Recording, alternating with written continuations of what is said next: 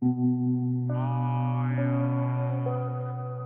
man was walking up a temple in the mountains. The man said that after years of training, he had finally made it, and the moment had finally arrived. He was entering the gate of gods. The man said that after going beyond that gate, he would become the one to stand above all, and he announced that he was going in. The man furrowed his eyebrows when he noticed something. The gate wasn't opening up, so he cursed in front of it, ordering it to open up for him and saying that he wouldn't be stepping down. The man was surprised when suddenly the gate emitted an electric-like energy. The man was blown away as the gate exploded. A voice called the man, who was an immortal named Wu Zhangyi, and Wu Zhangyi was so surprised that he couldn't believe what he was seeing.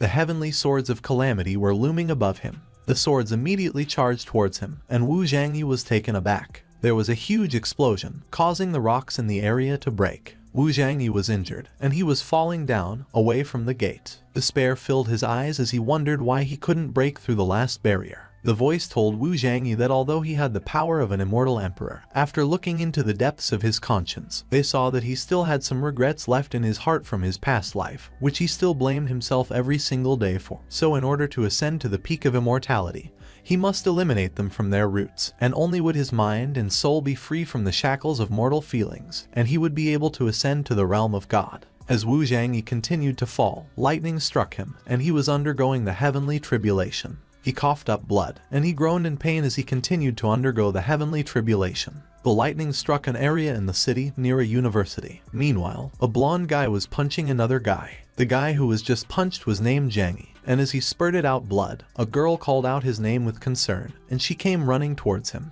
The girl asked Zhangyi if he was alright while he was lying down on the floor. The girl was named Yu Yao, and the blonde guy, whose name was Lai Qiang, called her his sweet, naive girl. He told her to open her eyes and see for herself that the man she cared so much about was nothing more than an impotent, skinny bastard. He told her to look at Zhangyi's fragile body, which didn't even look like a man, so he questioned how Yu Yao could think that Zhangyi was better than him, asking if she didn't feel embarrassed when she hung out with Zhangyi, a loser. Lai Qiang's friends also agreed with him, saying that Yu Yao should hang out with Lai Qiang and leave Zhangyi on his own because they were a perfect match for each other. But Yu Yao told Lai Qiang that in her heart, Zhangyi was a way better person than him, which made Lai Qiang mad. Zhangyi spoke, and he called Yu Yao, which surprised her. She quickly turned to Zhangyi and asked him how his head was and if he could get up. Zhangyi was having a hard time standing up, and he tried to express what he was feeling. Zhangyi's eyes glowed, and in his mind, he cursed those damned heavens as they struck him with the most powerful tribulation, the strongest divine calamity, because he was the immortal Wu Zhangyi who had returned to the college days of his previous life. Wu Zhangyi looked at Yu Yao, who had been worriedly looking at him, and he called her name in a questioning tone. He embraced Yu Yao, and she was surprised. She was so surprised that she froze and wasn't able to return the embrace. Lai Qiang's friends became mad, cursing Wu Zhangyi for actually daring to embrace their school goddess in front of them, and they wondered when he had become so courageous to dare mock Lai Qiang.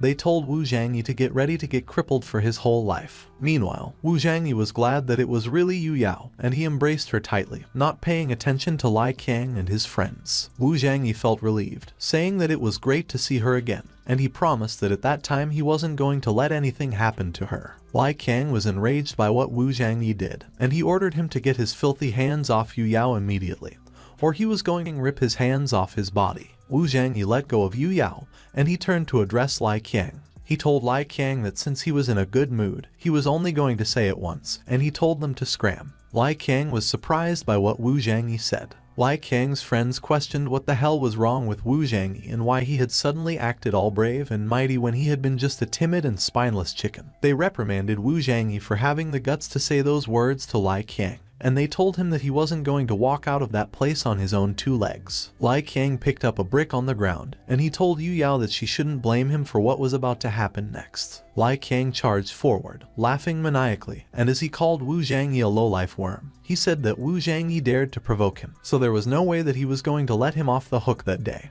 He declared that he was going to smash Wu Zhangyi's pathetic face into a pulp. Yu Yao stood in front of Wu Zhangyi, telling Lai Qiang to stop because hurting people on campus was against the rules, and as she was telling Lai Qiang to leave Wu Zhangyi alone, she stopped mid-sentence. Wu Zhangyi stopped her by playfully poking her in the cheeks and calling her name. Wu Zhangyi smiled as he told Yu Yao to relax, and he told her to let him handle the mundane ants because from that day forward, it was his turn to protect her. Yu Yao was moved by what Wu Zhangyi had said. On the other hand, Lai Qiang was extremely mad, so he ordered his friends to kill Wu Zhangyi by beating him to death. One of Lai Qiang's friends tried to punch Wu Zhangyi in the face, but Wu Zhangyi effortlessly evaded it. Wu Zhangyi quickly moved his hand to punch his enemy in the gut, who spurted out blood. The other guy jumped into the air to attack Wu Zhangyi, but Wu Zhangyi saw it coming. Wu Zhangyi used the shoulder of the guy in front of him as the driving force. Wu Zhangyi jumped over the first guy's body and delivered a kick to the face of the guy who was up in the air. The guy was blown away, and his body was dragged to the floor. Lai Qiang was so surprised by what he had witnessed. He was surprised when Wu Zhangyi taunted him. Lai Qiang cursed as he called his friends a bunch of useless dogs who couldn't even handle a nerd, and he declared that he was going to take care of Wu Zhangyi by himself as he jumped in the air with the brick still in his hand.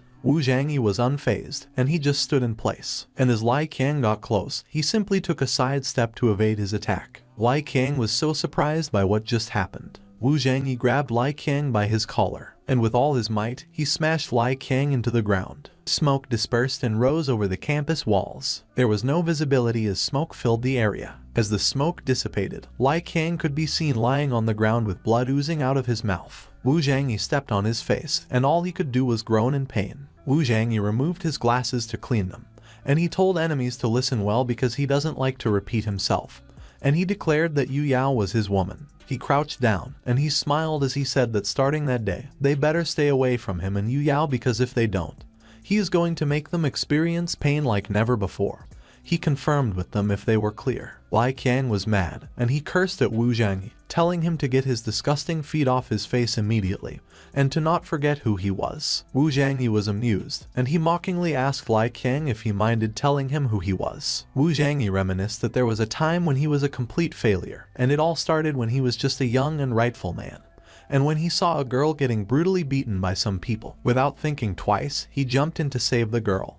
But little did he know the person who he was going against was the richest kid of his generation, Sun Jiang.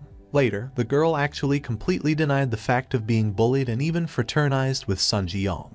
But proving him wrong in everyone's eyes was not enough for them. So while Wu Zhangyi helplessly watched and called out for his father, Sun Jiang's group crippled his father. Despair filled Wu Zhangyi's eyes, and after that incident, everyone called him crap, trash, and a loser who got his father crippled. And with that, his personality drastically changed, becoming a timid and anxious person who was often bullied by others. But while Wu Zhangyi was trapped in his dark world, Yu Yao reached out to him and grabbed his hand. She smiled brightly at him, and she never gave up on him. Yu Yao and Wu Zhangyi entered Dongshan University together, and although he was at his lowest point in his life, because of her continuous support, everything seemed to be getting better again. Suddenly, Wu Zhangyi had to squeeze his way through the crowd to see what was going on. And as he made his way up front, he couldn't believe what he was seeing. Yu Yao's lifeless body was on the ground. Lying in her own pool of blood, she was backstabbed by her own best friend. And in the process of struggling not to let other people touch her body, she resolutely committed suicide by jumping off the building to protect her maidenhood. Just when Wu Zhangyi thought that life was going to get better, the last and only ray of hope in his life was taken away from him, and he fell into despair, crying his heart out. He was drowning in his own tears, and several years passed in despair and pain until he accidentally stepped into the ancient transmission array. Wu Zhangyi got transported to a world of countless divine wonders where a weak person like him could gain strength through intensive training. Wu Zhangyi didn't know if it was luck or fate, but while he was venturing into that world, he stumbled upon a book containing all the supreme martial arts techniques of the 10,000 ancient races of that world. In that world, Wu Zhangyi finally found the power to take his revenge. So he swore to himself that he would keep cultivating himself until he became the God Emperor. He broke through all the barriers of cultivation to go back for revenge. But when Wu Zhangyi thought he was strong enough to break the fairy door, he failed. But he didn't expect to be reincarnated and returned to the time where it all started, Dongshan University. Suddenly, Wu Zhangyi woke up from reminiscing when somebody called his name. It was Yu Yao, and while Lai Qiang was running away, threatening Wu Zhangyi that he would take care of him next time, Yu Yao asked him if he was alright. Yu Yao asked Wu Zhangyi why it felt like he had become different. Wu Zhangyi smiled brightly, and he told Yu Yao that no matter how much he changed, the Zhangyi that she knew would always and forever stay the same for her. Suddenly, a girl came in, and she was disappointed with what she saw, calling him a disgusting hagfish. The girl was named Ju Hui. She said that looking at the crowd around her, she thought that it was something big, but she didn't know it was Wu Zhangyi, and she called him a loser. But Wu Zhangyi did not get mad. He simply apologized to her for upsetting her heart. Yu Yao defended Wu Zhangyi, and she told Ju Hui not to talk about him like that because he was a very great person. But Ju Hui just clicked her tongue and continued to call Wu Zhangyi a loser. Ju Hui reminded Yu Yao about Mr. Zheng's party the next day, where they were invited, and she told her not to waste her time there and to go home early and prepare for the party. But Yu Yao told her that she hadn't even decided whether to go or not. Wu Zhangyi's eyes glimmered when he heard about the party, and he was reminded of Yu Yao's lifeless body on the ground. Wu Zhangyi was telling Yu Yao to wait when suddenly the palm of his hand glowed purple. While Yu Yao asked him if he didn't want her to go to the party, Wu Zhangyi recognized the light as Hengmeng Zai Kai, and he realized that everything was different this time around. Wu Zhangyi relaxed, and he told Yu Yao that she could go to the party, and it was okay because it was a good way to get to know more people and make new friends. So Yu Yao decided that she would go. Yu Yao told Wu Zhangyi that she would go back to the dormitory first, so he should head back too and go to bed early, to which Wu Zhangyi agreed. With a purple glow in his eyes, Wu Zhangyi thought that he would never let the tragedy happen again that time around. In a park, Wu Zhangyi was cultivating the Hengmeng Zai Kai, the origin of the power source of the unopened world of chaos. It was a legendary treasure that every immortal extremely desired to have and fight for. And Wu Zhangyi only got a glimpse of it when he was struck by the heavenly tribulation, so he never expected to be able to refine it in that space and time. Wu Zhangyi opened his eyes as he finished meditating. He looked at the palm of his hand and said that he modified the Ren Wang Ju technique in a way that he could recultivate the emperor body with the power of Hengmeng Zai Kai. Wu Zhangyi clenched his fist, and he said that after cultivating that new emperor body, even the strongest heavenly calamity wouldn't be able to harm a hair on his head. However, Wu Zhangyi was only able to break into its first layer because the earth's spiritual energy was thin, and after cultivating into the first layer, he was afraid that further cultivation of the emperor body was going to be a very difficult task. Wu Zhangyi noticed something. He could sense a strong spiritual fluctuation around him, and he recognized it as an ancient martial art. Meanwhile, an old man named Zialao coughed up blood, and his men were worried about him, asking him if he was alright. There was an ominous aura around Zialao, and he told those people that they didn't understand. His eyes glimmered as he turned to look at them. With a sinister aura around him, Zialao grabbed the face of one of the men, and he asked for spiritual power over and over again. Zialao's eyes were bloodshot as he demanded that he wanted more spiritual power. One of the men realized that they were not in a good situation as Zialao had gone crazy, so he ordered someone to quickly go and bring Mr. Wu there. But suddenly, Wu Zhangyi came into the scene, and he saved the man from Zialao's grasp, and he managed to push him away without much effort. Zialao skidded on the pavement as he got pushed backward. Wu Zhangyi told Zialao that the method he practiced was not suitable for him, so if he continued to practice it, he would break his tendons and become disabled, and if it got even the slightest bit more serious, he would lose his life. On the other hand, Xiao sensed Wu Zhangyi's Kai, and he recognized that it was so pure and strong. Xiao charged to attack Wu Zhangyi, asking him to let him have his Kai, and he declared that on that day he would finally quench his thirst for power. But Xiao's punch didn't push through, as a strong aura blocked his attack. Xiao was surprised. Wu Zhangyi smiled gently at Xiao, and he told him that it must be fate that they met that day. Wu Zhangyi swiftly went behind Xiao, and he said that he would help him. Wu Zhangyi hit Xiao at the back of his neck and pressed a few points on his chest. Xiao lost consciousness, and Wu Zhangyi caught him so he wouldn't fall to the ground. Wu Zhangyi said that, just as he expected, the method of cultivation Xiao had been using was only a basic breathing technique, and when a person cultivates to a certain level, that method can no longer help them to eliminate the impurities the body discharges after absorbing the spiritual power, and as a result, Xiao loses his sanity. Suddenly, a man came from behind Wu Zhangyi and attacked him, calling him just an arrogant brat. But without even looking back, Wu Zhangyi hit the man with his fist, and the man quickly tumbled to the ground. Still not looking back, Wu Zhangyi told the man to back off. The man was named Wu Gang, and he was about to get mad and attack Wu Zhangyi again. But someone called his name. Wu Zhangyi was applying his Kai to Xiao's body. Xiao's eyes were no longer bloodshot, and he seemed to have regained his sanity as he told Wu Gang to watch his tongue. Xiao was the one who told Wu Gang to watch his tongue. Wu Gang tried to reason with Xiao, but he was told to stand down. Xiao got up. Xiao introduced himself as Zia Guoxing, his full name, and he told Wu Zhangyi that he did not expect to lose his sanity while practicing that day, so he was really grateful to him for helping him in time. Wu Zhangyi told him not to worry and that he was being too polite towards him. Wu Zhangyi told Xie Guoqing that he believed that their meeting each other that day was the work of fate. Wu Zhangyi told Xie Guoqing that, if he was not wrong, he had an old internal injury that he was still suffering from, so his cultivation method was hazardous to his health. Xie Guoqing was speechless. Wu Zhangyi told him that if he continued to practice his cultivation method, he might lose his life. There was a moment of silence. Wu Gang wondered what the origin of Wu Zhangyi was because, with just one glance,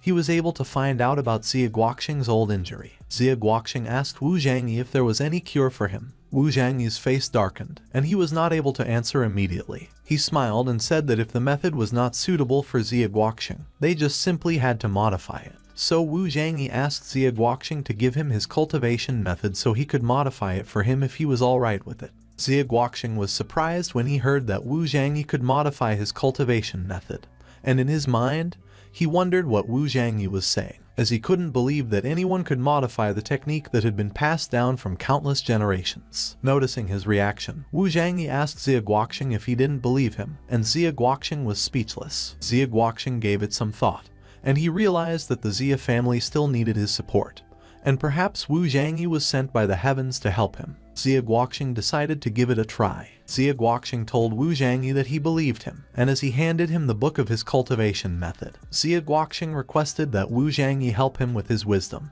Wu Zhangyi quickly flipped through the book, and he said that it was just as he expected. Wu Zhangyi rolled the book and placed it in his pocket, while he told Xie Guoqing not to worry because he knew the knack of that technique, so it was easy to modify it. Wu Zhangyi told Xie Guoqing that he left first and that he would contact him as soon as the technique was modified, and Xie Guoqing bowed down to him, saying that he looked forward to hearing from him while calling him sir. As Wu Zhangyi left, Wu Gang immediately asked Xie Guoqing if it was really okay to believe someone whom they had just met a few moments ago. He even gave him his family's secret arts, which were something he had been very attached to. Xie Guoqing told Wu Gang that it was fine because, in the eyes of a master of Wu Zhangyi's level, his set of martial arts techniques was merely a scrapbook. Wu Gang was surprised when he heard that Wu Zhangyi was actually a martial arts master. A few hours later, while a car was traveling through the road, Wu Gang messaged Wu Zhangyi, politely calling him Mr. Zhang. He introduced himself as the one he defeated that morning in one move, and he told Wu Zhangyi that Xie Guoqing had ordered him to ask him if his secret book of martial arts had been modified or not. He asked if he was inconveniencing him. The one who was driving the car was Zhu Hui, and she didn't look pleased as she asked Yu Yao why she brought Wu Zhangyi with her when she didn't remember inviting him to that party. Wu Zhangyi said that he was Yu Yao's boyfriend, so it was only natural for him to accompany her to a party. In addition, Zhu Hui also invited some other guys, and Zhu Hui was surprised that Wu Zhangyi knew about it. Zhu Hui asked Yu Yao if she was really sure about having a relationship with Wu Zhangyi, and she said yes. Zhu Hui complained to Yu Yao about why her boyfriend had to be Wu Zhangyi, calling him a stinky guy, and she told her that she had better prepare a nice gift for her or else she was going to get really upset with her. While on the other hand, Wu Zhangyi replied to Wu Gang and told him that it was fine as he was on his way to the Ice King Entertainment and Leisure Center as they spoke, so he told him to come meet him there at room number 308, to which Wu Gang agreed. Wu Zhangyi smiled sinisterly as he told Zhu Hui not to worry because he had a big gift ready for her. Zhu Hui was amused when she heard what Wu Zhangyi said about a big gift, and she questioned if he could even afford one.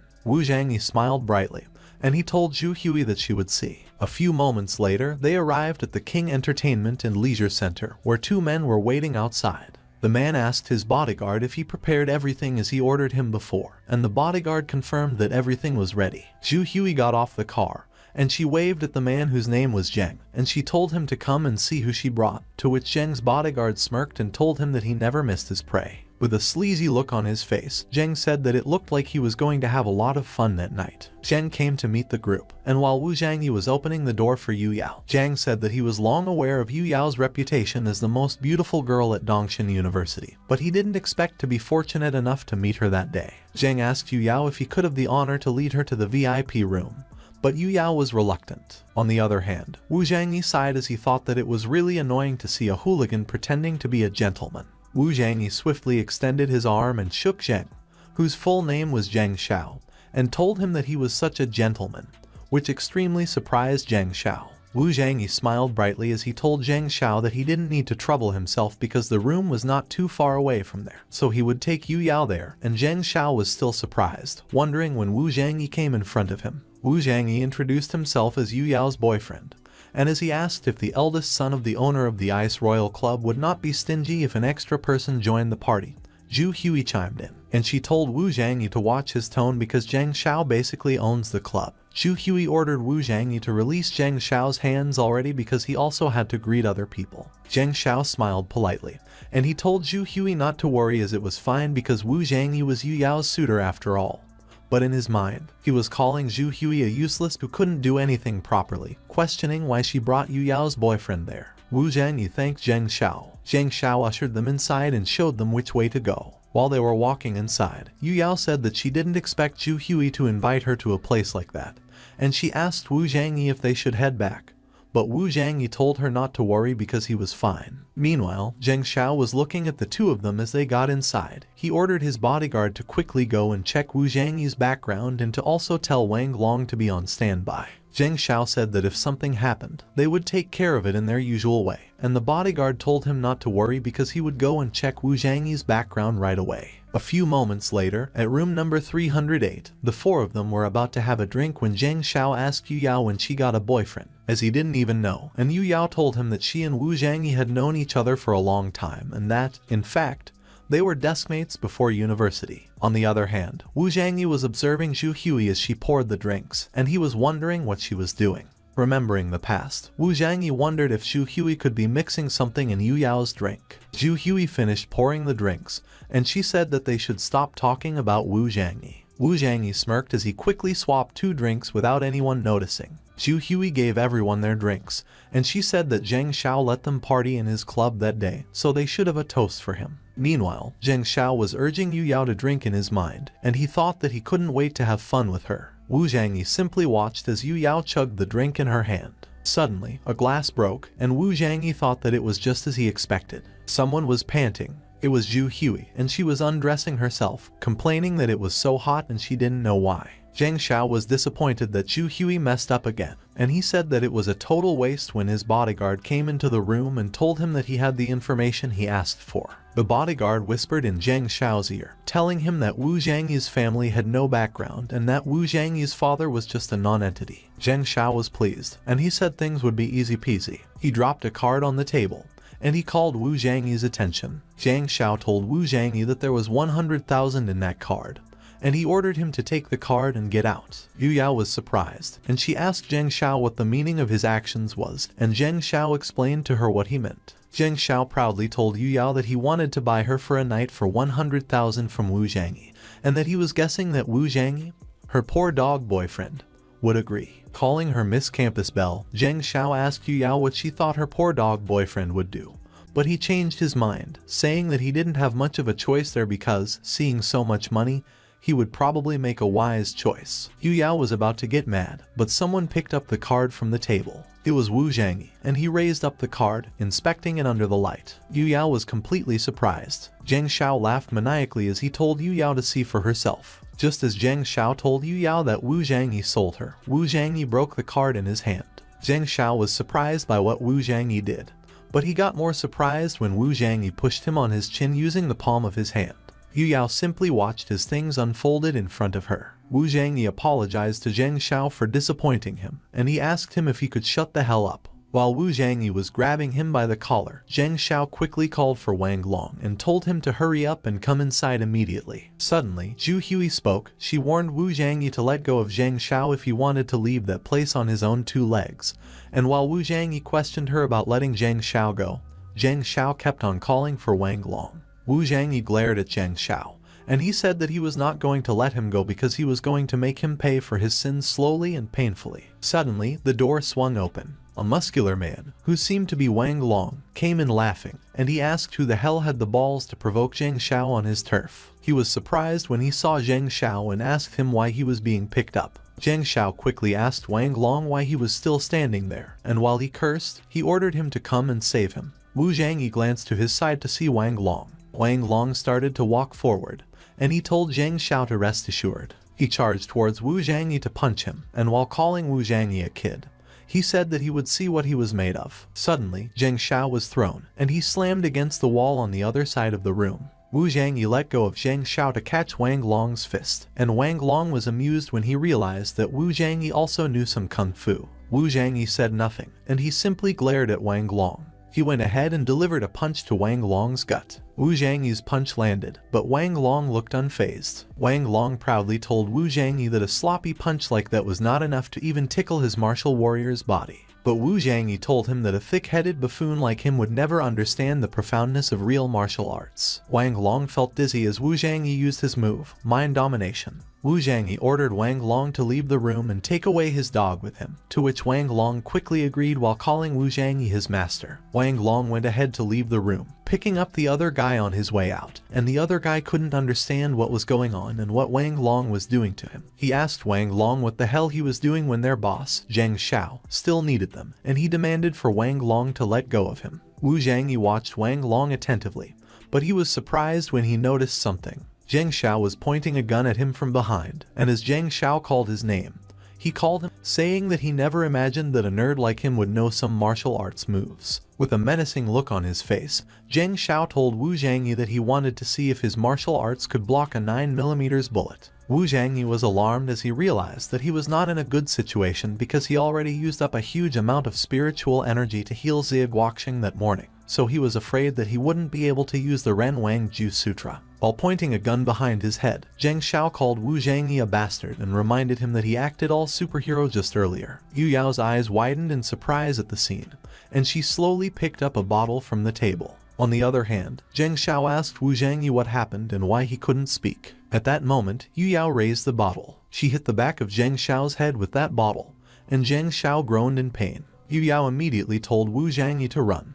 while Zheng Xiao was crouching with his hands on his head and was busy complaining that it hurt. Zheng Xiao was enraged and told Yu Yao and Wu Zhangyi that none of them could leave that room that day. But then, to his surprise, someone grabbed his right arm, and he was slammed into the wall face first. It was Wu Zhangyi, and while he was pinned down on the wall, Zheng Xiao kept on expressing his pain. Wu Zhangyi asked Zheng Xiao, whom he thought couldn't get out of that room that day. Zheng Xiao looked helpless as he tried to speak. He closed his eyes, and tears started to swell up in them. Suddenly, Zheng Xiao started to cry, pleading for Wu Zhangyi to let him go because he has a sick mother at home who needs him, and that pissed off Wu Zhangyi, who told him to shut up and not act like a victim. Meanwhile, two men in suits walked down the corridor. It was Zheng Xiao's father. He arrived in the VIP room where Zheng Xiao was being pinned on the wall, and with a cigar in his hand, he asked who was crying mommy and daddy there, ruining the Ice King's business, to which Zheng Xiao immediately responded by calling him dad. He was so surprised that he broke the cigar in his hand when he recognized Zheng Xiao. Zheng Xiao immediately asked his father for help, and he told him not to let go of the pair of bastards in the room. His father addressed Yu Yao and Wu Zhangyi, calling them little shits for daring to mess with his son on his turf, and as he asked them if they were looking for death, the other man in the suit behind him interrupted him, calling him manager. Zheng Xiao's father suddenly calmed down when he felt the hand on top of his head. The man was Wu Gang. He asked Zheng Xiao's father what he was doing, dilly-dallying around there when he asked him to find someone for him, and Zheng Xiao's father tried to reason out with him, saying that he was talking to his son, who seemed to be in trouble. Meanwhile, Zheng Xiao laughed and told Wu Zhangyi that he died because Wu Gang and his father were there, so he better let him go immediately. But to their surprise, Wu Zhangyi addressed Wu Gang casually and asked him what took him so long. Zheng Xiao laughed and asked Wu Zhangyi what happened. He asked if he was so frightened that he lost his mind and if he knew what kind of character Wu Gang was. But Wu Gang recognized Wu Zhangyi and addressed him politely. Wu Gang even bowed to Wu Zhangyi, apologizing for being late, and he said that Xie Guoqing couldn't come, so he sent him to pick him up.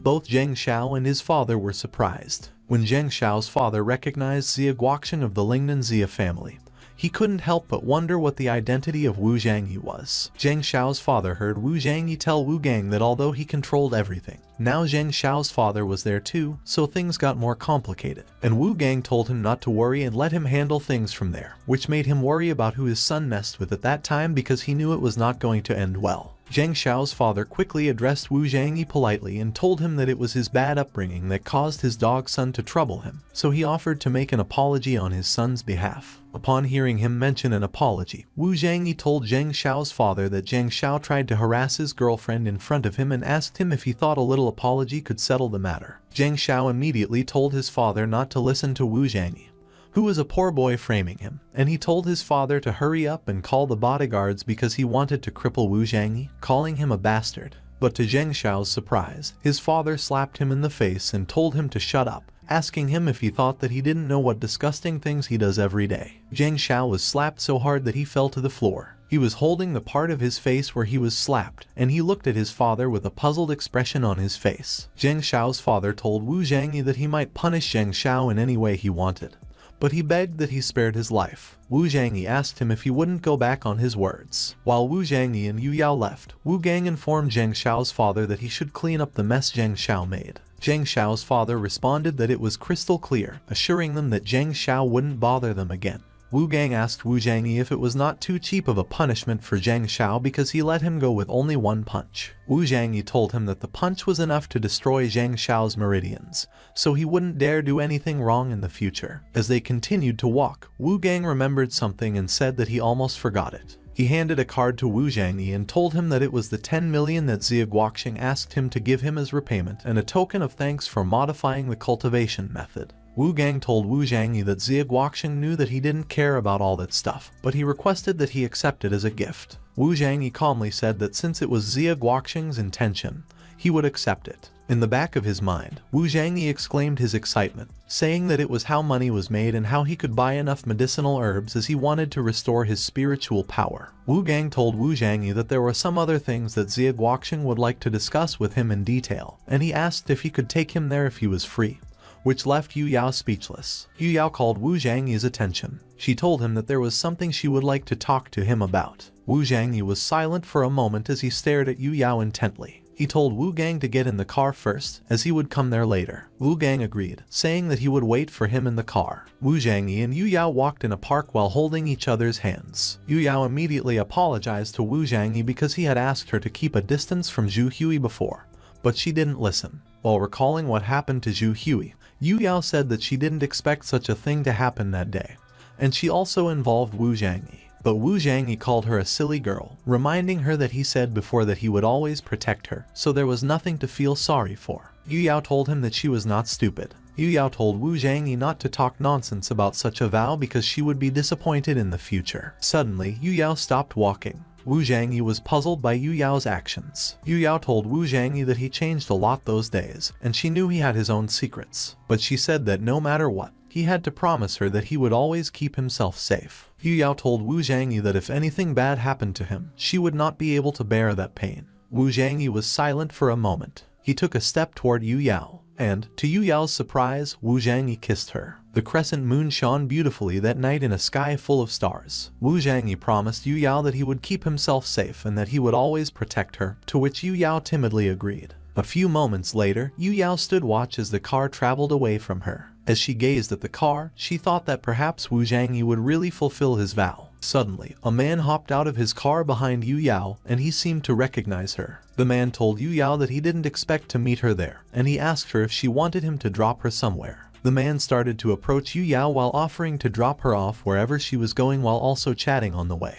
And as Yu Yao recognized him, she thought that he was so annoying. Yu Yao coldly told the man not to bother because she has nothing to say to him. The man continued to approach Yu Yao, and he was about to put his hand on her shoulder while telling her that she shouldn't act so indifferent towards him because her parents told him that they should get along well to facilitate future marriages. But Yu Yao slapped the man's hand away from her. The man, Zhao Jincheng, was speechless as Yu Yao warned him again. Yu Yao told him that she already has a boyfriend and she would never marry him for his relationship with her family. While walking away, Yu Yao told Zhao Jincheng that since her parents liked him so much, he should go ahead and marry them instead, and she said goodbye. Zhao Jincheng did not chase after Yu Yao, and he just stood there watching her as she walked away. Zhao Jincheng was amused at Yu Yao, saying that she was still just like a little girl who didn't know the reality of the world, and he said that she should just wait and see how he would trample the poor dog under his feet. On the other hand, Wu Zhangyi met Xia Guoxing, who told him that since he was willing to help his Xia family, it was the Xia family's honor to help him in any way they could, so if he needed any resources, he just needed to speak up. But Wu Zhangyi told him that he was too polite. But while taking something out of his coat pocket, Wu Zhangyi said that he does have one request, and Xia Guoxing told him to go ahead and say it. He slid a photo onto the table and asked Xia Guoxing if he had ever seen that man. It was a photo of Sun Jiyang. Xia Guoxing gave it some thought, and he said that although he had never met Sun Jiyang, he seemed to be the second-generation kid of a big family in Yanjing. Upon hearing what Xia Guoxing said, Wu Zhangyi pondered on it and said that it was going to be more difficult than he expected, which prompted Xia Guoxing to ask him if he had any problems with Sun Jiyang.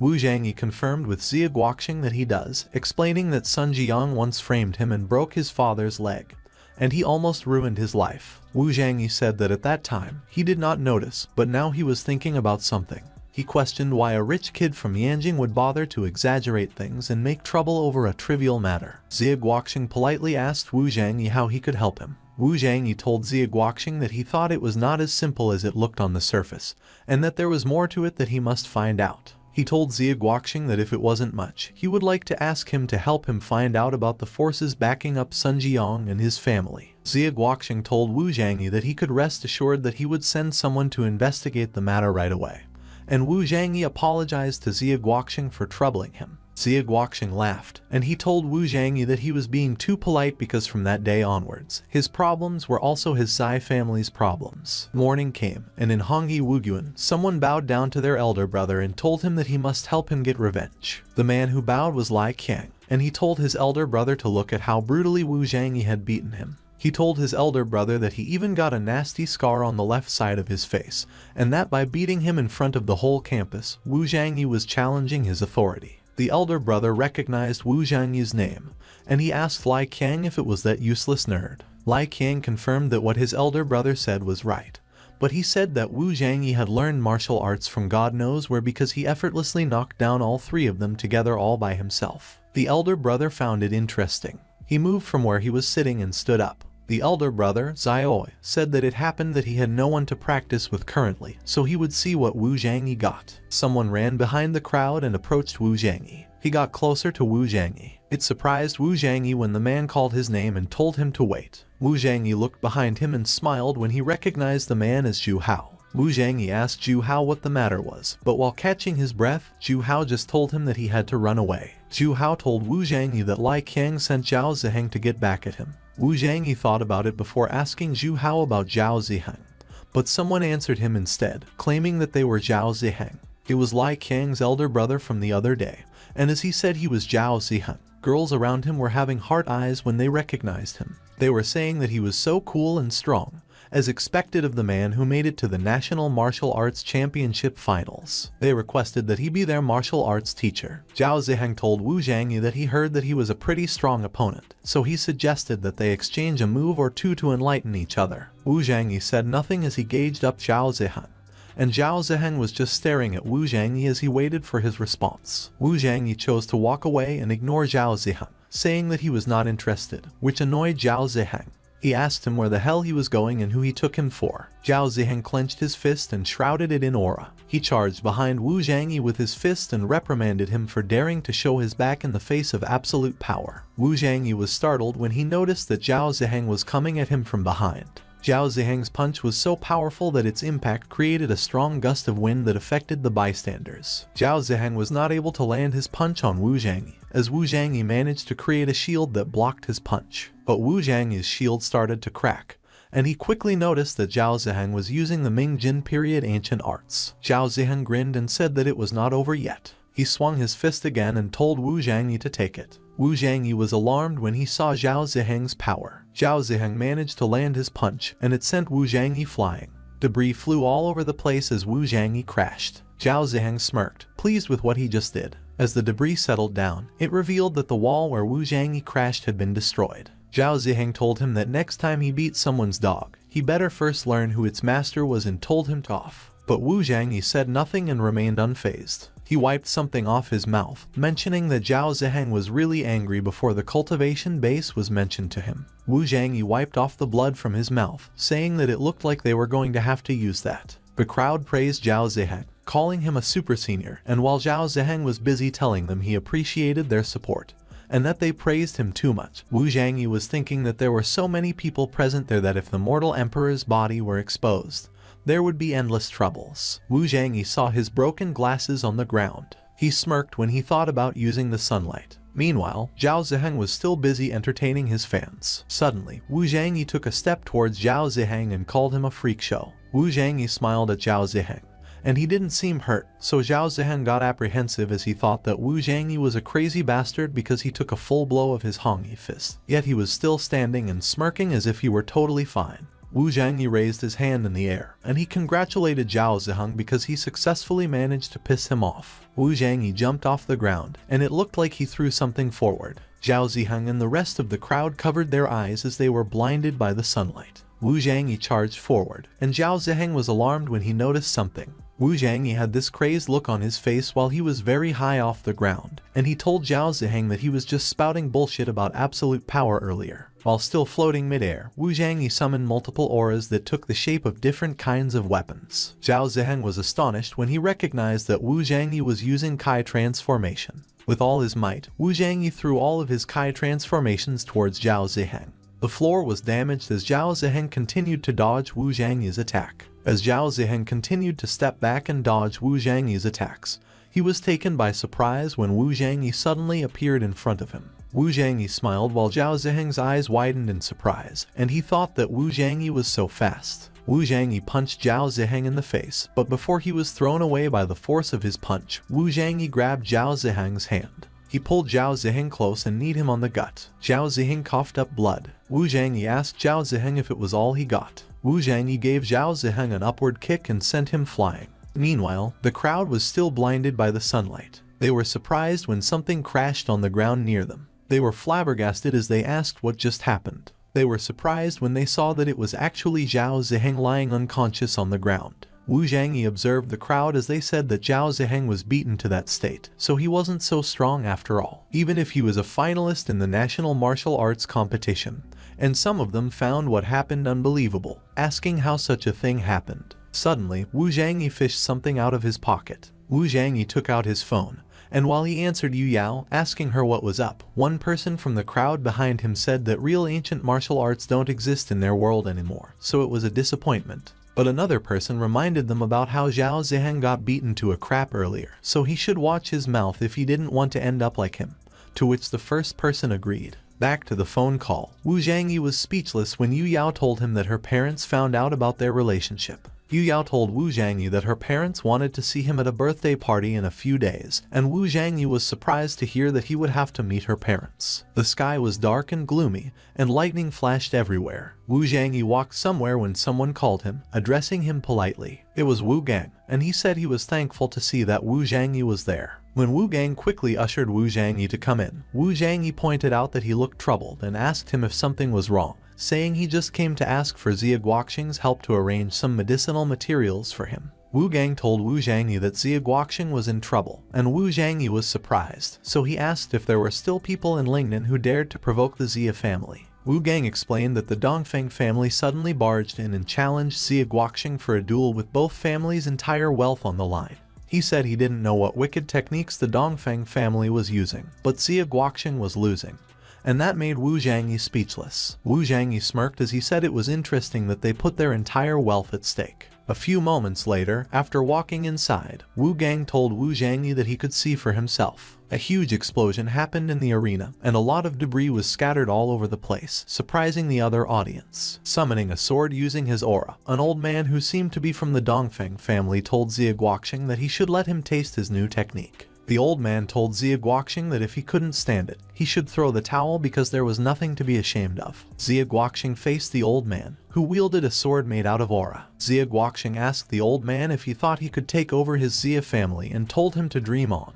The old man confidently charged towards Xia Guoqing, saying that in that case, he wouldn't show him any mercy. Xia Guoqing glared at his enemy. Meanwhile, Wu Zhangyi observed the fight intently. He was speechless as he continued to watch the fight. As the old man clashed with Xie Guoqing, Wu Zhangyi said he felt that something was wrong there. While Xie Guoqing had a hard time, a purple aura seemed to support the old man's aura from the Dongfeng family. Wu Zhangyi realized that the power did not belong to the old man. He started to look around. Wu Zhangyi noticed something, a mysterious person who wore a cloak. The person seemed to cast a spell while the fight was taking place. Wu Zhangyi said that, just as he expected, it was no wonder that the old man from the Dongfeng family dared to put all of his wealth on the line. He said that he was nothing but a pesky fly in his eyes, so they should let the round 2 begin. While the crowd was busy watching the fight, Wu Zhangyi released something from the palm of his hand. A ripple appeared in the palm as Wu Zhangyi pondered that Ren Wangju could transform spiritual power into weapons of various forms. He smiled as he glanced at the mysterious person,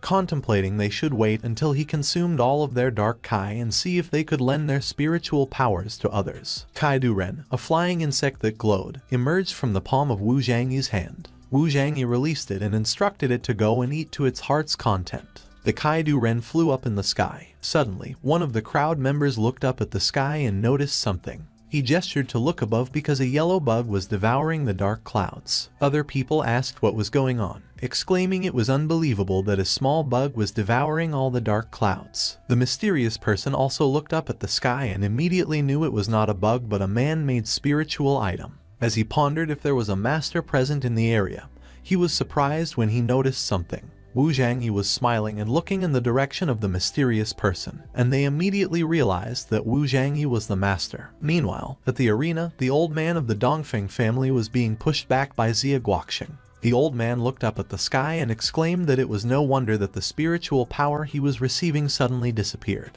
He looked anxious as he glanced at the mysterious person, and the mysterious person confidently remarked that it was just a lowly technique. In the clouds, a huge, dark figure appeared. It was a massive bird made out of a dark aura. While one of the crowd was wondering if they were seeing things or if that was for real, another one asserted that it was the power of a true martial arts master. And Wu Zhangyi looked concerned as he remembered that he had seen something like that before. The mysterious person speculated that even if Wu Zhangyi attained Sun Wukong's 72 transformations, he still wouldn't be able to escape the calamity of God Erlong. The bird charged towards the Kaidu Ren, caught the golden bug in its beak, and swallowed it. Back at the arena, a huge explosion occurred, and Xie Guoqing was blown away. Xie Guoqing crashed and was dragged to the ground. Xie Guoqing was in pain, and his family got worried when they saw that he was losing. But Xie Guoqing was angry, and he immediately stood back up. Wu Gang panicked and requested Wu Zhangyi to help Xie Guoqing because he couldn't hold on any longer. Wu Zhangyi was still unfazed by the events, and he assured not to worry because the dark Kai in the sky tried to devour the Kai of his Ren Wangju Sutra. As Wu Zhangyi continued to assert that by doing such a thing, the dark Kai was just inviting its own death, the bird's stomach started to have a faint glow in it. The glow got more intense as time passed. The mysterious person was alarmed when they saw that the dark hawk was going to explode, and he couldn't understand how it could happen because Wu Zhangyi's Kai was clearly swallowed up by his dark Kai. And just as the mysterious person stated, there was a huge explosion up in the sky. After the explosion, a bright light came down from the sky. The bright light was infused into Xie Guoqing, and the old man from the Dongfeng family was alarmed. The old man cursed as he inquired what was happening. Meanwhile, Xie Guoqing was in awe as he looked at the overflowing power in his body. He was puzzled and wondered what that power was. Wu Gang explained that it was the spiritual power lent to him by Wu Zhangyi because the old man, Dongfeng Wuxin, also borrowed spiritual power from someone else, and that was why he could overpower him. Calling Dongfeng Wuxin an old ghost, Xie Guoqing expressed that it was no wonder that he suddenly became strong.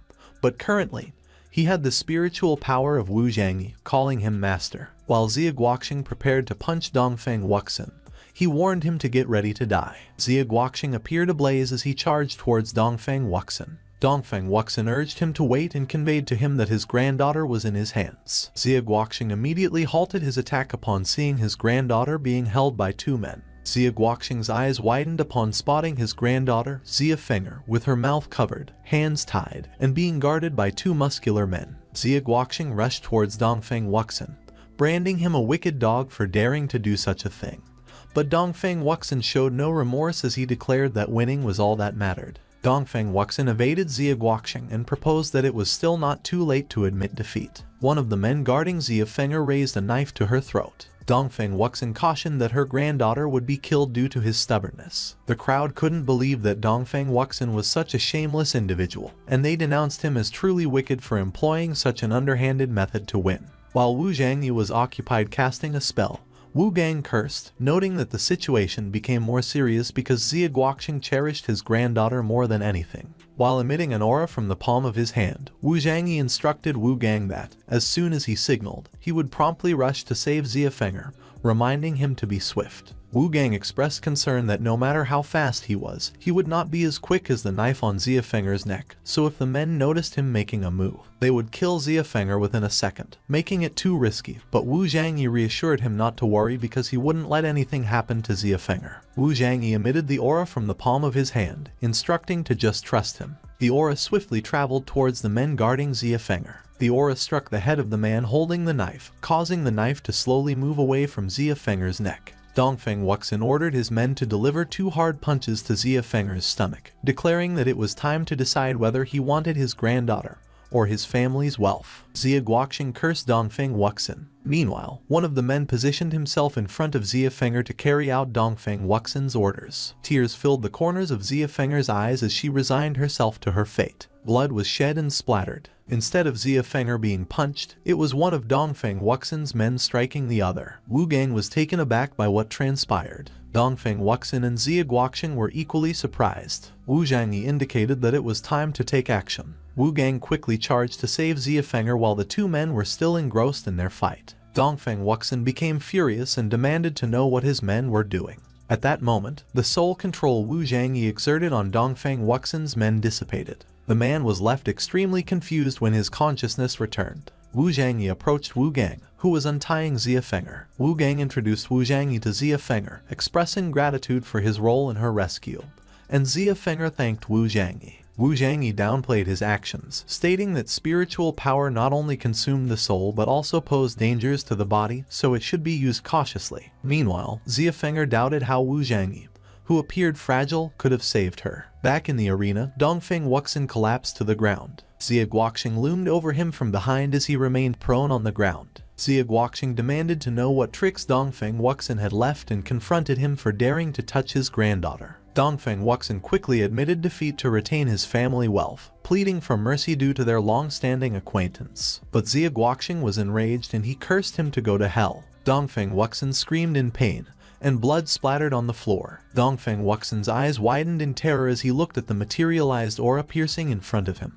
The aura pierced both his hands, and blood oozed out onto the floor as Xie Guoqing knelt beside him. Xie Guoqing commanded him to listen well because it would be his last warning. Dongfeng Wuxin looked terrified as Xie Guoqing warned that if he ever even considered touching his granddaughter, he would take his life. Xie Guoqing instructed his men to bring the paper. The paper regarding the stake was brought to Xie Guoqing as he requested. Xie Guoqing reminded that it was him who challenged him first, so he hoped that he wouldn't need to remind him what to do next as the loser, and Dongfeng Wuxin acknowledged. The aura piercing Dongfeng Wuxin's hands started to diminish, and his hands were free. The mysterious person arrived at the arena while one of Dongfeng Wuxin's men assisted him to stand up. Dongfeng Wuxin asked the mysterious person to explain themselves because they assured him that with their powers, he would definitely win. But he lost. Dongfeng Wuxin lamented that he lost everything because of them. The mysterious person stated that a supreme master was present there, so they advised that they should leave the place immediately and give them 3 days to recover their strength. The mysterious person declared that they would wash away that day's humiliation with Wu Zhangyi's blood. The mysterious person declared that after 3 days, they would take back twice as much as they lost that day. On the other hand, Wu Zhangyi sneezed. While Xie Feng'er was welcoming Xie Guoqing with open arms, Wu Zhangyi remarked that someone was cursing him behind his back again. Xie Feng'er was surprised that Xie Guoqing just passed her and quickly approached Wu Zhangyi, telling him that if it wasn't for his help that day, he might have lost all his family's wealth. But Wu Zhangyi downplayed it. Xie Guoqing commented that Dongfeng Wuxin had always been crooked, but that day, He dared to come to his Xia family residence to openly challenge him, which was really unorthodox, and he noticed that there was also the black-robed man who helped Dongfeng Wuxin secretly with weird methods. He remarked that he had never seen people like the black-robed man in Yunal City before, so it seemed that things were not that simple. Xia Guoqing mentioned that he and Xia Fenger accepted his life-saving grace, but did not repay him, so he was ashamed of holding on to the Dongfeng family property as he did not deserve to have it. So he hoped that Wu Zhangyi would keep the property and not dislike that decision of his because that property should belong to him. Wu Zhangyi agreed but requested his assistance in managing it as he was not good at such matters. He considered that although he knew that Xia Guoqing's true intentions were to woo him to support his Xia family, with Xia Guoqing's position as the elder of one of the most influential families in Yunal, he could use his Xia family's powers to find out about the forces who harmed his father in his previous life. On the other hand, Xia Fenger was thinking that Wu Zhangyi looked very ordinary, but both Xia Guoqing and Wu Gang were so respectful of him, so she wondered if Wu Zhangyi was really a martial arts master. She resolved to check for herself if Wu Zhangyi was the real deal or not. She proceeded and reminded Xia Guoqing that he promised he wanted to teach her some martial arts, so she suggested that Wu Zhangyi teach her, which annoyed Xia Guoqing, but all he could say was that it would depend on whether Wu Zhangyi had time to teach her. Wu Zhangyi explained that he had some commitments in the upcoming 2 days, but afterward, he could give her some advice because it was hard to refuse when one of the most influential family's young misses asked him directly. Xia Guoqing assured that since he trusted him so much, he would live up to his commitment to take care of his property. Wu Zhangyi remembered that he was going to refine a few pills and informed Xia Guoqing about it. He gave Xia Guoqing a list and asked for his help to get some herbs according to that list. He also requested him to arrange an empty house where no one could bother him. Xia Guoqing agreed to handle the matter, ensuring he would take care of everything Wu Zhangyi needed. A few moments later, Wu Zhangyi couldn't help but express his surprise when he arrived at the foot of a mansion. Wu Zhangyi remembered that he only requested an empty house, but what he was given was like a huge fortress for a single person like him, and he chuckled, saying that it seems that Xia Guoqing was very reliable. The next day, herbs and other ingredients were laid out on plates. Wu Zhangyi remembered that he forgot to ask Xia Guoqing to prepare a pill refining furnace, but an idea struck him when he saw an induction cooktop and a pan. He pondered that if it was used correctly, it could get the job done. A few moments later, Wu Zhangyi had changed into an apron, remarking that it had been a long time since he refined pills, and it was a little strange to use the pan to make the Dan pills because he felt like he was cooking food. He pressed a button, noting that, however, as long as the temperature was controlled well, even the electric stove could be used to refine pills, although the effects were not as good as the standard pill refining furnace. He added some ingredients into the pan, emphasizing that the key ingredients to making a good pill were the quality of the herbs, and he remarked that it was time to see the magic. The liquid inside the pan started to glow. Wu Zhangyi stared at it intently, and a huge amount of light emerged from the pan, creating a pillar of light in the kitchen. Wu Zhangyi glanced up at the two shining objects that floated in the kitchen. They were 2 golden pills. As Wu Zhangyi placed them in his hand, he smiled and believed that it was done. A few moments later, in a huge building, Wu Zhangyi was on a call with someone who asked him if he arrived yet, informing him that they were in the hall on the first floor and that he could see them when he came in.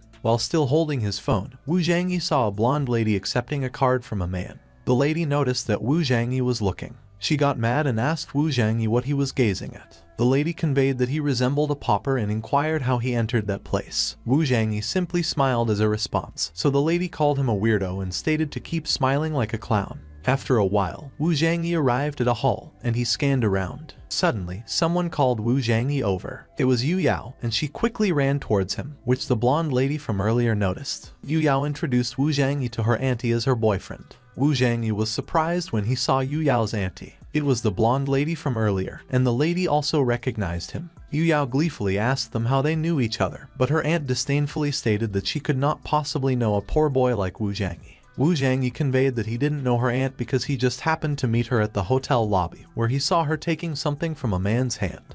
And Yu Yao's aunt was alarmed when she heard what Wu Zhangyi spoken. Wu Zhangyi conveyed that it looked like a credit card, but he was not able to finish his sentence because Yu Yao's aunt interrupted him by yelling. Suddenly, 3 men entered the room. It was Zhao Jincheng with his bodyguards, and people wondered what a big shot like him was doing there. One of the people mentioned that they heard that Zhao Jincheng had been pursuing Yu Yao for a long time and had proposed to her for marriage twice, so he was probably there to take advantage of the birthday party to propose to Yu Yao for marriage in front of everyone. Zhao Jincheng immediately called for Yu Yao as soon as he saw her, but his eyes widened in surprise when he saw that Yu Yao was holding hands with someone else. Yu Yao was holding Wu Zhangyi's hand, and Zhao Jincheng asked her who he was. Yu Yao proudly introduced Wu Zhangyi to Zhao Jincheng as her boyfriend. Zhao Jincheng asked Yu Yao why she never mentioned that her boyfriend also came to the party. Zhao Jincheng stared at Wu Zhangyi disdainfully. He examined the attire that Wu Zhangyi wore. Getting straight to the point, Zhao Jincheng immediately conveyed that Wu Zhangyi looked like a poor, malnourished beggar, so he was not worthy of her, and that made Yu Yao mad.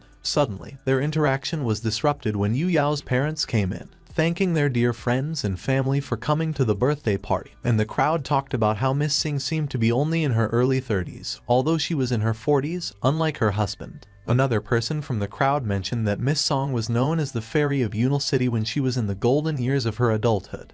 But in the end, they didn't know why she married a guy who looked only a little above average. Zhao Jincheng immediately greeted Miss Song, saying that she looked younger than the last time they met. He remarked that she couldn't be called Yu Yao's mother because she looked more like her sister, and upon recognizing Zhao Jincheng, Miss Song remarked that he sure knew how to talk sweetly. Zhao Jincheng presented his gift to Miss Song, stating that it was just a little birthday present, a bracelet that had a strong texture, high transparency, and density, and the material used to make it was of super high quality. So by taking all those factors into account, Zhao Jincheng felt that it was made of ice jade, but he remarked that it was just a useless item. Yu Yao's aunt received the gift, inspected it, and remarked that Zhao Jincheng was really wealthy and generous. He glanced at someone condescendingly while stating that Zhao Jincheng was unlike some people. Suddenly, Yu Yao called for her parents' attention. She introduced Wu Zhangyi as her boyfriend, and with a smile on his face, Wu Zhangyi conveyed that it was a pleasure to meet them. Yu Yao's aunt was not impressed with Wu Zhangyi being Yu Yao's boyfriend, so she asked Yu Yao if Wu Zhangyi was even worthy enough and remarked that she would like to see what kind of gift Wu Zhangyi had prepared for her sister or if he even prepared anything.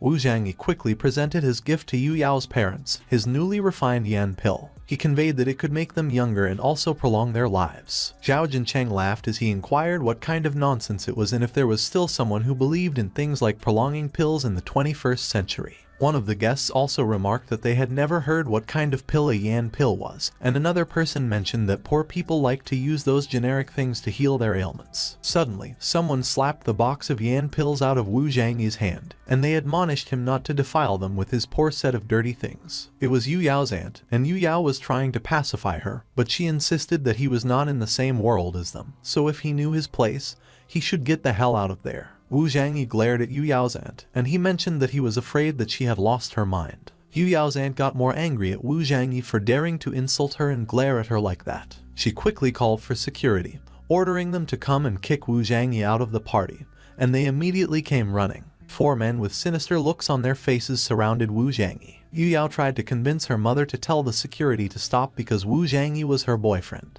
But her mother explained that Wu Zhangyi and her didn't belong to the same world, so she should just let her aunt do what she was doing. Wu Zhangyi's yan pill was left lying on the floor as he got escorted out of the party, and during that same time, an old man, who was also accompanied by bodyguards, just arrived at the party. Wu Zhangyi was calmly walking out while the old man simply passed by him. The old man was Zhu Yongqing, the mayor of Yunal City, and he seemed to have noticed something that piqued his interest. It seemed that he saw the yan pill on the ground, and he crouched on the floor for it. He picked up one of the yan pills off the floor. Zhu Yongqing examined it, and he was surprised when he saw its smell and color. Yu Yao's parents, along with her aunt, welcomed Zhu Yongqing and thanked him for coming to their little party. Zhu Yongqing immediately mentioned that he was wondering who dropped those 2 pills on the floor. Yu Yao's parents got concerned, as they considered that Zhu Yongqing's opinion of them would be affected by seeing something so vile lying on the floor. Miss Song immediately informed that the pill was dropped by a waiter there, but she threw him out. Zhao Jincheng chimed in and offered Zhu Yongqing his sincere apology. He explained to throw the pills away because they would dirty his hand, and he stated that someone would clean it up immediately. Zhu Yongqing got mad, and he asked Zhao Jincheng what he was talking about because it was the best quality pill, and it was so priceless that he couldn't find a pill like that anywhere in the market. Zhao Jincheng could not believe it, and he mentioned that he must have been mistaken because the pill seemed just like an ordinary pill. Zhu Yongqing was offended when he heard Zhao Jincheng say he was mistaken, daring to question his eyes when he has been studying medicine for decades, and Zhao Jincheng mentioned that he couldn't dare do such a thing, immediately asking for Zhu Yongqing and admitting that he was wrong. Zhu Yongqing firmly asked who the person was that they chased away. Yu Yao's parents and aunt were all caught off guard by Zhu Yongqing's question, and they were not able to answer him. But Yu Yao was quick-witted, and she quickly pointed Zhu Yongqing to where Wu Zhangyi was, saying that he was over there. Zhu Yongqing, along with his bodyguards, quickly chased after Wu Zhangyi and pleaded for him not to leave. Wu Zhangyi glanced over his shoulder to see who was calling him, and he saw Zhu Yongqing. Zhu Yongqing politely asked Wu Zhangyi where he got those 2 pills, and Wu Zhangyi nonchalantly mentioned that he refined them himself the other day on an induction cooktop. Zhu Yongqing was surprised when he heard that Wu Zhangyi refined that kind of pill on an induction cooktop. He asked Wu Zhangyi why he didn't use a pill furnace and confirmed with him that it was because the induction cooktop could control the heat better. Wu Zhangyi smiled, and he mentioned that he just didn't happen to have an alchemy furnace available in the house, so he had to make do with an induction cooktop. Zhu Yongqing could not believe what he just heard, that Wu Zhangyi refined the finest pill using an induction cooktop. Because even if he searched the whole Yunal city, he was afraid that he wouldn't find a person with such profound skills. Zhu Yongqing bowed down to Wu Zhangyi, calling him master and telling him that he had such profound alchemy skills that he would be grateful if he could enlighten him with wisdom. Miss Song, her sister, and Zhao Jincheng were all surprised at what they just saw. On the other hand, Yu Yao smiled proudly. Wu Zhangyi cunningly mentioned that he was afraid that he couldn't do such a thing that day. He mentioned that it was because someone wanted to throw him out. Zhu Yongqing immediately got mad, and he demanded that the other people tell him who dared to insult Wu Zhangyi. Miss Song's sister asked her what she should do. Miss Song pondered that she never expected something like that to happen because it turned out that Wu Zhangyi's identity was not as simple as she perceived. And currently, Zhu Yongqing held Wu Zhangyi in such high regard that he even bowed down to him. Miss Song informed her sister that she better go there and apologize because they couldn't afford to offend Zhu Yongqing. Miss Song's sister immediately took a step forward. She bowed down to Zhu Yongqing and apologized for being inconsiderate. But Zhu Yongqing was mad, as he conveyed that she didn't need to apologize to him and that she should apologize to Wu Zhangyi. Trembling with anger, she bowed down to Wu Zhangyi and called him master. She gave Wu Zhangyi a fake smile as she asked him to forgive her for being rude to him, and she expressed that she hoped he didn't take things to heart. Wu Zhangyi was still being cunning as he informed her sister that a lowly person like him couldn't afford an apology from her, who was an upper-class woman, and he was thinking that she was a nasty woman that was bound to cause trouble for Yu Yao sooner or later, so he would give her some humiliation that day. Miss Song's sister was about to get angry at Wu Zhangyi, but she was unaware that Miss Song was already raising her hand behind her. She was surprised when she was slapped right in the face. Miss Song conveyed that she has embarrassed their Song family enough, so she should get out of there and reflect upon her actions. She walked away, humiliated. Miss Song requested that Wu Zhangyi forgive Yu Yao's aunt for her sake. Wu Zhangyi glared at her, and in his mind, he cursed, thinking that Miss Song was a sly fox. But suddenly, Yu Yao grabbed his hand and also requested that he forgive her aunt. Yu Yao relayed that her aunt has a hot-tempered personality, but she is not bad at heart. Wu Zhangyi patted Yu Yao on the head, which made her blush, and he supposed that Yu Yao was still too kind because her aunt had taken money to sell her, but she still interceded for her. Wu Zhangyi conveyed that if that was what she wanted, he would not pursue the matter any further, and he was thinking that it was also the reason why he liked Yu Yao. A few moments later, the party started, and drinks were poured into glasses. The guests had started eating at their respective tables. Meanwhile, Zhu Yongqing sat at the same table as Wu Zhangyi, and as he grabbed something from his coat pocket, Zhu Yongqing shared that he also happened to have a flawed recipe for the Dan pill. Zhu Yongqing mentioned that if it was not much, he requested that he look at the recipe and rectify the errors if possible. Wu Zhangyi took a look at the recipe. He conveyed that fixing it was not a big deal so he could help him, and he realized that Zhu Yongqing seemed to know a lot about alchemy, so doing him a little favor at that moment would help him find some rare herbs with his help later. As he rectified the recipe, Wu Zhangyi surmised that, after all, Xie Guoxing was seldom involved in the alchemy aspect, so certainly his contacts were not rich in alchemy resources as much as Zhu Yongqing. Zhu Yongqing's eyes widened in surprise, and he remarked that it was truly incredible. He looked at the recipe in his hand and remarked that sure enough, it was the wisdom of a master who could refine the top-grade Yan pill. Zhu Yongqing immediately conveyed that if he ever needed any kind of help in the future, he would do his best to help him, and with that said, he conveyed that he would take his leave first and thanked him for the enlightenment. Zhu Yongqing looked excited as he walked out of the party while looking at the recipe in his hand. Just as Zhu Yongqing left, Zhao Jincheng immediately stood up, and he conveyed that before coming to that party, he decided to propose to Yu Yao for marriage that day in the presence of every family member. Zhao Jincheng shared that he wanted to know the opinion of Miss Song and her husband. Zhao Jincheng grinned evilly as he believed that Wu Zhangyi was a poor kid from a poor family, so it didn't matter if he impressed Zhu Yongqing because a loser would always be a loser. Zhao Jincheng assumed that Wu Zhangyi couldn't always rely on Zhu Yongqing, and since Zhu Yongqing was gone, he wanted to see if Wu Zhangyi could still act cocky. Yu Yao's father quickly expressed that he felt that his daughter's marriage was up to her to decide. Zhao Jincheng was so surprised, while Wu Zhangyi looked unamused. Zhao Jincheng asked Yu Yao what he meant. Meanwhile, Miss Song was thinking that accepting Zhao Jincheng's proposal of marriage to Yu Yao would mean separating Wu Zhangyi and Yu Yao forever. Miss Song considered that Wu Zhangyi seemed to be hiding his background, so they shouldn't offend him that day, so she conveyed that she didn't think that that day was suitable for engagement, so they should choose another day. Zhao Jincheng was annoyed when he felt that Miss Song took many benefits from him and promised to marry Song Yu Yao's full name, that day, but she went back on her words. Suddenly, something caught Zhao Jincheng's attention. He saw Song Yu Yao grabbing Wu Zhangyi's arm, telling him that she conveyed to parents that if it was not him, she would not marry any other person in that life, and Wu Zhangyi conveyed not to worry because he wouldn't let anyone take her away from him. Zhao Jincheng got more annoyed, and he slammed his fist on the table as he conveyed that he should start counting his days. Zhao Jincheng was fuming mad, and he chose to leave the party. Song Yu Yao looked downhearted as she conveyed that because of her, he got into trouble again. Wu Zhangyi removed his glasses, and he conveyed not to be silly because her problem was his problem. He was glaring at something as he conveyed that in that life, no one could separate them. It was already evening. Zhao Jincheng had already stepped out of the hotel, and he appeared to call someone. Zhao Jincheng dialed his cousin, Zhao Ziheng, who immediately inquired what was up and remarked that, judging by the tone of his voice, he could surmise that someone irked him. Zhao Jincheng became more irritated by what Zhao Ziheng mentioned, but he conceded that Zhao Ziheng knew him too well, and he expressed that he needed his help in teaching someone a lesson. Zhao Ziheng asked Zhao Jincheng who was the daredevil who had the audacity to provoke him and if he was not afraid of death. Zhao Jincheng conveyed that it was a guy named Wu Zhangyi, and he mentioned that he wasn't planning to involve Zhao Ziheng, but that matter was really important to him. Zhao Ziheng was alarmed when he heard Wu Zhangyi's name, so he confirmed with Zhao Jincheng if it was a high school student at Yunai High School, and Zhao Jincheng indicated that it seemed to be because Song Yu Yao also studied at that high school.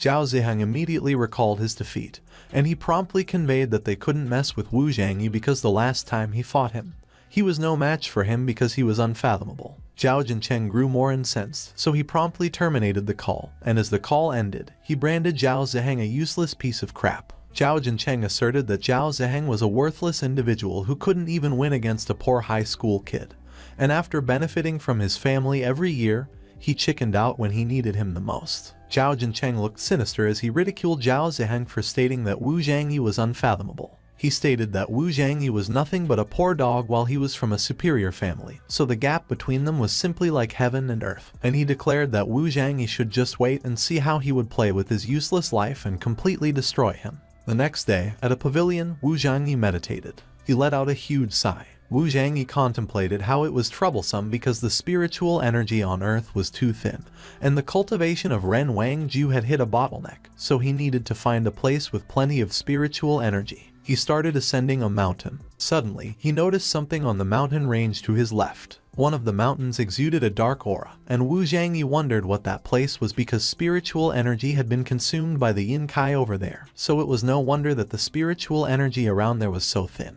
On the other hand, many bugs crawled on the ground. A group of 3 people were being chased by bugs, and one of them, the chubby one, apologized to the others and remarked that because of him, they got into that mess. The chubby guy cursed as he remarked that there was just no end to the bugs, and with tears in his eyes, he added that he never was afraid of anything, but he really didn't expect to die like that. The other guy addressed the chubby guy as Fatty, and as he assisted him in kicking some bugs off his back, he reminded him about how he warned him not to mess with anything. The 3 of them immediately realized that they were in a dire situation because they were surrounded by bugs from every direction. They braced themselves as the bugs began leaping off to attack them. Suddenly, a strong gust of wind enveloped them and eradicated the bugs. Someone came to their aid, and with an aura emanating from the palm of the person's hand, the person was astonished to see that they had shovels. The individual who assisted them was Wu Zhangyi, and he directly inquired if they were tomb robbers. The woman was named Yang Zuli. The chubby guy was named Fatty Chen. The other guy was named Li Bei, and the 3 of them were urged to speak with respect because they were not tomb robbers, but they were the Great Golden Triangle. Wu Zhangyi was unamused as he asserted that they were indeed tomb robbers, and Fatty Chen became angry at Wu Zhangyi. But Li Bei advised to cut it out because Wu Zhangyi seemed to have saved their lives earlier. Yang Zuli interrupted their conversation. She suggested to save the chit-chat for later because the horde of bugs was there again, and Fatty Chen was terrified, stating that they were so dead. Fatty Chen remarked that Wu Zhangyi looked just like a high school kid, so he questioned how he could possibly have the ability to save them. But Wu Zhangyi was already releasing his aura, and when Wu Zhangyi attacked the bugs, causing them to explode, everyone was surprised. And they remarked that Wu Zhangyi could use magic, so they wondered if they were in some kind of a Wuxian novel or something. Suddenly, a huge pair of gleaming eyes appeared in the cave ahead of them. Fatty Chen cried as he covered his ears, and he recognized that the sound was the sound of the mother of the bug monsters. As the three of them ran away, Yang Zuli got left behind, and she screamed as the bugs swarmed her. Yang Zuli was dragged away, and Li Bei yelled, calling out her name as he pursued her, which caught Fatty Chen's attention. Fatty Chen and Li Bei pursued Yang Zuli towards the cave. Fatty Chen assured not to worry because he brought the big guys that time. Fatty Chen grinned as he retrieved the firearms he carried in his backpack. He remarked that he just went in without those big Baba Yagas, but since he already had them, it was time to rock, so whatever it was, he would handle it with those bad boys. Wu Zhangyi remained silent, thinking that he just wanted to go into the cave to investigate the abnormal Yin Kai, so it was acceptable to follow those two stooges because he could use them even if it was only a little bit. Fatty Chen and Li Bei commenced firing their firearms. They unleashed a barrage, and bullets showered the bugs. Fatty Chen conveyed that his little magic trick was nothing compared to the firepower of the bad boy he was holding, so if he didn't want to die, he should stay behind him, and Wu Zhangyi simply smiled and acknowledged the instruction. Fatty Chen seemed to be unhinged as he fired his firearm, so Li Bei instructed him to cease shooting recklessly and conserve some ammo, but Fatty Chen did not heed. He even cursed and charged towards the cave, urging the others to join him to swiftly pursue the bugs because they were fleeing, which made Li Bei curse as he attempted to restrain Fatty Chen. Wu Zhangyi appeared hesitant, and in his mind, he questioned why he felt that following Fatty Chen was the right course of action at the moment. Suddenly, Fatty Chen halted, looking horrified while Li Bei stood behind him, advising him not to pursue the bugs. Li Bei also froze upon seeing the gigantic bug before them, and they cursed as they realized its immense size. Li Bei spotted where Yang Zuli was. He remarked that Yang Zuli was up there, ensnared in the bug's pincer, and she was enveloped in some sort of mucus. Li Bei suggested that they should swiftly dispatch the monster before it retaliated.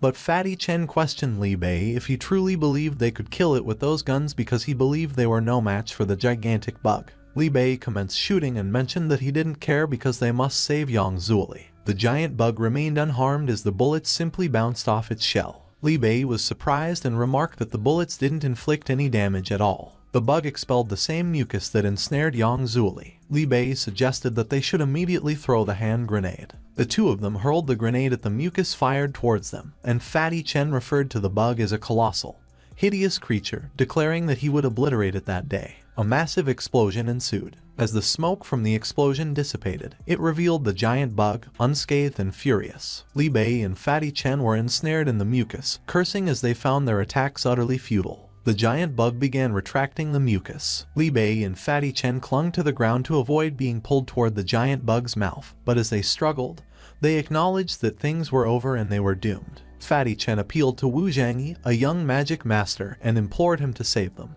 Wu Zhangyi picked his nose and averted his gaze as he inquired why Fatty Chen would make such a request when they were acting like Rambo with their guns earlier, and mentioned that his tricks were futile. Li Bei also addressed Wu Zhangyi as master and stated that Fatty Chen was ignorant, apologizing on his behalf while pleading with him to save them, to which Fatty Chen concurred, admitting it was all his fault, and he also apologized to Wu Zhangyi for underestimating him while begging for his assistance. Wu Zhangyi enveloped his fist with aura as he agreed to rescue the two of them, stating that they should see what the big bug was made of. Wu Zhangyi charged forward, and he delivered a powerful punch to the giant bug. Wu Zhangyi stood triumphantly as he left a gaping hole in the giant bug's chest. Li Bei and Fatty Chen were both astonished and hailed Wu Zhangyi as a one-punch master. The giant bug fell into the ground, and as Wu Zhangyi gazed at it, he pondered that it appeared the big bug had absorbed too much Yin Kai to nurture its body, and became so large, but even its ling roots were not fully developed yet, so it was no wonder that the turtle shell was destroyed with one blow of his fist. Wu Zhangyi conjured multiple shuriken-like auras in the palm of his hand. He unleashed them, and they transformed into slashing auras. Those auras struck the mucus that ensnared both Li Bei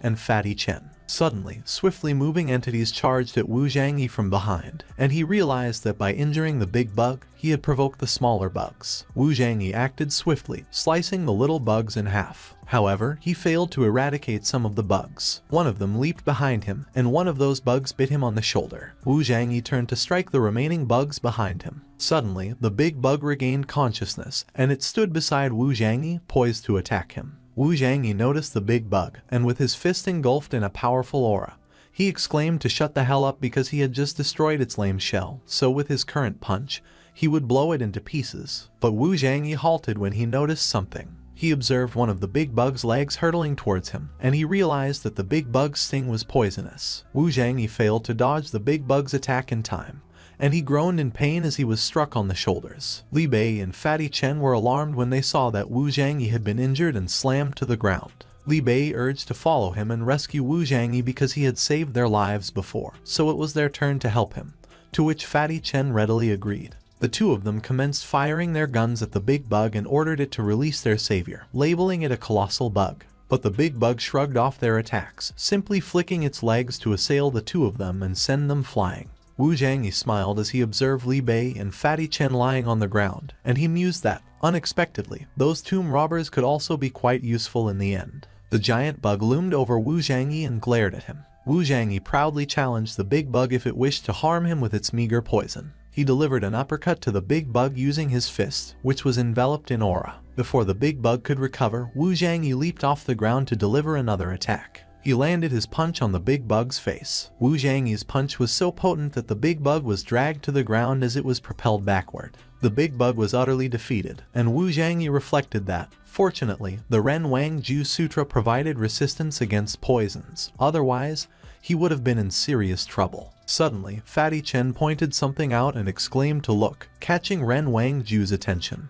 The remaining little bugs were surrounding a hole in the ground that oozed with a dark aura. While Fatty Chen looked horrified, Wu Zhangyi finally deduced that that was where the Yin Kai originated. Wu Zhangyi approached and inspected the hole in front of him, realizing that he had been so focused on the big monster that he hadn't noticed. He continued to glare at the hole. Suddenly, he took a step forward. The three tomb robbers all looked worried when Wu Zhangyi suddenly leaped into the hole. The hole into which Wu Zhangyi leaped was filled with bugs and human skeletons. He landed on the ground, and in front of him was a strange entity resembling a flower. Wu Zhangyi approached it, and he pondered that there were a lot of Yin Kai there due to that creature. He examined it and perceived that the thing seemed somewhat familiar, so he speculated if it was the legendary treasure Tai Sui Lingjai. Wu Zhangyi mused that it was no wonder there were so many corpses there because legend had it that the Tai Sui Lingjai fed on the Yin Kai of the deceased, and those little bugs were its helpers in killing people. Suddenly, multiple red auras resembling strings spurted out of the Tai Sui Lingjai.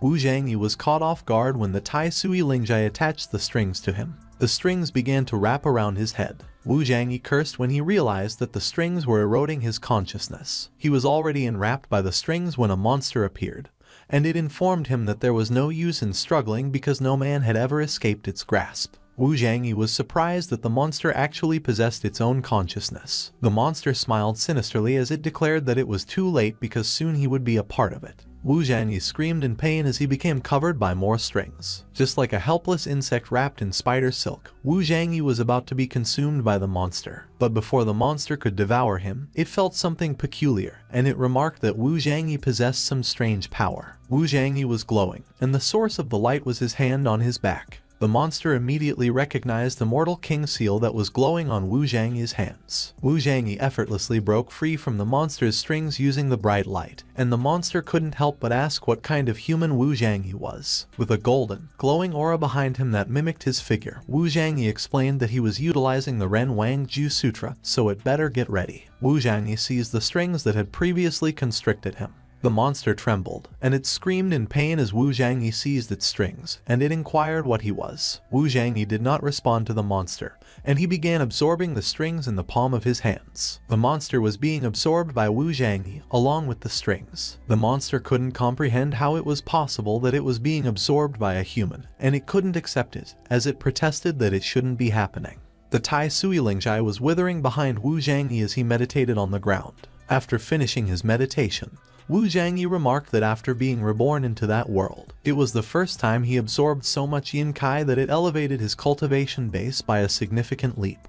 And according to that world, he should be at least in the realm of a grand master. Wu Zhangyi attempted to produce the strings from his fingertips, and he mentioned that he would utilize that thing in the future. Meanwhile, on top of the whole, Li Bei observed that Wu Zhangyi hadn't emerged for so long, so he speculated that he was probably deceased. And Fatty Chen added that it was unfortunate because Wu Zhangyi was so young and had a promising future, so he wondered why Wu Zhangyi would suddenly jump into that ditch. Suddenly, Fatty Chen noticed something. The three of them were in awe as Wu Zhangyi emerged from the hole. As soon as Wu Zhangyi landed on the ground, Fatty Chen inquired if it was really him. Fatty Chen approached Wu Zhangyi, surprised that he hadn't died, and Wu Zhangyi stated that he couldn't die that easily. Suddenly, something caught Wu Zhangyi's attention. It was his phone. Someone texted him, asking him where he was, and the person instructed him to come to their house because something had happened there. Wu Zhangyi pondered whether Zhao Jincheng caused trouble again. Wu Zhangyi grasped the hand of one of the tomb robbers. As he walked away, he conveyed that it was time for them to part ways. He proposed that they should call it a day and leave it at that, prompting the three of them to thank Wu Zhangyi for saving their lives. They bid farewell. Wu Zhangyi waved them goodbye as Fatty Chen mentioned that if he ever visited Beiliu City,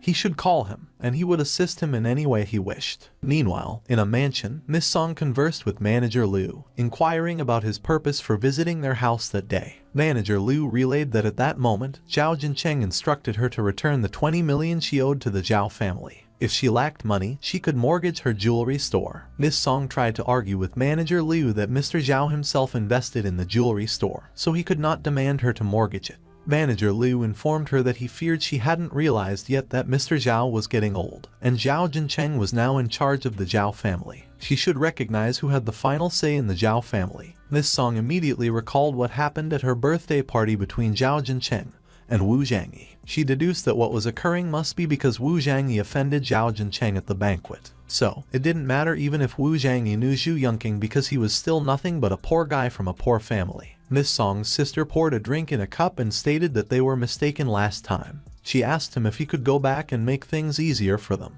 Manager Liu smiled and revealed that there was a solution. As long as they consented to the marriage between Zhao Jincheng and Song Yuyao, Zhao Jincheng stated that he could consider it. Song Yuyao, along with her father, suddenly appeared. Song Yuyao informed her mother that she couldn't promise Manager Liu such a thing. Miss Song's husband remarked that her daughter's marriage should be left to her discretion. She couldn't tear the family apart for the sake of her career. To his surprise, he was slapped in the face. Miss Song slapped him and informed him that if he had acted like a real man and taken his responsibilities seriously, she wouldn't have to work hard for all those years. Song Yuyao attempted to stop her mother by shouting. Meanwhile, Manager Liu smiled sinisterly as he asked Miss Song what her decision was, if it was a yes or a no. Suddenly, someone kicked something. It was Wu Zhangyi. He barged in by kicking the front door, informing Manager Liu that the answer was no. Manager Liu called Wu Zhangyi a brat and asked him who he was. Wu Zhangyi grabbed Manager Liu's hand so hard that it made him cry and scream in pain. He informed that he was his father. While still crying, Manager Liu immediately ordered his men to kill Wu Zhangyi, labeling him a bastard. Manager Liu's men quickly charged at Wu Zhangyi and demanded that he let go of Manager Liu's hand.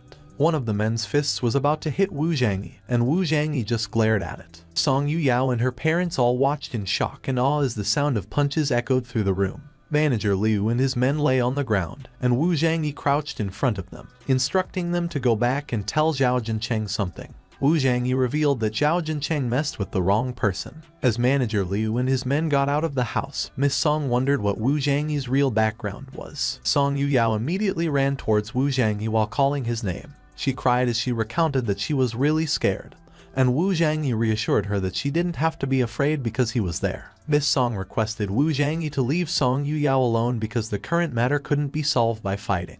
Miss Song's sister chimed in, saying that they lost the jewelry store because of his reckless actions. But to their surprise, Wu Zhangyi asked them how much the jewelry store was because he would buy it, and he would transfer its ownership to Song Yuyao later. Miss Song's sister mocked Wu Zhangyi, asking him if he was sick in his head, questioning how a poor dog like him could buy the jewelry store, and ordering him to piss off. Miss Song stated that she knew that he was doing it for Yuyao's good, but the Zhao family wanted 20 million, and they couldn't afford so much money. But Wu Zhangyi was unfazed. He nonchalantly reassured not to worry and asked her to give him 2 days to give her 20 million.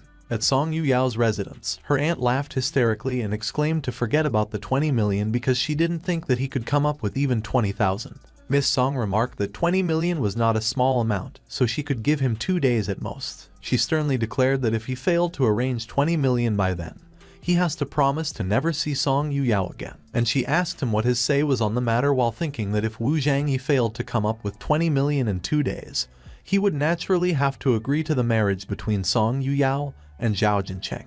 Wu Zhangyi confidently assured that it was no problem. Suddenly, Xia Guoqing called. As soon as Wu Zhangyi picked up the phone, Xia Guoqing asked if he was talking to Wu Zhangyi, which Wu Zhangyi confirmed. Wu Zhangyi asked Xia Guoqing to help him look up a member of the Zhao family in Yunal City known as Zhao Jincheng. And when Xia Guoqing heard Wu Zhangyi talk about the Zhao family, he mentioned that he had some meetings with them when the old man was the head of the family. Xia Guoqing added that later, when the old man's son, Zhao Jincheng, was given command of the family, he seldom had any contacts, and he asked Wu Zhangyi why he wanted to search for information about Zhao Jincheng. Wu Zhangyi instructed not to ask so many questions and to just help him dig out some details about the Zhao family. He looked menacing as he stated that he didn't want to see the Zhao family in his Yunal City in the future. Xia Guoqing noted that if that were the case, he just had a copy of Zhao Jincheng's criminal evidence in his hand, but he was hesitating. Wu Zhangyi asked him what he was hesitant about. Xia Guoqing explained that it was a big and sensitive matter, so he asked him if he could come over to his house if he had time,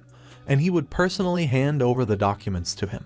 Wu Zhangyi quickly agreed, and he confirmed that he would be right there. On the other hand, someone was extremely mad, and they slammed their fist on the table as they called Miss Song. It was Zhao Jincheng, and he questioned Miss Song for daring to beat his people like that, asking if she wanted to start a war. Miss Song panicked over the phone, and as she pleaded that it was not her, she asked him to listen to her, and Zhao Jincheng listened carefully. A few moments later, Zhao Jincheng was amused as he echoed what Miss Song had mentioned about Wu Zhangyi failing to come up with 20 million after 2 days, and he asked her if she wouldn't go back on her words later. Zhao Jincheng dropped the call as he chanted Wu Zhangyi's name. Zhao Jincheng smiled sinisterly as he voiced that in 2 days, he would trample Wu Zhangyi under his feet and let him see the difference between a man and a dog. Meanwhile, Wu Zhangyi arrived at Xia Guoqing's house, and he asked him exactly what evidence of the crime he was talking about. Xia Guoqing handed Wu Zhangyi a book, and he requested that he see it for himself. Wu Zhangyi inspected the contents of the book. His eyes widened in surprise. Wu Zhangyi's hands trembled as he questioned Xia Guoqing why he didn't hand the document in when he had that in his hand.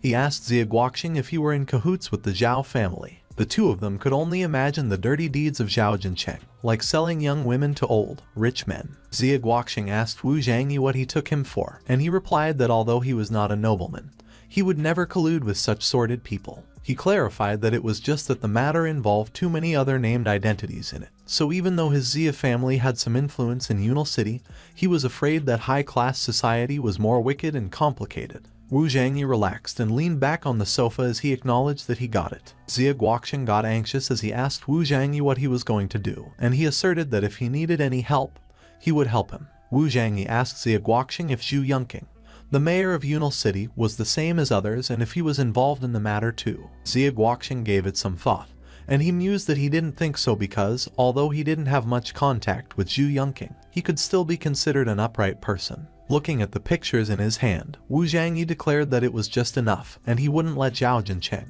who was doing such dirty things, get away with everything anymore. It was a sunny day, and the Zhao family mansion had an ample number of guards. Miss Song and Song Yuyao were sitting by the garden, and Miss Song whispered to her, asking why she could not get in touch with her Wu Zhangyi when the 2 days were over and the time had come. Zhao Jincheng was with them, and as he called Wu Zhangyi a poor bastard, he stated that Wu Zhangyi must have surely run away to his village after pretending to be too big and mighty. Although Song Yuyao stayed silent, she was wondering if something bad happened to Wu Zhangyi, but she told herself that she was just overthinking, and Wu Zhangyi would definitely come. Song Yuyao looked up when someone suddenly uttered, asking for an apology. It was Wu Zhangyi, and he was apologizing for being late. Zhao Jincheng looked horrified when Song Yuyao quickly jumped into his arms, and she immediately asked him what he had been doing those 2 days because she hadn't been able to contact him, so she got so worried about him. Zhao Jincheng glared at Wu Zhangyi, and he was mad that Wu Zhangyi really dared to come, but he declared that he would never mind that because that day, he was going to humiliate him and kick his ass out in front of Song Yuyao. On the other hand, Wu Zhangyi asserted that he was busy doing something that was going to relieve all of her worries. Zhao Jincheng approached Wu Zhangyi, telling him that he arrived at last because he claimed that he couldn't pay and ran away. Wu Zhangyi smiled as he remarked that it was nothing like that, and he worried for nothing because he brought his 20 million. But he inquired Zhao Jincheng if he could trouble himself to sign a document after receiving the money so that the jewelry store ownership rights could be transferred to Song Yuyao. Song Yuyao's aunt interrupted the conversation, instructing Wu Zhangyi to stop scoffing nonsense, and that if he had money, he could quickly hand it over because she doesn't believe that he really has 20 million. Wu Zhangyi took out his phone, and he requested to wait just a moment. He messaged Xia Guoqing to make the transfer. Wu Zhangyi noted that 20 million had been transferred to the account he gave him, so it should have arrived in the account at that time, and he asked that he check it. Zhao Jincheng immediately ordered one of his men to check and see if 20 million had been received in the account or not, and the man agreed. Meanwhile, Miss Song and her sister waited in anticipation, and her sister tried to confirm with her that there was no way for Wu Zhangyi to have 20 million. But Miss Song mused that it was hard to say because Wu Zhangyi was really mysterious. Suddenly, the man blurted out and confirmed that they just received the transfer of 20 million yuan from Wu Zhangyi's personal account. Zhao Jincheng, Miss Song, and her sister were all surprised, and they couldn't believe that it was possible. Zhao Jincheng looked devastated while Wu Zhangyi was smiling, and he announced that he already prepared the paperwork, so all he needed to do was sign and seal the papers. Zhao Jincheng was stunned when Wu Zhangyi showed him the paperwork and questioned him if he was trying to go back on his word. Zhao Jincheng clicked his tongue, ordered his men to bring his official seal, and stamped the documents. A few moments later, Wu Zhangyi's face went dark as Miss Song praised him, commenting that the first time she saw him, she knew that he was not an ordinary person, and her sister praised Wu Zhangyi as well, observing that it seemed that their Song Yuyao had met a nobleman, conceding that she was wrong about him before. But Miss Song's sister screamed in pain when Wu Zhangyi grabbed her arm. She trembled as Wu Zhangyi declared that he was sparing her life because she was Song Yuyao's aunt. He glared at her as he warned that in the future, if she ever dared to play with Song Yuyao's feelings again, he wouldn't show her any mercy. Holding onto her sore arm, Miss Song's sister retorted that he wouldn't dare to do so while Miss Song tried to calm Wu Zhangyi down. Wu Zhangyi smiled as he turned to Song Yuyao and suggested that they should go, and Song Yuyao agreed while smiling the same. But as the two of them walked away, Zhao Jincheng shouted at Wu Zhangyi, inquiring if he really asserted that he would just let him walk away just like that. Zhao Jincheng smiled proudly as Wu Zhangyi questioned him what he just uttered. Wu Zhangyi inquired Zhao Jincheng if there was anything else he had to say. Suddenly, Wu Zhangyi noticed something, and his expression changed. Wu Zhangyi saw Zhao Ziheng, whom he recognized as the loser who challenged him the other day, come in with an old man behind him, and Zhao Ziheng expressed that it was good to see him again.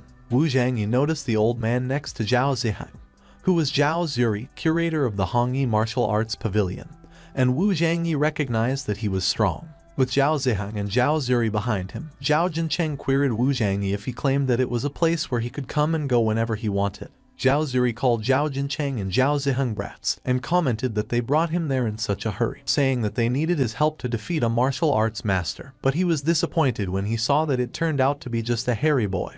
Wu Zhangyi. Zhao Ziheng stated that Wu Zhangyi's martial arts style was abnormal, and he warned him that he must not be careless. Zhao Jincheng asserted that Zhao Zuri was a master of ancient arts, and there were only a few people in the whole Yunal city who could hardly go toe-to-toe with him, so Wu Zhangyi was literally just dust for him. Song Yuyao mediated between Wu Zhangyi and Zhao Jincheng, and she mentioned that if Wu Zhangyi had offended him in any way, she apologized for him, so she requested that they let them go. Zhao Jincheng laughed at Miss Song's request to close the matter, and he declared that unless Wu Zhangyi kneeled down, apologized to him, and got out of Yunal City forever, he wouldn't let him leave on his own two legs. Wu Zhangyi stepped forward, and he announced that he didn't plan to do such a thing himself that day. Zhao Ziheng voiced that no matter how crazy he was, he couldn't be Zhao Zuri's opponent, so he should just get down on his knees and apologize immediately. But Wu Zhangyi responded that he doesn't care who Zhao Zuri is, as he doesn't see him as an opponent, and he doesn't have to play with them, so he suggested that all three of them come at him together. Zhao Zuri was enraged by what Wu Zhangyi uttered, and he called him an insolent little. He immediately charged at Wu Zhangyi, proclaiming that he would teach him some manners that day. Zhao Zuri was surprised when Wu Zhangyi was able to block his attack. Wu Zhangyi shouted at Zhao Zuri to take his attack,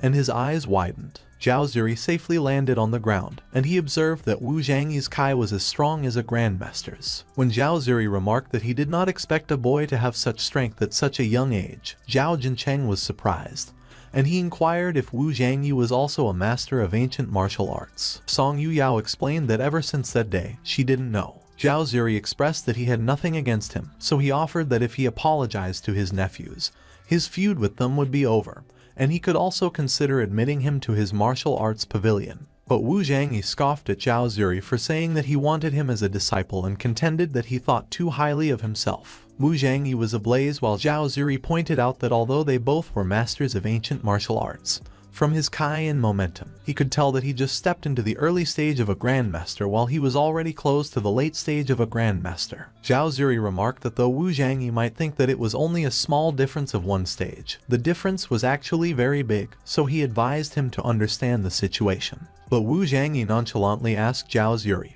who claimed that he only had the strength of a grandmaster. And suddenly, Zhao Zuri looked so surprised when he felt something in his kai that he couldn't help but inquire what he was. As Wu Zhangyi prepared himself to charge at Zhao Zuri was aware that he was not in a good situation. Wu Zhangyi lunged at Zhao Zuri to attack him, and while Zhao Zuri blocked Wu Zhangyi's attack, all he could utter was that Wu Zhangyi was so fast. Wu Zhangyi's attack was so powerful that Zhao Zuri got pushed back, and his feet got dragged on the floor. While Zhao Zuri's arm got a huge bruise and his arm was trembling in pain, he realized that Wu Zhangyi's aura was the aura of a true Kai ancient martial master, which he found impossible. But before Zhao Zuri could react further, Wu Zhangyi suddenly appeared beside him with a menacing look on his face. Wu Zhangyi slapped Zhao Zuri across the face. The slap was so powerful that Zhao Zuri lost his footing and was sent flying. Zhao Zuri still managed to land on the floor on all fours, avoiding being slammed into the floor. Zhao Zuri charged forward. He reached out to attack Wu Zhangyi with all his might, but Wu Zhangyi was able to catch his hand effortlessly. Zhao Zuri was in a panic when he perceived the gap between them. Zhao Zuri asked his nieces what the two of them were doing, standing there dumbfounded, and he ordered them to run away. Zhao Jincheng and Zhao Ziheng quickly turned to run away. Wu Zhangyi glanced at them when he realized that they were trying to run away. He released the string-like aura he got from the Tai Sui Lingjai, and he declared that it was the day that all of them were going to die there. Wu Zhangyi wrapped the strings around Zhao Jincheng and Zhao Ziheng. The two of them fell to the ground, and as they cried for Zhao Zuri to save them, their guards were already running away. But Zhao Zuri was also wrapped in the same string, and he was so horrified that he couldn't help but inquire what the hell it was. Zhao Zuri tried to break free from the strings, and he questioned Wu Zhangyi if he was trying to trap him with just those strings. And with an evil look in his eyes, Wu Zhangyi stared at Zhao Zuri, advising him not to waste his energy by struggling. While all Zhao Jincheng could do was cry, Zhao Ziheng also tried to break free from the strings, and Zhao Zuri was horrified when he realized that those strings were sucking out his blood. Wu Zhangyi looked unhinged as he commanded them to go to hell, and they all screamed in pain. But suddenly, Wu Zhangyi came back to himself when someone touched his arm, inquiring what was going on and if he was alright. It was Song Yuyao, and with a kind look on her face, she implored Wu Zhangyi to let the three of them go. Wu Zhangyi loosened up the strings, and he let out a huge sigh. Zhao Zuri fell to the ground as Wu Zhangyi released him, and Wu Zhangyi remarked that those people deserved no sympathy. Suddenly, wailing noises filled the area, and everyone was surprised. Multiple police cars had arrived at the scene. As the police officers got out of their cars, they immediately looked for Zhao Jincheng, and Zhao Jincheng urgently revealed where he was, asserting that someone was trying to kill him. Zhao Jincheng approached one of the police officers, and while he pointed at Wu Zhangyi, he accused Wu Zhangyi of trying to kill him, so they must take him into their custody. To Zhao Jincheng's surprise, the police officer presented an arrest warrant and announced that they were there to arrest him as he was suspected of bribing officials and organizing underage trade. While Zhao Jincheng looked completely horrified, Wu Zhangyi smiled triumphantly as he revealed that Zhu Yongqing had finally taken action. Recalling the events, someone remarked that they had no idea that Deputy Mayor Lin would do such a thing. It was Zhu Yongqing, and as he looked at the documents that Wu Zhangyi presented, he exclaimed that they were outrageous. He slammed the documents on the table and insisted that none of those people should be allowed to escape, and all those involved must be held accountable. Zhu Yongqing smiled as he remarked that, fortunately, he had such complete evidence that he would do everything in his power to put those people behind bars. Wu Zhangyi shook Zhu Yongqing's hands, and he stated that he would leave it to him. Back to the present, Zhao Jincheng claims that he doesn't know anything about the trade and asserted that he thinks that they made a mistake. Zhao Jincheng pointed again at Wu Zhangyi as he alleged that they obviously saw Wu Zhangyi trying to kill them. But instead of arresting him, they were trying to arrest him, so he inquired of the police officers where Chief Officer Chen was and insisted that he wanted to talk to him immediately. But the police officer informed that Chen Ju, police officer Chen's full name, was in a position where he couldn't even protect himself, and that he shouldn't expect any help from their friends either. Zhao Jincheng was surprised, and he was already sweating profusely. He looked at Wu Zhangyi, who was smiling, and he fumed as he considered if it was Wu Zhangyi's doing. But he found it impossible because there was no way a poor boy like Wu Zhangyi could know about them. Zhao Jincheng shuddered when the police officer announced to come with them, and he had the right to remain silent. The police officers dragged Zhao Jincheng out, and while he pleaded to leave him alone and demanding to see his lawyer, Zhao Ziheng and Zhao Zuri simply watched behind him. Zhao Ziheng questioned Zhao Zuri what he should do, and Zhao Zuri replied that they couldn't do anything, so they should just get out of there while they still could. While Zhao Jincheng was being taken away by the police officers, Zhao Ziheng and Zhao Zuri ran away as they promised, and Wu Zhangyi noticed them. But Zhao Zuri did not chase them, and he declared that he would spare their lives that day, but there wouldn't be a second time. It was already evening, and Wu Zhangyi was entering a building. As he entered a room, a guy was waiting for him inside, calling him boss, and he was glad that he was finally back. It was Zhu Hao. He stood up as he declared that he was about to go and find him, which made Wu Zhangyi concerned, so he inquired what the matter was. Wu Zhangyi handed Zhu Hao a drink while Zhu Hao was smiling and announced that the girl he mentioned to him earlier, Yang from the English department, had finally accepted his confession. Zhu Hao was smiling brightly as he shared that they had set up a party that night with Yang's best friend to make their relationship officially known. Wu Zhangyi remembered Zhu Hao, who was injured in his past life, and he remarked that the Pyongyan had finally accepted Zhu Hao's confession. Wu Zhangyi glared into space as he recalled that in his previous life, Zhu Hao got both of his legs broken that night, which made him end up spending the rest of his life in a wheelchair. Suddenly, Zhu Hao interrupted Wu Zhangyi's thoughts, querying if he was alright, and he assured that it was okay if he didn't want to come. Wu Zhangyi asserted that in his current life, he would make all of those who ruined Zhu Hao's life in his previous life pay, and so he vowed that there was no way that he could not go because it was his best brother's big day. A few moments later, the two of them arrived at a dance club, and Zhu Hao immediately called for Yang Yan. Yang Yan greeted Zhu Hao with a smile, telling him to sit down while her companions didn't look pleased. Yang Yan immediately wrapped her arms around Zhu Hao, calling him sweetie and urging him to come to her. Suddenly, someone pointed at Wu Zhangyi while confirming with everyone that Wu Zhangyi was their school's renowned wimp. It was a man who was one of Yang Yan's companions, and he questioned Zhu Hao why he brought a chicken to a party of lions. The man was named Huang Zhu, and Zhu Hao immediately challenged him, admonishing him not to talk nonsense because even Zhao Ziheng of the martial arts club was beaten by Wu Zhangyi. But Huang Zhu simply laughed, dismissing that no one was going to believe that. Wu Zhangyi soothed that it was okay and he should just ignore Huang Zhu, but Zhu Hao was still fuming mad. A few moments later, Zhu Hao revealed that he had something for her, and as he handed her a necklace, he confessed that he was not sure if it was to her taste or not. Yang Yan raised the necklace in admiration, and her friend was surprised, exclaiming that the necklace probably must have cost tens of thousands. As Yang Yan tried on the necklace, her friend whispered to her that she really had a good eye for guys because she found a good and rich spare tire so quickly, and Yang Yan commanded to shut up. A group of men were coming in their direction. Yang Yan's friend whispered to her again, warning her that Chen was coming, and Yang Yan was startled when someone called her name. It was Chen, and he looked glad that he found Yang Yan. He immediately grabbed her and urged to come with him, which made Zhu Hao angry. In the heat of the moment, Zhu Hao tackled Chen. Chen got mad at Zhu Hao. He demanded if he wanted to die while calling him a bastard, and he ordered his boys to beat Zhu Hao up. One of Yang Yan's female friends requested the men to go up and help, but the men just inquired if she was kidding them because they would be up against Chen. They mentioned that they were on Chen's turf, so no matter who it was, if they interfere with Chen there, it won't end well. Yang Yan's friend questioned her what she wanted to do, but Yang Yan merely nonchalantly remarked that she couldn't possibly do anything, and she elaborated that Zhu Hao was the one who angered Chen by being nosy. It was not like she instructed to stand up for her, so it has nothing to do with her. Wu Zhangyi glared at Yang Yan when he overheard her state those things. He looked so mad as he declared that, sure enough, they were all just a bunch of scum. Wu Zhangyi proceeded to kick one of Chen's boys in the back. In an instant, the boys who were ganging up on Zhu Hao were knocked on the floor, and as Wu Zhangyi helped Zhu Hao up, he questioned him if he had discovered what kind of friends he made. He stated that if he wasn't there,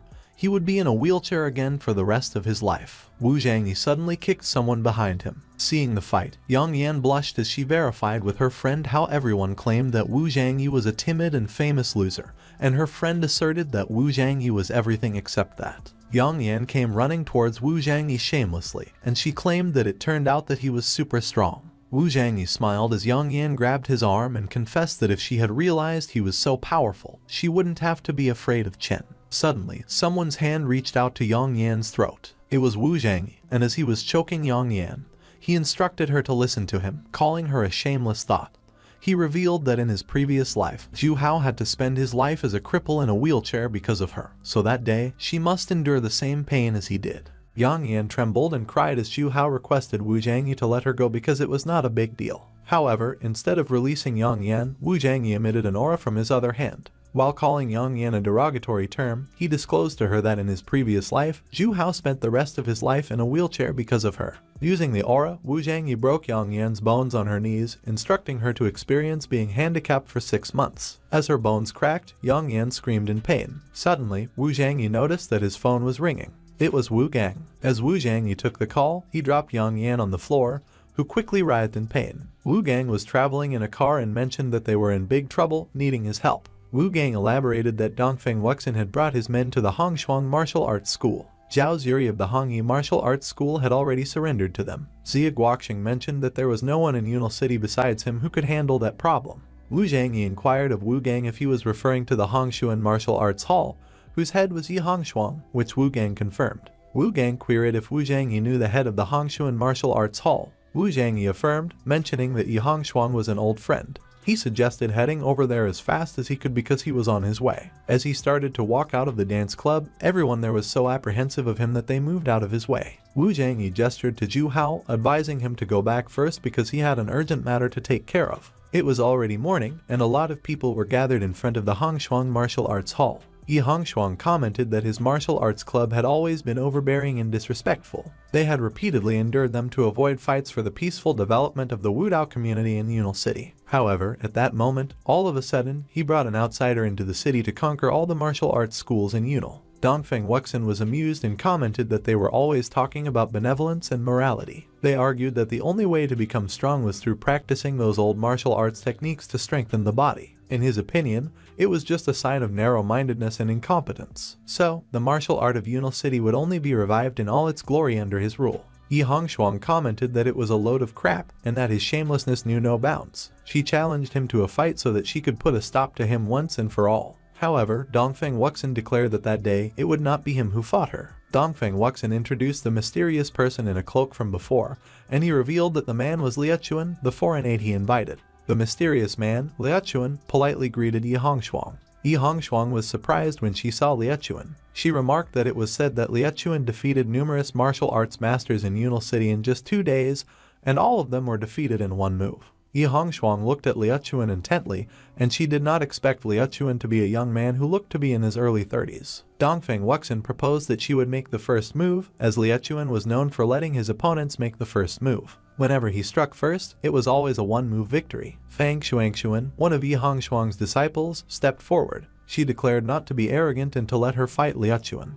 Dongfeng Wuxin stated that she was not worth being Liechuan's opponent while calling her a little missy. Yi Hongshuang instructed to stay back and let her handle the situation, but Fang Shuangshuan tried to protest. Yi Hongshuang firmly instructed not to make her repeat herself. Fang Shuangshuan prepared herself to attack, and she warned Liechuan that she was coming. She shrouded her fist with aura, and as she directed her attack towards Liechuan, she exclaimed to take it. Fang Shuangshuan immediately recognized Yi Hongshuang's move, the Crimson Fist, and Dongfeng Wuxin was alarmed because he knew that the Crimson Fist was Yi Hongshuang's masterstroke. He did not expect her to use her strongest move straight off the bat.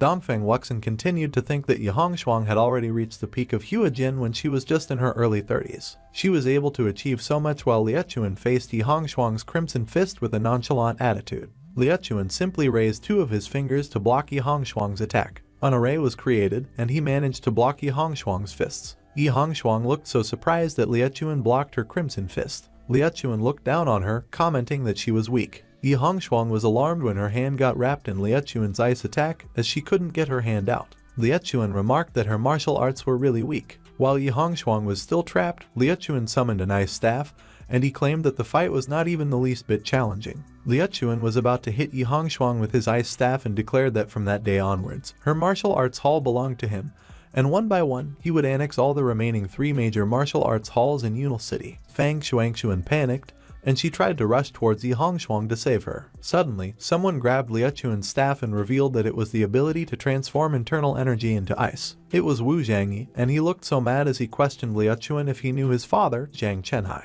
Dongfeng Wuxin quickly recognized Wu Zhangyi as the one who messed up his plan the last time. Fang Shuangshuan looked at Wu Zhangyi in awe, and she wondered if he was Wu Zhangyi. Liuchuan was expecting Wu Zhangyi, and he declared that he finally came. He admitted that he was careless last time, which allowed him to ruin his plan, but although he was very strong, he was still not his opponent. But Wu Zhangyi paid no mind to his remarks, and his string-like aura started to come out of him as he reminded Liuchuan that he asked him if he knew Zhang Chenhai. Wu Zhangyi recalled that in the past, Zhang Chenhai was attacked in their home. The perpetrators were using their energy like Liuchuan was, and they were urging him to surrender the item so he would be spared. Zhang Chenhai replied that he didn't know what they were talking about and that he didn't have what they wanted. Wu Zhangyi and her mother were watching as things unfolded, and Wu Zhangyi inquired her what was going on. Zhang Chenhai instructed to take Wu Zhangyi and escape, but she tried to protest. Zhang Chenhai asserted not to worry about him and just go. Yan Hui quickly grabbed Wu Zhangyi's hand and dragged him out of their home, but Wu Zhangyi protested as he was worried about Zhang Chenhai. The 3 men simultaneously charged forward to attack Zhang Chenhai, and Wu Zhangyi was so surprised. A huge crystal of ice was formed in their yard, and Wu Zhangyi knelt on the ground in despair, calling for Zhang Chenhai. Back to the present, Liuchuan queried Wu Zhangyi who the hell Zhang Chenhai was because he didn't know him, and he warned that he better worry about himself first. Wu Zhangyi was alarmed when Liuchuan's ice started to freeze his hand. Liuchuan laughed as he proclaimed that once he got trapped in his ice, there was no way to escape. Xie Guoxing arrived along with Wu Gang, and Wu Gang was concerned when he saw that Wu Zhangyi and Yi Hongshuang were trapped, so he offered to go up to provide assistance. But Xie Guoxing assured not to worry because Wu Zhangyi could handle it. Suddenly, someone grabbed Yi Hongshuang by the waist. It was Wu Zhangyi, and he commanded the ice to break. Liuchuan could not believe that what he saw was possible. Wu Zhangyi brought Yi Hongshuang to where Xie Guoxing was, and he requested to take care of Yi Hongshuang for him. Wu Zhangyi glared at Liuchuan, and he observed that it was kind of interesting because, since coming back to that world, it was the first time that he met a slightly capable opponent. Wu Zhangyi jumped off the ground to attack. He was already mid-air and about to pounce on Liuchuan, but Liuchuan pointed the ice staff at him and taunted he could use whatever tricks he had because, since he wanted to die so badly, he wouldn't be holding back anymore. Liuchuan used his move, Ice Blade, but without effort, Wu Zhangyi was able to block Liuchuan's attack. Liuchuan was surprised and asked how it was possible. Meanwhile, as the others watched the fight, Yi Hongshuang asked Xie Guoxing who Wu Zhangyi was because he had formidable strength, and Wu Gang stated that Wu Zhangyi was a grandmaster that Xie Guoxing had befriended not too long ago. Yi Hongshuang and Fang Shuangshuan were both surprised to hear that Wu Zhangyi was a grandmaster at such a young age. Back into the fight, Wu Zhangyi charged towards Liuchuan and asked him if it was all he got because he was no fun to play with at all. He decided that he would give him a taste of his fist. Liuchuan created an ice armor to protect himself and declared that he could try all he wanted, but there was no way he could break through his ice armor. Wu Zhangyi's punch landed on Liuchuan's ice armor and there was no damage. Liuchuan laughed at Wu Zhangyi, but suddenly, his armor started to crumble under Wu Zhangyi's fist. Liuchuan coughed up blood. He knelt on the ground as his ice armor crumbled. Liuchuan was shaking while he looked dumbfounded, and Wu Zhangyi remarked that even if he didn't answer him peacefully,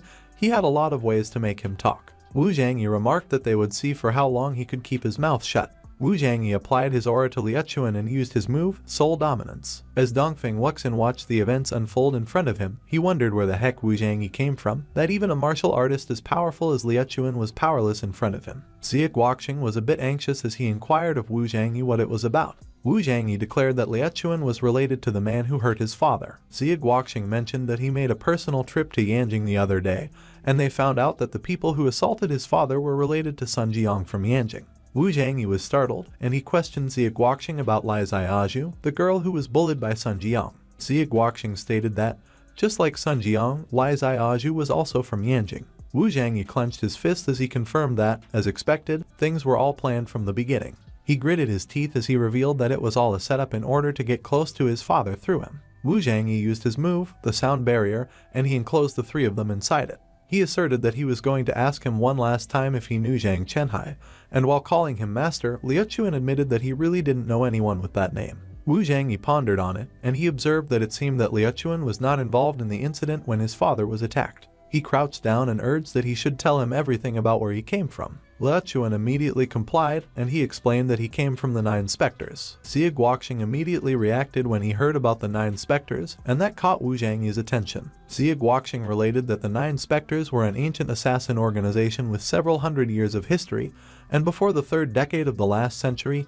it was the era of the terror of the 9 specters. Xie Guoqing recalled that political leaders of so many countries were assassinated, and all other countries were furious, so they gathered together the most powerful ancient warriors to purge them. He concluded that in the end, all the martial artists who were assembled disappeared, and after that, the 9 specters organization also disappeared. Wu Zhangyi immediately grabbed Liuchuan by his clothes, and he demanded him where the headquarters of the 9 specters organization were. Wu Zhangyi pressed Liuchuan why they attacked his father, but suddenly Liuchuan stopped talking, and he sucked his lips into his mouth. Wu Zhangyi couldn't understand what was going on and why the soul dominance technique was not working. Suddenly, Liuchuan screamed in pain. He rolled onto the floor as he continued to scream while holding his head, and Wu Zhangyi disclosed that his mind was confined by a confinement spell, so it was no wonder that his soul dominance technique suddenly failed to work. Liuchuan's eyes were bloodshot as he continued to scream. He started to run away, pleading for them not to kill him and pleading that he didn't want to die over and over again. Xie Guoqing was about to chase after Liuchuan, but Wu Zhangyi advised that there was no need to chase Liuchuan. Liuchuan was already laughing as he ran away, and Wu Zhangyi noted that Liuchuan had lost his mind. Yi Hongshuang approached Wu Zhangyi to thank him for helping them, and she expressed that the Hongshuang Martial Arts Hall would never forget that grace of his. Wu Zhangyi mentioned that she shouldn't bring it up, and he requested that in the future, if they ever need his assistance, they should not hesitate to contact him. Wu Zhangyi recounted that in his previous existence, Yi Hongshuang sheltered him when he was utterly desperate and without anyone to rely on, so he would reciprocate her kindness in his current life. Melancholy filled Wu Zhangyi's eyes as he reflected on his past. Dongfeng Wuxin was alarmed when Wu Zhangyi declared he would leave him and his dogs for him to handle, but he only had one condition, which was that he didn't want to see them in Yunal City again, and Xie Guoqing agreed to honor his request. Yi Hongshuang watched Wu Zhangyi walk away, and she pondered whether she had ever encountered him before because she kept experiencing a sense of deja vu. Xie Guoqing captured everyone's attention, and he urged them to listen. Dongfeng Wuxin and his men panicked when Xie Guoqing labeled them dogs and suggested they should thrash the soul out of them together. While Wu Zhangyi walked on the street, he remarked that Lai Ziaju and Sun Jiang had their eyes on him from the very beginning.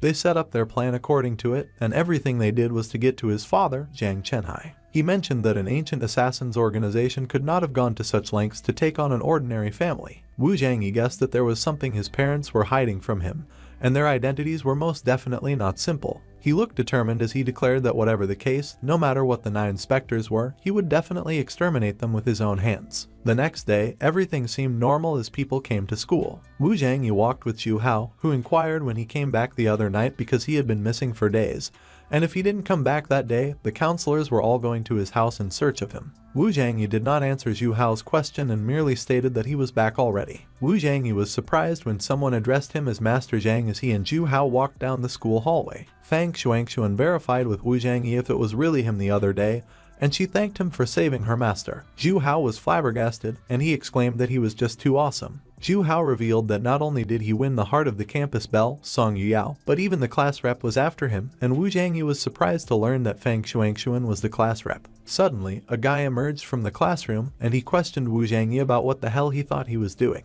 Shen Jun was the son of the chairman of Dingsheng Group, a suitor of Fang Xuanxuan, and he commanded to get his hands off Fang Xuanxuan. Fang Xuanxuan blushed, and she quickly removed her hands from Wu Zhangyi. Shen Jun immediately confronted Wu Zhangyi for daring to openly harass a female student in school, and he warned to just wait because he was going to report it to the counselor. However, Fang Xuanxuan urged to stop talking nonsense because she was just expressing her gratitude to Wu Zhangyi for saving her master the other day. Shen Jun questioned Fang Xuanxuan why she clung to Wu Zhangyi so tightly if that was the case. Fang Xuanxuan questioned Shen Jun who he was to her and asserted that she didn't want him to care about her business. Shen Jun looked devastated and hesitated to inquire if she and Wu Zhangyi were together. Fang Xuanxuan did not deny it and simply asserted that it was none of his business if they were. She warned to stay away from her in the future, or he shouldn't blame her for not being polite. This made Shen Jun query what exactly she saw in Wu Zhangyi and what Wu Zhangyi had that he didn't. Shen Jun complained that Wu Zhangyi had no money, no looks, and was timid and weak. He couldn't accept that she liked a lowlife like him. Wu Zhangyi disclosed that, according to his past life's memory, Shen Jun was a second-gen rich spoiled kid who loved to show off.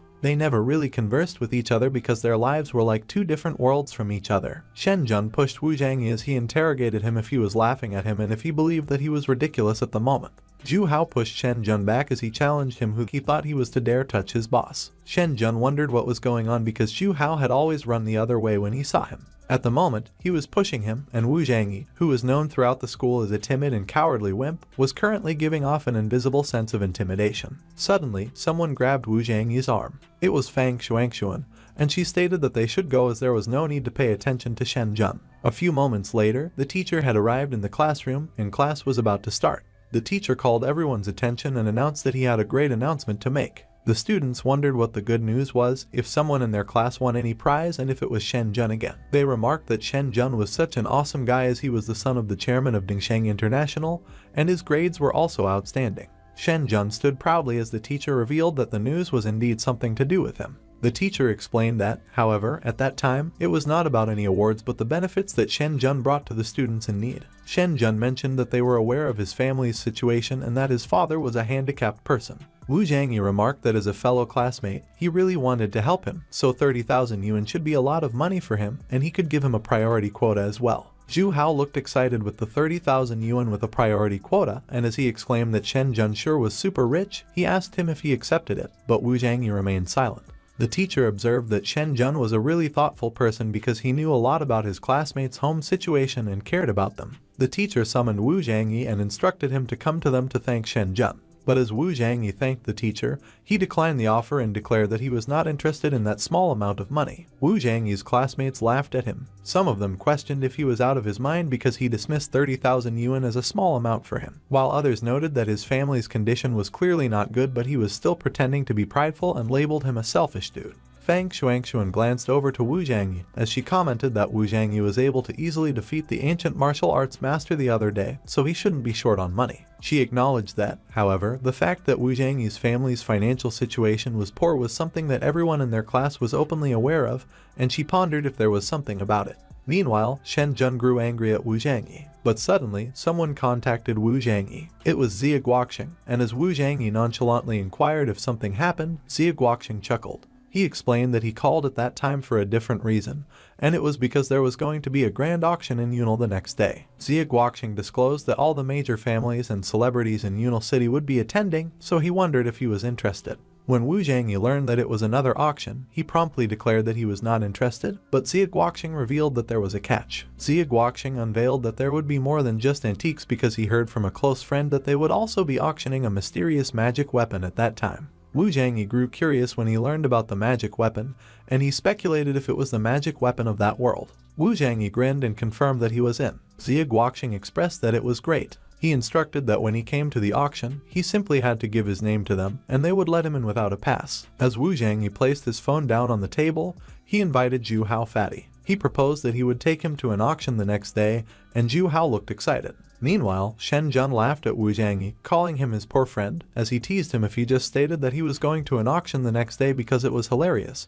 and he doubted that he wouldn't even be able to get through the gate. Wu Zhangyi grew annoyed at what Shen Jun asserted, so he countered and suspected that maybe he would be the one who got kicked out, which struck Shen Jun's nerves. Shen Jun predicted that they would see about that. The next evening, in a huge fancy building, someone claimed that they heard that the auction would be attended by all major families and great identities of Yunel City, and the person they were talking to confirmed, asserting that they heard that the Xiao family was also coming. When the person heard about the Xiao family, they inquired if they were talking about the legendary Xiao family that was rumored to have a half-step master. On the other hand, Wu Zhangyi's classmates who came into the auction gathered, and as one of them queried if they had seen Wu Zhangyi. Another questioned him if he really believed that Wu Zhangyi was coming, while another remarked that Wu Zhangyi was so poor that he was not qualified to participate in that level of auction. While they were talking, Fang Xuanxuan was not listening to them, and she was only thinking of Wu Zhangyi. Her eyes widened in surprise when someone called for their attention, but to her disappointment, it was Shen Jun, and he was inquiring if Wu Zhangyi hadn't arrived yet. Shen Jun stood proudly again as his classmates addressed him politely, asserting that Wu Zhangyi was probably hiding somewhere because there was no way that he was going to dare to come there, and they laughed. Meanwhile, Wu Zhangyi suddenly sneezed. He just arrived at the building with Zhu Hao, and he wondered who was bad-mouthing him behind his back again. Wu Zhangyi was walking confidently towards the entrance where there were 2 guards standing, while Zhu Hao expressed concern and asked Wu Zhangyi if they were really going in there. Wu Zhangyi affirmed that they were, and he advised not to worry. The 2 guards quickly blocked Wu Zhangyi's way to greet him, and they requested him to show his auction pass, and they urged him to go back if he didn't have it. The guards were startled when Wu Zhangyi confidently apologized to them as he didn't have a pass, but he mentioned that it was Xia Guoqing who invited them to come. One of the guards apologized to Wu Zhangyi, stating that he wasn't allowed to enter without an auction pass, but the other guard seemed to realize something. He whispered to the other guard, asking him if he wanted to lose his job or something because he forgot that the manager mentioned that a guest of Xia Guoqing would be coming that day and no pass was required. The other guard immediately bowed to Wu Zhangyi and apologized to him, stating that he didn't know that he was Xia Guoqing's guest. The 2 guards let them come in, and Zhu Hao was amazed. Zhu Hao admired Wu Zhangyi, and he commented that he got a lot of repo. On the other hand, inside the auction hall, Shen Jun remarked not to waste her time waiting for Wu Zhangyi and his fatty friend because they would never dare to come, so she should just forget about Wu Zhangyi and let him show her around until the auction starts. But suddenly, one of their classmates called their attention and urged them to look ahead. He claimed that he was seeing Wu Zhangyi, which made Shen Jun quickly look in the same direction. Fang Shuangxuan waved and called Wu Zhangyi to let him know where they were. Wu Zhangyi approached their group, apologizing that he was a little late, and while Fang Shuangxuan greeted him with a smile on her face, Shen Jun looked extremely annoyed. Zhu Hao added to Shen Jun's annoyance as Zhu Hao teased him by asking who claimed that they could never enter through the entrance. Shen Jun looked disoriented as he wondered how they got in without a pass. Zhu Hao proudly asserted that as long as his boss, Wu Zhangyi, wanted to enter some place, nobody could stop him. Shen Jun got an epiphany based on what Zhu Hao just asserted. He applauded Wu Zhangyi, and he admitted that they dared to sneak in the auction just for the sake of saving his face, not to mention that they didn't even bother to know whose territory that place was. Shen Jun called the security guards and instructed them to come over. The security guards quickly came and politely asked Shen Jun if he had any orders. Shen Jun pointed at Wu Zhangyi and Zhu Hao while he accused the 2 of them sneaked into the auction hall without an entry pass, and he ordered the security guards to kick the 2 of them immediately. One of the guards approached Wu Zhangyi, asking him to show his entry pass immediately, and Fang Shuangxuan couldn't help but wonder if Wu Zhangyi and Zhu Hao really sneaked in. Fang Shuangxuan protested that they were all classmates, so kicking Wu Zhangyi and Zhu Hao like that went too far, and another classmate agreed, suggesting Shen Jun that they should just forget it and let them go. Shen Jun conceded that he would let Wu Zhangyi and Zhu Hao off the hook, but Wu Zhangyi must kowtow and apologize to him right there at that moment, in front of everyone. But the sound of Wu Zhangyi trying to hold his laughter could be heard. He declared that he was not even worthy of being around him and advised him to get out of his sight, which made Shen Jun more angry. Shen Jun immediately ordered the security guards to chase them out. One of the security guards grabbed Wu Zhangyi by the shoulders and asked him to kindly follow them out. But to the security guard's surprise, Wu Zhangyi did not budge, which made him curse in his mind, and he said that Wu Zhangyi was so strong. 2 of the security guards were now grabbing Wu Zhangyi, but Wu Zhangyi didn't move an inch, so Shen Jun called the security guards pieces because they couldn't even kick out a skinny wimp. The 3 of them were already pushing harder, but Wu Zhangyi was unfazed. They were already trembling due to exerting so much force, and one of the security guards wondered how Wu Zhangyi, the poor boy, was so strong. Shen Jun was already agitated, so he cursed at the other security guards who were not helping, and as he asked them what they were looking at, he ordered them to get their asses up there to help them. The other security guards immediately agreed with Shen Jun's orders and came to help. Multiple men were already pushing Wu Zhangyi, but Wu Zhangyi remained unfazed. Wu Zhangyi even nonchalantly cleaned his ears with his fingers while looking at Shen Jun to taunt him, and Shen Jun could not believe what he was seeing. He asked himself how it was possible. Suddenly, someone arrived and called their attention. Wu Zhangyi looked to see who the person was, and it seemed that he recognized them. It was Xia Fenger, and she gave one of the security guards a flying kick as she reprimanded him for touching Wu Zhangyi, calling him master. Xia Fenger landed safely on the ground. Everyone was surprised at what Xia Fenger just did, and Shen Jun even cursed due to surprise. Xia Fenger paid no attention to them as she bowed to Wu Zhangyi, stating that it was a long time since they saw each other, and she reminded him that he didn't keep his word because the last time he promised that he would give her some pointers, but he disappeared for days. Wu Zhangyi casually apologized to Xia Fenger, admitting that plans don't always work out. And on the other hand, Shen Jun looked so surprised when he started to realize that the girl who just arrived was Xia Fenger, the granddaughter of the renowned ancient martial arts master, Xia Guoqing. Shen Jun quickly asked Xia Feng'er if his servants mistakenly offended her in any way, and asked her why she beat his servant like that. Addressing Wu Zhangyi as Master Zhang, Xia Feng'er got mad at Shen Jun as she realized that it was his people who were being disrespectful to him, and Shen Jun was surprised by what Xia Feng'er just claimed. Shen Jun looked so frustrated, and he exclaimed that he didn't understand who the hell they were talking about when they kept talking about Master Zhang.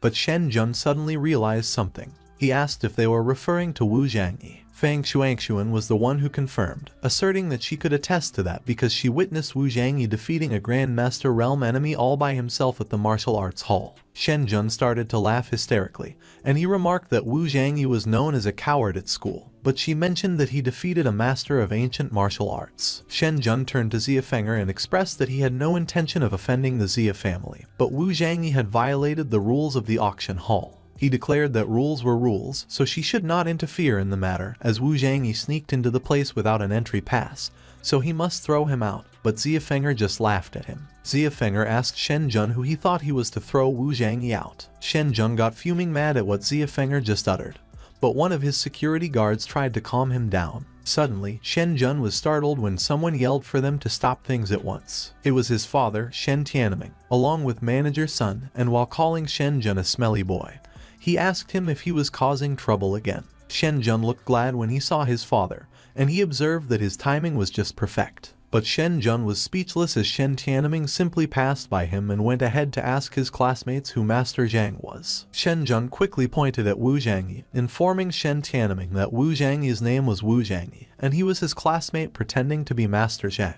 Shen Tianming looked at Wu Zhangyi, and as he wondered if he was the famous young man who defeated an ancient martial arts master in one move, he commented that Wu Zhangyi was indeed very young. Shen Tianming raised his hand to slap someone. He slapped Shen Jun, called him a fool, and, as he also addressed Wu Zhangyi as Master Zhang like everyone else, he ordered Shen Jun to hurry up and apologize to Wu Zhangyi immediately. Shen Jun was surprised, and he asked Shen Tianming why he hit him. Shen Tianming got more mad at Shen Jun for having the audacity to ask, and he reprimanded him for daring to call the guards to kick Wu Zhangyi out. Shen Jun tried to reason out with Shen Tianming that Wu Zhangyi sneaked into the building without an entry pass, so there was no reason why he couldn't kick him out. Manager Sun intervened, and he stated that it was Shen Tianming who instructed all the security guards. Shen Jun's eyes widened in surprise when Manager Sun whispered to him that Wu Zhangyi only needed a registration number and did not need an auction pass to get in.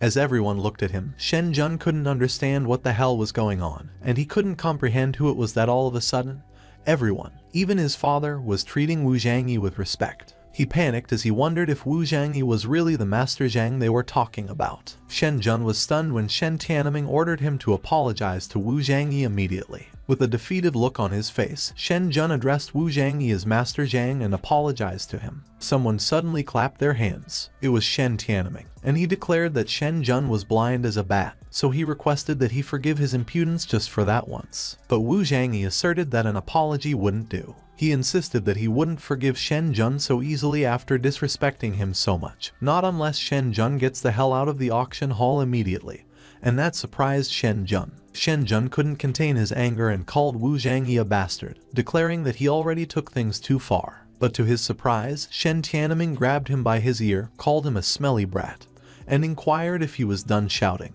Shen Tianming queried Shen Jun if he wasn't ashamed and instructed him to get out if he had enough. While Shen Jun was dragged by Shen Tianming out of the auction hall, one of their classmates remarked they didn't see it coming, that Wu Zhangyi was a hidden big shot all along. On the other hand, Wu Zhangyi questioned Xia Feng'er where Xia Guoqing was and if he mentioned he would be at the auction that day. Xia Feng'er replied that Xia Guoqing wouldn't arrive until a little while later and questioned if he had heard the rumor that at the grand finale of the auction, they were going to auction a rare magic weapon. Xia Feng'er grinned as she mentioned that all the major families of Yunal City were going to be there, while Fang Xuanxuan observed her, thinking that she was the daughter of the Xia family, one of the top families in Yunal City, and it looked like she and Wu Zhangyi had already known each other for quite a while. Fang Xuanxuan looked at Wu Zhangyi and confessed that she could only blame herself for not discovering earlier that Wu Zhangyi had such strength because she would have acted if she knew. Meanwhile, Wu Zhangyi commented that it was no wonder that Xia Guoqing invited him to come to that auction that day so enthusiastically because it seemed to be another battle of various forces, and he suggested they should have a look at what that mysterious magic weapon was too. Suddenly, the host came up on stage and drew the guests' attention. He proclaimed that the auction had officially begun and urged the guests to enter the exhibition. As they entered the exhibition, Zhu Hao expressed that it was the day he became his die-hard fan, and in the future Shen Jun probably wouldn't dare show off in front of him at school. As the guests started to enter, they were in awe at what they saw, exclaiming that the auction hall was indeed the largest in Yunal City. One of Wu Zhangyi's classmates observed that each item on display there was of great value. Meanwhile, Wu Zhangyi mentioned that he looked around for a while, hoping to see what surprises the so-called largest auction in Yunal City would have. But all the items he had seen so far were just ordinary antiques. Zhu Hao seemed to enjoy the auction as he commented that the auction was lively, and he apologized to him because he wouldn't be accompanying him anymore as he was going to look around more. Wu Zhangyi smiled as he encouraged him to go ahead and to notify him if he liked anything because he would purchase it for him. He also reminded him not to get lost, and Zhu Hao nodded and reassured him with a smile. Xia Feng'er pointed out to Wu Zhangyi that there were so many people gathered around at the display case up ahead, and she speculated that it must have been quite a treasure, so she proposed that they go and have a look, and Wu Zhangyi concurred. While Wu Zhangyi and his group approached the display case, an auction staff acknowledged that he had an excellent eye because the sword was a short sword used by King Gaojian during the spring and autumn periods. So not only did it have an archaic and refined appearance, but it was also so incredibly sharp that it could cut iron like butter. The man was Xiao Han, and he asked the staff if he could take a closer look. The staff put on his gloves, and he replied he could most certainly do so. As the staff took the sword out of the display case, the audience commented that the sword looked so old, and they were doubting if it could really cut iron like butter. They expressed that they didn't think so because, after all, it looked so delicate. As Xiao Han inspected the sword that was shown in front of him, he remarked that the sword did have a hint of sharpness.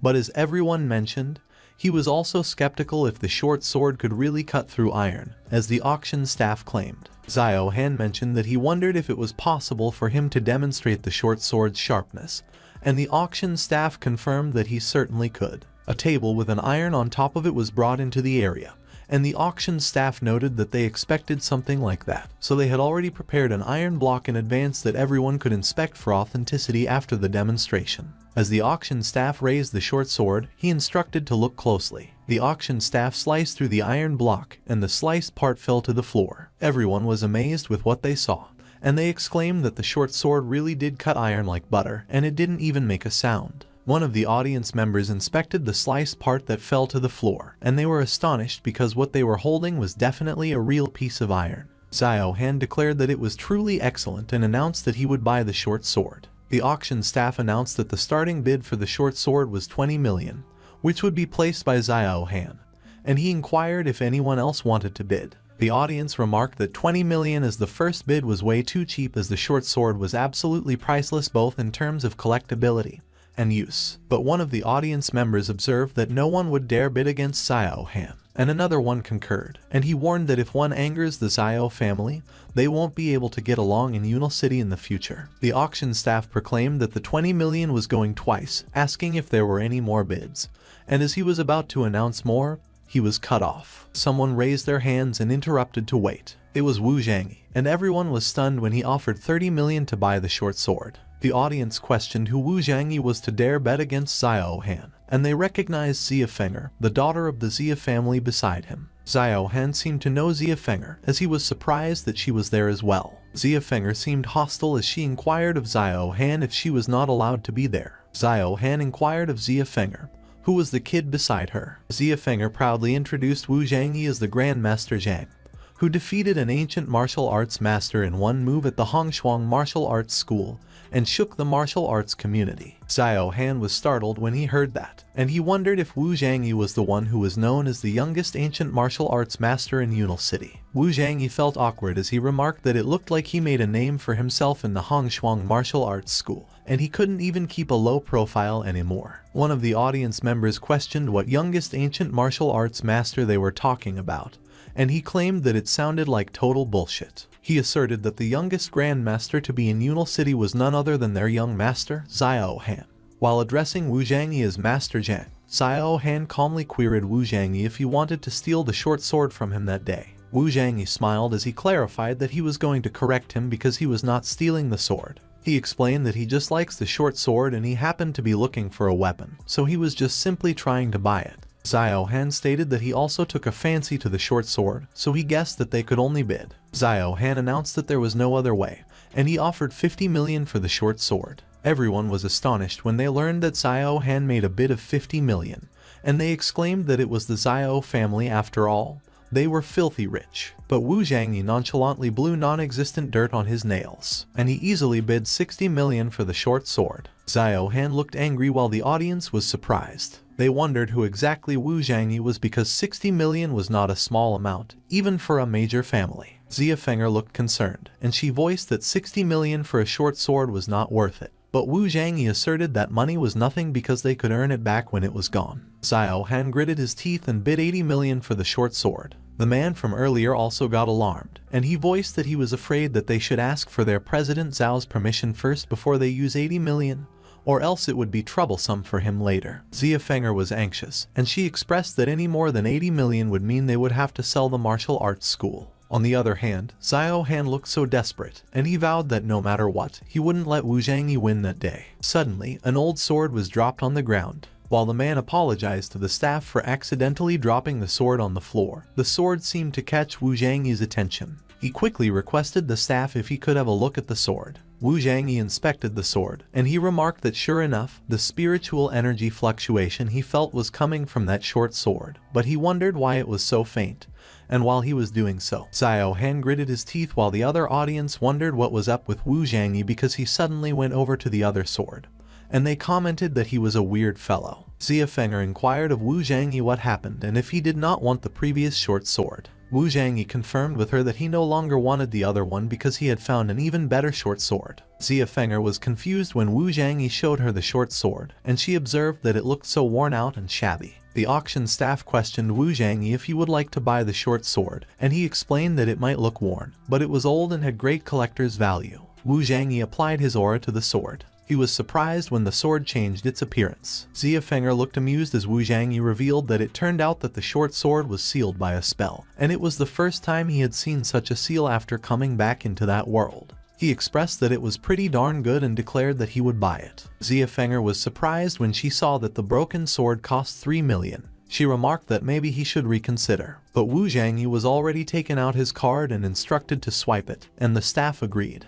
Wu Zhangyi swiped his card on a machine, and it confirmed that 3 million were received. Wu Zhangyi looked at the short sword in his hand, and he commented that once he got back home, he would unlock the spell on it to see what exactly emitted the spiritual energy inside. Xiao Han observed them as Xia Feng'er congratulated Wu Zhangyi and laughed. Suddenly, the auction staff also congratulated Xiao Han. Xiao Han was horrified when the auction staff announced that the final bid of 80 million was his for the sword used by King Gaojian, so the short sword was already his. Xiao Han glared at Wu Zhangyi as he wondered if he deliberately increased the bids, and he vowed that he would remember that. Xiao Han was shaking as he swiped his card on the machine, and the machine confirmed that 80 million was received. He confessed that if his father found out that he spent 80 million, he would get beaten up again, while the clueless audience members were clapping, congratulating him, and exclaimed that he looked so happy. Suddenly, one of the audience members pointed out that another big shot had arrived. It was Xiao Zhongshan of the Xiao family, the only absolute Grand Master in Yunal City,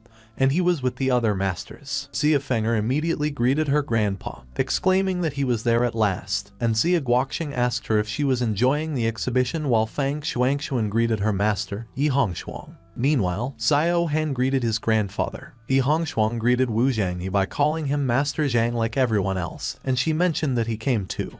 But Wu Zhangyi declared that there was no need to be so polite to him and that she could just call him Zhangyi. On the other hand, Dongfeng Wuxin was sweating as he admitted that it was true that the famous Master Zhang was really Wu Zhangyi, and he was glad that he ran away quickly that day. Suddenly, Xiao Zhongshan approached Wu Zhangyi and inquired if he was Master Zhang. Wu Zhangyi confirmed that the man was probably Xiao Zhongshan of the Xiao family, the only ancient martial artist in Yunal City who had stepped into the stage of an absolute grandmaster. But judging from the aura of Xiao Zhongshan's body, Wu Zhangyi opined that he was indeed much stronger than Xia Guoqing and the others, but he only seemed to be a half-step master. Xiao Han chimed in, confronting and asking Wu Zhangyi what he looked at when Xiao Zhongshan was asking him a question. Xie Guoqing quickly stepped forward and cautioned not to be disrespectful towards Wu Zhangyi. Xiao Zhongshan also analyzed Wu Zhangyi, and he assessed that, judging by his aura, Wu Zhangyi's strength was not much more than that of a martial master, nowhere near that of a grandmaster, as Xie Guoqing asserted, so he wondered if Wu Zhangyi was hiding his strength. Xiao Han stated that Xiao Zhongshan reluctantly allowed him to walk alongside him because of his seniority, but in terms of strength, he was nowhere near Xiao Zhongshan's level, so he should tell his people to show some respect. Xie Feng'er got mad at Xiao Han, and she scolded him a little,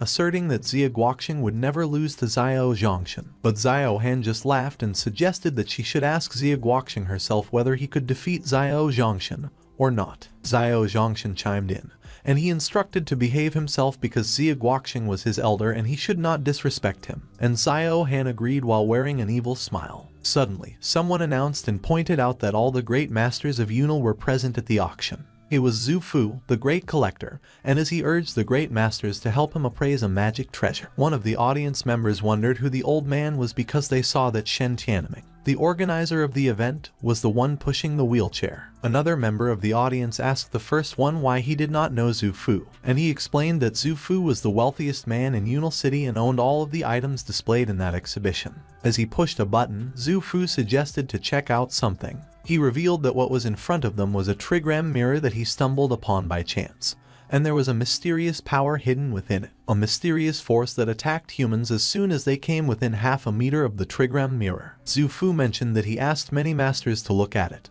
but none of them were able to figure it out, so he inquired if any of them would like to give it a try, and he prompted to look as the trigram mirror was floating in the air without any support. Someone took a step forward. It was Tao Master Ma, and he declared that he would like to believe that the artifact had evil magical powers. He reached out for the trigram mirror. Zhu Fu cautioned to take note in advance that interacting with the trigram mirror might be risky, and should be attempted with caution. But Master Ma did not stop, and he looked confident. Xiao Han laughed when he heard Wu Zhangyi ask why. He proudly declared that it was just because Xiao Zhongshan was the only master in Yunel City. Xie Feng'er immediately interrupted the conversation. She asserted that what he was asserting was nonsense because Wu Zhangyi was also a master and he was much better than Xiao Zhongshan. Xiao Han asked Xie Feng'er if he knew what he was talking about. He stated that Xiao Zhongshan's status in Yunel City was obvious to all, and he asked how many people knew Wu Zhangyi. The other people agreed, and they argued that although Wu Zhangyi's performance earlier was amazing,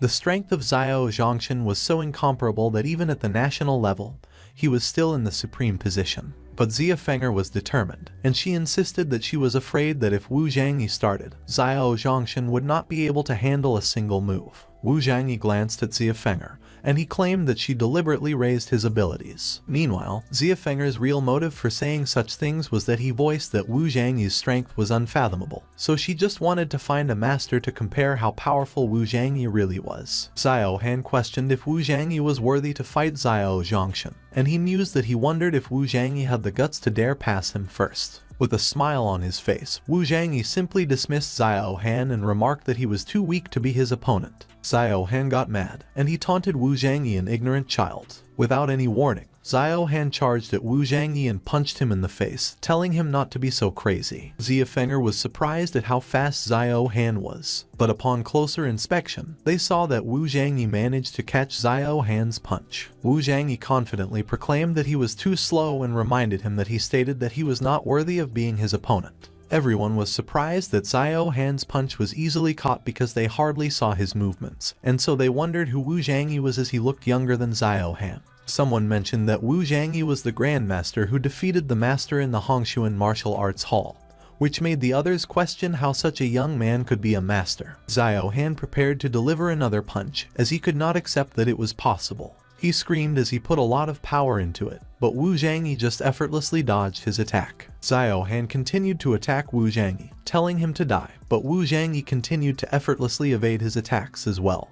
And Xiao Zhongshan, who was watching the fight, commented that it seemed that Xiao Han was not Wu Zhangyi's opponent at all, but he didn't seem worried. Xiao Han was getting tired, and while he was out of breath, Wu Zhangyi looked just fine, and he even remarked that he was boring, so they should change with Xiao Zhongshan to come up. Xiao Han got so enraged that Wu Zhangyi dared to insult him as such. He poured a pill from a container into his hand. He popped it into his mouth to take it. Xiao Zhongshan observed that sure enough, Xiao Han still took out the life-devouring pill, and although it could instantly increase the cultivation base by a small class, the damage to the body was enormous. But he observed that it was no wonder that Xiao Han had never lost to his peers in more than 10 years. Xiao Han released a tremendous amount of aura. Seeing Xiao Han's power, Wu Zhangyi noted that unexpectedly, that world also had that kind of potion that could instantly enhance strength, and he found it interesting, so he decided that he would play with Xiao Han. Xiao Han questioned Wu Zhangyi if he wanted to anger him because he would kill him that day. Xiao Han suddenly disappeared from where he was standing.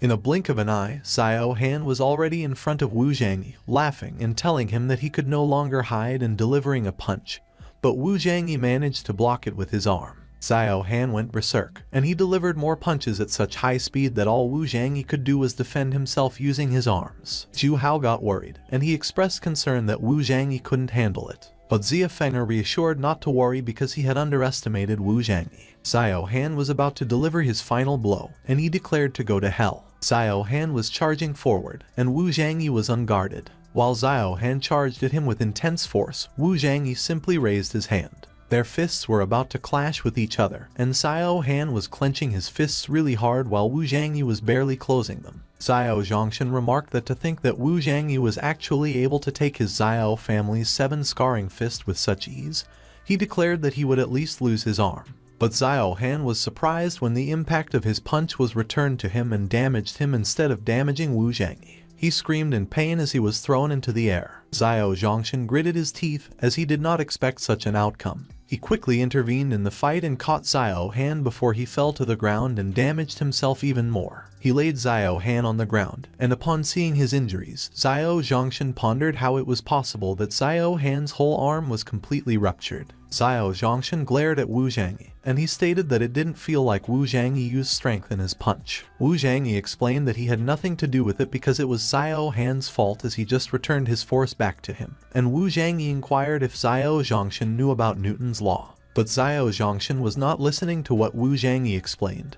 and he got mad at him for daring to cripple Xiao Han's arm. Xiao Zhongshan released his kai that created an image of a tiger, and he threatened that he would take his life that day. Xia Guoqing recognized that what Xiao Zhongshan was doing was kai manifestation, and as he recognized how terrifying Xiao Zhongshan's aura was, he wondered if it was the power of an absolute grandmaster. Xiao Zhongshan charged forward. With his kai manifestation behind him, Xiao Zhongshan charged towards Wu Zhangyi without holding anything back. Xiao Zhongshan attacked Wu Zhangyi with a slashing aura, but Wu Zhangyi managed to dodge the attack. Xia Guoqing felt the powerful force, and so he advised everyone to step back. Xia Guoqing observed that the power of an absolute grandmaster was terrifying. Back in the fight, Xiao Zhongshan suddenly appeared behind Wu Zhangyi, and as he prepared to attack him, he taunted that he was slow. Xiao Zhongshan managed to land his slashing aura on Wu Zhangyi's back, and Wu Zhangyi took a direct hit. As Wu Zhangyi crashed into the ground and destroyed one of the pillars in the process,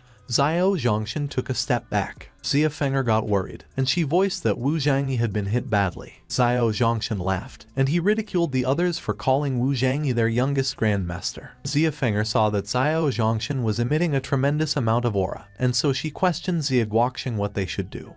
But Xia Guoqing advised to wait because Wu Zhangyi was not that weak to be defeated so easily. Suddenly, Wu Zhangyi dug himself out of the rubble and commented that it looked like he underestimated Xiao Zhongshan a bit too much. Xiao Zhongshan was startled. Wu Zhangyi was still smiling, and he mentioned that it was the first time he had bled after coming back to that world. Xu Hao pointed out that Wu Zhangyi was okay. Xiao Zhongshan acknowledged that he was one sturdy young man. He used his kai manifestation again and charged towards Wu Zhangyi, proclaiming that his death that day was inevitable. A huge crashing sound was heard, and the guards outside the building of the auction hall were startled. Bright, golden wings appeared behind Wu Zhangyi, and he managed to block Xiao Zhongshan's attack. Xiao Zhongshan admitted that it seemed that the rumors were true. Wu Zhangyi was also using a kai manifestation of a bird, and Xiao Zhongshan confessed that at such a young age, he had entered the absolute grandmaster realm. One of the audience members exclaimed that he never imagined that he would ever get to witness a battle between two absolute grandmasters. Xiao Zhongshan gritted his teeth, and Wu Zhangyi seemed to be taking the fight seriously as well. Their kai manifestations also clashed as the two of them charged towards each other. Wu Zhangyi was delivering a punch, while Xiao Zhongshan was trying to stop it with the palm of his hand. At the same time, their Kai manifestations were also charging towards each other. Wu Zhangyi overpowered Xiao Zhongshan and managed to land his punch, which sent Xiao Zhongshan flying. Xiao Zhongshan managed to regain his balance, and he dug his feet on the floor to stop himself from getting pushed back further. Xiao Zhongshan gritted his teeth as he wondered how Wu Zhangyi's strength could be a level higher than his. Wu Zhangyi confidently stood in front of Xiao Zhongshan, and he declared that he was only half a foot into the absolute Grandmaster realm.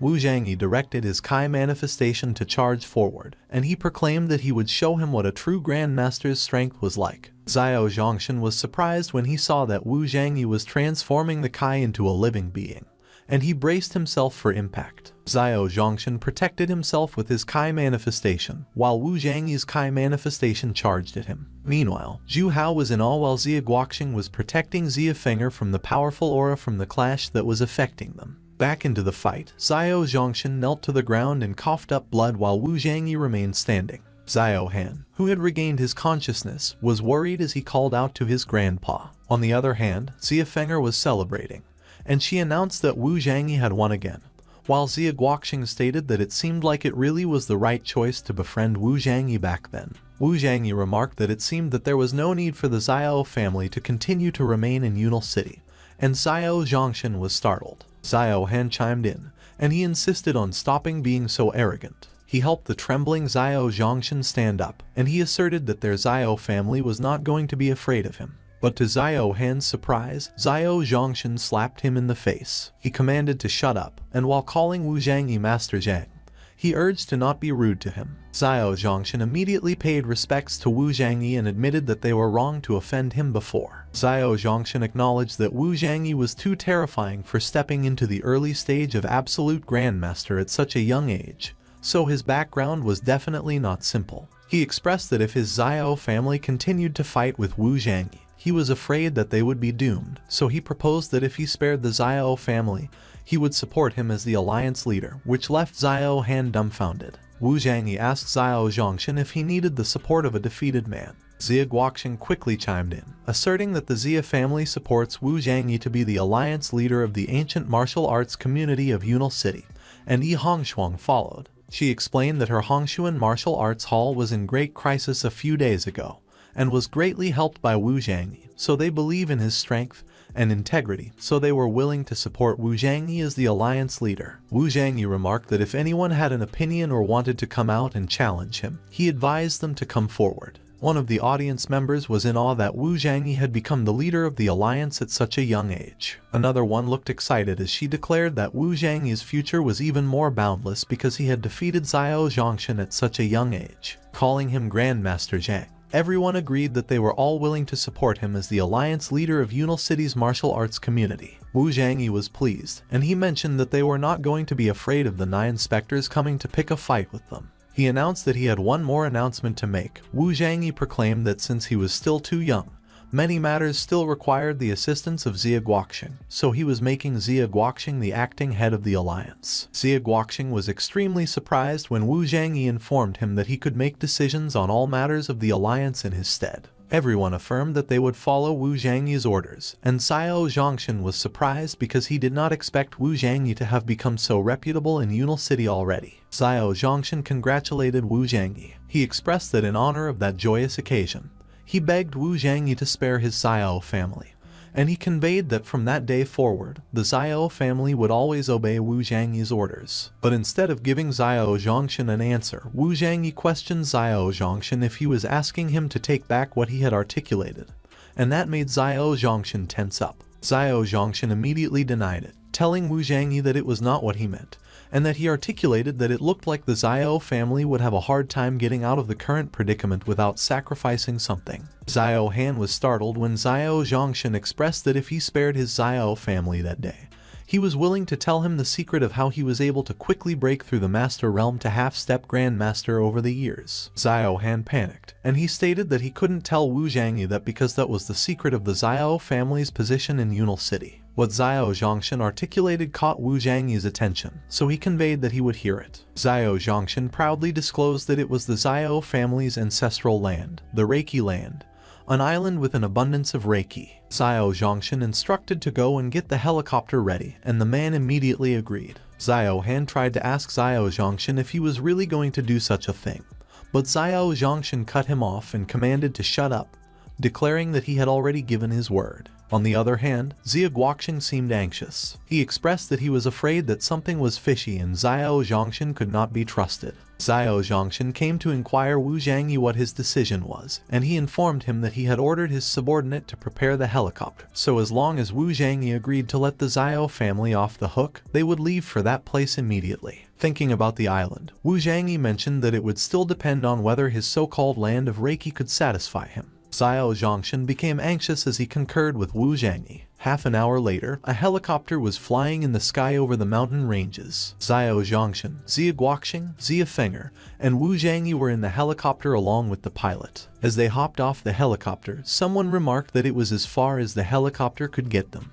It was Xiao Zhongshan, and as he was leading the group, he remarked that the waters in that area had a disturbed magnetic field for some unknown reason. Xiao Zhongshan informed that he had ordered his men to prepare a speedboat, and once they crossed the stretch of water in front of them, they would reach the Reiki land. As they hopped on the speedboat, Wu Zhangyi observed that it looked like Xiao Zhongshan was not lying. As they started to travel the waters in the speedboat, Wu Zhangyi commented that the place was indeed full of Reiki. The four of them continued to travel using the speedboat. When Xie Guoqing asked why it was getting foggier as they went forward, Xiao Zhongshan got anxious as he explained that it was a normal thing in the area. Xiao Zhongshan continued to clarify that there was a lot of humidity in the area, plus the temperature was low at the moment. Xiao Zhongshan looked extremely uneasy, and he appeared like he was scheming something. Suddenly, he leaped off the speedboat and dove into the water. Xie Feng'er quickly pointed out that Xiao Zhongshan jumped into the water and ran away. Xie Guoqing was about to chase Xiao Zhongshan,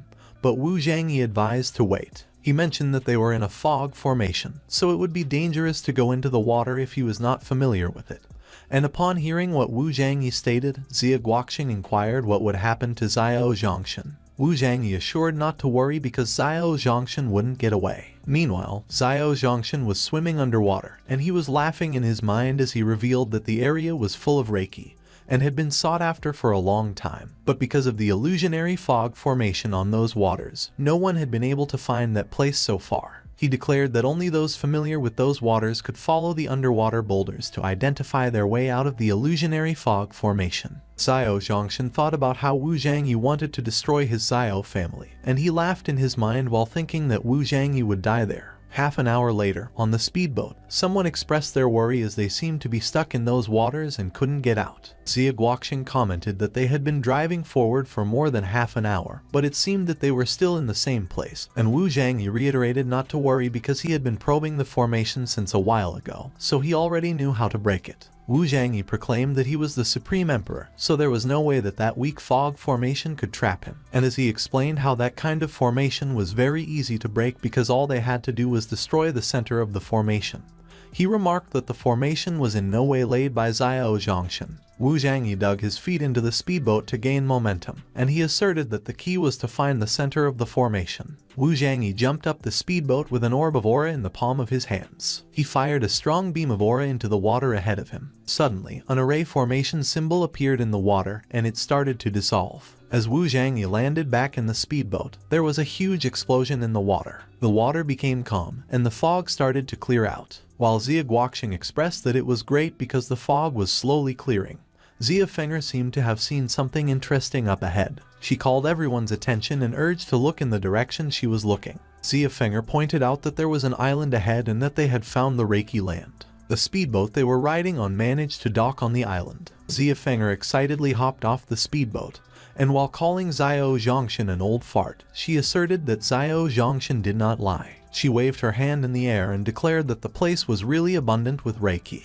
Wu Zhangyi realized that the Reiki on the island seemed to be spilling out of the ground. The three of them started to explore the island, and they noticed someone sitting behind a tree trunk. It was Xiao Zhongshan, and as someone pointed him out, calling him a dog, he was surprised to see that they were still alive. Xie Guoqing got mad at Xiao Zhongshan for daring to trap them in that formation, and he charged to attack him. Xiao Zhongshan blocked Xie Guoqing's attack, and the palms of their hands met. But Xiao Zhongshan was stronger than Xie Guoqing, so Xie Guoqing was blown away. Xiao Zhongshan quickly ran away, and Xia Feng'er approached Xia Guoqing to check if he was alright. Xiao Zhongshan bragged as he proclaimed that a weakling like Xia Guoqing wanted to catch him, and he advised to stop dreaming. But suddenly, a string-like aura appeared around Xiao Zhongshan. In an instant, he was completely wrapped in Wu Zhangyi's string-like aura. Wu Zhangyi asked Xiao Zhongshan if he thought he could escape at that moment. Wu Zhangyi remarked that he was given a chance to live, but he did not cherish it, and upon hearing those words, Xiao Zhongshan started to beg for Wu Zhangyi to have mercy. Xiao Zhongshan begged Wu Zhangyi to spare his life once more because he was foolish and made a mistake. Wu Zhangyi wrapped more strings around Xiao Zhongshan as he commented that the man who tried to kill him wanted him to spare his life. Xiao Zhongshan screamed in pain, and it could be heard from outside the forest. Xiao Zhongshan was lying lifelessly on the ground, and Wu Zhangyi started to retract his strings. As Xia Guoqing and Xia Feng'er witnessed all that, Xia Guoqing couldn't help but thank the heavens that they did not make an enemy of Wu Zhangyi back then, while Xia Feng'er called Wu Zhangyi. She kneeled on the ground and implored Wu Zhangyi to take her as his disciple. Xia Feng'er stated that from that moment onwards, she would follow him, and no matter what Wu Zhangyi asked, she would do it. But Wu Zhangyi responded that she was not worthy to be his disciple. Xia Guoqing tried to intervene, and he argued that although Xia Feng'er was not very talented, she was a hard worker, so with a little guidance from him, he was sure she would not disappoint him. But Wu Zhangyi just declared that he would not repeat what he had stated a second time. Xia Guoqing looked downhearted, and Xia Feng'er consoled him and admitted that it was all her fault for not being capable enough. Wu Zhangyi asserted that, as promised, he would give her a few pointers, and he noted that it was up to her whether she could reach his standard or not. That gave Xia Feng'er hope, and she looked happy as she promised that he would not let him down. Wu Zhangyi emitted his aura from his fingertips. He applied that aura to Xia Feng'er and revealed that he was passing on to her the 9 revolutions of Burning Palm. But she would have to comprehend it herself. A glowing mark appeared on Xia Feng'er's forehead. As Wu Zhangyi saw Xia Feng'er feel ecstatic, he explained that the 9 revolutions Burning Palm was not considered a superior technique in the Zhejian realm, but in his current world, where the spiritual energy was very thin, it could definitely be considered a supreme technique. Xia Guoqing kneeled alongside Xia Feng'er, and the two of them expressed that they were indebted to him and thanked him. Wu Zhangyi walked forward, and he mentioned that there was plenty of spiritual energy there, so they should go and start cultivating themselves immediately. He informed them that he would be in seclusion for a few days too, and Xia Guoqing and Xia Feng'er agreed. Wu Zhangyi was shrouded in a tremendous amount of aura as he cultivated on Reiki land. He was meditating diligently. Wu Zhangyi realized that it turned out that the so-called Reiki land had gathered a lot of spiritual energy because there were a large number of crystals stored under the ground. As he continued to meditate, he remarked that although the quality was not superior, the large amount of those crystals was rare even in the cultivation world. Wu Zhangyi created a huge orb of aura, and he commented that he was fortunate that Hengmeng Zaikai was protecting his foundation. Otherwise, such a large amount of aura influx into his body would certainly cause it to explode, and he would die. Wu Zhangyi continued to meditate, and he seemed to have transcended into a different being. 7 days later, Wu Zhangyi seemed to have finished his cultivation, as he had already gotten up from where he was meditating. As he looked at the horizon, he noted that the cultivation of the Human King technique had finally reached the first layer of perfection, and he was just one step away from the second level. He looked satisfied as he clenched his fist and observed that in the cultivation world, the practitioners who could already be compared to the Zenith cultivators were equivalent to the early stage of the Saint Master of the ancient martial arts world. Suddenly, something caught Wu Zhangyi's attention. It was the short sword he got from the auction, and he just realized that he almost forgot it. He held the short sword carefully, and he stated that he would see exactly what the spiritual power was emanating from inside. Wu Zhangyi began to apply his aura to the sword. Suddenly, something started to peek through the cracks of the short sword. The short sword broke in Wu Zhangyi's hand as the creature came out of it, like an egg that was hatched. Wu Zhangyi quickly recognized that it was a sword fetus, the embryonic form of cultivating flying swords, and they were also classified according to their quality, such as low, medium, high, top, and legendary grade congenital sword fetuses, and Wu Zhangyi exclaimed that what he got was an extremely high-quality sword fetus. The sword fetus started to fly away, but Wu Zhangyi quickly jumped off the ground to catch it, and he asserted that it couldn't run away. Wu Zhangyi successfully caught the sword fetus. While still mid-air, Wu Zhangyi declared that he never claimed that the earth could hide such an immortal object, that even in the presence of the cultivator, it was difficult to possess. As the sword fetus started sleeping on the palm of Wu Zhangyi's hand, Wu Zhangyi stated that the fetus of the sword was just the crude embryo of the flying sword, and to refine the flying sword, he also needed to collect the appropriate refining materials. He stashed the sword fetus in his coat pocket and remarked that when the time came, he would go to the ancient martial artist exchange to see if there were any suitable materials. A few moments later, in the other part of the island, Xie Guoxing was supervising Xie Feng'er, who was training. Unaware that Wu Zhangyi was watching, Xie Feng'er used the 9 Revolutions burning palm with all her might and smashed the huge rock in front of her. Wu Zhangyi observed that sure enough, Xie Feng'er was not badly gifted, and in addition to her fire attribute physique combined with the 9 Revolutions burning palm, it would be more effective in cultivation. Xie Guoxing noticed Wu Zhangyi, and he pointed out that he had come out. Wu Zhangyi noted that it seemed that he had also broken through to the realm of a master. Xie Guoxing confirmed that Wu Zhangyi was right, and he thanked Wu Zhangyi for bringing him and Xie Feng'er to that island. Xie Guoxing announced that he was able to break through the master realm 2 days ago with his modified kung fu method. Wu Zhangyi informed Xie Feng'er that it was about time for them to get ready and go back, and they agreed. Suddenly, Wu Zhangyi's expression changed as he felt something. He quickly looked towards the sea, and he noticed that there was a person with a tremendous amount of aura charging towards them, calling them bold thieves. It was a man, and he was extremely mad at them for daring to break into his fairy island. The man was running above the water at extreme speed. Xie Feng'er stated that the man could come by stepping on the water, so she wondered if it was an immortal on that island. The man landed on the island. He jumped into the air, and as soon as Xie Guoxing saw his face clearly, he immediately recognized that the man was Meng Nanshan. Meng Nanshan, the Yanjing Meng family leader, landed behind Wu Zhangyi and Xie Guoxing. Xie Guoxing immediately informed Wu Zhangyi that Meng Nanshan was also one of the best in Yanjing, and he was rumored to be close to the peak of the Grand Master realm, which puzzled Wu Zhangyi. Wu Zhangyi stared at Meng Nanshan, and he wondered if he was from Yanjing again.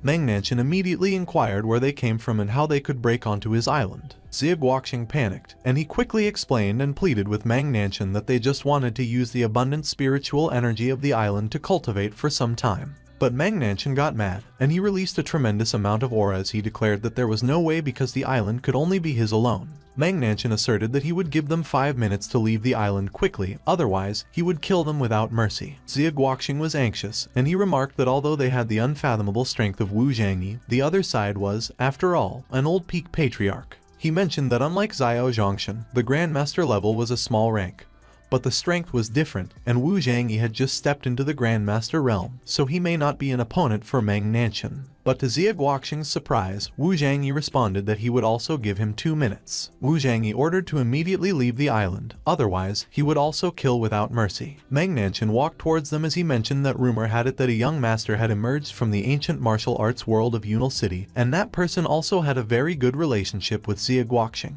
Meng Nanshan questioned Wu Zhangyi if it was him, and Wu Zhangyi confirmed with Meng Nanshan that it was him. Wu Zhangyi observed that unexpectedly, his fame had already spread to Yanjing, which got Meng Nanshan annoyed, and he commented that Wu Zhangyi was so mad at a young age. Meng Nanshan charged forward to attack Wu Zhangyi and proclaimed that it was the day that he would teach him a lesson. But before Meng Nanshan's attack reached Wu Zhangyi, he simply slapped Meng Nanshan's wrist and deflected the attack. Wu Zhangyi's slap had such incredible force that Meng Nanshan was pushed back. Meng Nanshan immediately realized that Wu Zhangyi was more than a master, and he couldn't help but ask how it was possible at such a young age. Wu Zhangyi replied that, to tell him the truth, he was too weak. Meng Nanshan got enraged. He called Wu Zhangyi a kid, and he declared that he wanted to die while he summoned his Kai manifestation that looked like a bear. Meng Nanshan charged forward to attack Wu Zhangyi with his Kai manifestation, and before his attack could reach Wu Zhangyi grew a pair of wings again, just like when he fought Xiao Zhongshan. Wu Zhangyi punched Meng Nanshan, and although it looked like he was not putting much effort into the punch, he still managed to send Meng Nanshan flying and coughing up blood. Meng Nanshan twirled on the ground until he hit a tree trunk. He looked so terrified as he called Wu Zhangyi a monster because he realized that Wu Zhangyi was at the peak of the Grandmaster realm at such a young age. Wu Zhangyi remarked that what he stated earlier still counts and he would give him 2 minutes, but Meng Nanshan cut him off. Meng Nanshan admitted that Wu Zhangyi, but he still looked confident as he rummaged through his coat's pocket. Wu Zhangyi, Xie Feng'er, and Xie Guoxing were alarmed, and they seemed to have recognized what Meng Nanshan got from his pocket. Meng Nanshan was applying his aura to a circular artifact, and he proclaimed that it was the day he would die. Wu Zhangyi questioned Meng Nanshan if it was a magic weapon. Meng Nanshan replied that it was his biggest secret, and there was once a peak patriarch who was crushed by that weapon. As Meng Nanshan applied more of his aura to the magic weapon, he commented that it was a pity that the weapon could only be activated once every 6 months, otherwise, his Meng family would have surpassed those top-notch families a long time ago. Meng Nanshan raised his hand in preparation for the attack, and he remarked that he could be proud to be killed by that weapon. Meng Nanshan observed that it was a shame that the world would lose a demon like him, the future Saint Master. Meng Nanshan threw the magic weapon towards Wu Zhangyi, and while still calling him a kid, Meng Nanshan instructed to go to die. Wu Zhangyi looked unfazed as the magic weapon shined on him. He just stood there, and he did not defend himself as the magic weapon fired a powerful beam at him. Xia Feng'er and Xia Guoqing were having a hard time defending themselves from the impact of the powerful aura, and they were worried about Wu Zhangyi. Wu Zhangyi was gone, and it seemed like he was completely annihilated, so Meng Nanshan noted that it was a pity. Meng Nanshan pointed out that Wu Zhangyi had turned to ashes, and he mentioned that it seemed that Wu Zhangyi had good aptitude, and he planned to accept him as an underling. But to Meng Nanshan's surprise, Wu Zhangyi was behind him, and he was thanking him in advance. Xia Feng'er looked glad when she saw that Wu Zhangyi was fine, while Meng Nanshan could not accept it, and he declared that it was impossible. Wu Zhangyi asked Meng Nanshan how he could kill him with such a trivial skill. Meng Nanshan was dumbfounded, as he knew that Wu Zhangyi couldn't escape from the magic weapon even at the peak of the Grandmaster realm, and so he inquired what was happening. Wu Zhangyi showed the 8 trigram disc to Meng Nanshan, and he clarified that the disc and Meng Nanshan's weapon were both magical artifacts. He released an aura through the 8 trigram disc to attack Meng Nanshan and affirmed that although they were the same, his 8 trigram disc was stronger. Meng Nanshan used his magical weapon to block the 8 trigram disc's attack. He was trying his best, but the 8 trigram disc's attack was overpowering him. And in an instant, Meng Nanshan was no longer able to block the 8 trigram disc's attack, and he got hit by its tremendous power. Meng Nanshan coughed up blood as he fell to the ground. Xia Feng'er, Xia Guoqing, and Wu Zhangyi approached him while he was still sitting on the ground. Xia Feng'er declared that he dared to dispute the island with Wu Zhangyi. He stated that he could kill him if he wanted to because he was definitely not a person who was greedy for life and feared death. Wu Zhangyi remarked that, unexpectedly, unlike Xiao Zhongshan, Meng Nanshan had a bit of self-esteem. Meng Nanshan sat there with pride and did not beg for his life, and Wu Zhangyi remembered that he was actually from Yanjing. Meng Nanshan was surprised when Wu Zhangyi announced that he would give him a chance to survive. Wu Zhangyi proposed that if he swore allegiance to him from that day forward, he would spare his life. Meng Nanshan inquired of Wu Zhangyi if he wanted him to be loyal to a child like him. Xia Guoqing asserted that Wu Zhangyi would spare his life, and that was why he should be loyal to him. Xia Guoqing warned that if he wanted to fight against Wu Zhangyi, he was afraid that not only him but the whole Meng family would suffer. Meng Nanshan gave it some thought, and he remembered Wu Zhangyi's level of cultivation at such a young age, and he realized that maybe Xia Guoqing was right. Wu Zhangyi was startled when Meng Nanshan screamed and jumped off the ground. Meng Nanshan quickly bowed in front of Wu Zhangyi and pledged that, on behalf of the Meng family, they were willing to swear allegiance to him. Wu Zhangyi accepted Meng Nanshan, and he instructed to get up, and Meng Nanshan immediately agreed while calling him Master Zhang. While Meng Nanshan and Xia Guoqing were talking, Wu Zhangyi, who was looking at the 8 trigram disc, looked puzzled. He mentioned that it seemed to be coming to the end of its lifespan, with a few more uses. Wu Zhangyi declared that they would go back, and Xia Guoqing agreed, stating that he would get the boat ready. As they drove away from the island in the speedboat, Wu Zhangyi remarked that with Meng Nanshan as a pawn, it would be much easier to do things in Yanjing.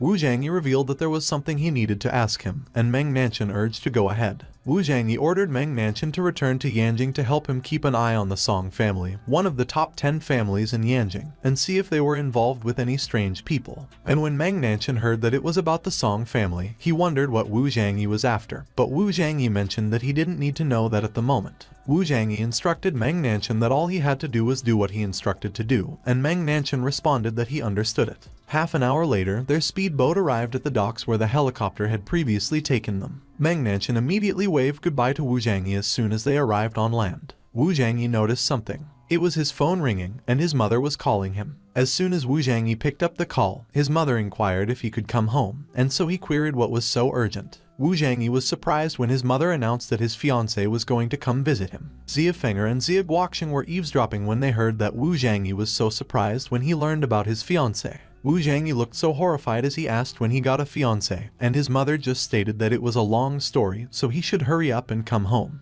Wu Zhangyi agreed with his mother, mentioning that he was coming, and he ended the call. As soon as he ended the call, someone called him again, and this time it was Song Yuyao, so Wu Zhangyi wondered what was going on that day. Song Yuyao called Wu Zhangyi's name as soon as he picked up the call. Wu Zhangyi asked Song Yuyao what was up. Song Yuyao immediately asked him where he had been the past few days because he was calling him, but he did not answer her call, and when she looked for him in the dormitory, his roommate, Zhu Hao, mentioned that he had gone out to do something. She asked him if he was okay. Wu Zhangyi replied that she was fine and he would come meet her later. He proposed that they should talk in person because it just so happened that he had something to talk to her about as well, and Song Yuyao agreed. Wu Zhangyi suggested that they could go back first because he needed to take care of something at home, and Xia Guoqing asked him if he would like him to arrange a helicopter for him. Wu Zhangyi confirmed that that would be good and thanked him. A few moments later, Wu Zhangyi was about to board a helicopter with Song Yuyao, and Song Yuyao exclaimed that it was so out of the blue. Song Yuyao confirmed with Wu Zhangyi that it was a trip back home with him to meet his parents. Wu Zhangyi did not directly answer Song Yuyao's question.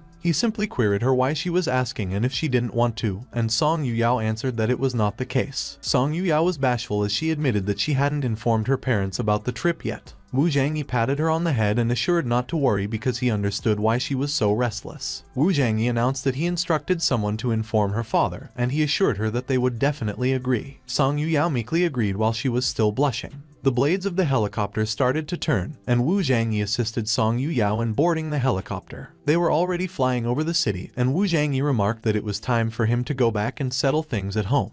The helicopter was already flying on the outskirts of the city. It landed on a helipad, and both Wu Zhangyi and Song Yuyao got out of it. The pilot apologized to Wu Zhangyi, mentioning he could only take them there because helicopters were not allowed in the city. Wu Zhangyi remarked that it was fine, as he could just take Song Yuyao for a stroll. He commented that after so many years, he was back. Song Yuyao inquired of Wu Zhangyi if they should buy something for his parents, calling them aunt and uncle. Wu Zhangyi did not answer Song Yuyao's question, as he insisted not to worry because his parents were very friendly. Wu Zhangyi looked like he was reminiscing as he observed that his mother would especially be happy to see her. Meanwhile, in an apartment, someone noted that they didn't know if Wu Zhangyi could come back that day. They were slicing vegetables. It was Yun Hui, and Zhang Chenhai was questioning her what she was doing in such a hurry when Anyang City was several hours away from Yunal City by car, and he questioned her if she thought Wu Zhangyi flew back by plane. Suddenly, someone kicked the door open. There were two people by the door, and Yun Hui questioned them what the two of them wanted. It was Song Yu of the Song family and Jiang Shanshan of the Jiang family, and Song Yu commented that the house of her fiancé was too shabby. Yun Hui was surprised when she recognized that it was Jiang Shanshan, the one who was engaged to Wu Zhangyi. Jiang Shanshan addressed Yun Hui and Zhang Chenhai as auntie and uncle, and as she rummaged through her bag, she disclosed that there was $1 million in the card. She handed it to them and requested them to take it. Yun Hui questioned Jiang Shanshan why she was giving them money. Jiang Shanshan went straight to the point, and she requested them to sign the marriage contract between her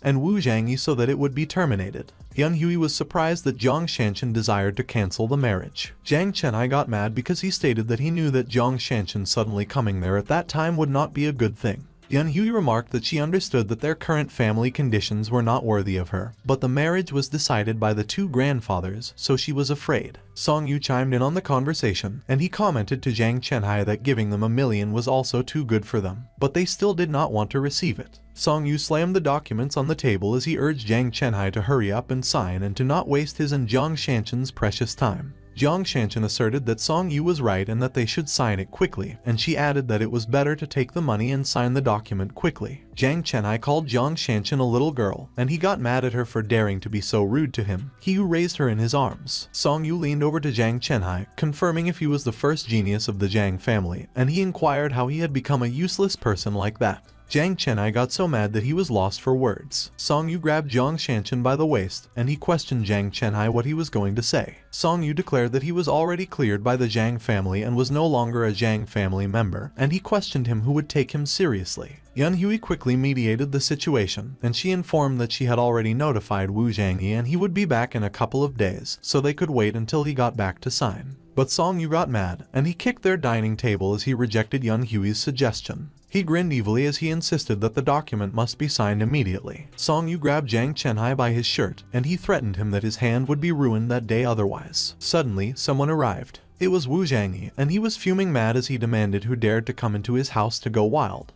Yan Hui called Wu Zhangyi, and Wu Zhangyi looked so happy to see his mother. Wu Zhangyi hugged Yan Hui. With tears in his eyes, he declared that he was back, and Yan Hui also cried, exclaiming that he was finally back. As Wu Zhangyi mentioned that he could finally see her again, Jiang Shanshan watched, and she wondered what was wrong with Wu Zhangyi, labeling him a kid. She remarked that it had only been a few months since he went to school, so he must be homesick. Jiang Shanshan continued to observe Wu Zhangyi, and as she got curious if he was the Wu Zhangyi who had a marriage contract with her, she wondered why he was giving the impression of being unpredictable. Jiang Shanshan saw Song Yuyao, and she observed that there was also a woman beside Wu Zhangyi who seemed to have an extraordinary temperament, but she convinced herself that Wu Zhangyi was just an ordinary person. Song Yu was surprised, while Jiang Chenhai was worried when Wu Zhangyi ordered Song Yu to get his dirty hands off first, and asked him if all the children of a powerful family were like him. As Song Yu let go of Jiang Chenhai harshly, he went ahead and asked to confirm if he was talking with Wu Zhangyi. Wu Zhangyi confirmed with Song Yu that it was him, and he emphasized that remembering his name was very important to him. Wu Zhangyi predicted that he was going to die in his hands soon. Song Yu laughed hysterically and scoffed that a handicapped trash's son dared to speak wild words. Wu Zhangyi questioned what Song Yu was implying, and he asserted that he only needed a finger to kill him. Song Yu got mad, and as he called Wu Zhangyi a bastard, he charged forward to attack him while asking him if he wanted to die.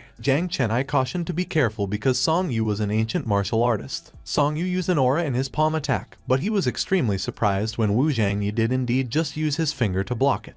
Jiang Shanshan, who was watching the fight, commented that Wu Zhangyi could actually block Song Yu's skill with one finger, and he must know that Song Yu was at the peak of his vitality period. Wu Zhangyi quickly moved forward, and Song Yu was surprised. Wu Zhangyi created a slashing aura with his finger and attacked Song Yu with it. Song Yu's clothes got ruined, and he started coughing up blood, which made Jiang Shanshan worry. Song Yu realized that Wu Zhangyi was not an ordinary person, as he was also an ancient martial artist, and as he was about to reveal Wu Zhangyi's realm, he was cut off. Wu Zhangyi cut Song Yu off and remarked that originally, the person who moved his parents must be killed, but he suddenly declared that killing him at that moment would be too easy for him. So he ordered Song Yu to go back to his family and tell them that he would crush the Song family within 3 days. Song Yu was kneeling on the ground, and he hadn't recovered from the shock yet, so Jiang Shanshan called him, as she was worried. But suddenly, someone reached out to her to grab her. It was Wu Zhangyi, and while he grabbed her by the back of her neck, Jiang Shanshan exclaimed that Wu Zhangyi had a terrifying power that she could not resist. She demanded that he quickly let her go or her father would kill him. Wu Zhangyi asserted that she too should go back and tell her family what happened so they would get ready. He instructed to not let him down. Wu Zhangyi let go of Jiang Shanshan harshly and ordered to get out. Jiang Shanshan and Song Yu anxiously went out of Wu Zhangyi's house. Song Yu glared at Wu Zhangyi, and he vowed that no matter how good Wu Zhangyi was, he couldn't be his father's opponent. On the other hand, Jiang Shanshan was wondering why Wu Zhangyi could do such a thing when everyone believed that he was an ordinary person.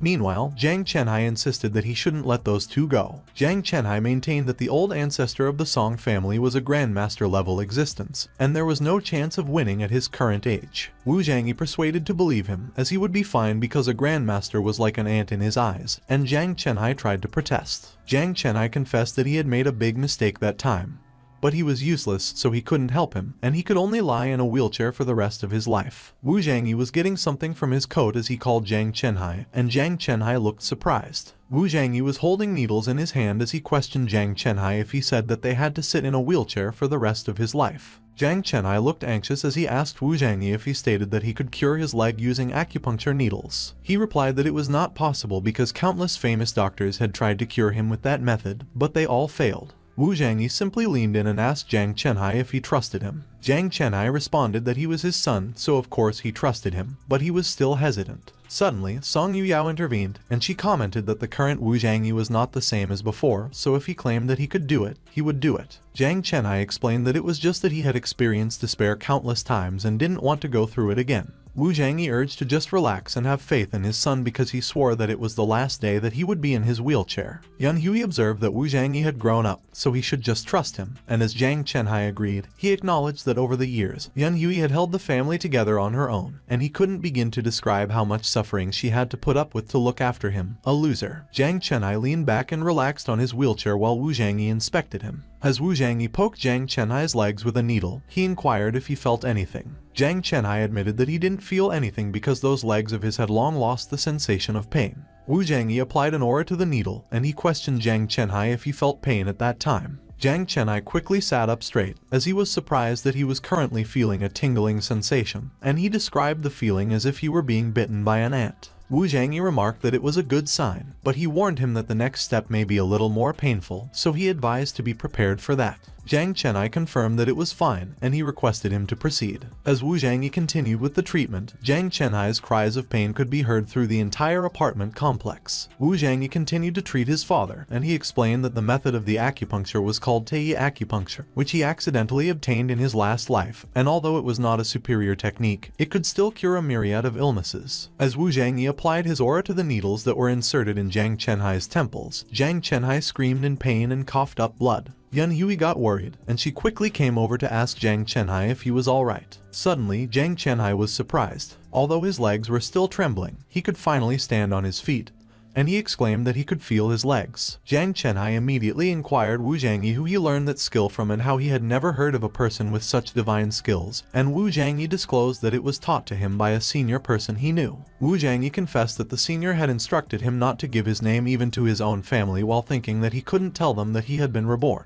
Jiang Chenai remarked that it was fine and he wouldn't ask, and while Yan Hui was crying as she explained that he could finally walk on his legs, Jiang Chenai noted that Wu Zhangyi had indeed all grown up, so there was no need to hide anything from him anymore, and Wu Zhangyi asserted that, as expected, his parents must not have been ordinary people back then. Jiang Chenai stated that he was once a martial artist just like him, while his grandfather was the head of the Jiang family, the fourth of the 10 largest families in Yanjing. And Wu Zhangyi was surprised as he revealed that he guessed that his father's family was not simple, but he never admitted that they would be one of the top 10 families. Jiang Chenai continued to tell Wu Zhangyi that he was very close with his uncle, Jiang Junshan, at that time. Jiang Chenai mentioned that in the ancient martial arts world, they were regarded as the strongest duo of their generation and successively stepped into the peak of the transformation realm. He admitted that it was until a big event happened and a secret realm appeared on top of Mount Tai. Jiang Chenai sighed as he recalled that, in retrospect, he really shouldn't have gone to that place, and Wu Zhangyi inquired if they did encounter some kind of danger. Jiang Chenai confirmed and acknowledged that a lot of martial artists died. Even their Jiang family lost many of its people there, but on the other hand, luck was on his side because he was not only able to get out of the secret realm alive, but he also got treasures that allowed him to break through the middle stage of the Grandmaster realm.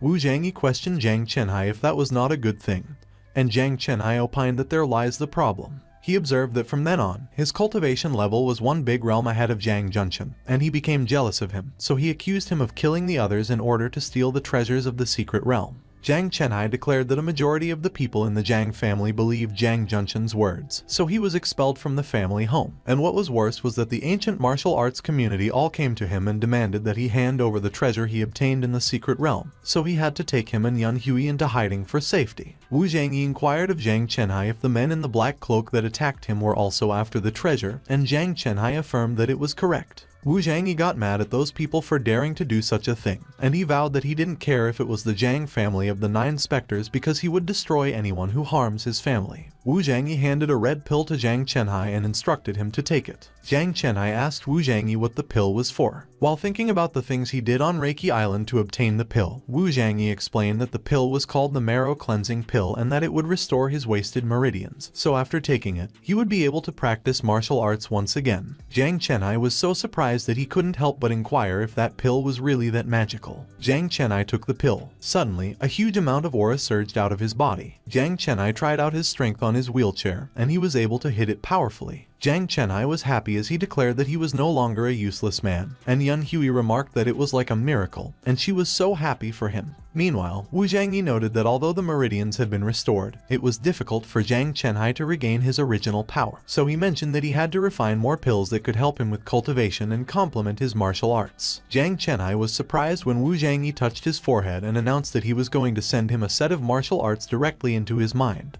Wu Zhangyi asserted that he would be able to cultivate faster by following that set of martial arts. Wu Zhangyi revealed that not only was that technique powerful, but most importantly, it was capable of transforming one's body's constitution into that of the golden bodies, so it was perfect for someone like Jiang Chenai, who had been through a lot of trauma. Jiang Chenai cried, and as he hugged Wu Zhangyi, he thanked him for all that he had done for him, which moved Wu Zhangyi. Yun Hui teased Jiang Chenhai and Wu Zhangyi that they were two adults yet they were crying like little kids, but she joked that it was not like there was anything to be ashamed of. Looking at Song Yuyao, Yun Hui observed that she had been with them for almost half a day, yet he had not even introduced her to them. Wu Zhangyi quickly introduced Song Yuyao as his girlfriend, and as Song Yuyao politely greeted them, Yun Hui was amused. Yun Hui teased Wu Zhangyi by remarking that she did not expect him to have such a good eye because Song Yuyao was a beauty, not too different from when she was young, and she commented that she was really sorry for her because Wu Zhangyi had no money, no common sense, and a low IQ. Song Yuyao politely responded that she was flattering her, and Wu Zhangyi nervously urged to stop.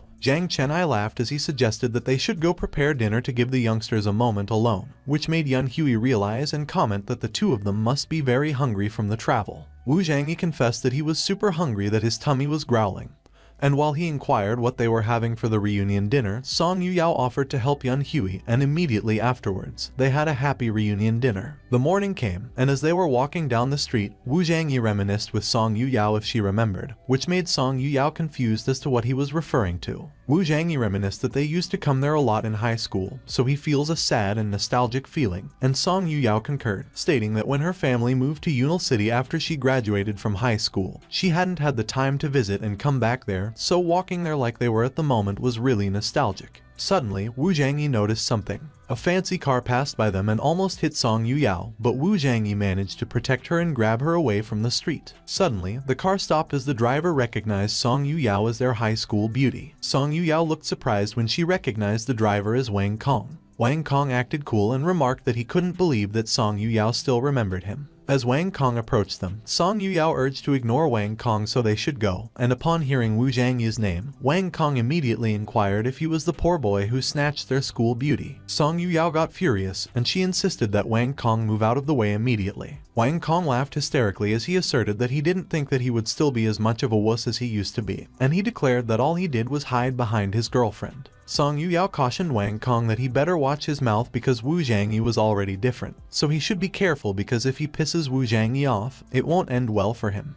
But Wang Kong did not listen to Song Yuyao's warning. He provoked Wu Zhangyi instead by poking his shoulders and calling him a wuss as he questioned him if he would get in trouble if he messed with him. Wang Kong was surprised when Wu Zhangyi caught his finger, squeezed it, and stated that he was annoying, so he should get his disgusting face out of his sight.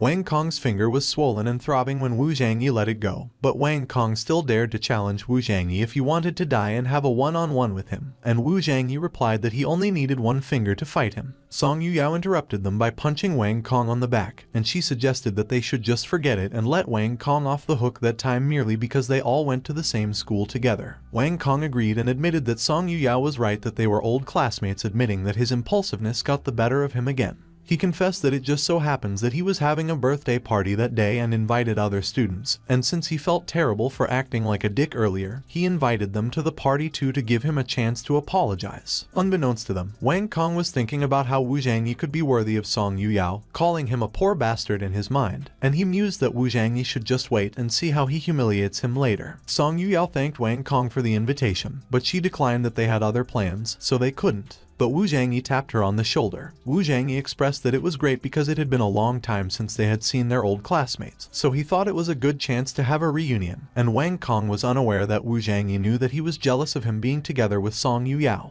Wu Zhangyi asserted that Wang Kong was only so cocky because his father was the police chief and he had humiliated his parents in his past life, so it was time for him to pay for his wrongdoings too, tenfolds at that. Wang Kong's fancy car was traveling in the city. Wu Zhangyi was riding in the car, and Wang Kong mentioned that if he would return to Anyang City again the next time, he could just give him a call, and he would give him a ride if he ever had some free time. Song Yuyao declared not to look down on people because they came back to Anyang City on Wu Zhangyi's private helicopter. Wang Kong just laughed at Song Yuyao, and he remarked that they were aware of Wu Zhangyi's family condition. He asserted that she did not have to lie for Wu Zhangyi. On the other hand, at the Song residence, someone revealed that the Song and Zhang families had gathered there today, and they were sure that everyone knew why. At the Song family house hall, someone announced that a man calling himself Grandmaster Zhang had proclaimed that he would trample down the Song and Zhang families in 3 days. It was Song King, the head of the Song family, and with Zhang Tianming, the head of the Zhang family, on his side, Song King inquired those that were present what their opinions were. One of the people from the Song family side exclaimed that it was arrogant of Wu Zhangyi and questioned who the hell he was. Another one suggested that they should let Wu Zhangyi come if he wanted to trample on them, for they were the Song family and there were so many of them, so they shouldn't be afraid of a single man. But one of the people from the Jiang family side disclosed that although Wu Zhangyi goes by the name Grandmaster Zhang, it was claimed that his strength had broken through to the late stage of the absolute Grandmaster realm. He added that there were whispers that Meng Nanshan of Yanjing had lost to Wu Zhangyi. Everyone was surprised to hear that Wu Zhangyi was in the absolute Grandmaster realm because there weren't many in the entire nation who could reach that level, and they commented that moreover, it was rumored that Meng Nanshan had already stepped into a half-step absolute Grandmaster realm, so they were also surprised that he was defeated. But Song Yu chimed in on the discussion, and he dismissed that it was nonsense because the master that they were talking about was about his age, so his strength was at most in the late martial warrior realm. He claimed that if Wu Zhangyi dares to set foot in the Song family house, he would not be able to return. Jiang Shanshan agreed, and as she revealed that she and Song Yu were defeated by Wu Zhangyi, she was cut off. Jiang Tianming cut her off by slamming his fist on the table and cursing her as he admonished not to give him that crap. Jiang Shanshan sweated profusely and became anxious. Jiang Tianming scolded Jiang Shanshan and remarked that she had made a huge mess, yet she was not even ashamed. Jiang Tianming stated that according to his reliable information, the Grandmaster Zhang they were talking about may have already reached the Saint Master realm, so even if they all joined forces there, they were still no match for him, so when Wu Zhangyi came, he was afraid that their two families would greatly suffer. Song King inquired of Jiang Tianming what he was implying. Everyone was startled when Jiang Tianming proposed that both of the families go to Wu Zhangyi personally and apologize. Song Yu commented that the Song family and the Jiang family were two of the top ancient martial arts families in Anyang, so if they did such a thing, they would both lose their faces big time. Jiang Tianming grew irritated, so he questioned Song Yu, who mentioned to mess with such a powerful person, and he argued that if they did not do such a thing, the Jiangs and the Songs would suffer a disaster. Suddenly, two people arrived in the discussion, and they queried who the person they were talking about was. It was Song Zheshi, the former head of the Song family, and Song Wuxuang, the supreme elder of the Song family, and the two of them demanded who wanted to trample down on their Song family. Jiang Shanshan was taken aback when he recognized the two old masters of the Song family, and he revealed that they were ranked among the most powerful people in the world martial artist ranking. Jiang Shanshan immediately paid his respects to them. He acknowledged that he heard that the two of them had been in seclusion for many years, but he never thought he would get to see both of them that day. And one of the two old masters questioned Jiang Shanshan if he believed that they stood a chance against Wu Zhangyi at the moment. Jiang Shanshan asserted that they certainly have because with the two elders on their side, there was nothing to be afraid of as they could capture Wu Zhangyi with the Heaven and Earth Bane formation, which was the two elders' greatest skill. So no matter how powerful Wu Zhangyi was, as long as he steps into it, he won't survive, and what Jiang Shanshan declared amused Song Zheshi, appreciating that some people still remember them, two old things. Song Wuxuang remarked that the place was not suitable to set up the formation, so they just had to take Wu Zhangyi to the back of the hill, and Song Yu assured that he had a way to bring Wu Zhangyi to the back of the hill so they could leave it up to him. Song King concurred, and he promised that he would leave that task to him, so once Wu Zhangyi comes there, he won't be able to return. Meanwhile, at a huge building in the city, Wang Kong entered a room filled with people, and as he summoned attention, asking them to guess who he had brought to the party that day, the people were glad that he was finally there. Wang Kong introduced Song Yuyao to everyone as their school beauty, but the people went to question who the man next to her was because he looked familiar. Wang Kong clarified that the one next to their school flower, Song Yuyao, was the famous Wu Zhangyi, who was one of their most famous classmates back then. Everyone quickly remembered Wu Zhangyi as the Four Eyes nerd who got together with their school beauty in the end, and they observed that it looked like it was him. But he was not wearing his glasses anymore. A weird-haired man approached Wu Zhangyi and queried if it was really him. Wang Kong was beaten up by Wu Zhangyi, and while pinning him down on the floor, Wu Zhangyi asked him who he claimed his father was. Wang Kong replied that his father was the chief officer of the police department, so if he dared to touch him, he should prepare to go to jail for the rest of his life. Wu Zhangyi narrowed his eyes at Wang Kong as he remarked that even at that moment, he was still acting cocky, and he labeled him as a punk-ass piece of crap. Wu Zhangyi stated that he needed a phone from one of them. Wu Zhangyi handed the phone to Wang Kong, and he declared that he would give him a chance, so he should go ahead and call his father. Wang Kong quickly called his father, pleading for him to come and save him, and his father panicked, asking him what the matter was. Wang Kong explained that he was beaten up by a man pretending to be Master Zhang of Yunal City. His father inquired of Wang Kong if the person he claimed to be impersonating Master Zhang was named Wu Zhangyi and his father's name was Zhang Chenhai. At the other end of the line, Wang Kong quickly questioned Wu Zhangyi if his father's name was Zhang Chenhai. Wu Zhangyi calmly confirmed with Wang Kong that he was right, that Zhang Chenhai was his father. As soon as Wang Kong's father heard Wu Zhangyi's answer over the phone, he quickly yelled at Wang Kong to listen to him while calling him a spoiled-ass brat, and he ordered to get down on his knees and apologize to Master Zhang immediately. Wang Kong tried to persuade his father that he thought there had been some mistake because he had known Wu Zhangyi since childhood, so there was no way he could be the real Master Zhang. Remembering what happened, Wang Kong's father recalled that he saw Wu Zhangyi in person the last time he went to an auction in Yunal City, and when he came back, he even checked out Wu Zhangyi's background thoroughly himself. Wang Kong's father asserted that Wu Zhangyi was Zhang Chenhai's son. Upon hearing those things, everyone in the room quickly addressed Wu Zhangyi as Master Zhang as they kneeled and admitted that they had no idea how great his reputation was and offended him. So they asked him as his old classmates to forgive them for offending him. Another one also knelt on the ground, also addressing Wu Zhangyi as Master Zhang. It was Wang Kong, and he bowed to Wu Zhangyi, admitting that he was wrong and begging for him to forgive him for looking down on him and offending him. Wu Zhangyi commanded to get out and instructed them not to let him see them again otherwise. Everyone agreed. They quickly scurried out of the room. As Wu Zhangyi remarked that they should go, the weird-haired man from earlier was alarmed. He quickly kneeled down behind Wu Zhangyi and implored him to take him as his disciple because he wanted to become a martial artist in ancient arts too. Wu Zhangyi simply stated that not just anyone could become a martial artist of the ancient arts. The man clung onto Wu Zhangyi's leg while asking him how he could claim he couldn't even before testing his potential, and he declared that he was not giving up. Wu Zhangyi expressed that he did not expect the guy to be very strong-willed. Wu Zhangyi decided to agree, and as he announced that he would give him a chance, he summoned an array formation in the palm of his hand. The guy's eyes widened in surprise as Wu Zhangyi applied the array formation to him. Wu Zhangyi revealed that it was unexpected because the guy had a fire spirit body. He explained that even in the Zhejian realm, people with fire spirit bodies were considered to be rare cultivation geniuses that were only found in 1 in 10,000 cultivators because that type of constitution's innate talent was for alchemy or weapon refining. Wu Zhangyi informed whose name was Fang Zhu that the path of cultivation was a long one that was filled with countless dangers, and one mistake could cost him his life. So he inquired if he was sure he wanted to embark on that journey, and Fang Zhu answered him that he was sure because he was not afraid of death. Wu Zhangyi declared that he would transmit the Tai Shang fire technique to his mind, and from that day onward, he was his first disciple, which Fang Zhu was thankful for, and he called Wu Zhangyi master. On the other hand, someone was so mad that they broke a tree trunk by punching it, and they were cursing someone, calling them a bastard son of a witch. He also kicked a trash bin. It was Wang Kong. Jiang Shanshan and Song Yu were watching him as he vented out his anger on the things around him while claiming that he didn't believe that the punk Wu Zhangyi could be the Grandmaster Zhang. Wang Kong sensed the two of them, and he angrily demanded who they were and what they were laughing at. He questioned them if they had never seen a shirtless man before and if they were looking for a fight. Song Yu did not answer any of Wang Kong's questions, and he simply inquired why he was so angry while calling him brother. Wang Kong charged forward to attack Song Yu as he ordered to go off and not mess with him. Song Yu caught Wang Kong's leg effortlessly. He asked Wang Kong if he wanted to get revenge on Wu Zhangyi. Wang Kong was surprised when Song Yu mentioned revenge on Wu Zhangyi, so he asked him how he knew. Song Yu remarked that they saw what just happened in the hotel. Song Yu inquired if Wang Kong wanted to snatch the goddess back.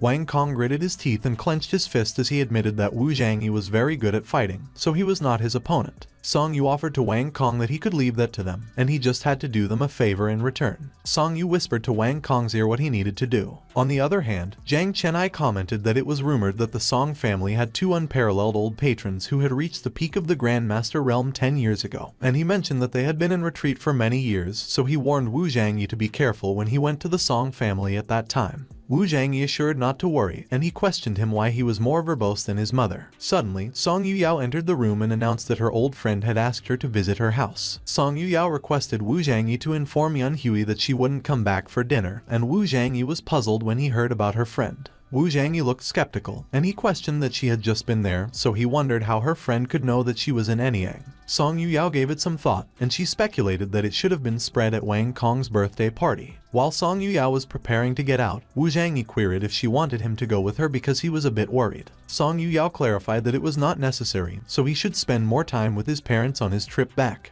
Wu Zhangyi was on his phone as he watched Song Yuyao go down the stairs. He texted Fang Zhu and asked him to help him with one thing. A few moments later, someone called a woman named Chen Lai and mentioned that they had arrived. It was Song Yuyao, and as soon as they saw each other, her friend, Chen Lai, exclaimed that it had been a long time since they saw each other. The two of them looked happy, and as Song Yuyao remarked that it must have been 2 or 3 years, but she was still as young and beautiful as ever before, Chen Lai commented that it seemed like the older she was, the more beautiful she became. The two of them laughed, and they seemed to be enjoying the moment. But Chen Lai seemed alarmed when Song Yuyao requested her to take her to her house. Chen Lai was hesitating, and she suggested that they don't go there. But Song Yuyao insisted that she was already there, so she should let her go up and have a look, which made Chen Lai reluctantly agree. Song Yuyao dragged Chen Lai while asking her what she was still worried about, and Chen Lai advised to take it easy. As Chen Lai was about to open her door, she hesitated again and called Song Yuyao, so Song Yuyao inquired what the matter was. Chen Lai proposed to Song Yuyao if she could visit another day. She left her key on her door and quickly ran away from it as she revealed that she suddenly remembered that she had to go out on some business. Suddenly, someone grabbed Song Yuyao's arm. It was Wang Kong, and he suggested to Song Yuyao that since she was already there, she should come in and sit down. Song Yuyao was surprised to see Wang Kong, and she questioned how he was there. Chen Lai immediately kneeled in front of Song Yuyao and apologized to her. She clarified that Wang Kong caught her parents and requested her to invite her to come to her house. Wang Kong disgustingly licked his lips as he addressed Song Yuyao his Song Beauty, and he expressed that he did not think that they would meet each other again so soon. Song Yuyao screamed. She kicked Wang Kong in between his legs and demanded him to take it. Both of Wang Kong's eggs shattered, and he cried in pain as he called Song Yuyao a witch. He was kneeling and trembling in pain, and he was asking someone what else they were hiding for and telling them to come out. Multiple men immediately came out of hiding to capture Song Yuyao. They tied both Song Yuyao and Chen Lai, and as Song Yuyao demanded to let them go immediately, Wang Kong declared that he would take care of her after he finished Wu Zhangyi. Meanwhile, Wu Zhangyi was sitting on a bench outside, and he remarked that he could finally go out to breathe again because his parents were still long-winded as always. Suddenly, someone called him. It was Song Yu who was with Jiang Shanshan, and when Wu Zhangyi recognized him, he exclaimed that they had met again. Wu Zhangyi asked Song Yu if he wanted to die in a hurry. Jiang Shanshan chimed in, and she commented that he shouldn't be crazy. Suddenly, Wu Zhangyi's phone rang, and when he looked at it, it was Song Yuyao who was calling. As soon as Wu Zhangyi answered the phone, he inquired what was wrong. But no one answered him on the other line. Wu Zhangyi immediately sensed that something was not right. He immediately stood up and asked Song Yuyao what happened. Suddenly, Wang Kong spoke on the other line, telling Wu Zhangyi to take it easy, and Wu Zhangyi immediately recognized his voice. Wang Kong informed Wu Zhangyi that Song Yuyao was in his place at the moment, but he shouldn't worry because she wouldn't be in any danger. Wu Zhangyi looked extremely mad, and he threatened that he better let Song Yuyao go if he wanted to continue his life. Wang Kong showed the phone to Song Yuyao, and he laughed as he kept telling her that Wu Zhangyi was in a hurry. Wang Kong instructed that if he wanted to save Song Yuyao, he should just go with Song Yu and Jiang Shanshan, and after he mentioned that he would wait for him at Song's house, Wang Kong immediately hung up. Wu Zhangyi told Jiang Shanshan that he knew Wang Kong wasn't brave enough to kidnap Song Yuyao, but he did not expect that both of them were behind that incident. As Wu Zhangyi stated that they were going to the Song family to see what tricks he had, Song Yu gladly ushered him. At the foot of a mountain, someone was asking why they came to the back of the mountain when they declared that they were going to go back to their Song family. It was Wu Zhangyi who was asking, and instead of answering him, Song Yu asked him if he was afraid, and he suggested that he don't come if he was afraid because no one was forcing him.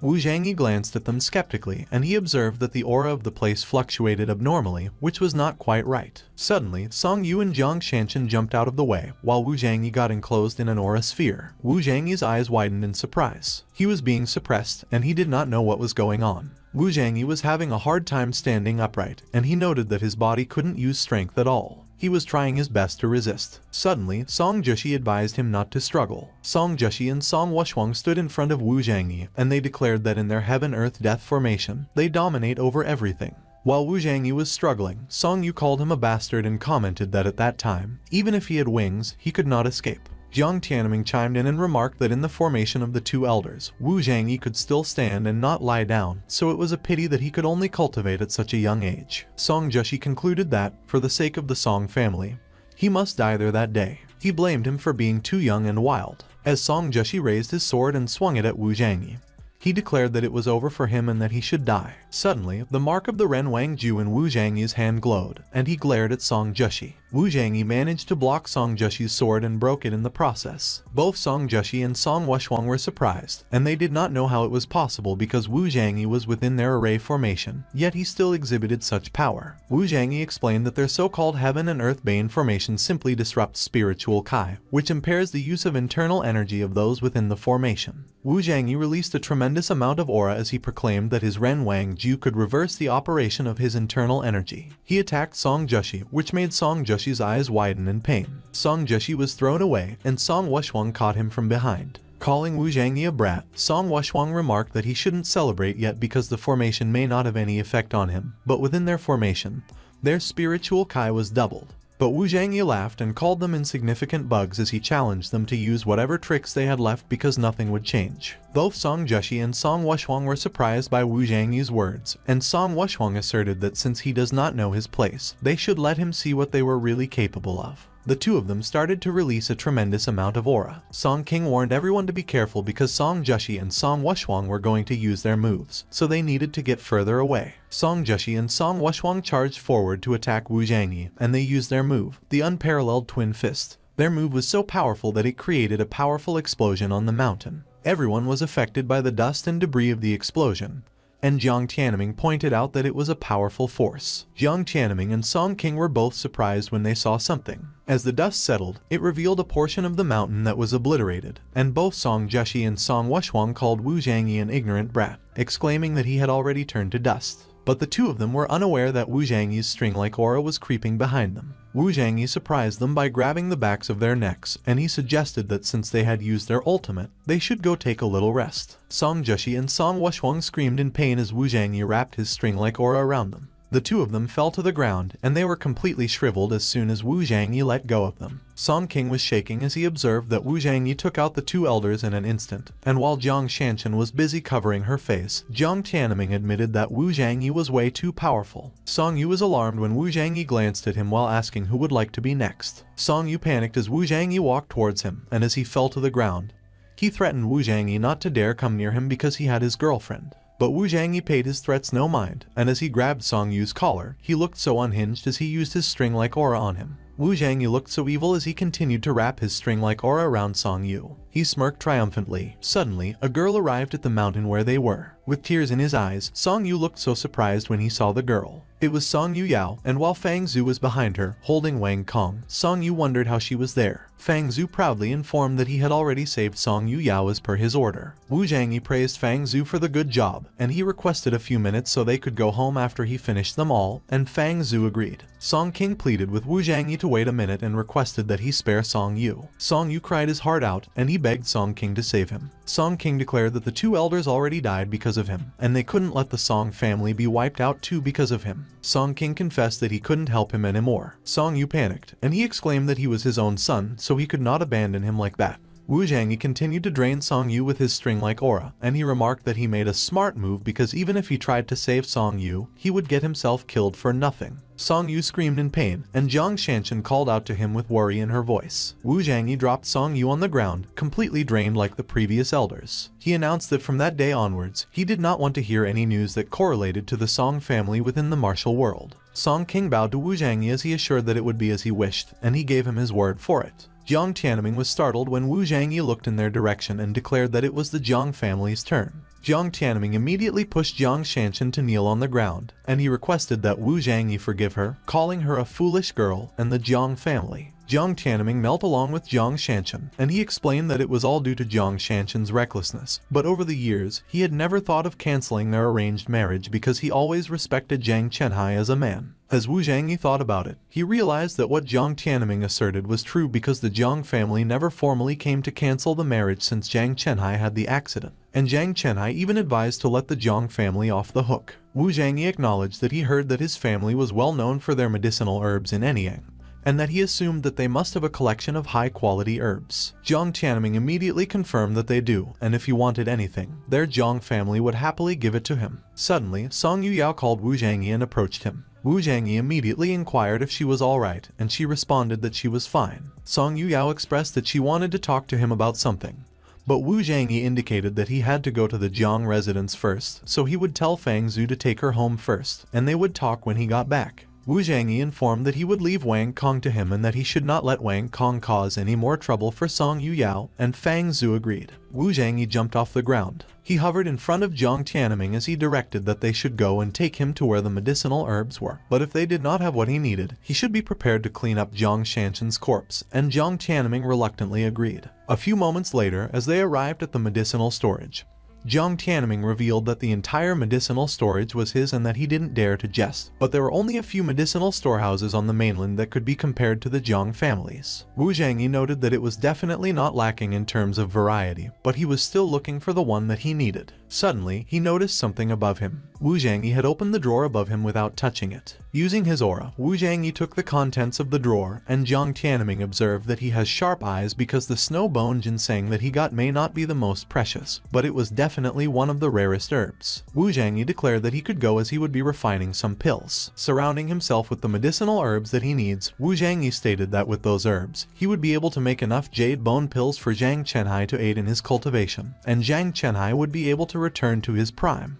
Evening came, and in Wu Zhangyi's home, Song Yuyao looked downhearted as she lamented that Wu Zhangyi always ends up taking the burden, so she wished that she was a martial artist. But she remembered that Wu Zhangyi explained that not just anyone could become a martial artist, and she didn't know if she had the qualifications, but she was sure that Wu Zhangyi could find a way. Suddenly, Song Yuyao noticed something. Zhang Chenhai was surrounded by men wearing black cloaks, and he recognized that they were the people from before. He exclaimed that it had already been 10 years and he had already declared that he didn't have any treasures. The people in black cloak revealed that they didn't come that day to find him, and they came to find Wu Zhangyi. Song Yuyao and Zhang Chenhai were both surprised that the people in black cloaks were there to find Wu Zhangyi. Song Yuyao immediately asked Zhang Chenhai who those people were, and everyone in the room was startled. Zhang Chenhai panicked. He yelled at Song Yuyao not to come there, and he instructed her to run and go find Wu Zhangyi. Two of the people in black cloaks loomed over Song Yuyao, and she wondered why she felt trembling when she looked at those two people. She realized she had to quickly inform Wu Zhangyi because those people were very dangerous. Zhang Chenhai yelled at Song Yuyao as he instructed her to run because those people were there to find Wu Zhangyi, and he stated they would be fine. Song Yuyao looked worried, but she realized she had to follow Zhang Chenhai's instructions. She quickly turned around to run, but she bumped into someone. Song Yuyao was surprised, as it was Wu Zhangyi, and he assured not to be afraid because he was there. The two men immediately asked to confirm if they were talking to Wu Zhangyi. Wu Zhangyi did not answer the two men but instead mentioned that he knew they were the 9 specters. Wu Zhangyi looked angry as he accused that they were the ones who hurt his father, and as he declared that he was about to go to settle the result with them. But they already came. In his mind, he was wondering what the matter was with those two men because he couldn't feel anything but anger. One of the men revealed that their master wanted to see him, and they demanded they come with them. Zhang Chenhai responded that if they had anything to do with him, they should come at him and not try to take his son away. But suddenly, someone grabbed Zhang Chenhai by the shoulder. It was one of the people in the black cloak, and he warned that if he wanted to live, he should just be obedient. On the other hand, Wu Zhangyi was facing the two men, and he explained that they were a little weird, so fighting them there might put Song Yuyao and the others in danger. Wu Zhangyi urged to let the other people go because he would go with them. Zhang Chenhai immediately protested that he could not go with them because those people were too dangerous. Song Yuyao was also trying to tell him not to go, and she was crying. Wu Zhangyi consoled Yao not to cry, and he asked her if she believed in his strength. Wu Zhangyi also reassured not to worry because he would be back soon. Zhang Chenhai was disappointed in himself, and he lamented that he was to blame for being useless, while Yun Hui cautioned to be careful. Song Yuyao was crying her heart out as she confessed that he protects her every time and that she has no use at all. But Wu Zhangyi comforted not to be silly because she was his greatest strength by his side. Wu Zhangyi smiled as he reminisced that in his life, when he was most depressed, Song Yuyao never left him, so he would never lose her again in that life. One of the people in the black cloak urged to hurry up. As Wu Zhangyi walked away with the people in black cloaks, Song Yuyao wished that she actually wanted to tell him to take her to become an ancient martial artist so she wouldn't be unable to help every time. But she was so afraid that she didn't have the talent. A few moments later, in a forest filled with birds, Wu Zhangyi was walking with the people in black cloaks, and he observed that the two people in front of him were too odd as they were emitting an aura of death that even birds and animals were scared away from. Wu Zhangyi admitted that he originally planned to follow them to find the old cave of the 9 specters, but it seemed too risky at the moment, so he had to control them there. Wu Zhangyi filled both of his hands with aura. He charged at the two people in black cloaks and he commanded that they were pretending to be ghost-like, so they should show him their true faces. Wu Zhangyi hit the two people on their backs with his powerful fists. Wu Zhangyi was confident and he remarked that their reaction was too slow. But to Wu Zhangyi's surprise, the two people in black cloaks were unharmed, and as they looked towards him, he wondered how it was possible because, although he did not use his full strength, even if a grandmaster forcibly took his punch, he would not be unharmed. One of the people in black cloaks prepared to attack with their fist. Wu Zhangyi coughed up blood as he was punched in the gut. The other person grabbed Wu Zhangyi's head, and he was not able to react as he was still trying to process the powerful force he just received. There was a loud, booming sound, and the ground was destroyed as the man in a black cloak slammed Wu Zhangyi's face into the ground. The man in the black cloak who had slammed Wu Zhangyi's face into the ground instructed not to make any unnecessary resistance. The man in black was surprised when the other man grabbed his shoulder and reminded him not to kill people. The man reminded him that it was not good to explain to their master later on. Suddenly, an arm reached out to grab something. It was Wu Zhangyi's hand, and he grabbed the hand of the man who had been holding him down as he mentioned that it was interesting of the 9 specters. Wu Zhangyi glared at the two men as he expressed that he had been looking forward to seeing their master. The man in the black cloak who had been standing was about to stomp on Wu Zhangyi, and he ordered to go to hell. But suddenly, a bright light stopped his foot from hitting Wu Zhangyi. Wu Zhangyi was being protected by some sort of aura enclosure. The two men in black cloaks were pushed back by Wu Zhangyi's aura enclosure, and they pointed out that it was a strong power. The two of them realized that it seemed that Wu Zhangyi would not follow them until he was knocked down.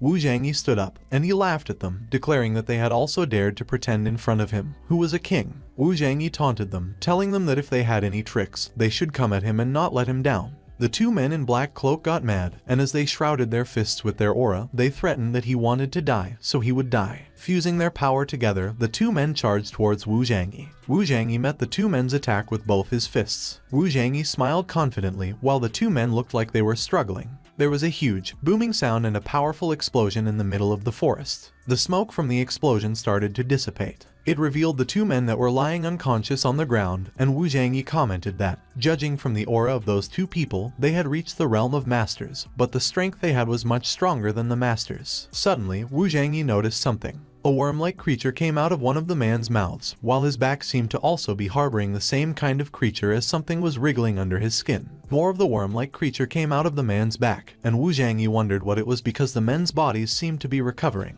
The worm-like creature wriggled its way to the injury in the man's body. They started to heal those injuries. Wu Zhangyi immediately realized that it was witchcraft. He recalled that he had heard of that witchcraft in his previous life, and it was cast on the human body through goo worms, so the enchanted person not only got a big boost in strength, but also had a strong recovery ability. Wu Zhangyi immediately approached the man, and he decided that he must hurry to kill them as he could not wait for them to recover. But first, he had to use the soul satisfaction skill to ask where 9 Spectres' place was. But suddenly, the man's eyes opened, and he was grinning evilly. The man grabbed Wu Zhangyi's leg, and while his head started to turn purple, he uttered that if that was the case, they should die together. Wu Zhangyi looked astonished, as an explosion was happening right before his eyes. He remarked that he was not in a good situation, and a huge explosion occurred. There was a huge hole left on the ground. Wu Zhangyi landed on the ground, away from the explosion. He clenched his chest as he muttered that it was so close. Recalling what happened during the explosion, Wu Zhangyi admitted that he was fortunate that he had the Ren Wang Ju technique. Otherwise, he would have been in danger. Wu Zhangyi acknowledged that he did not expect 9 Spectres to be like that because the goo worm in the body absorbs the spiritual energy in the human body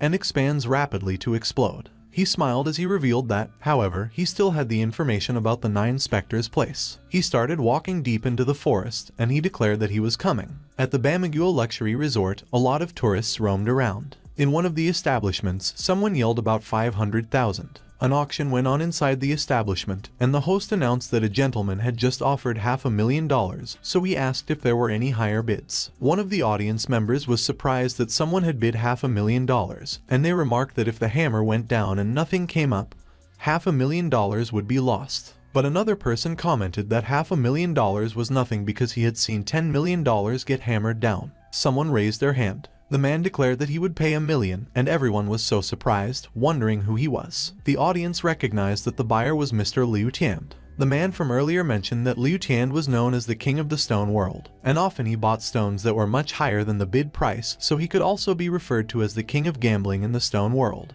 The host announced that Liu Tian bid 1 million, and he asked if there were any higher bids. The audience was silent as the host inquired about the 1 million twice and 3 times. He announced that the stone was sold to Liu Tian and congratulated him for winning the stone. The host raised the hammer, declaring that it was the moment to witness the miracle and that they should see what kind of spirit stone was inside the rock. The host hit the rock, and it split in half. The host raised a shiny gem, and as he proclaimed that it was a gemstone, he congratulated Liu Tian. The man from earlier identified that the gemstone was the best imperial green, and he asserted that Liu Tian was the king of gambling because that texture that the finest imperial green was showing was worth at least $2 million, so it was a profit. The host congratulated Liu Tian again as he handed the gemstone to him, and Liu Tian confirmed that he was sure that he was right, that it was the best imperial green. Suddenly, from the audience, Wu Zhangyi spoke, and he noted that his stone had an average aura and that even the low-level spirit stones were not counted as waste spirit stones. Liu Tian looked apprehensive as he asked Wu Zhangyi who he was. Wu Zhangyi replied that he was just passing by, and he saw that their stone betting was fun, so he wanted to come and play. Liu Tian remarked that he was so poor yet he still came to gamble, and he asked him if he could afford to play, and Wu Zhangyi responded that he didn't need to worry about that. The host brought another stone onto the stage, and he announced to everyone that the starting price of that stone was $30,000. Wu Zhangyi looked at the stone intently. Liu Tian was startled when Wu Zhangyi suddenly raised his hand and bid $50,000. Liu Tian laughed at Wu Zhangyi as he declared that the stone was rough in appearance.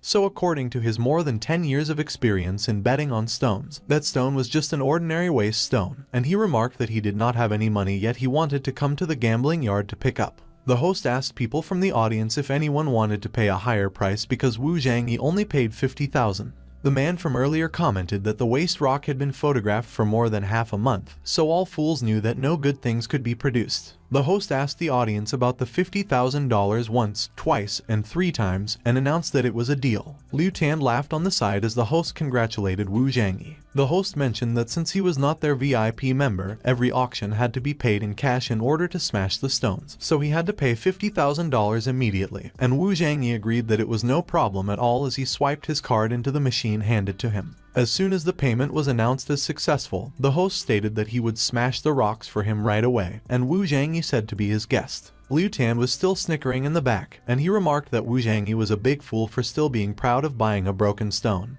but he would see him ashamed soon. Meanwhile, Wu Zhangyi noted that the surface of those stones had a very fragile layer of special stone that could isolate the spiritual power and even the detection of the spiritual sense called Huanglingshipi. And when encountering the finest barren spirit stone skin, even at the peak of his previous life, it was difficult for him to penetrate with his spiritual sense. However, the current rock was only a weakened version of ordinary wild spirit stone skin. On the other hand, the host excitedly smashed the rock with his hammer. A glowing black rock was revealed, and everyone was so surprised. Liu Tian stuttered as he wondered if it was the spiritual energy of a high-grade spiritual stone with a tiger pattern core crystal. The lady handed the spiritual stone to Wu Zhangyi, and she congratulated him for his high-quality tiger stripe core crystal. As Wu Zhangyi accepted the stone, the man in the audience cursed and exclaimed that he was too lucky because for his first try, a high-level spirit stone was drawn. Meanwhile, Wu Zhangyi looked at the spirit stone, disappointed, and he remarked that they were making a fuss and calling the spirit stone a high-level one when it was barely an ordinary spirit stone at best in the cultivation world.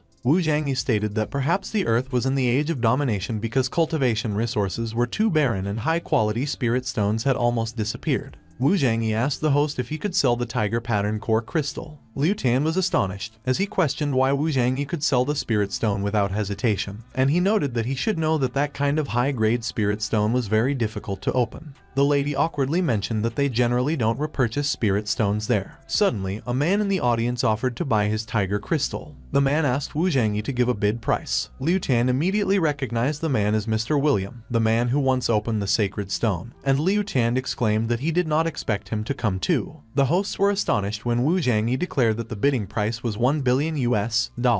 Without hesitation, William agreed to Wu Zhangyi's price and closed the deal. The machine the lady was holding had confirmed that $1 billion had been paid. The deal was made, and Wu Zhangyi's account was increased by $1 billion.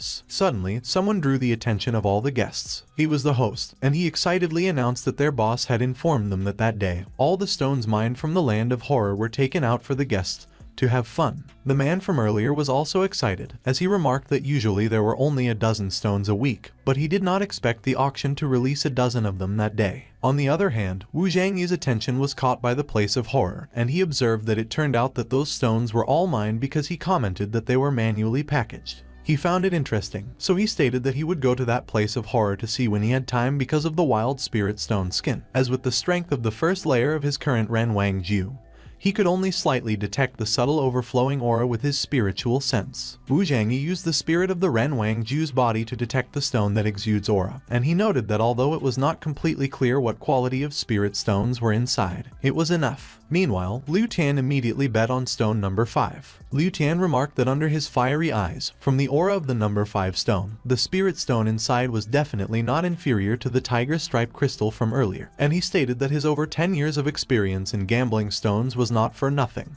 The host announced that number 5 stone starts at $10 million, and he asked if anyone wanted to bid. Liu Tian was extremely astonished when Wu Zhangyi bid $1 billion on the stone. Liu Tian was surprised that Wu Zhangyi bid $1 billion, noting that no one had ever paid such a high price for an unopened stone. And he informed Wu Zhangyi that he should know that even with the most experienced gamblers, the probability of opening a high-quality stone was very slow, so he questioned him if he was crazy. The host announced that Wu Zhangyi offered $1 billion and asked if there was anyone else who wanted to bid higher. The host asked the audience about the $1 billion bid once. As the host asked the audience twice, Liu Tian was cursing in his head, and he muttered that it did not matter if he gave it to Wu Zhangyi because he didn't believe that his luck was always that good. The host asked about the $1 billion 3 times, and he announced that it was sold, congratulating Wu Zhangyi again. Wu Zhangyi swiped his card, and the machine confirmed that $1 billion had been paid. The host announced that they would start smashing the stones for Wu Zhangyi. The rock was broken in half, and only a small light of aura emerged from the cracks. Liu Tian laughed, and he remarked that he was crazy, which was why he had lost a lot of money. But the light suddenly intensified, and the host had to cover his eyes. A shiny orb sat on top of the display table, and it continued to emit a very bright light, which made everyone scream and exclaim that it was a blinding light. William and the other man from earlier were both astonished when they recognized that it was a rare sacred stone. Someone knelt on the ground. It was Liu Tian, and he could not believe that it was a rare sacred stone. Wu Zhangyi glared at William, who was hysterically reaching out to him, declaring that he would pay $10 billion for the stone at that time because he wanted it. Suddenly, someone tapped William on the shoulder and he was surprised. It was another guest, and he declared that he would offer $50 billion for the sacred stone. William advised Wu Zhangyi that he should consider things carefully. He warned that if he left with $50 billion, he would definitely be targeted by a lot of people once he left. Maybe he would have the money but not the life to spend it. William proposed that if he sold the sacred stone to him, not only could he give him money, but he could also guarantee his safety, and that was something the others could not promise. The other guest accused him of threatening Wu Zhangyi and reminded him that some rules must be followed at an auction, which the highest bidder wins. The man snapped his fingers, and as he was immediately surrounded by men, he added that, in terms of protecting Wu Zhangyi, perhaps he was more suited than him.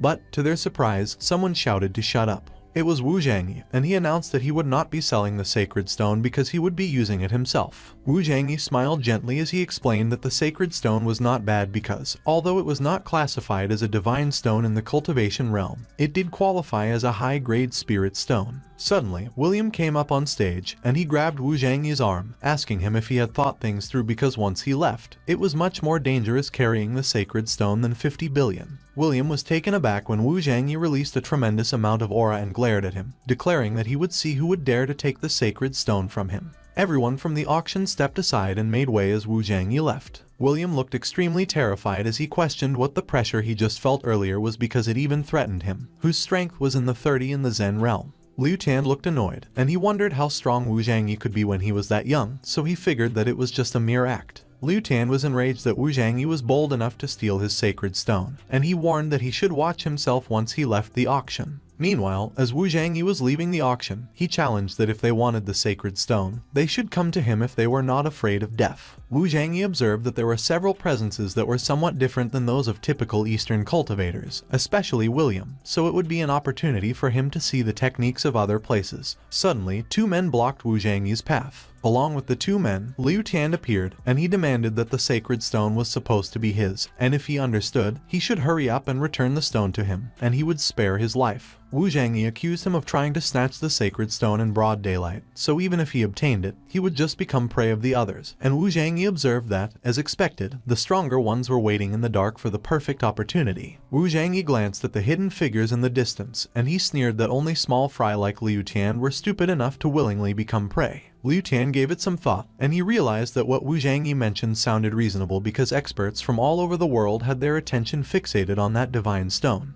But he decided that it was whatever, as he would just first snatch the sacred stone over, and he ordered his men to go and get his sacred stone. The two men charged forward to attack Wu Zhangyi simultaneously, but without showing any movement, Wu Zhangyi defeated the two men and sent them flying. Liu Tian could not figure out what was going on or what Wu Zhangyi did because it looked like he threw his underlings back without even touching them. Meanwhile, William, who was observing the fight, noted that he underestimated Wu Zhangyi because he was actually pretty strong despite his young age because, after all, he was from the mysterious East. Back in the fight, Wu Zhangyi suddenly appeared behind Liu Tian, and he declared that since so many people were eyeing his sacred stone, he would have to use him as an example. Liu Tian was not able to react, and as he gasped that Wu Zhangyi was quick, he wondered how he got behind him because he could not react fast enough. Wu Zhangyi punched Liu Tian's back, and he spurted out a lot of blood. Wu Zhangyi raised Liu Tian's lifeless body, and he called out the attention of those who wanted to snatch his sacred stone. He slammed Liu Tian's body into the ground, and he warned that it was their ending.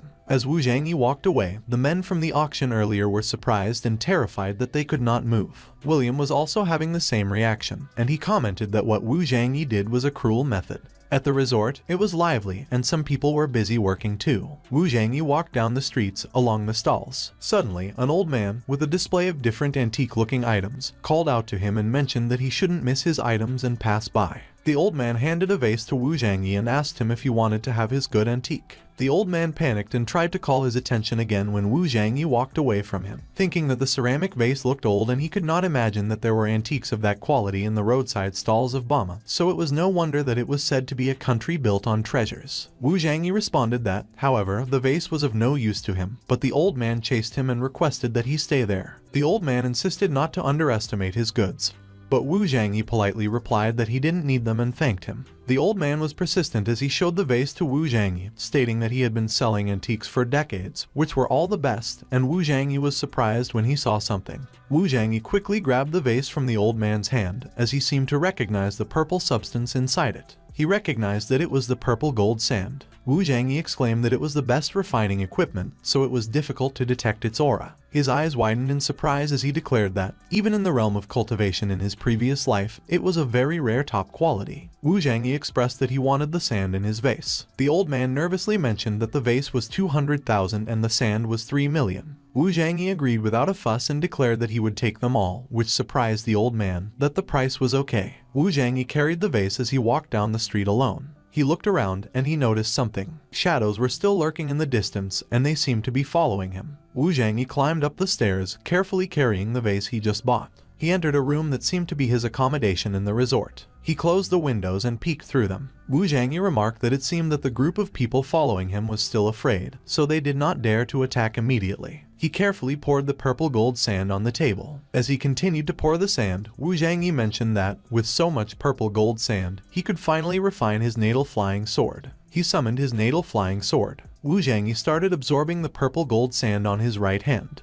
while he absorbed the aura of the natal flying sword with his left hand. As he continued to refine, Wu Zhangyi commented that, fortunately, there was a grandiose purple energy, otherwise, it would be difficult to refine with his current strength. Suddenly, the natal flying sword slipped out of his left hand. It was moving quickly and was all over the place, which made Wu Zhangyi think that, unexpectedly, the natal flying sword had produced its own spiritual consciousness and began to reject the purple gold sand's refining. As he called the natal flying sword a naughty little guy and urged to run, Wu Zhangyi intensified his aura and tried to grab it again. Wu Zhangyi managed to catch the natal flying sword and have it absorbed by the purple gold sand. There was a bright golden light, and a sword started to appear in front of Wu Zhangyi, and he exclaimed that it was done. Wu Zhangyi looked excited as he noted that in that world, he finally has his own flying sword, and he declared that he should find a chance to try its power. Suddenly, Wu Zhangyi noticed the presence of an assassin on his ceiling. The assassin gently landed on the floor. He pointed a sword at Wu Zhangyi's throat, and he instructed him not to move or he would end his life. The assassin called Wu Zhangyi an idiot and demanded that he hand over the sacred stone.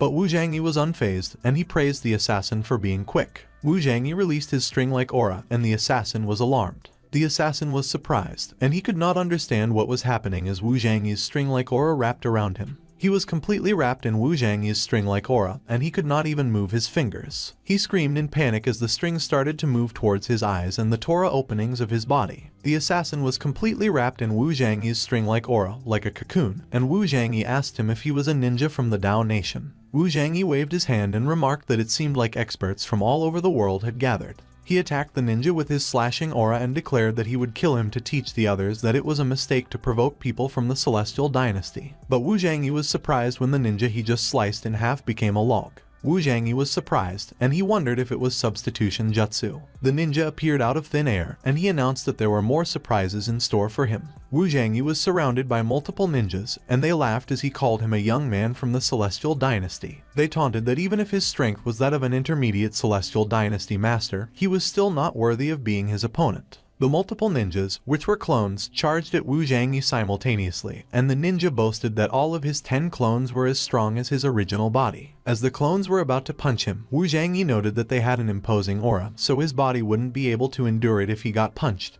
But all 10 people had the same aura, so he could not sense which one was the original. Wu Zhangyi emitted a huge amount of aura that affected all 10 people that were surrounding him. Smoke filled Wu Zhangyi's room, and the ninjas could not see him. Suddenly, Wu Zhangyi appeared and punched one of the ninja's guts. As the ninja held his stomach in pain, the clones disappeared and poofed like smoke. Wu Zhangyi gave the ninja another punch. The ninja could not believe that it was possible, and he asked Wu Zhangyi how he was able to tell which one was his original body. Wu Zhangyi was in his monarch form, and he informed the ninja, who was lying unconscious on the ground, that he should not think that he could hide small tricks like that from his monarch form's powerful detection ability. On the other hand, outside Wu Zhangyi's room, men were observing, and someone wondered what exactly happened inside because they sensed a powerful collision of energy. It was William, along with his men, and as one of those men asked William if they were going to make a move, William decided that there was no rush because what they sensed was such an intense presence, so he inferred that there was definitely a peak-staged master secretly accompanying Wu Zhangyi, the young man from the east. William observed that it was no wonder why Wu Zhangyi was calm during the day.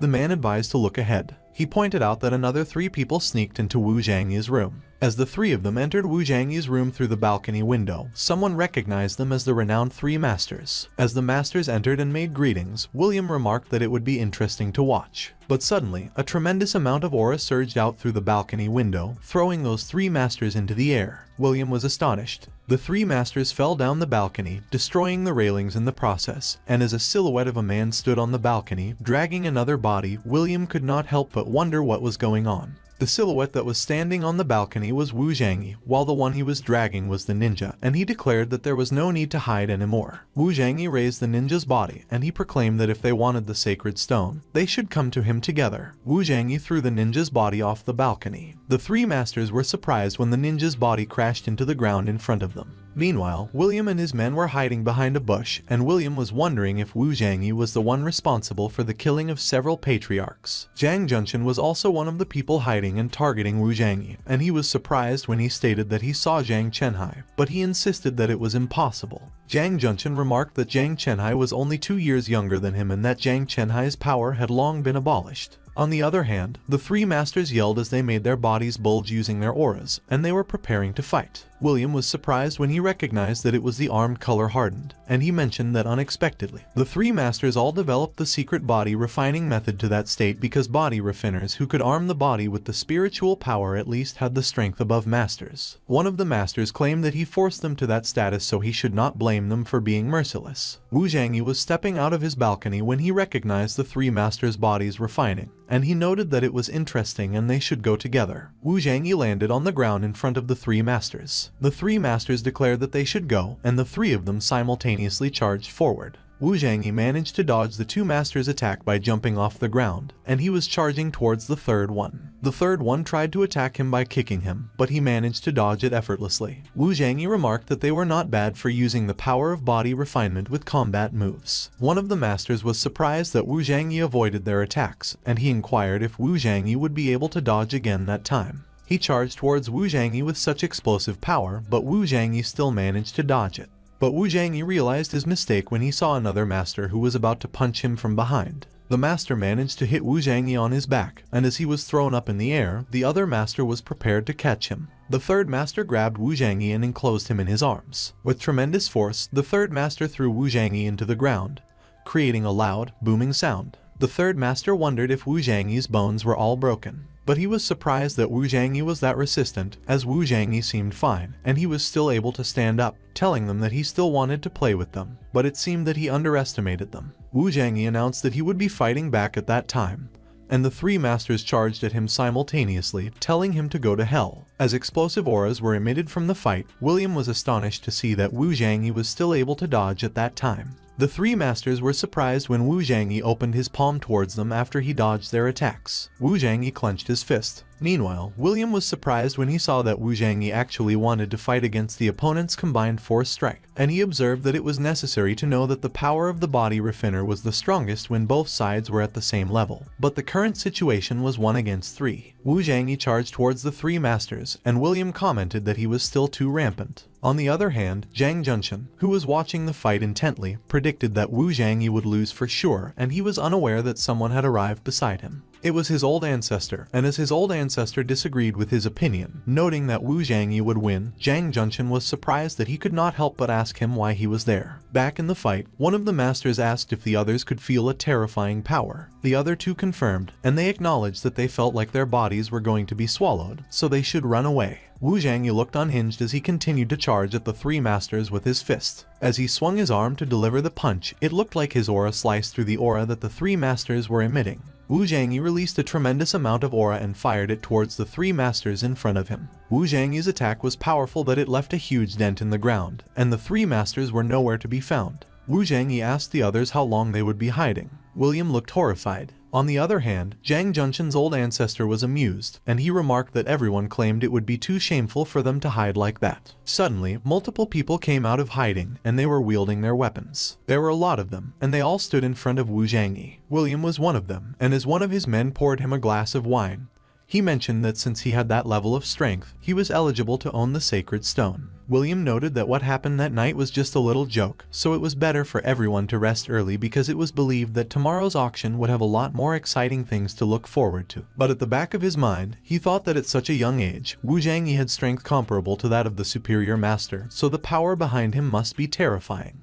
The others agreed that what William mentioned was right, that they just came over to take a look and that there was no other meaning, stating that it was all the damn idiot ninjas and body refiners earlier while they had no intention of offending. Wu Zhangyi smiled, and he acknowledged that William was really an elegant gentleman who could speak well, so he was a little impressed with him. William responded that he compliments well, but he should not dare to be ashamed to use one of his Eastern words. But William was stunned when Wu Zhangyi taunted him and remarked that he was talking about how he was a little impressed by his thick-skinned face. William's men were enraged by what Wu Zhangyi did, so they reprimanded him for daring to speak ill of William, and they emphasized that, as a powerhouse at the pinnacle of the spiritual master, William was also a top-level powerhouse in the world who has a noble background, so they advised him to apologize immediately. When Wu Zhangyi heard that they wanted him to apologize, he replied sorry because his only shortcoming was that he didn't have the habit of apologizing to others. Suddenly, William's glass of wine dropped and shattered into the ground. William's men were surprised when William turned his back on Wu Zhangyi and stated to forget it, as he didn't care about Wu Zhangyi because of his young age and ignorance, so they should go. But William froze when Wu Zhangyi called to wait a minute and asked him if he wanted to leave without leaving since he was there. William's eyes were bloodshot as he questioned Wu Zhangyi what he wanted.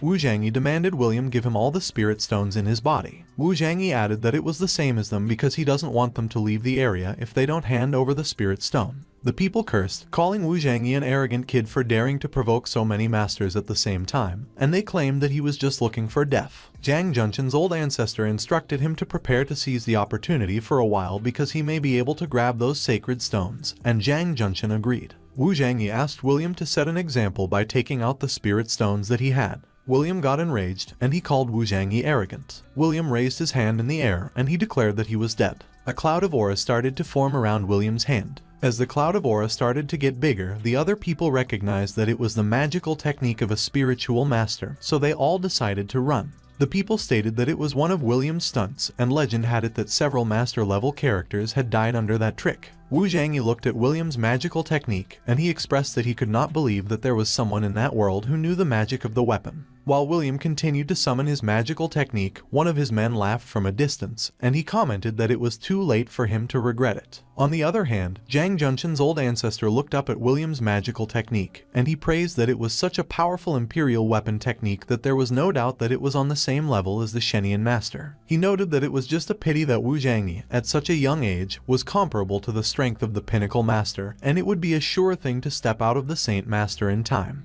Back into the fight, William clenched his fist, and he announced that he should pay the price for his arrogance. William's aura turned into multiple arrows, and they were all pointing at Wu Zhangyi. William gestured his arm to signal the attack to commence, and he shouted to go to hell and confess. Wu Zhangyi just stood there as intense flames surrounded him and multiple arrows were fired in his direction. There was a huge fire in the area where Wu Zhangyi was standing earlier, and William continued to send his arrow towards that area as well. William called Wu Zhangyi an insane oriental martial artist, and he declared that he would die under his trick. But William was stunned when he heard Wu Zhangyi's voice, nonchalantly expressing doubt about his words. A huge orb of blue aura suddenly emerged from William's fires. The blue aura started to twist and form into a dragon-like image. The dragon-like image flew up in the sky in a swirling motion, and the other people watched. Wu Zhangyi hovered over the head of the dragon-like aura as he announced that it turned out that he was a spiritual master, while in his mind, Wu Zhangyi noted that one mysterious thing about the Ren Wang Ju was that the spiritual power cultivated could be transformed into the power of the 5 elements. Zhang Junqian recognized the water dragon, and he wondered if Wu Zhangyi knew how to use the 5 elements. Wu Zhangyi claimed that those arrows earlier were his natal magic weapons, but they seemed to be just ordinary magic weapons. However, in Wu Zhangyi's mind, he noted that he was still stuck in the first layer of the Ren Wang Ju, so if he encountered the original magic weapon, the water dragon could not resist.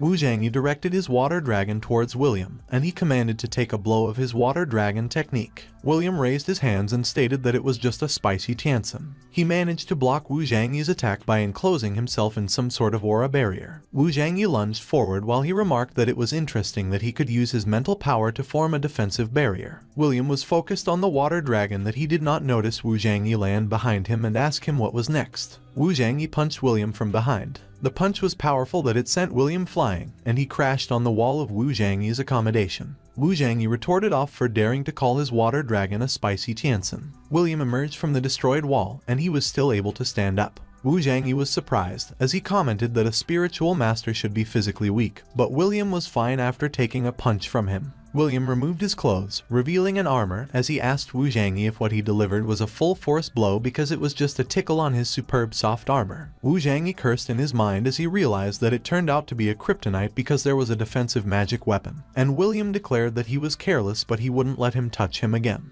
Wu Zhangyi glared at William as he doubted his words. William was surprised at Wu Zhangyi's fast speed as Wu Zhangyi enclosed himself in an aura that looked like a tornado. Wu Zhangyi suddenly appeared behind William, and he challenged that it was time for them to see if his superb soft armor could still block his punch. One of William's men got worried as William's superb soft armor had just been damaged, so he was afraid that it could no longer hold the punch, but another one assured not to worry because he was a newcomer, so he must have never seen William's method, and William was deliberately exposing that flaw. Wu Zhangyi was startled when William suddenly looked at him with glowing eyes. Wu Zhangyi wondered why his body seemed unable to move. William ordered not to struggle because his body was locked by his mental power, and it was the terror of the divine spiritual master. But Wu Zhangyi seemed to not care as he inquired William what other tricks he had and suggested that they should do it all. William showed a magic circle at the back of his hand, and he warned that he would have to die then. William concentrated, and he fired an aura that was coming from his eyes towards Wu Zhangyi. William fired a ray of aura towards Wu Zhangyi. Wu Zhangyi was directly hit in the head, and he seemed to be affected by it. Wu Zhangyi knelt into the ground with his head in between his hands, and William regretted it. William asked Wu Zhangyi how it felt like life was worse than death. One of the people commented that it was the mental attack of the divine spiritual master, which was scary, silent, and pervasive, and one of William's men proudly stated that it was the consequence of daring to mess with the divine spiritual master. Suddenly, Wu Zhangyi grabbed William's leg. William laughed as he asked the kneeling Wu Zhangyi if he wanted to beg for mercy, and he mentioned that it was useless because he would die a violent death after 1 minute, at the longest, after being hit by his mental attack. Suddenly, Wu Zhangyi glared at William with his glowing eyes. William was startled. Wu Zhangyi fired William's mental attack back at him, and William could not understand what was happening. William screamed in pain as he fell to the ground, and his head looked like it was about to burst. William's men watched anxiously as they saw that William's mental attack was bounced back by Wu Zhangyi. William could not understand how it was possible, and he inquired Wu Zhangyi what he had done. Wu Zhangyi explained that it was just the most superficial method of spiritual attack, but he mentioned that he had met a spirit cultivator. William still could not accept that what happened was possible, and he insisted that a normal martial arts practitioner could not resist his spiritual attack. William asked Wu Zhangyi if he was also a spiritual master, and Wu Zhangyi smiled as he heard William's question. Wu Zhangyi raised his foot. He started to stomp on William as he explained that he did not want to mention the divine spiritual master because, even if it was a real spirit cultivator, what he did was not impossible.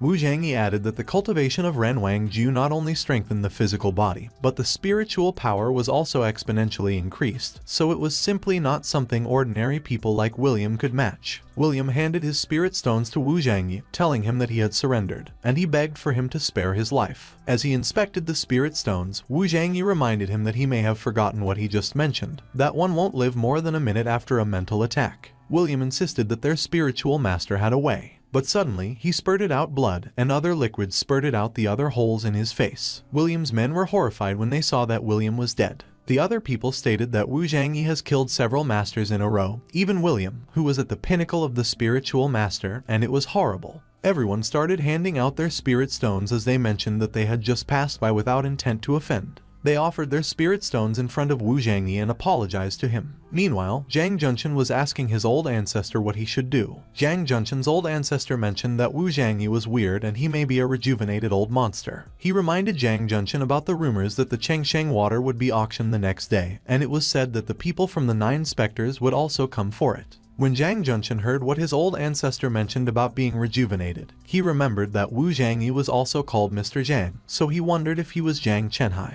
Zhang Junchen greeted Wu Zhangyi as he introduced themselves as the Zhang family from China, and he mentioned that his excellency was a bit like an old person he knew, so he wondered if he knew a person named Zhang Chenhai. Wu Zhangyi's expressions turned dark when he heard Zhang Junchen mention the Zhang family and Zhang Chenhai. Wu Zhangyi asked if the person he was facing was Zhang Junchen. Zhang Junchen confirmed with Wu Zhangyi that he was indeed Zhang Junchen, and he was anxious as he wondered how Wu Zhangyi knew his name and if he really was Zhang Chenhai. Wu Zhangyi raised his hand. He slapped Zhang Junchen across the face and declared that if that was the case, he was in big trouble, which confused Zhang Junchen. Zhang Junchen fell to the ground due to Wu Zhangyi's slap. Zhang Junchen held his swollen cheek, and he was about to curse Wu Zhangyi, but he was not able to finish his sentence. Wu Zhangyi landed another slap on the other side of Zhang Junchen's face, which made him cough up blood. Zhang Junchen screamed in pain as he was thrown away past where his old ancestor was, and his old ancestor was surprised that Wu Zhangyi was fast. Wu Zhangyi expressed that he did not expect to meet the Zhang family members there, as back then, his father was expelled from the family by Zhang Junchen, lost his power, and almost died, and as Zhang Junchen cursed at him for daring to hit him, Wu Zhangyi identified that it was him. Zhang Junchen's old ancestor advised not to be impulsive because Wu Zhangyi was too weird, so he must be careful. Wu Zhangyi threatened that he would give them 10 seconds to hand over all the spirit stones or it would be the last day of their lives, but in the back of his mind, Wu Zhangyi remembered that his father mentioned that the feud with the Zhang family was a knot in his heart for life, so he must solve it himself. Otherwise, he would never let it go for the rest of his life, so he could not forget it until that day. Zhang Junchen's old ancestor instructed him to hand over the spirit stone, and Zhang Junchen tried to protest. His old ancestor suggested that they could go back to find out clearly the identity of Wu Zhangyi, and they could find him to settle the score so it was not too late, which made Zhang Junchen agree, admitting that his old ancestor was thoughtful. A few more spirit stones were added to the shiny pile. Zhang Junchen tried to act tough as he dared to keep it. Before heading out, Zhang Junchen threatened Wu Zhangyi that their Zhang family would get the spirit stones back from him, and his old ancestor urged that they should go. Wu Zhangyi watched as the two of them departed, and he vowed that he would let the Zhang family live a few more days. He looked at the pile of spirit stones behind him and remarked that with those stones, he could set up the spirit gathering formation. A few moments later, Wu Zhangyi traveled to the back mountain peak. When he arrived, he noted that he never anticipated that the place would be so rich in spiritual energy, so it was no wonder that the world's ancient martial artists were attracted to that place. Wu Zhangyi unpacked the spirit stones from the bag that he was carrying,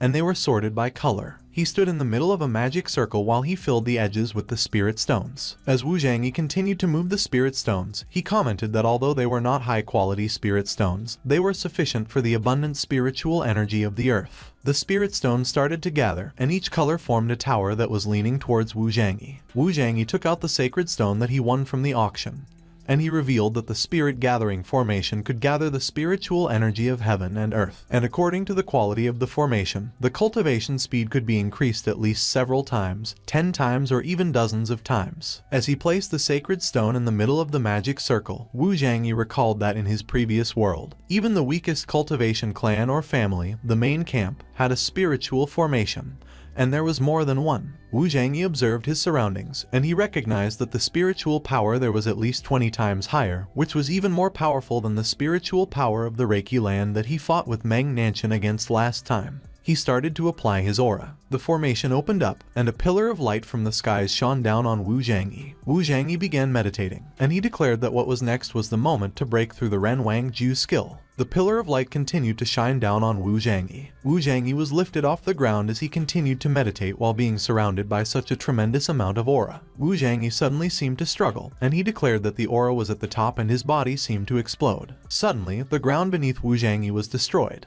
His shirt was also gone, and the tremendous aura that surrounded him seemed to enter his body through his head. Wu Zhangyi screamed in pain as his eyes glowed. A huge booming sound was created as Wu Zhangyi released back the aura that he had just absorbed. The ray of aura passed through multiple mountain ranges. Wu Zhangyi stood up and announced that he finally broke through the second layer of the Ren Wang Ju, and his strength reached the late stage of the Foundation Establishment realm. He looked at his hands and commented that if he compared that level to his current world, it would be equivalent to the late stage of the Saint Master. Wu Zhangyi looked pleased, and he proclaimed that the 9 specters should show their tail too. The next day, at noon, Wu Zhangyi approached a huge, fancy building. The receptionist greeted him and asked if he was Wu Zhangyi. Wu Zhangyi confirmed with the receptionist that she was right. The receptionist immediately led the way and asked him to follow her to the second floor because they had prepared a box for him. Wu Zhangyi was surprised, and as he looked around, he remarked that he did not expect someone there to welcome him, so he wondered if he became famous because of what happened the other day. The receptionist let Wu Zhangyi into a VIP room, and she requested that he come in. As soon as Wu Zhangyi came in, he could immediately hear that a genuine pill was being auctioned. Wu Zhangyi watched from above as the host explained to the audience that the elixir could let their cultivation speed be doubled. One of the audience members was surprised to hear that the cultivation speed was doubled, and he asked if it was too exaggerated. The host explained that there was a limitation because that kind of essence pill was only effective for people below the master level, so they should bid based on their own needs. Even when they heard that it was only effective below the master level, they still commented that it was pretty impressive, and they noted that there were only a few people who could reach the master level. A strange-looking man started to bid $20 million for the genuine pill. Another man offered to give $50 million. Wu Zhangyi looked at the genuine pill, and he observed that at first, it seemed that the quality was not very good, but he did not expect that some people in that world would make that kind of pill, and he did not know who was behind it. Back at the auction, the host recognized the man who recently bid as Chen Kong, the son of Asia's richest man, and she guessed that no one would dare bid with him, but she still announced that Chen Kong's bid was $50 million and asked if anyone was still bidding. They asked for $50 million twice and $50 million 3 times. The host congratulated Chen Kong for winning the genuine elixir. While an auction staff member was handing the genuine elixir to Chen Kong, the host's assistant whispered to her that their boss stated that the next one to be auctioned was the longevity liquid. They presented a green liquid that was kept in a round bottom flask. Wu Zhangyi wondered what was inside the flask because there was a very strong spiritual energy fluctuation in it. The host announced that the next item to be auctioned was the treasure of their store, the longevity liquid. The host announced that the longevity liquid could extend human life by more than 50 years, even for ordinary people who did not cultivate. Chen Kong was surprised to hear that the longevity liquid could extend life by 50 years, and he asked how it was possible when even powerful cultivators, those who did not step into the legendary Saint Master realm, had a life expectancy similar to ordinary people. A lady, whose face was covered and who was from one of the VIP balconies, immediately declared that she would take the longevity liquid. She bid 5 sacred stones for it. There was a commotion in the audience, and Wu Zhangyi wondered about the person's origin for being able to bid 5 sacred stones. The audience was surprised that the lady bid 5 sacred stones, and they remarked that it was not a bid with money because the sacred stone itself was a priceless treasure. Meanwhile, Wu Zhangyi examined the lady with his aura, and as he concentrated, he figured that the lady was from 9 specters, but her strength was much higher than that of the 9 specters cultists he had met before. Suddenly, the lady looked in Wu Zhangyi's direction. Wu Zhangyi was startled when he realized that the lady could actually figure out that he was probing her aura, and he commented that her strength must be above that of the Saint Master. Back to the bidding, the host announced that the bid for the longevity liquid was for 5 sacred stones, and she asked if there was anyone else who wanted to participate in the bidding. Chen Kong looked annoyed, and he urged her to announce it already because, from the beginning, there was no one who could afford to play that lady's bomb. The host congratulated the lady for winning the longevity liquid invented by their company. One of the lady's subordinates jumped off the balcony graciously while holding the sacred stones, and the audience was in awe that she had such an extraordinary temperament, wondering if she was a master. After the exchange happened on stage, the host and her assistant bowed to the lady's subordinate,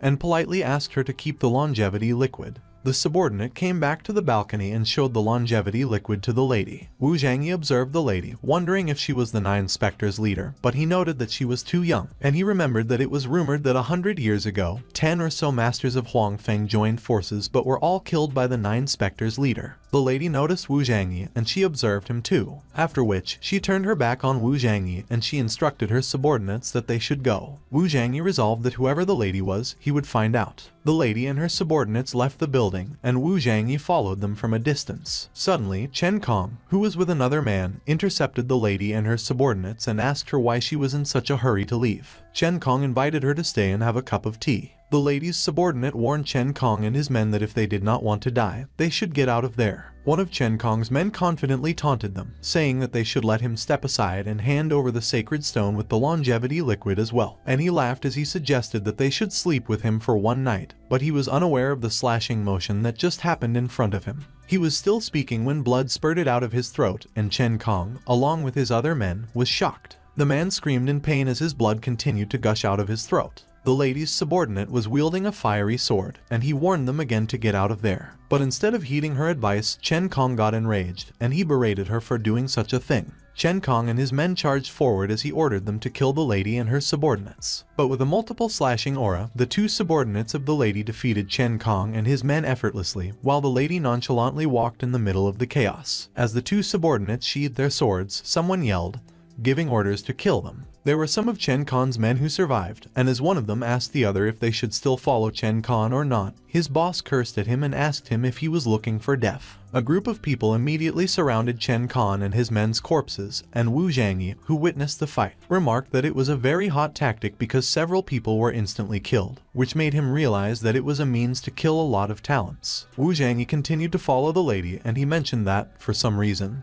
he was having a bad feeling. The lady and her subordinates walked towards the forest, and Wu Zhangyi continued to follow them at a great distance. Wu Zhangyi looked apprehensive as he continued to observe and follow the lady. He was continuing to follow the lady when smoke started to scatter on his feet. Wu Zhangyi was surprised when he realized that the smoke was already blocking his view, and he found it so strange. As the silhouette of the 3 ladies stood in front of him, Wu Zhangyi wondered why it was suddenly foggy. Wu Zhangyi was on guard as he stated that there was definitely a problem. The fog became thicker, and when Wu Zhangyi realized that it was a formation, he was already surrounded by the thick fog, and that made him curse. Wu Zhangyi felt that that formation and the one in Reiki Land were similar, so he wondered if the formation on that island was also laid by them. Wu Zhangyi cursed as he exclaimed that there was no escape. Suddenly, the lady asked Wu Zhangyi if he was Master Zhang. Wu Zhangyi was amused that she already knew who he was, and so he assumed that she must be the leader of the 9 Spectres sect. The lady introduced herself as Jiang Qingsu, the 18th leader of the 9 Spectres, and she informed him that he had killed several of their disciples, so he must give an explanation that day. Wu Zhangyi glared as he asked them what they wanted.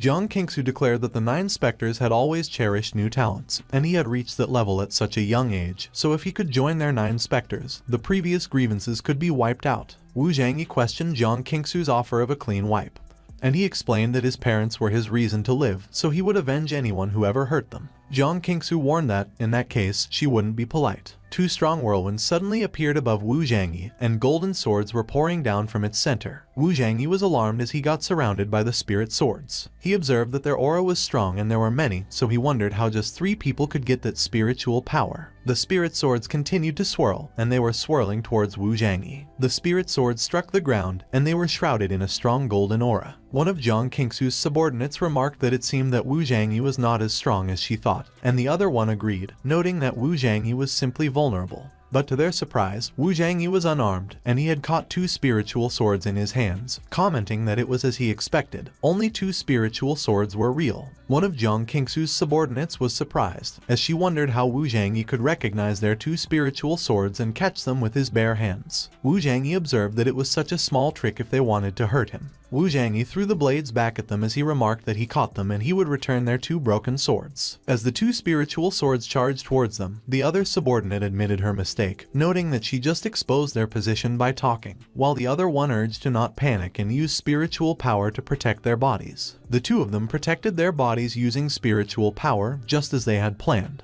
But the 2 of them were not able to stop the spiritual swords, and the spiritual swords pierced through each of their heads. Jiang Qingsu was astonished as her 2 subordinates were eliminated so easily. She got mad at Wu Zhangyi for daring to kill her people. With a smile on his face, Wu Zhangyi replied that it was not his fault because they tried to kill him first, so he should fight back. Jiang Qingsu created clones of herself, and they simultaneously attacked Wu Zhangyi, which made Wu Zhangyi exclaim that she was using the same technique again. Wu Zhangyi calmly stood still, even though Jiang Qingsu's clones were fast approaching. He felt anxious when he realized that all were entities at that time. Wu Zhangyi was alarmed when he remarked that it was just because the speed was too fast to turn out several figures. Wu Zhangyi blocked the figures' attacks with his aura. While Wu Zhangyi was busy fighting Jiang Qingsu's figures, the original Jiang Qingsu created a slashing aura and directed it towards Wu Zhangyi. Wu Zhangyi landed on the ground as he admitted that he did not expect her to be in the middle of the Foundation establishment, and he confessed that he underestimated her. Jiang Qingsu declared that she wanted to give him a way out,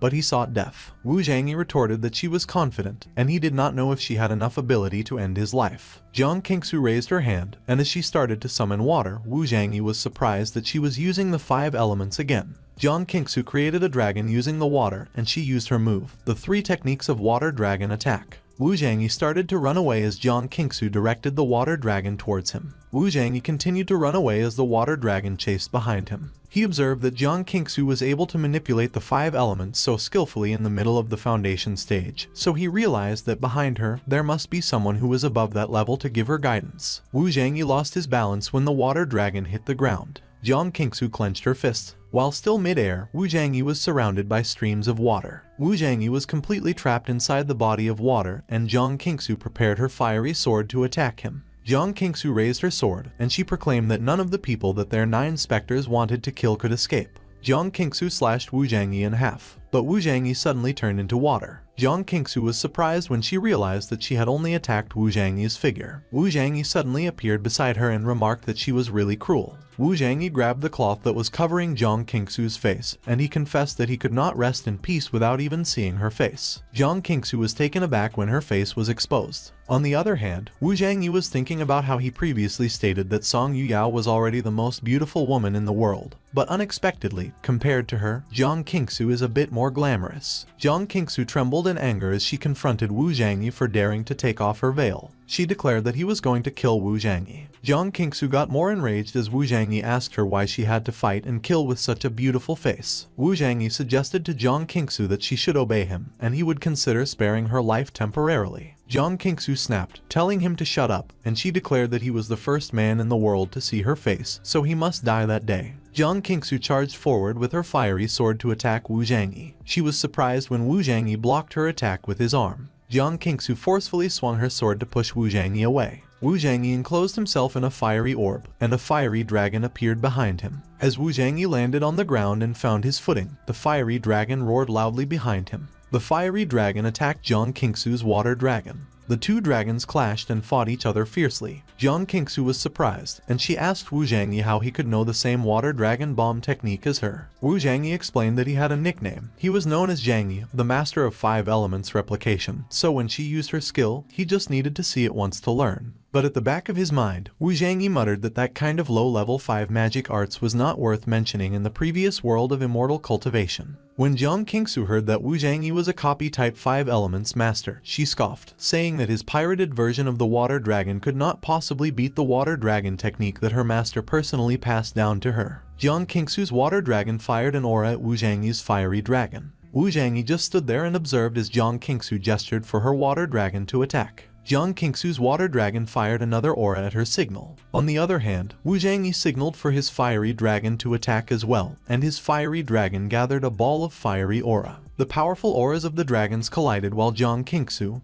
and Wu Zhangyi stood in front of each other, directing each of their dragons. The water dragon was alarmed when the fiery dragon lunged forward to attack. The fiery dragon grabbed the water dragon, and it opened its mouth wide to start gathering aura. The fiery dragon fired a powerful ray of aura at the water dragon, and the water dragon started to get destroyed. Jiang Qingsu screamed as the impact of the attack affected her. Jiang Qingsu sat on the ground injured, and Wu Zhangyi approached her, questioning her about the relationship between her 9 Spectres sect and Immortal cultivators. Wu Zhangyi remarked that the group selling the longevity liquid was probably not ordinary martial artists. Jiang Qingsu expressed her indignation and retorted that he should ask the group himself if he wanted to know. Wu Zhangyi asked Jiang Qingsu if she was afraid that he would kill her. Jiang Qingsu confirmed with Wu Zhangyi if he wanted revenge on his master, and she taunted that he would never find her master if he killed her. Someone grabbed the hilt of a sword. It was Wu Zhangyi, who took Jiang Qingsu's sword that was stabbed into the ground, and he pointed it at her throat as he inquired if she still believed he wouldn't find her master when he was able to find her. Jiang Qingsu got nervous, and she urged him to hold on.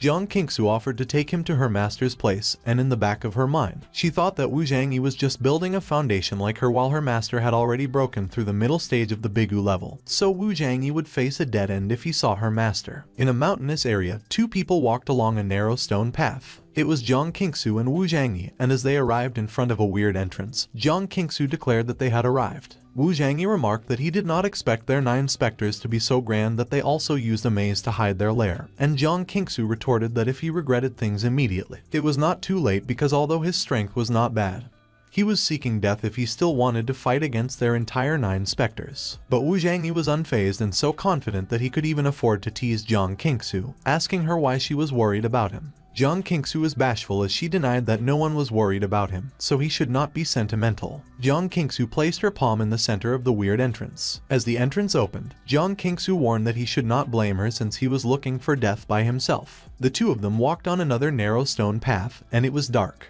The 2 of them arrived at a huge building, but there was no one around. As he looked around, Wu Zhangyi inquired why he could not see anyone in such a big hall. Wu Zhangyi was surprised when he looked up and saw something. A huge net made of aura had been cast right above him. Jiang Qingsu quickly ran away as the net fell onto Wu Zhangyi, while Wu Zhangyi managed to protect himself from the net by enclosing himself in an orb of aura barrier. The 9 Spectres members were hiding from above to cast the aura net, and they announced that the aura net had captured the target successfully. Everyone put their aura into the heaven-earth net to capture Wu Zhangyi, but Wu Zhangyi still protected himself with the orb of aura. Wu Zhangyi commented that there was no one in the place, but he realized that all of them had been ambushing him there in advance. Jiang Qingsu stated that he had underestimated her 9 specters and that there was only one dead end for him to break into their place unsuspectingly like that. Wu Zhangyi simply smirked, and he asked if the broken net also wanted to trap him. The members of the 9 specters called Wu Zhangyi an arrogant boy, and they shouted that it was the last day of his life and so he should take their attack. The heaven-earth net that trapped Wu Zhangyi became more powerful. Wu Zhangyi called for his flying sword.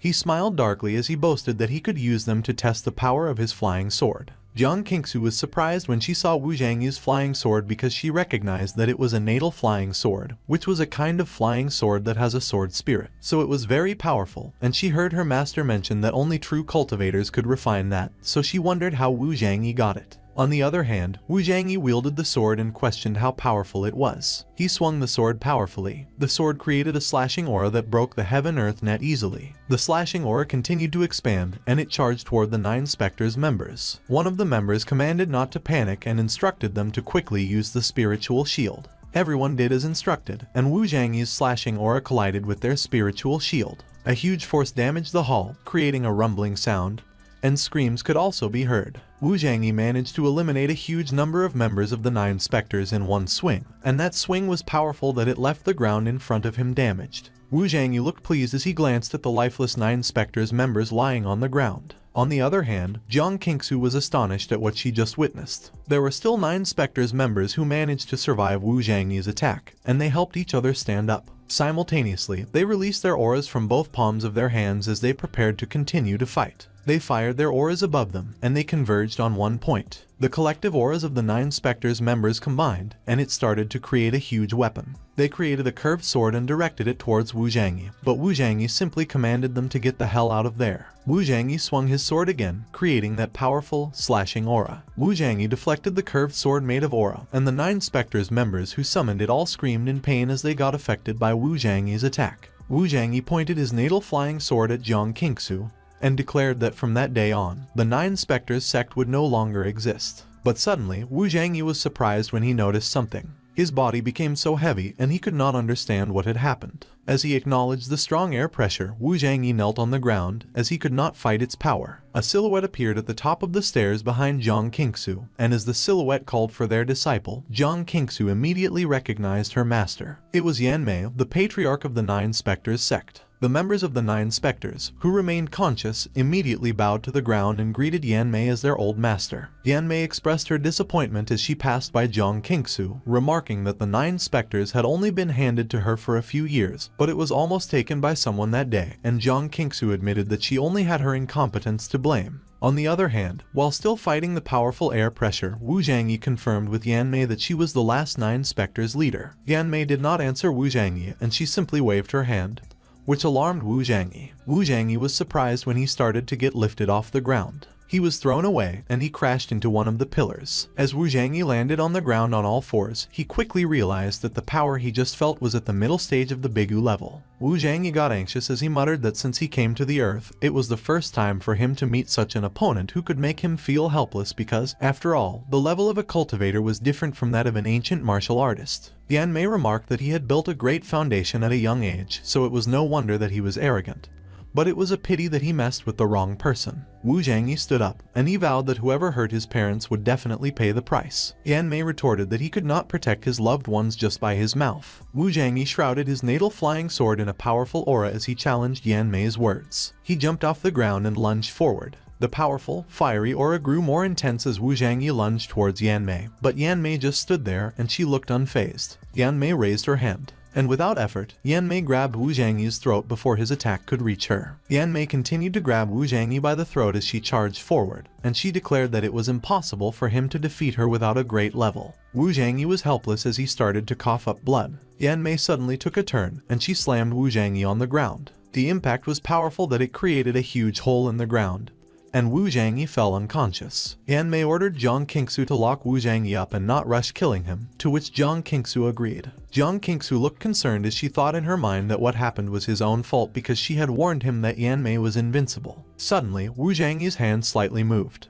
Both Yan Mei and Jiang Qingsu were surprised when Wu Zhangyi suddenly sat up and remarked that it had been a long time. Blood was oozing down Wu Zhangyi's face, and he smirked as he muttered that it had been a long time since he was badly injured. Jiang Qingsu was speechless, while Yan Mei could not understand what was going on because she suddenly felt a strong aura. Wu Zhangyi stood up, and his hair started to grow as he announced that on Earth, it was the first time that he used the full energy of the Ren Wang Ju. Wu Zhangyi released a tremendous amount of aura, and he exclaimed that although it was only the first layer, that feeling makes him excited. Everyone was protecting themselves from the strong surge of aura, and Jiang Qingsu exclaimed that the aura was more terrifying than that of Yan Mei. Jiang Qingsu looked anxious as she questioned what exactly Wu Zhangyi was because the information organized by the investigation showed that he was just the son of an ordinary ancient martial artist, so she could not understand what was going on. Wu Zhangyi continued to release his powerful aura. Suddenly, with an orb of aura in the palm of his hand, Wu Zhangyi charged towards Yan Mei, and she was surprised that Wu Zhangyi was fast. Yan Mei managed to block Wu Zhangyi's attack by using her staff. She sneered that speed alone could not hurt him. Wu Zhangyi grinned as he inquired if it really was the case. Suddenly, Yan Mei's staff started to crumble. Yan Mei immediately blocked Wu Zhangyi's attack using the palm of her hand as her staff got broken into pieces, and she could not believe that it was possible because her shield could not be broken without the strength of a Bigu. Wu Zhangyi charged forward for another attack. Yan Mei managed to stop Wu Zhangyi by enclosing him in an orb of aura. Yan Mei was having a hard time, and she realized that Wu Zhangyi had become a lot stronger, so it was not good for her to go on like that. Suddenly, Wu Zhangyi managed to land a kick on Yan Mei, and Yan Mei managed to block it with her arms. But Wu Zhangyi's attack was powerful that even if Yan Mei managed to block it, she was still slammed into the ground. Wu Zhangyi raised his hand that was releasing a sharp aura, and he taunted Yan Mei, asking if that was all she had. Wu Zhangyi swung his arms, creating a slashing aura, and Yan Mei was blown away by it. The members of the 9 specters could not believe that Yanmei was blown away, and they questioned how it was possible. While Jiang Qingsu was also surprised, and she muttered that from the moment she met Yanmei, she had not seen her injured by anybody. While the smoke of the impact still lingered, Yanmei stood up and grumbled that she could not believe that she was beaten like that by such a brat. She released a water aura that swirled around her. Wu Zhangyi was surprised when he recognized the water spirit, and he noted that it was unexpected that Yanmei turned out to be a water spirit body. Yanmei continued to release her aura while Wu Zhangyi explained that a water spirit body could stimulate the potential of the human body, and its strength could instantly increase more than double, which was also a very rare existence in the cultivation world. Yanmei declared that if he begged for her mercy, she might spare his life, and in the back of her mind, Yanmei was wondering if Wu Zhangyi was a person of the cultivation sect because he actually knew the water spirit body. When Wu Zhangyi heard Yanmei suggest begging for mercy, he replied that he would do quite the opposite, and Wu Zhangyi taunted Yanmei to try his Ren Wang Ju full body. Yanmei gathered her aura in the palm of her hand, and as she attacked Wu Zhangyi with it, she shouted to suffer death. But Wu Zhangyi was unfazed, and he simply smiled as he gathered an aura in his fist. Yanmei warned not to get carried away, and their attacks clashed with each other. Both attacks were so powerful that there was a huge explosion due to the impact, and the area was destroyed. The members of the 9 specters screamed as they ran away from the destruction. Meanwhile, Jiang Qingsu enclosed herself in an orb of aura to protect herself, and as she saw the explosive power in front of her, she exclaimed that it was a terrifying power. As their auras continued to explode, both Yanmei and Wu Zhangyi took a step back, and both of them were enclosed in an orb of aura to protect themselves. There was a huge distance between Yanmei and Wu Zhangyi as the two of them took a step back, and in between them was the huge hole in the ground that was created by their explosive powers. Wu Zhangyi glared at Yanmei as he realized that their powers were even, and he noted that even though the full Ren Wang Ju was used for the first time on Earth, the power of his punch was not enough to kill the early stage of Bigu. On the other hand, Yanmei was wondering what kind of trick Wu Zhangyi used because he actually took over a trick for which she used almost all of her strength. Wu Zhangyi was the first one to make a move and jumped off the ground. He went ahead and charged towards Yanmei with his fiery fist, and he challenged her to come again. Yanmei did not respond, and she simply made a sound to express her indignation. Yanmei managed to dodge Wu Zhangyi's attack by stepping to the side. She quickly moved behind Wu Zhangyi, and she mocked that he was careless, so she would break his arm first. Yanmei exerted her force and aura on Wu Zhangyi's shoulders. But Wu Zhangyi was not worried. Instead, he grinned evilly. Wu Zhangyi quickly grabbed Yanmei's arms, which made her scream in protest. Wu Zhangyi punched Yanmei in the chest, and Yanmei coughed up blood. Yanmei was blown away. Yanmei was dragged on the walls, and Jiang Qingsu called out to her in worry. Yanmei was trembling in pain as she asked Wu Zhangyi who the hell he was, and she exclaimed that it was impossible to have such terrific strength at such a young age. Wu Zhangyi stated that not seeing something does not mean that it does not exist. It was just because of her limited knowledge, and Yanmei was taken aback by what Wu Zhangyi replied. Yanmei admitted to Wu Zhangyi that she had actually thought deliberately about the forces behind him since he had repeatedly been aggressive, so he should not blame her for being rude. Yanmei started to gather a huge amount of water aura. The water aura started to gather around Yanmei, creating an orb. Yanmei smiled as she proclaimed that he might still have a chance to defeat her outside.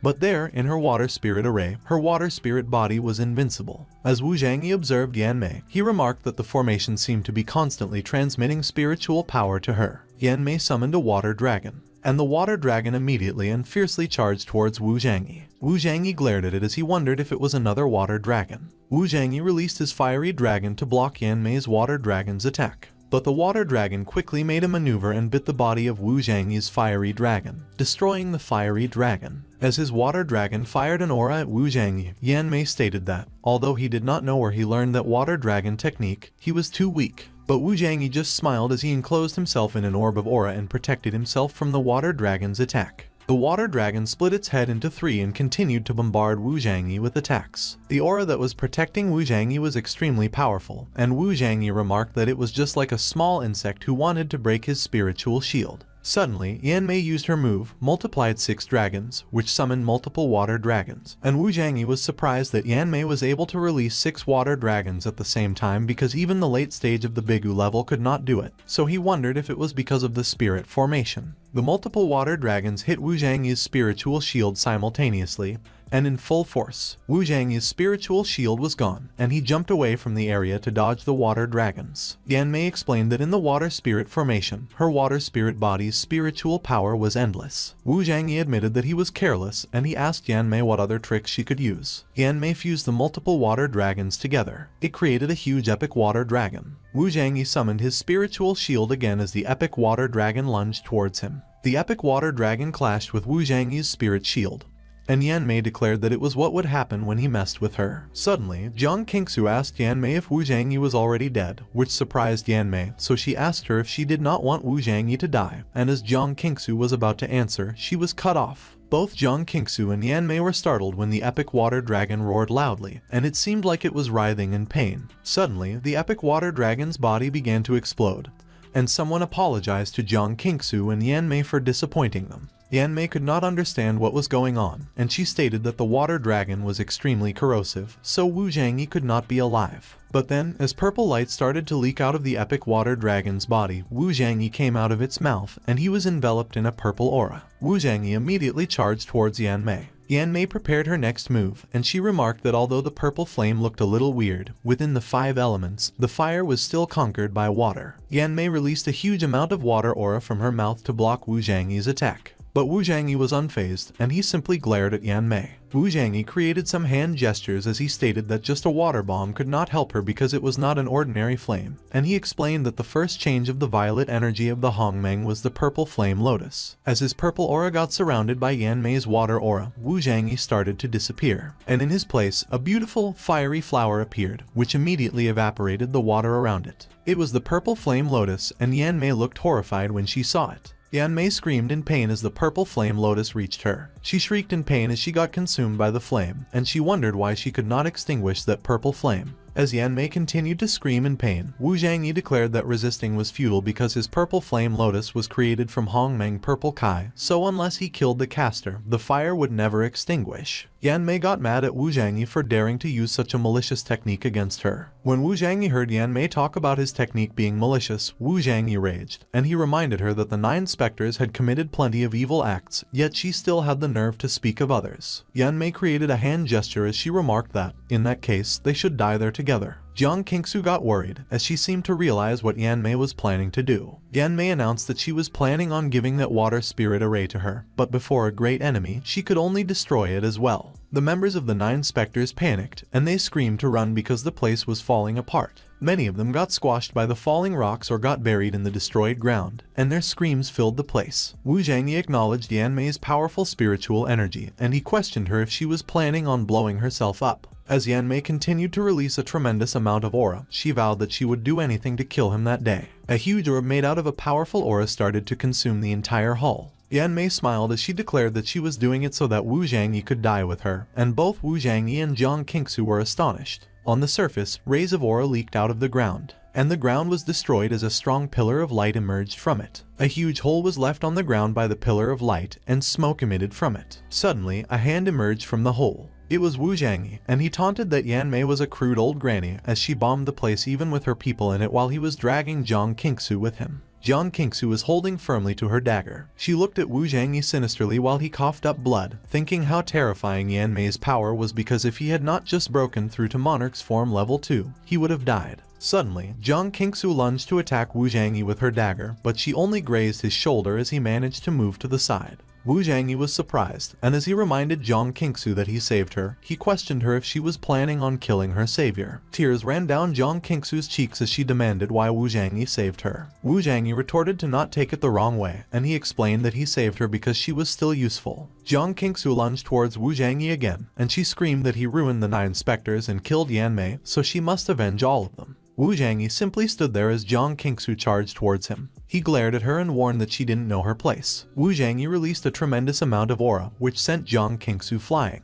Jiang Qingsu crashed into a huge boulder, and as Wu Zhangyi approached her, he reminded her that the 9 specters committed many crimes, which is why its demise was deserved, so he advised her to conduct herself well. Jiang Qingsu cursed in her head as she realized that she could not fight against Wu Zhangyi at all. Wu Zhangyi informed her that he wouldn't kill her but would order her to serve him, and he questioned her if she was willing. Jiang Qingsu stated that all the members of 9 Spectres could not live more than 3 months without Yan Mei, and so Wu Zhangyi asked her if she wanted to be buried with them when everyone was already dead. Jiang Qingsu explained that all members of 9 Spectres must take the leopard fetus Yijin pill given by Yan Mei, which was a pill that could greatly enhance their short-term power, but they needed to take the antidote once every 3 months, otherwise they would burst into flames and die. Wu Zhangyi remarked that he thought they were all loyalists, but it turned out to be a group of desperados. Jiang Qingsu slapped Wu Zhangyi's hand away from her, and she declared that instead of being tortured to death by the leopard fetus Yijin pill, it would be better for her to be killed at that moment. Wu Zhangyi asked Jiang Qingsu what she would do if he claimed that he had an antidote. Jiang Qingsu replied that it was impossible because she could only get the antidote from Yan Mei. Jiang Qingsu was surprised when Wu Zhangyi reached into his pocket.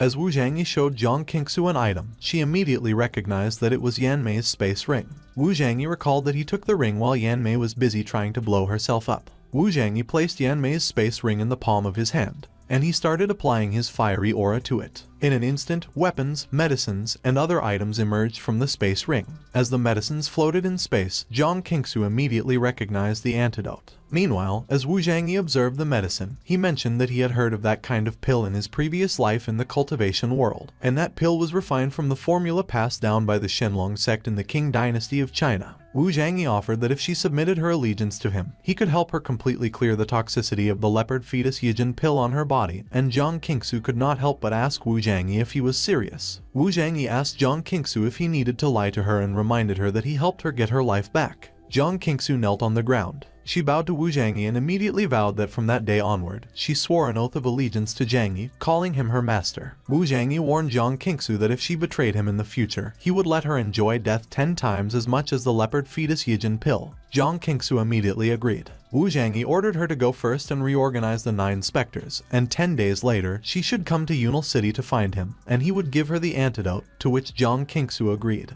Jiang Qingsu quickly left the place and left Wu Zhangyi. Wu Zhangyi knelt into the ground and coughed up blood. Wu Zhangyi was relieved that Jiang Qingsu finally left because he would not be able to hold on any longer if she did not go, as he barely suppressed the upward surge of blood with his last bit of strength. Wu Zhangyi saw the spirit stones in Yan Mei's space ring, and he thought Yan Mei really had collected a lot of good things because the quality of those spirit stones was several times better than that of the gambling field. Wu Zhangyi took one medicine bottle and saw that it was the Pei Yuan pill. Wu Zhangyi poured the pill in his palm as he noted that the Pei Yuan pill was one of the top-grade elixirs for cultivators below the Bigu level to heal their wounds, and he stated that the earth really existed on those cultivators. Wu Zhangyi took the pills. Bright lights surrounded Wu Zhangyi as he started to meditate, and he remarked that with the space ring, he could refine more pills to carry with him in the future so that he would be more secure when encountering danger. An hour later, Wu Zhangyi released a tremendous amount of aura, and he created a pillar of light that surged towards the sky. He continued to meditate. As he opened his eyes, Wu Zhangyi exclaimed that, unexpectedly, he broke through the middle stage of the establishment realm, and with the Ren Wang Ju body, even if he met the late stage of the Bigu level, he could also compete. Wu Zhangyi summoned his natal flying sword. While still sitting, he waved it in a slashing motion in front of him. It created a huge slashing aura and sliced the mountains ahead in half. The mountains crumbled, and they broke down into huge rocks. Wu Zhangyi smiled as he remarked that he knew he could not activate his natal flying sword's maximum power before because his level was not high enough, so he figured that as his strength increased, the force of his natal flying sword would go up as well. Wu Zhangyi stood up and noted that it had been half a month since he left, so it was about time he returned.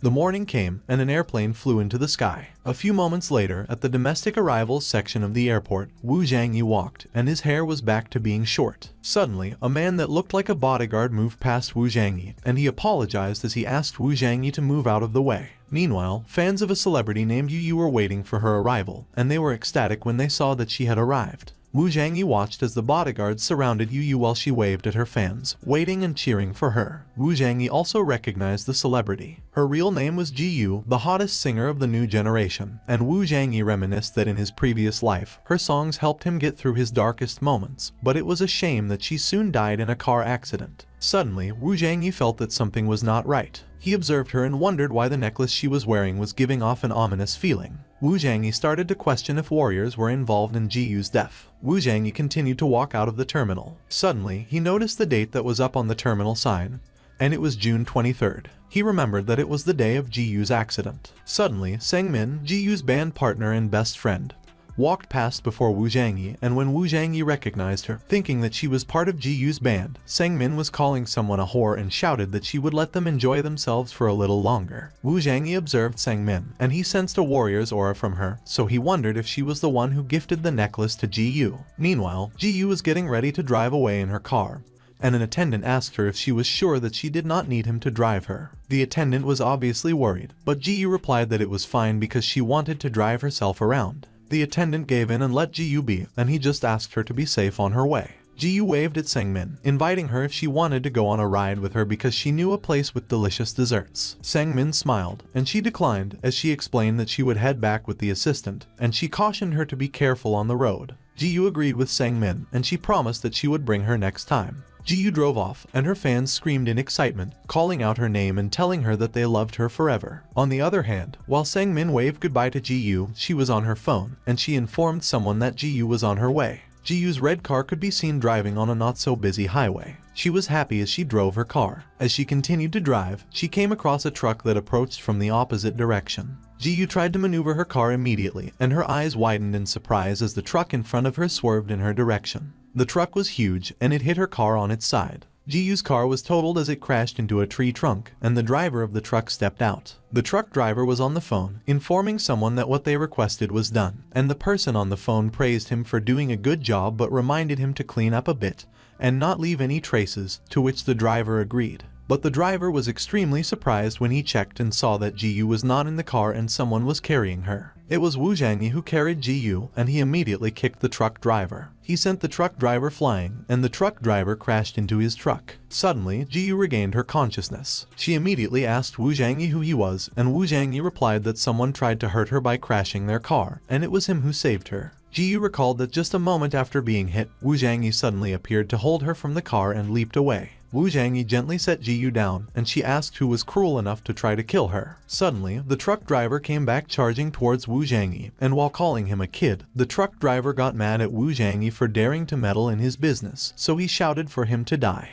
Wu Zhangyi dodged the truck driver's attack while protecting Ji Yu, and he immediately found out that the truck driver was in the late stage of Huijin, so he was sure that the truck driver was an ancient martial artist. The truck driver was enraged, and as he shrouded himself in aura, he used his move, the second style of the Zhangjiaquan, large and small, capture all, siege and kill 3 sides, even if there are 7 earths and 8 heavens. But before the truck driver could land his move, Wu Zhangyi simply kicked his feet. As the truck driver lost his balance and fell to the ground, Wu Zhangyi stepped on him, demanding who gave him the orders. Wu Zhangyi kicked the truck as he scolded him for daring to murder Ji Yu, and while he demanded to know who ordered him, Ji Yu joined in kicking the truck driver. The truck driver pleaded for them to spare his life, and he confessed that it was Sangmin who sent him. Wu Zhangyi was astonished when he heard that it was Sangmin. While they were off guard, the truck driver quickly ran into his truck. Wu Zhangyi immediately used his aura, and he emitted it from the palm of his hand. He fired it towards the truck, which exploded and got consumed in flames. Ji Yu was astonished, and she could not help but ask Wu Zhangyi how he could kill the truck driver. Wu Zhangyi explained that to be merciful to one's enemy is to be cruel to oneself. The next day, there seemed to be a celebration held in a tall, fancy building. Sangmin was there, and a man asked her how things were going and if she had done everything. The man was Mr. Liu, and Sangmin replied that she certainly did because his instructions could not be wrong. Being reminded of how Ji Yu rejected him, Mr. Liu called Ji Yu a witch, declaring that she dared to openly reject him and that the woman he could not have must be destroyed. Sangmin clung to Mr. Liu, and she informed him that from that day onward, all the resources of the company would be under his control. Mr. Liu assured her that as long as she was obedient, there would be no shortage of resources for her. Suddenly, their assistant asked Sangmin if Ji Yu had not arrived yet. The assistant looked worried as he mentioned that the on-site autograph session would begin soon. The guy was Manager Zhang, and Mr. Liu instructed that Ji Yu could not come that day, so he should just let Sangmin replace her. Manager Zhang hesitated, so Mr. Liu questioned him if he was not in charge. Manager Zhang quickly reassured Mr. Liu by telling him that their boss had instructed that 7 Stars Entertainment was currently handled by him, so of course, he was in charge. Mr. Liu ordered Manager Zhang to get prepared, and Manager Zhang agreed immediately. But the 3 of them were surprised when someone interrupted them and asked who claimed they would not come. It was Ji Yu, and she proudly stood there, glaring at them, with Wu Zhangyi behind her. Sangmin was astonished, and she could not help but ask how it was possible. Ji Yu immediately confronted Sangmin and asked if it was an unexpected surprise. Mr. Liu was also surprised, and he could not find his words, so Ji Yu spoke for him, confirming with them that they were wondering how she was not dead. Ji Yu promptly revealed that she was lucky that Wu Zhangyi saved her from being killed by the traitor. Mr. Lu quickly glared at Sang Min, telling her that he had insisted she had completed the mission, and Sang Min was lost for words as she really did not know how. Suddenly, Mr. Lu realized something as he pondered Wu Zhangyi's name. He quickly blurted out that he didn't remember inviting Wu Zhangyi to the party, so he wondered how he got in. But Wu Zhangyi confidently responded that as long as he wanted to enter, there was no place he could not enter, and Mr. Lu became enraged. Mr. Lu quickly called his security team and declared that Wu Zhangyi had sneaked into the venue, so he ordered them to pull him out, to which they immediately agreed. Wu Zhangyi still looked smug even when the guards had their hands on him, and they requested that he come out with them if he did not have any invitation.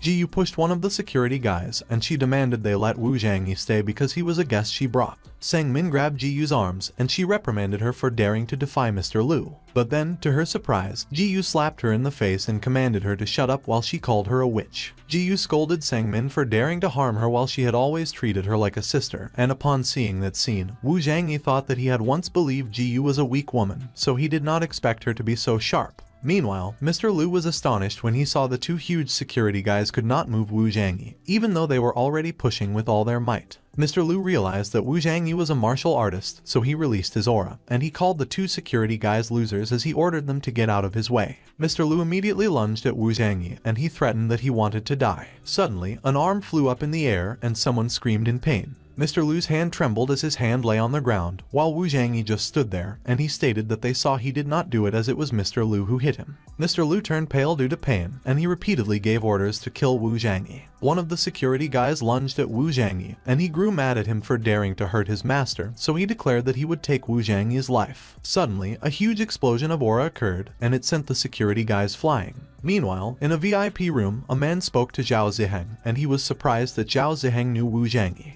He remarked that he hoped he would introduce Wu Zhangyi to him if he had the opportunity, but Zhao Ziheng replied not to mention it because Wu Zhangyi had disappeared for half a month. The man grew puzzled when he heard that Wu Zhangyi had disappeared. Zhao Ziheng confirmed with the man that what he heard was right because even the Xia family, which was closest to Wu Zhangyi, could not get in touch with him. Suddenly, a security guy came into the room, and he informed his boss that something went wrong because Mr. Lu's arm had been cut off. The man was surprised by what the security guy reported, and he asked him what happened. The security guy explained that there was no time to talk because if they didn't go there, Mr. Lu's life might be in danger. The man quickly followed the security guy, who ran really fast, telling him to hurry up. Back at the party, Sang Min wondered who Wu Zhangyi was because Xiao Lu, Mr. Lu's full name, was vulnerable in front of him. Realizing her situation, Sang Min quickly approached Ji Yu and asked her not to kill her because they had known each other for more than 10 years. She even reminded her that they were good sisters. Wu Zhangyi got mad at Sang Min, so he fired a powerful aura ray at her, calling her a witch and telling her that if it were not for him, Ji Yu, whom she called her sister, would have been killed by her. Sang Min fell to the ground while the man from earlier arrived at the party, and he was surprised to see the state his son, Xiao Lu, was in. Xiao Lu trembled as he asked his father to take revenge for him, and his father promised not to worry because he would make Wu Zhangyi pay twice as much. He called Wu Zhangyi a kid and vowed that he could not walk out of there alive that day. Suddenly, Zhao Ziheng arrived, and he immediately recognized Wu Zhangyi, calling him Master Zheng. Wu Zhangyi also recognized Zhao Ziheng. Zhao Ziheng quickly paid his respects to Wu Zhangyi, calling him the Master of the Alliance, and he was glad that he finally found him. Xiao Lu's father was surprised when he realized that Wu Zhangyi was the Yunal City Ancient Martial Artist Alliance's Master Zhang, and Ji Yu was surprised too. Xiao Lu asked his father what he was doing as his father immediately kneeled on the ground, trembling as he paid respects to Wu Zhangyi. Xiao Lu's father quickly urged him to shut up and brought him down to kneel with him. Wu Zhangyi asked who just boasted not to let him walk out alive. Xiao Lu's father slapped his face left and right as he admitted to Wu Zhangyi that he was wrong, and as he begged Wu Zhangyi to spare his life. He acknowledged that rumor had it Wu Zhangyi's methods were fierce, so he could lose his son that day, but he could still have another one. But if he also died, it would be all over. Wu Zhangyi asked Xiao Lu's father what he thought about Xiao Lu's arm being cut off by him, and Xiao Lu's father confessed that it was his son's fault for offending Zhangyi. He even reprimanded Xiao Lu and scolded that generations of the Lu family's business were almost ruined by him. Wu Zhangyi immediately ordered them to go away, and they quickly did. Wu Zhangyi asked Zhao Ziheng what the reason was why he was looking for him, and Zhao Ziheng explained that while he was not around, the king of the Northwest had been constantly invading Yunal City. Wu Zhangyi's expressions turned dark, and he grew mad as he thought of the king of the Northwest. Wu Zhangyi asked Zhao Ziheng who was the king of the Northwest, and Zhao Ziheng was surprised that he did not even know Lu Tianlong, the king of the Northwest. Zhao Ziheng explained that the 5 provinces in the Northwest were all under Lu Tianlong's control. Whether they opened a martial arts school, small or large, all matters had to go through his permission. Wu Zhangyi was amused, and he remarked that their Yunal city belonged to Linghan province, which did not seem to be in the Northwest territories, to which Zhao Ziheng agreed, noting that his words were very true as their Linghan province and the Northwest border had always been unconnected. But Zhao Ziheng mentioned that in recent days, the Northwest kept coming across the border to stir up trouble, and they destroyed their martial arts schools. Wu Zhangyi inquired if Zhao Ziheng had given his name. Zhao Ziheng replied that he naturally had because since the battle between him and Xiao Zhongshan, no one dared to show disrespect to him in the entire Yunal city and even Lingnan. But Zhao Ziheng expressed that there was something wrong when he gave them Wu Zhangyi's name. Wu Zhangyi urged him to say it. Zhao Ziheng looked mad as he recalled how the Northwest mocked them, calling Wu Zhangyi a dog and bullfish of an alliance master, and they stated that he was not even worthy of Lu Tianlong. Wu Zhangyi's face turned dark, but he smiled as he remarked that Lu Tianlong was interesting. Suddenly, Ji Yu was surprised when Wu Zhangyi yanked her necklace from her without warning. Wu Zhangyi explained that her necklace was put under witchcraft, which was reducing her life every day, so he would help her destroy it, and Ji Yu agreed. As Wu Zhangyi destroyed Ji Yu's necklace, he suggested that they should go meet Lu Tianlong. A few moments later, in the Xia family, while Xia Fenger assisted Xia Guoqing to stand, some martial artists claimed they were too weak to fight. They seemed to be martial artists from the Northwest, and the long-haired one taunted the Xia family, saying they better invite their head-shrinking turtle master Zhang out. One of them chimed in, sarcastically warning the other that he could not say that and that he should be careful because Master Zhang might suddenly appear and kill him in seconds, which made the other martial artists laugh. The long-haired martial artist asked where Wu Zhangyi was, and as he pretended to be scared, he laughed. Xia Fenger became mad, so she demanded that they shut up and stop insulting her master, but Xia Guoqing warned her not to do it because she was not their opponent. When the long-haired martial artist heard Xia Fenger call Wu Zhangyi her master, he mocked her, calling her a little girl, and he suggested that she looked good, so it would be better for her to go back with him and be his concubine. Xia Fenger grew worried when Xia Guoqing got mad, and he called them Northwestern brats as he demanded that they stop insulting her. Xia Guoqing coughed up blood as the long-haired martial artist punched him in the gut and remarked that he did not know his own strength. Xia Fenger and Xia Guoqing's men rushed to him, and they were worried as they asked him if he was okay. Xia Fenger released her fiery aura as she became mad at the Northwest martial artist for daring to hurt Xia Guoqing.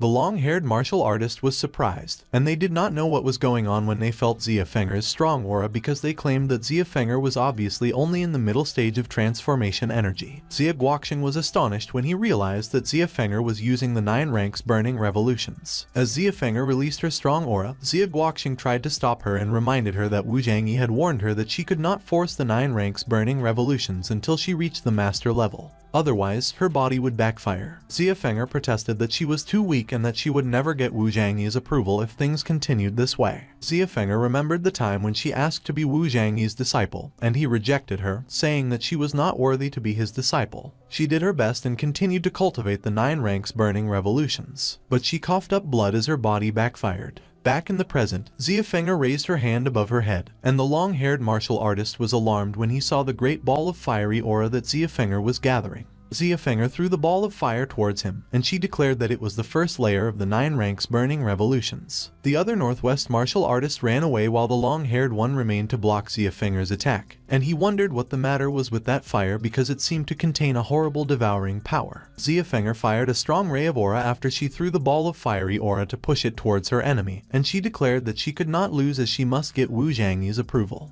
The long-haired martial artist wondered where Xia Fenger learned those tricks because he saw that she could not stand it anymore. Xia Fenger was pushed back due to the backfire on her body, and she coughed up blood. The long-haired martial artist remarked that it was a terrible flame. But fortunately, Xia Fenger could not use it proficiently. He jumped in the air with his aura-filled palm to attack Xia Fenger, and he proclaimed that it was a pity but she should go to die. Xia Guoqing was alarmed, and he called out to Xia Fenger with extreme worry. Xia Fenger looked at the attack that was about to hit her, and all she could do was admit to Wu Zhangyi that she was useless. But the long-haired martial artist was surprised when someone grabbed his arm and questioned him if he was going to kill the disciple of Wu Zhangyi. It was Wu Zhangyi, and he immediately instructed her to take a rest and leave things to him, while Xia Feng'er, who heard him call her his disciple, looked at him in awe as she realized that he finally approved her. The long-haired martial artist asked Wu Zhangyi if he was Xia Feng'er's master, and before Wu Zhangyi could answer, he threatened him to let go of his arm quickly. Zhao Ziheng suddenly arrived, and he retorted that the long-haired martial artist was the one who called him unworthy to put on the shoes of some bullfish king of the northwest. When the long-haired martial artist heard Zhao Ziheng call Wu Zhangyi Master Zhang, he immediately inquired if he was the master of the ancient martial arts alliance of Yunal City. While preparing his fist, Wu Zhangyi confirmed that he was right, and he pointed out that he also knew his name so he could die immediately. Wu Zhangyi punched the long-haired martial artist in the gut with a tremendous amount of aura, and he screamed in pain. The other Northwest martial artists looked horrified when they saw what Wu Zhangyi, the one they knew as the legendary young genius Master Zhang, was capable of, and they remarked that their boss Zhang, the long-haired martial artist, was in the early stage of the Master Realm, but he was killed by Wu Zhangyi without any strength to fight back. While the others were terrified, the green-haired martial artist looked enraged. He jumped off the ground and lunged to attack Wu Zhangyi. He was the brother of Zhang, and he got mad at Wu Zhangyi for killing his brother, so he declared that he would take his life. Wu Zhangyi blocked his attack effortlessly with the palm of his hands. The other Northwest martial artist was surprised that even Zhangria's giant hammer was easily blocked by Wu Zhangyi, and they knew that Zhangria was in the middle of the Master Realm, so they wondered what kind of strength Wu Zhangyi had. Zhangria screamed as Wu Zhangyi blocked his attack. Suddenly, he multiplied himself and attacked Wu Zhangyi simultaneously, but Wu Zhangyi still managed to block it all. Wu Zhangyi punched Zhangria, which took Zhangria by surprise. As the other Northwest martial artist caught Zhangria, who was sent flying towards them, they felt Wu Zhangyi's strength, and they exclaimed that his strength must be Saint Master. Zhao Ziheng pointed out that the Northwestern martial artists had injured many of their people, and he urged him to kill them, which the members of the Xia family supported and chanted to kill them. Zhangria, along with the other Northwest martial artists, was surrounded, but to everyone's surprise, Wu Zhangyi ordered them to let Zhangria and his men go. Wu Zhangyi instructed Zhangria to go back and tell his master, Lu Tianlong, that he was determined. Wu Zhangyi started to rain down fire on the Northwest martial artist, and they called Wu Zhangyi the Holy Master as they screamed and pleaded for him to spare their lives. They promised that they would take his message to Lu Tianlong. Wu Zhangyi commanded them to get out. He watched as the Northwest martial artists ran for their lives. Wu Zhangyi took out 2 pills, and he instructed 2 people to take one for each of them. He spoke to Xia Guoqing and Xia Feng'er, and he explained that it was the blood-returning pill, which could heal injuries quickly. Both of them accepted the pill and thanked Wu Zhangyi. Wu Zhangyi jumped off the ground. He announced that he had to go out. He told them to take care of the rest and to call him if he needed anything, to which Xia Guoqing agreed. A few moments later, Wu Zhangyi walked on the street, and he called someone. He called Song Yuyao, who immediately asked him where he was because she kept calling him but couldn't get through, and Wu Zhangyi, who could feel Song Yuyao's anger over the phone, quickly admitted his fault, explaining that his phone ran out of power and he forgot to charge it.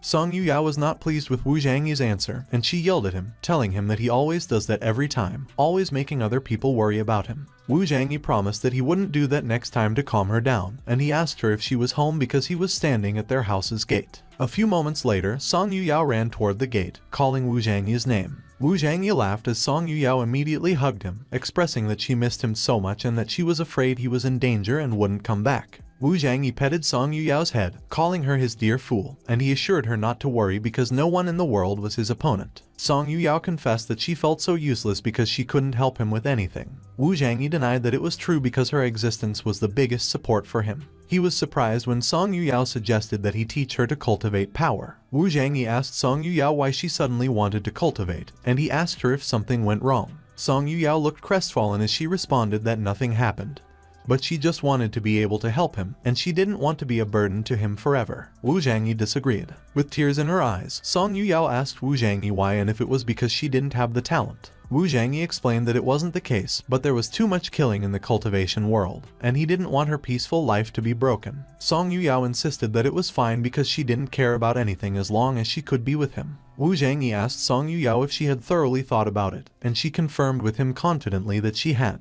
Remembering the new people he had encountered, Wu Zhangyi remarked that his rebirth had changed too many people and things in the current world, and he didn't know if it was a good thing or not. Wu Zhangyi chose to agree with Song Yuyao's suggestion since she had thought about it thoroughly, and Song Yuyao was ecstatic. Song Yuyao hugged Wu Zhangyi again and thanked him, which made Wu Zhangyi smile brightly. Wu Zhangyi vowed that he must become stronger, and no matter what, he wouldn't let anyone hurt Song Yuyao in his current life. Wu Zhangyi handed a marrow cleansing pill to Song Yuyao, and he instructed her to eat it as it would help her cultivate faster. Song Yuyao did as Wu Zhangyi had instructed, and she ate the pill. Suddenly, Song Yuyao screamed in pain as she grabbed her throat, and Wu Zhangyi was alarmed. Wu Zhangyi immediately applied his aura to Song Yuyao's head while he asked her what happened and if she could still hear his words, to which Song Yuyao replied, telling him that she felt that her neck was being strangled so she could not breathe, and that her head hurt too. Song Yuyao emitted a dark aura, and Wu Zhangyi felt that the spiritual power he inserted was repelled by that black aura. Wu Zhangyi groaned in pain as he was pushed back by the dark aura. The dark aura that surrounded Song Yuyao intensified, and Wu Zhangyi could not understand what was going on because he felt that the powerful black aura was not Song Yuyao's. Wu Zhangyi shrouded himself in his powerful aura, and he stated that it did not matter what the black aura was. He placed his hand on Song Yuyao's head, and as he applied his aura again,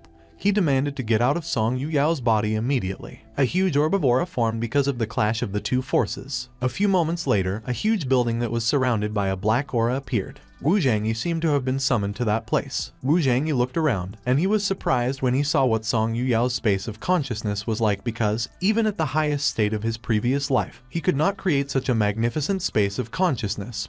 So he wondered why, as Song Yuyao was not even an ancient martial artist. He felt that just moments ago, the black aura came from inside the palace, so he decided to go over there and see what the situation was. Wu Zhangyi jumped off to move towards the palace, but he was astonished when he felt something. He was sent kneeling into the ground by a tremendous amount of pressure. Wu Zhangyi sweated profusely as he wondered what the hell was going on there. He stood up and toughened himself up as he told himself that he must find out what was going on. Otherwise, Song Yuyao might be in danger of dying. With heavy steps, Wu Zhangyi moved forward. The pressure on him was so intense that every step he took created a hole in the concrete floor. Wu Zhangyi cursed as he felt that the more he went forward, the greater the pressure became. He reached the point where the pressure pushed him flat into the ground. Wu Zhangyi released a tremendous amount of aura, and his hair grew long again as he proclaimed that the Ren Wang Ju was in full, perfect form. He walked with ease, and he declared that in front of his peerless Ren Wang Ju, nothing could obstruct his way. Wu Zhangyi kept his Ren Wang Ju in perfect form, and he was about to reach the palace. The doors opened on their own, and there was this mysterious fog that shrouded the place. Wu Zhangyi walked up the stairs that led towards the palace. As he arrived at the door, Wu Zhangyi saw a flawless lady sitting in front of him.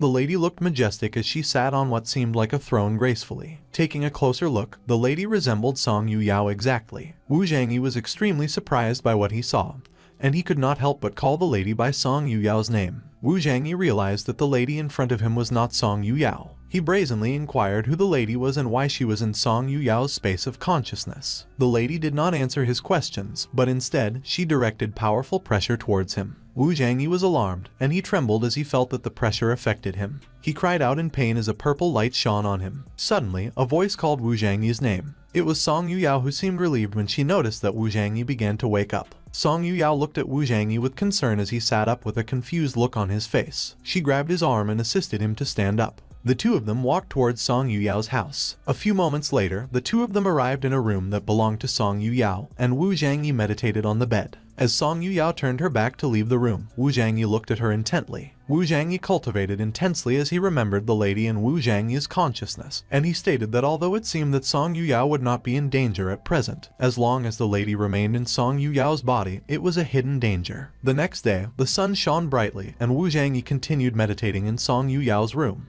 He opened his eyes when he heard a beeping noise. It was his phone, and as he answered, he immediately inquired of the person on the other line what the matter was. The one calling Wu Zhangyi was Xia Fenger, and she informed him that the men of Lu Tianlong came to their residence again, mentioning that he had something to give him personally. Wu Zhangyi asked Xia Fenger what it was, but she responded that she did not know because the man claimed he wanted to wait for him. He quickly stood up and responded that he would be there soon. Meanwhile, at the Xia residence, two Northwest martial artists stood before a throne, and they were being watched by multiple men on each side. Xia Guoqing reminded the two Northwest martial artists that Wu Zhangyi had spared their lives the last time they were there, but they still dared to come back. The two of them smirked, and one of them replied to take it easy because he was there with the goodwill of Lu Tianlong. Xia Fenger retorted that she did not believe them. The two Northwest martial artists glanced at her evilly when she suggested that it was better to tie them up first in case they were deceitful. But the two Northwest martial artists froze in surprise when they noticed something. The two of them spotted Wu Zhangyi, who strode swiftly towards the throne. The Xia family immediately greeted Wu Zhangyi and he commanded them to sit down.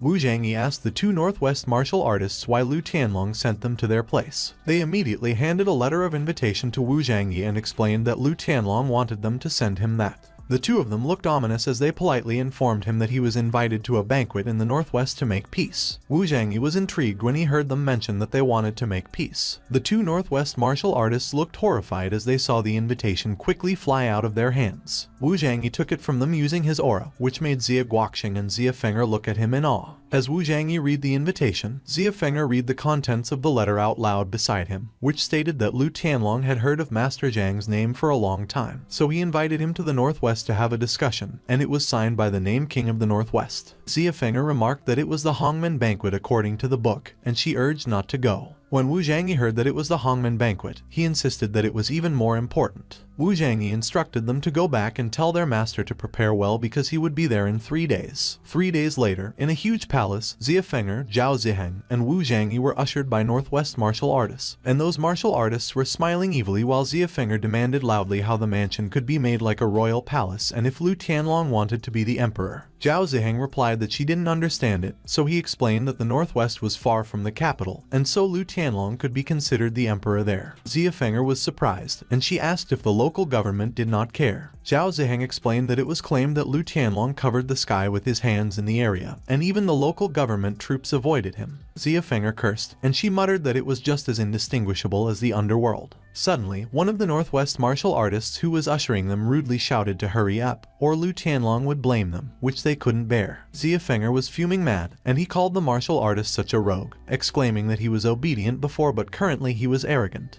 The 5 of them arrived at the throne, and the martial artist greeted Lu Tianlong, announcing that Wu Zhangyi and the others had been brought there. Lu Tianlong sat on his throne mightily, and his eyes gleamed. As he saw the man on the throne, Wu Zhangyi questioned in his mind if that man was Lu Tianlong. Lu Tianlong addressed him, saying that he must be Master Zhang from Yunal City, and instead of directly confirming, Wu Zhangyi replied by telling him that he must be the king of the Northwest. Lai King, the power of the Northwest Qingfeng Martial Arts School, called Wu Zhangyi a Bullfish Alliance master who was just a little brat and scolded him for daring to talk to Lu Tianlong like that. Xia Feng'er talked back to Lai King, calling him fatty, and she also reprimanded him for daring to talk to her master like that. Lai King got mad at Xia Feng'er for calling him fatty, and he dared her to try calling him that again. Xia Feng'er taunted Lai King by calling him fatty multiple times. Lai King could not restrain his anger, and he immediately lunged at Xia Feng'er with his powerful aura, warning her that she was looking for death. Xia Feng'er blocked Lai King's attack with her arms, but she was still pushed back.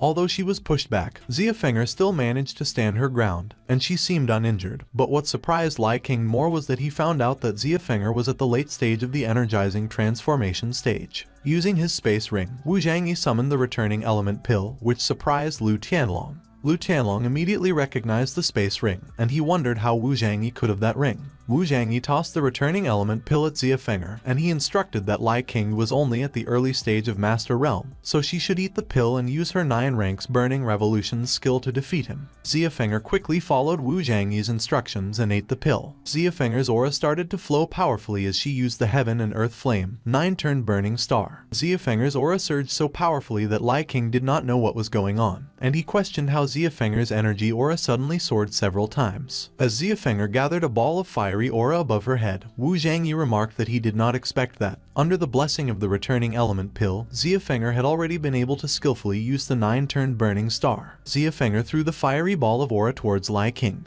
Lai King's disciples warned to be careful because last time they suffered a big loss in that kind of dominating flame. Lai King summoned a powerful aura that guarded his arm as he prepared to block Xia Feng'er's attack, and as he commented that it was pretentious, he wondered how powerful Xia Feng'er's would be when she was just a small child in the energizing transformation stage. Xia Feng'er fired her 9-turned burning star, and Lai King blocked it with his frost-stretched fist. Suddenly, Lai King's frost-stretched fist turned red. It melted, and Lai King wondered how it was possible that Xia Feng'er's flame was devouring his frost-stretched fist. Xia Feng'er's 9-turned burning star completely devoured Lai King's frost-stretched fist, and he coughed up blood as he flew back from the power of Xia Feng'er's flames. One of the Northwest martial artists commented that the frost-stretched fist was one of Lai King's stunts, but he actually lost. They quickly approached Lai King to help him sit up and ask if he was okay. Suddenly, the man declared that Lai King was dead. He commanded them to take Wu Zhangyi and the others down. A huge number of the Northwest martial artists immediately surrounded them, and Zhao Ziheng anxiously urged everyone to calm down and suggested that they should talk. But the Northwest martial artists threatened that they would kill them to avenge their master Lai King's death. Suddenly, Lu Tianlong stepped forward and instructed everyone to hold on. Lu Tianlong introduced himself, stating that he invited Wu Zhangyi there to make peace so Lai King should not have attacked their guests. And in the back of his mind, he thought that the weird flame must have been taught to Xia Feng'er by Wu Zhangyi, which was not simple. Lu Tianlong proposed to Wu Zhangyi that they should have a talk. Wu Zhangyi directly questioned Lu Tianlong about what he wanted to talk about, and he also pointed out to Lu Tianlong that so many people were surrounding the three of them, questioning his hospitality. Lu Tianlong glared as he ordered his men to spread out. Xia Feng'er watched and acknowledged that it was true. She noted that Wu Zhangyi does not like to stand while talking, so he commanded one of the Northwest martial artists to quickly get a stool out there, which agitated the man. But Lu Tianlong requested that someone prepare a stool for Wu Zhangyi. Two men quickly brought a chair for Wu Zhangyi to sit on. Wu Zhangyi proudly sat on the chair as he faced Lu Tianlong. The Northwest martial artists got annoyed, calling Wu Zhangyi a kid and stating that he was too rampant to even sit directly in the middle of the hall. While calling him a kid, the Northwest martial artists remarked that to give him some concession, they wondered if he had forgotten that he was in the Northwest, and that made Wu Zhangyi stand up from his seat. Xia Feng'er and Zhao Ziheng were prepared to fight as Wu Zhangyi ordered them to get out of the way if they did not want to die. A red-haired Northwest martial artist got enraged by Wu Zhangyi's action, and he prepared to attack him. He roared loudly as he charged forward to attack Wu Zhangyi using his move, the leopard clutches, but Wu Zhangyi remained unfazed. Wu Zhangyi just stood there, paying no attention to Chen, who attacked from behind, while the other Northwest martial artists who recognized the leopard clutches as a move that was fast and vicious muttered that they were afraid only Lu Tianlong could catch it. As Chen was the second strongest behind Lu Tianlong in the room, so Wu Zhangyi was doomed. Wu Zhangyi acknowledged Chen's presence, and he stated that Chen was too weak as he was only a supreme grandmaster. Wu Zhangyi blocked Chen's leopard clutches effortlessly with only one hand. Wu Zhangyi's powerful aura pierced through Chen's leopard clutches and directly hit his torso. Every Northwest martial artist was surprised that their master Chen was killed in one move. Wu Zhangyi warned them again that whoever interfered would die. While Wu Zhangyi still released his powerful aura as he stood there, he was unaware of the attack coming toward him from behind. The fist managed to hit his face, and as he coughed up blood, he admitted that it was fast. Wu Zhangyi was thrown into the air as Lu Tianlong gave him a powerful punch. Xia Feng'er got worried for Wu Zhangyi as he crashed and destroyed one of the pillars, but he still continued to be thrown back. While Wu Zhangyi was still in midair, Lu Tianlong jumped off the ground to land another attack, and the Northwest martial artists cheered as they exclaimed that it was time to strike as Lu Tianlong had finally struck. Lu Tianlong delivered a kick to Wu Zhangyi's body, which made him cough up blood again. Wu Zhangyi wondered why Lu Tianlong was so fast when he was only a half-step Saint Master. Suddenly, Lu Tianlong appeared behind Wu Zhangyi, and he inquired if Wu Zhangyi regretted things because he wanted to give him a way to survive, but he killed his two masters. Lu Tianlong kicked Wu Zhangyi toward the ground, and the kick was so powerful that the ground broke as Wu Zhangyi crashed against it. Zhao Ziheng cursed, and he exclaimed that if Wu Zhangyi fell, they would be in danger. But Xia Feng'er looked determined, and she asserted that Wu Zhangyi would not lose. Meanwhile, as the dust and debris cleared up, it revealed Wu Zhangyi, who had long hair, and the Northwest martial artists mentioned that Wu Zhangyi did not even know that Lu Tianlong had another name, the King of Speed, because in terms of speed, he was one of the best in the entire Chinese land.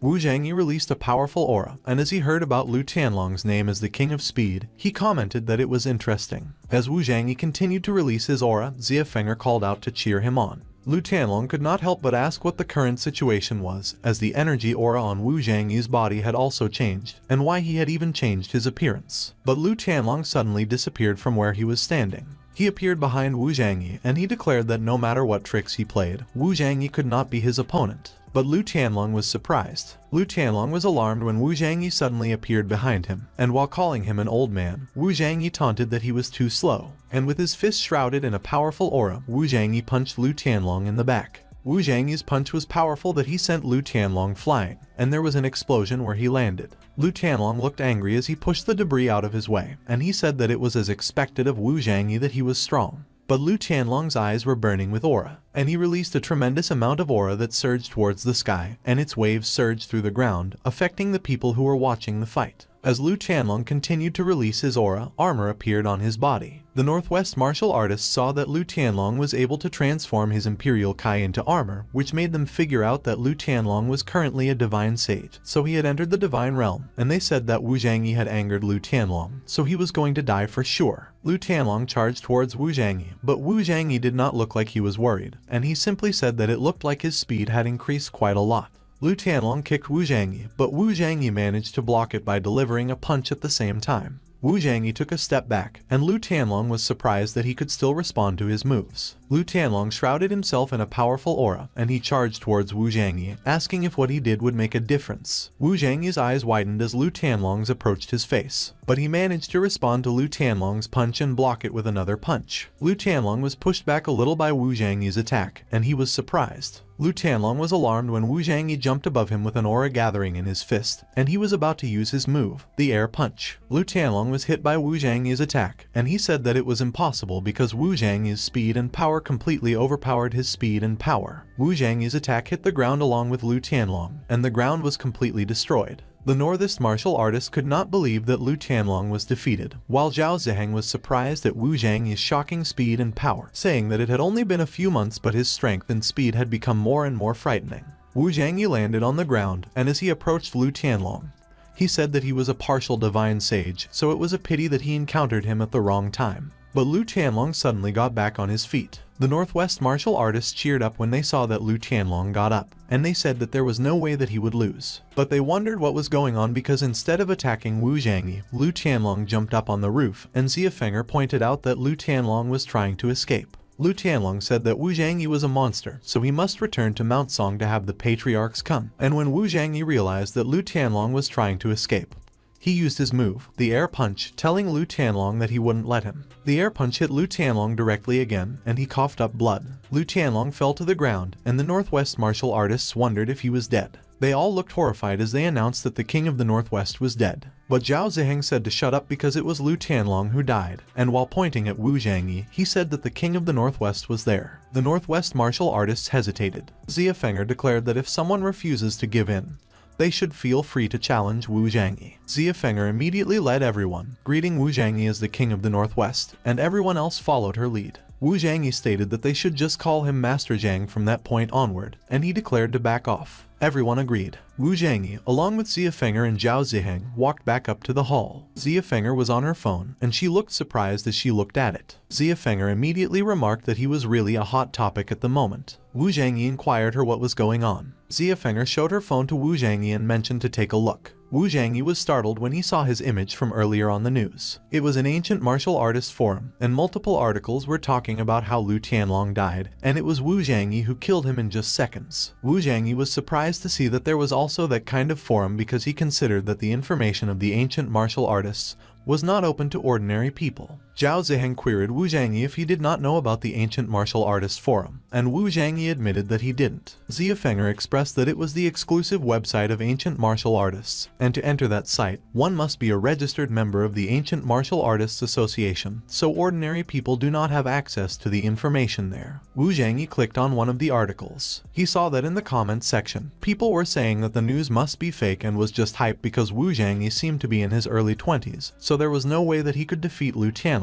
As Wu Zhangyi read through them, he voiced that the website was interesting. He ordered Ziafenger to post on the forum in his name, telling the people there that the new king of the Northwest added that they were all hot chickens, so if they were dissatisfied, they were welcome to challenge him, and if they won, they would be the new king of the Northwest. Zhao Ziheng looked uncomfortable with what Wu Zhangyi noted, but he did not finish what he was about to say. Ziafenger was also hesitant, and she commented that it would cause public anger, which would make them the target of all martial artists. Wu Zhangyi conveyed that it was the effect that he wanted, so she should post it quickly. Ziafenger was still reluctant, but she did what she was told. A few moments later, Ziafenger finished posting, and she revealed to take a look. Wu Zhangyi looked at the post, and it was exactly what he affirmed to post. He smiled and announced that she did very good. Zhao Ziheng was monitoring the post on his own phone, and he observed to look at the comments below as someone had replied. Seeing that the account was a low-level trumpet, everyone was saying that the post was a lie. Xia Feng'er cursed at those people for calling Wu Zhangyi a liar. Wu Zhangyi questioned them if there was a way to authenticate the information on the account in his name. Zhao Ziheng indicated that he was afraid that there was no way because, for the sake of privacy, the information on the forum was anonymous. Suddenly, his phone, which was in his pocket, rang. Wu Zhangyi checked on it, and an unknown number was calling him. As soon as Wu Zhangyi answered the call, the person on the other line immediately introduced themselves as someone from the Lingyan media, and they probed if they were talking to Wu Zhangyi. Wu Zhangyi confirmed that he was Grandmaster Zhang. The person mentioned that they found out that he recently killed Lu Tianlong and became the new king of the Northwest, so they were interested in interviewing him, and they inquired him what his opinion on the interview was. Wu Zhangyi agreed, but he had a condition, and he demanded that he wanted his interview to be live-streamed at the same time on the Ancient Martial Artists Forum, and the person agreed, saying that it was not a problem. Wu Zhangyi declared that he would wait for them in the King of the Northwest's main hall, and the person stated that it was not a problem and they would be there in 3 hours. Wu Zhangyi ended the call. When he heard that it was the Lingyan media, Zhao Ziheng immediately noted that it was the most influential media in the warrior world, and everyone they had interviewed was all big shots. 3 hours later, at the King of the Northwest's main hall, the Lingyan media had arrived and was preparing to interview Wu Zhangyi. The reporter gave the crew the signal to start the action. As soon as the live stream started, comments started flooding it. The reporter expressed that she would like to begin by congratulating him first on becoming the new king of the Northwest, and Wu Zhangyi thanked her. The reporter commented that she heard that he killed Lu Tianlong, who was a divine sage, in just a few moves, so she queried him how he did that, and Wu Zhangyi responded that Lu Tianlong was just too weak. The reporter revealed that there was a question the online users extremely wanted to ask, and it was if Wu Zhangyi was really only 18 years old. Wu Zhangyi answered the question with another question, and he questioned the reporter what she believed, which made her blush. The reporter immediately changed the topic, and she remarked that they were currently live streaming at the same time, so she posed him if there was anything he would like to say to their friends in front of the screen. Wu Zhangyi immediately announced that he would like to say that he was not trying to target anyone, but he considered that everyone watching was all trash. The reporter coughed uncomfortably due to surprise, and she felt that young people these days were arrogant. But it was the effect that they wanted because there would be more views. The comment section was flooded with people commenting on how arrogant Wu Zhangyi was, and while some of them were mad, some of them liked how arrogant Wu Zhangyi was. Wu Zhangyi probed the audience if they wanted his wealth and position, and he goaded them to challenge him, saying that if they won, everything he had would be theirs. The reporter became excited, and she affirmed that they would be live streaming the entire time, so if they had the courage, she urged them to come and challenge Wu Zhangyi. 3 days later, a lot of people were waiting outside the King of the Northwest's main hall, and suddenly, a man came flying out of the hall, screaming. As the man crashed on the ground, someone was calling for the next person. Seeing the trembling man on the ground, the other people waiting cursed, saying that it was already the 3rd day. But everyone who challenged Wu Zhangyi flew out in about 3 seconds, and they disclosed that on the first day, there were many people, that the entire place was filled with people, but currently, only about 10 people showed up. On the live stream, the audience was praising Wu Zhangyi for his strength, while Wu Zhangyi wondered if there was no one who could fight. Xia Feng'er uttered that all the challengers had left, so Wu Zhangyi voiced that was it for that day. But suddenly, a strong surge of aura flickered at the entrance of the hall. Wu Zhangyi was alarmed when he noticed it. The source of the aura was the Lu family's 3 divine sage patriarchs, who just arrived. The bald old man inquired who Master Zhang was, and Wu Zhangyi confidently pronounced that he was Master Zhang. The bald old man immediately got fired up, and his eyes were bloodshot due to anger as he yelled to die. Without rising from his throne, Wu Zhangyi managed to block the bald old man's attack with his fist. The bald old man took a step back. The bald old man acknowledged Wu Zhangyi's strong power, and he declared that the person who could kill Lu Tianlong still had some strength. Meanwhile, on the sidelines, Xia Feng'er was caught off guard when a person suddenly appeared behind her. It was the reporter from Lingyan Media, and she looked like she was about to hit Xia Feng'er as Xia Feng'er recognized her, saying that it was unexpected that she was also an ancient martial artist. But the reporter simply put her hand around Xia Feng'er, telling her that there were many things she could not expect, and Xia Feng'er looked uncomfortable as she stated not to stick so close to her. The reporter smiled as she remarked not to worry because she was straight too and that she was more interested in Wu Zhangyi. Xia Feng'er noted that Wu Zhangyi was not interested in her, but the reporter paid no mind to what Xia Feng'er mentioned, and she simply moved away to whip out her phone to start recording the fight. She started to live stream the fight, where the audience immediately gathered.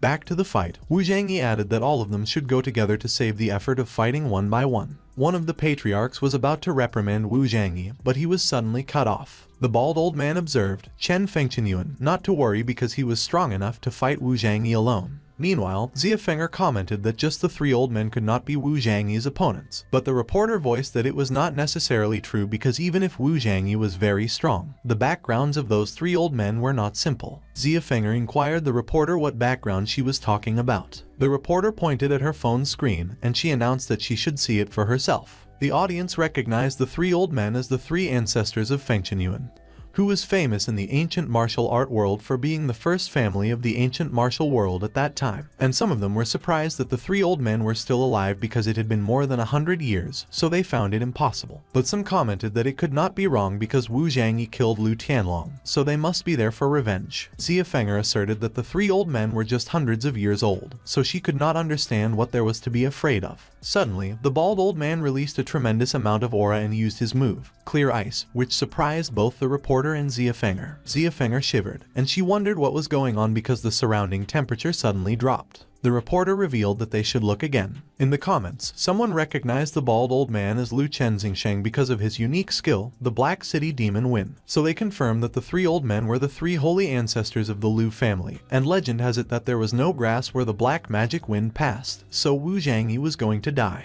But Wu Zhangyi was still confidently smiling, and he proclaimed that it was just a little bit of the old tricks. Lu Chenzingsheng started to intensify his aura, and he pronounced that since he wanted to die, she should not blame him for being rude. Lu Chenzingsheng lunged towards Wu Zhangyi, using his ghost-snapping claws, and Wu Zhangyi affirmed that it was the first time he had seen an ancient martial artist learn the dark arts. Wu Zhangyi produced a bright aura in the palm of his hand, and as he blocked Lu Chenzingsheng's claws, he spoke to look at his righteous light. Lu Chenzingsheng continued to hit Wu Zhangyi, but his bright aura did not budge. Lu Chenzingsheng was astonished. Wu Zhangyi articulated that it seemed that he could not do it. Suddenly, Lu Chenzingsheng used his move, the Dark Ghost Duplicate, and a duplicate of him showed up behind Wu Zhangyi. The duplicate raised his hands to attack Wu Zhangyi with the move Ghost Snapping Claws. Wu Zhangyi was not able to block that attack, and he was hit by it directly on his back. Wu Zhangyi coughed up blood, and he was confused about the situation because there were two Lu Chenzingsheng who were exactly the same. Xia Feng'er called Wu Zhangyi with concern, while the reporter beside her looked surprised.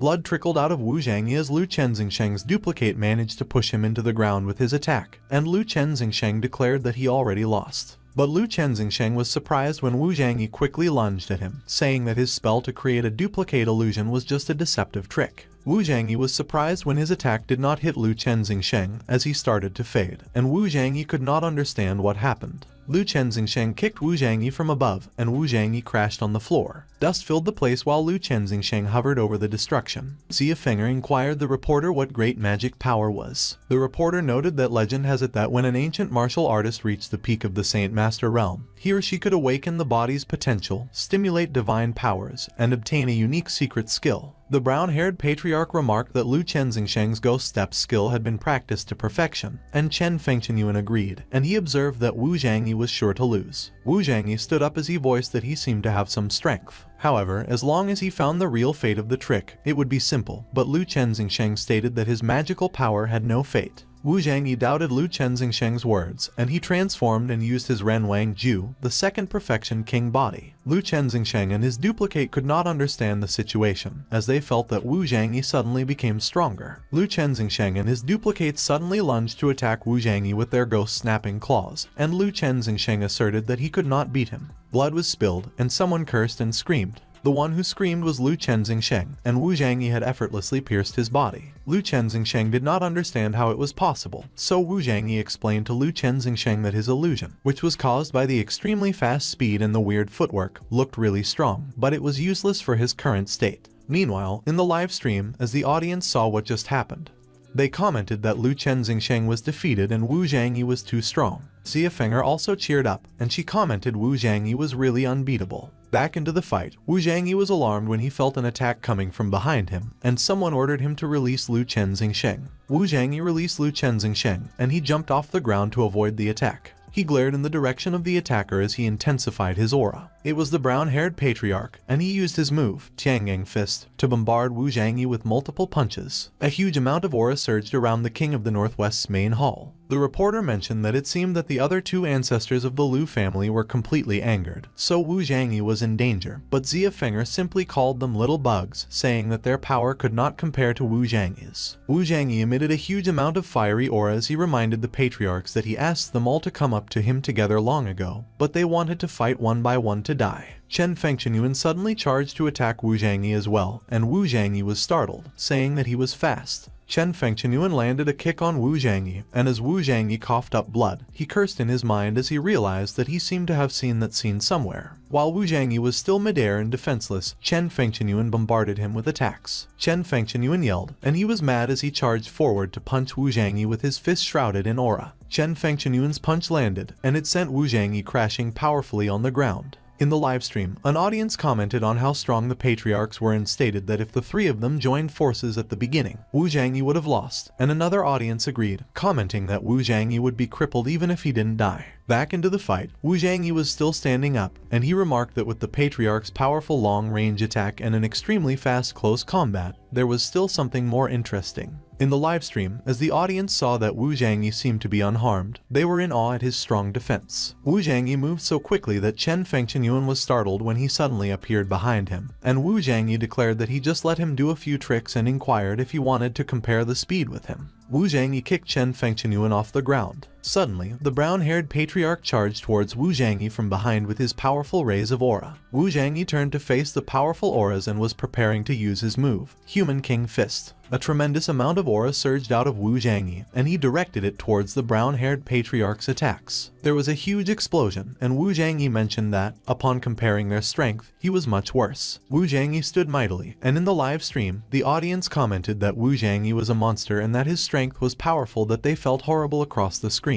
Chen Fengchenyuan was on his knees, and he noted that he did not expect Wu Zhangyi's strength to be so terrifying at such a young age, so in that case, he would let him see a real ancient martial arts powerhouse. Chen Fengchenyuan multiplied, and as they charged towards Wu Zhangyi was startled, asking what kind of trick it was again. Wu Zhangyi prepared to deliver a punch, and he commented that it looked like the speed was much slower than before. But as Wu Zhangyi delivered his punch, Chen Fengchenyuan's aura swerved and wrapped around Wu Zhangyi's arm, which made him wonder what kind of punch it was because it took away his power. Chen Fengchenyuan asserted to give up because he could not break that technique with his current strength. Wu Zhangyi gritted his teeth as he tried to punch Chen Fengchenyuan, but his fist just passed through Chen Fengchenyuan's image as Chen Fengchenyuan quickly moved behind him. Wu Zhangyi was hit in the back with Chen Fengchenyuan's palm attack. Wu Zhangyi decided to jump off the ground to avoid the rest of Chen Fengchenyuan's attack. But Chen Fengchenyuan managed to catch up to Wu Zhangyi, and as he appeared behind him, the audience of the livestream recognized the technique as the Taiji clan's Taiji Divine Power. Another audience commented, asking what the Taiji clan was, and another audience commented and explained that the Taiji clan was a legendary hidden sect that was the gathering place of supreme ancient martial artists. Chen Fengchenyuan caught Wu Zhangyi while they were midair. He locked himself into Wu Zhangyi's body, restraining Wu Zhangyi's movement, and he observed the brown-haired patriarch to quickly finish Wu Zhangyi with his bagua palms. Looking at the fight, Xia Feng'er wondered what Chen Fengchenyuan wanted, and the reporter indicated that he seemed to want to die with Wu Zhangyi.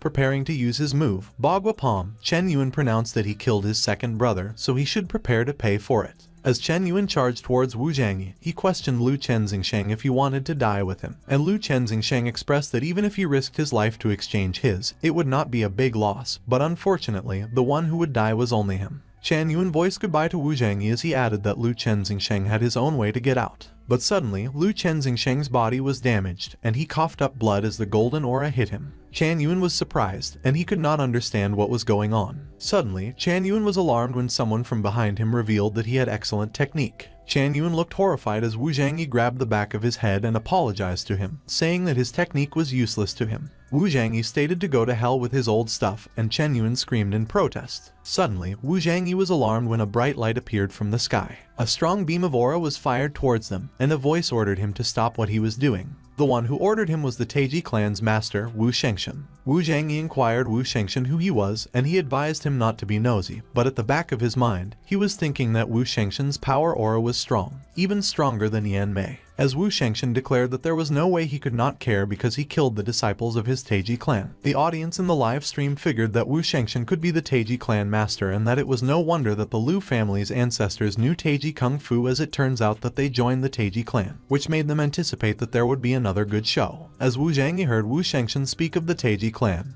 he questioned him if he was the Taiji clan master, and Wu Shengshan confirmed that he was right. Chen Yuan approached Wu Shengshan to report something, but Wu Shengshan cut him off as he queried Wu Zhangyi if he could save face for him and let his disciples have a way to live, as he would not pursue any previous feuds with the Taiji clan. Wu Shengshan observed Wu Zhangyi, and he believed that he looked like a cultivator and that his true strength was a bit unclear. Wu Zhangyi laughed as he probed Wu Shengshan what benefit he would get to save his face, and he uttered that he was still very interested in his Taiji technique, so he would be sparing his disciples if he gave him the full set of the Taiji Gong technique. Wu Shengshan was pissed off by what Wu Zhangyi just pronounced, and Chen Yuan suggested to him that he kill Wu Zhangyi. Wu Zhangyi quizzed Wu Shengshan if he was not willing, because if that were the case, there would be no negotiation. And Wu Shengshan voiced that Taiji Gong was the supreme technique of their Taiji clan, so it would depend on his ability if he could get it. Wu Zhangyi immediately released an aura that formed the yin-yang formation at the palm of his hand. Wu Shengshan was surprised when he recognized that it was the Bagua palm, which made him wonder how Wu Zhangyi could also know the 8 trigrams palm, and he questioned if what he was thinking was true, that Wu Zhangyi just watched Chen Yuan perform it once and learned.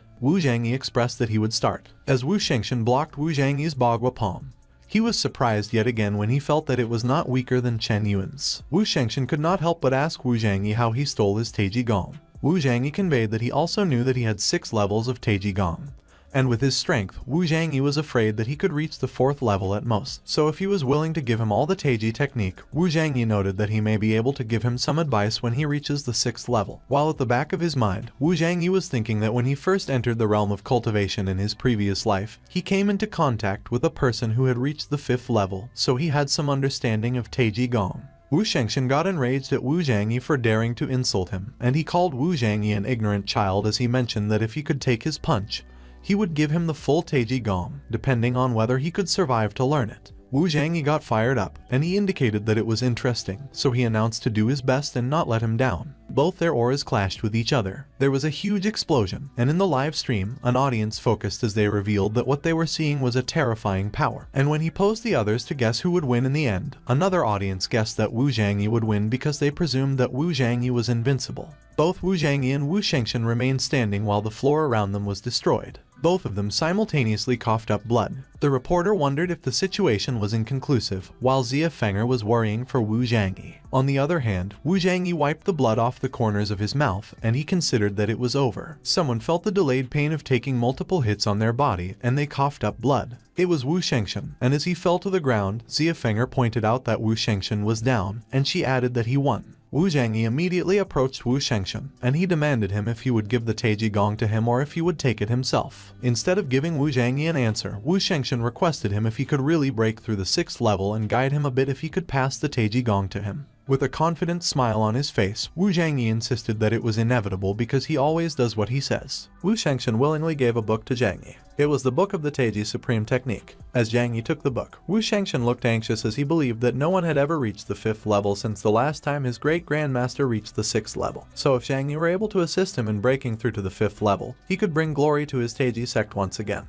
Zhangyi was pleased as it seemed that Wu Shengshan was quite the liberal person, and as Zhangyi remarked that he would inform him once he reached the 6th level after practice, Wu Shengshan politely thanked him while calling him Master Zhang. 10 days later, in a rocky area, there was a burst of aura on top of one of the rocks. It was Zhangyi, and he seemed to be practicing Taiji's supreme technique. Zhangyi fired an aura, and it pierced through one of the rocks to reach the other end. A huge hole was left in the rocks, and Zhangyi considered that the Taiji Supreme was indeed quite the technique, as it could even be considered a medium-class power within the cultivation realm. As Zhangyi changed his stance to continue practicing, he supposed that although his Renwang Ju technique was the highest level of power within that world, without the presence of magic, the aura there was sacred, so it would be really difficult for him to reach the peak level of it if he practiced it. Suddenly, Zhangyi felt something. From 1,000 meters away, there was a helicopter approaching the area where Zhangyi was, and he reckoned that there shouldn't be anyone that should be appearing within those mountains, so it seemed that those people came looking for him personally. The helicopter hovered over the huge rock that Zhangyi was on. A man in a military uniform jumped off the helicopter. The man, whose name was Yuan Zhenhai, gave Zhangyi a salute,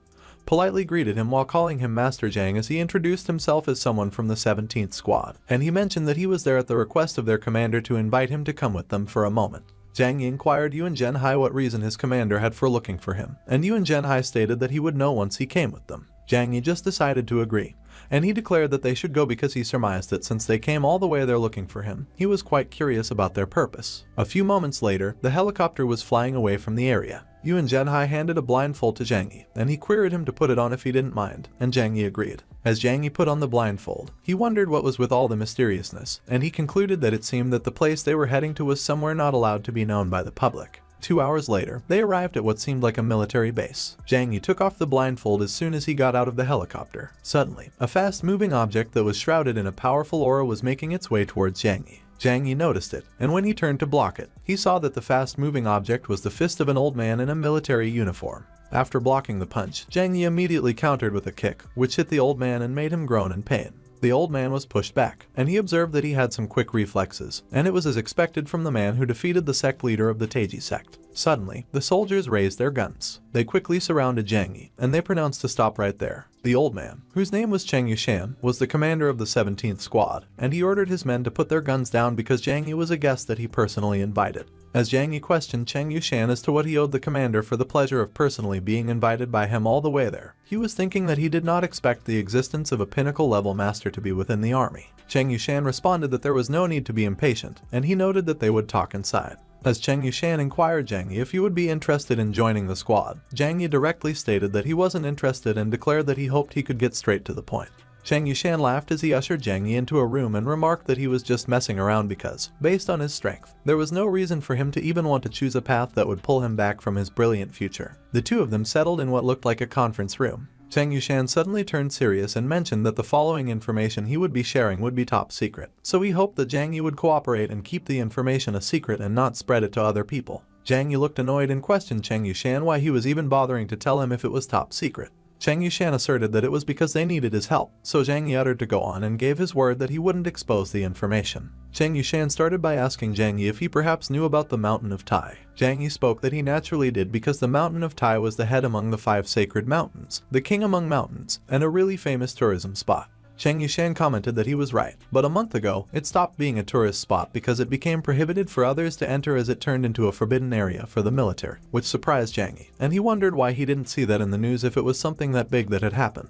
Cheng Yushan laughed and explained that the military was behind the stopping of the news from being broadcast or published so that it wouldn't be spread around. Zhang Yi queried Cheng Yushan if the thing that he wanted to discuss was related to the Mountain of Tai, and Cheng Yushan confirmed that he was right because a month ago, a mist started appearing surrounding the Mountain of Tai, and it had not dispersed until that day, and thousands of people had started to go missing since then. Zhang Yi noted that the technology these days was already advanced, so with AI-piloted planes and all, they could just send one to investigate the area. But Cheng Yushan observed that they had tried it before, but once the plane entered the Mountain of Tai, they would lose connection with it. Zhang Yi probed Cheng Yushan about the ancient warriors, and he proclaimed that, as far as he knew, there were quite a number of ancient warriors within the army who were as strong as him. Cheng Yushan recounted that it was the main point because, after the incident, they classified the case as a supernatural incident, and as such, they sent a team that consisted of 10 elite ancient warriors who were all pinnacle masters to enter the Mountain of Tai, and as Cheng Yushan was about to share the result, he hesitated. Zhang Yi quizzed Cheng Yushan how the operation went.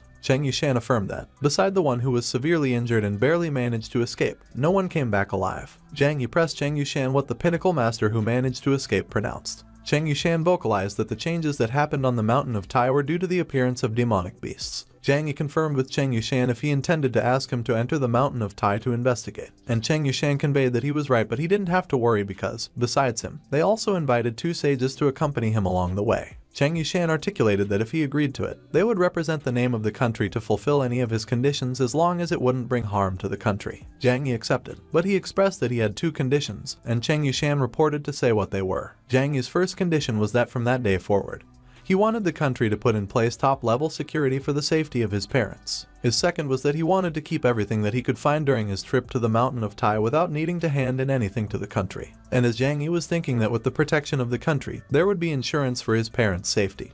He also pondered that no one knows that maybe his trip to the Mountain of Tai may have some unexpected harvest. Cheng Yushan indicated that those two could easily be done, so he agreed to those conditions. They shook each other's hands and made a deal. 3 days later, at the mountain of Tai, the military had gathered along with 2 elder sages, Elder Wai and Elder Long, who interrogated Cheng Yushan why Zhang Yi hadn't arrived yet and speculated that he perhaps ran away at the last second.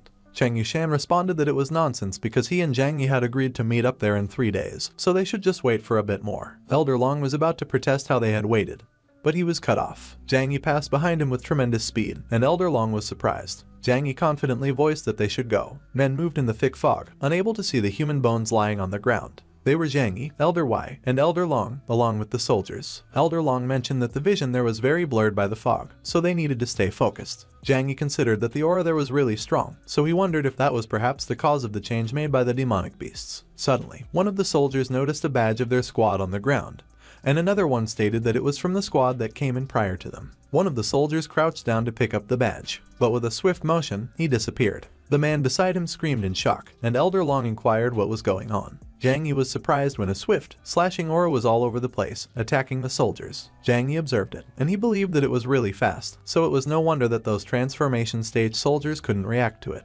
Screams filled the place as the slashing aura continued to attack at tremendous speed. Meanwhile, Elder Wai protected himself with an orb of aura, and he remarked that it was a demonic wolf, instructing them to quickly deploy a shield of aura on themselves. The soldiers did as they were told, and they were able to repel the demonic wolves, but Zhang Yi did not deploy a shield of aura. Suddenly, Zhang Yi was alarmed when one of the demonic wolves charged towards him. He punched the demonic wolf and declared that it had messed with the wrong person. As the demonic wolf who attacked Zhang Yi lay lifelessly on the ground, a pack of demonic wolves appeared in front of Zhang Yi, so he announced that they finally decided to show up and queried if they were not going to try to sneak around anymore. Meanwhile, Elder Long, who had also protected himself with a shield of aura, warned everyone to be careful because the leader of the demonic wolf pack was coming out. As the leader of the pack emerged, one of the soldiers cursed as he questioned what it was because it was actually bigger than an adult human being, and another soldier replied that it was the Wolf King, so in order to catch a gang of thieves, they must first catch the leader, and he urged to quickly open fire. The soldiers quickly started shooting the Wolf King. One of the soldiers was horrified as he wondered how it was possible that the Wolf King's fur was actually strong enough to block their bullets. The Wolf King suddenly started to gather a dark aura in its mouth. It fired a beam of dark aura towards the soldiers. Zhang Yi warned everyone to be careful because there was something wrong with that black gust. As the soldiers' life force started to get sucked out of them, Zhang Yi gritted his teeth, and he reflected that he did not expect such a creature to exist on Earth. Elder Wai commented that he didn't think that the situation there was good for them, so he probed if they should retreat.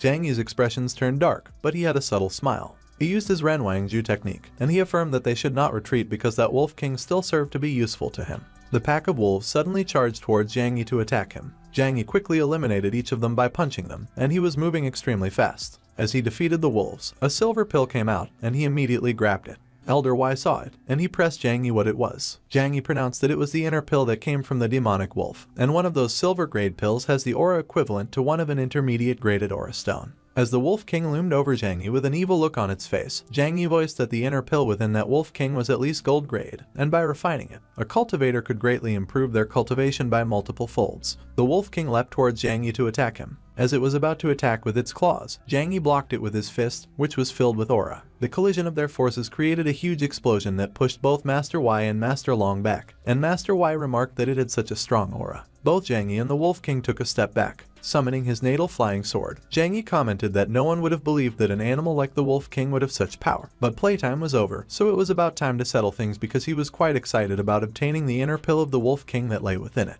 The Wolf King looked enraged as it charged towards Zhang Yi again. Zhang Yi waved his natal flying sword and hit the Wolf King's legs. The Wolf King screamed in pain as its leg got cut off, but worm-looking things wriggled out of the Wolf King's amputated leg, and its paws grew back. Elder Wai was surprised that the Wolf King's limbs grew back, and as the Wolf King charged to attack Zhang Yi again, Zhang Yi reprimanded it for still daring to approach him. Zhang Yi cut off the Wolf King's legs again. This time, the entire leg was cut off, and it flew up in the air, but the Wolf King simply regrew the leg that was cut off. Zhang Yi noticed that the Wolf King seemed to have gained a certain level of consciousness and spirituality because it had been showing off an expression as if it were mocking him. The Wolf King charged towards Zhang Yi again, and as Zhang Yi raised his sword, he declared to not think that he would not know about its tricks because he used to kill them with just a single slash in his previous life, so all he needed to do was remove the Jinden from its head, and it would not be able to regrow anything back anymore. But to Zhang Yi's surprise, the Wolf King managed to dodge the swing of his sword. The Wolf King tackled him. Zhang Yi was pushed back, and he crashed into the ground. Blood was coming out of his mouth, and he proclaimed that, as expected, his weak point was at its head.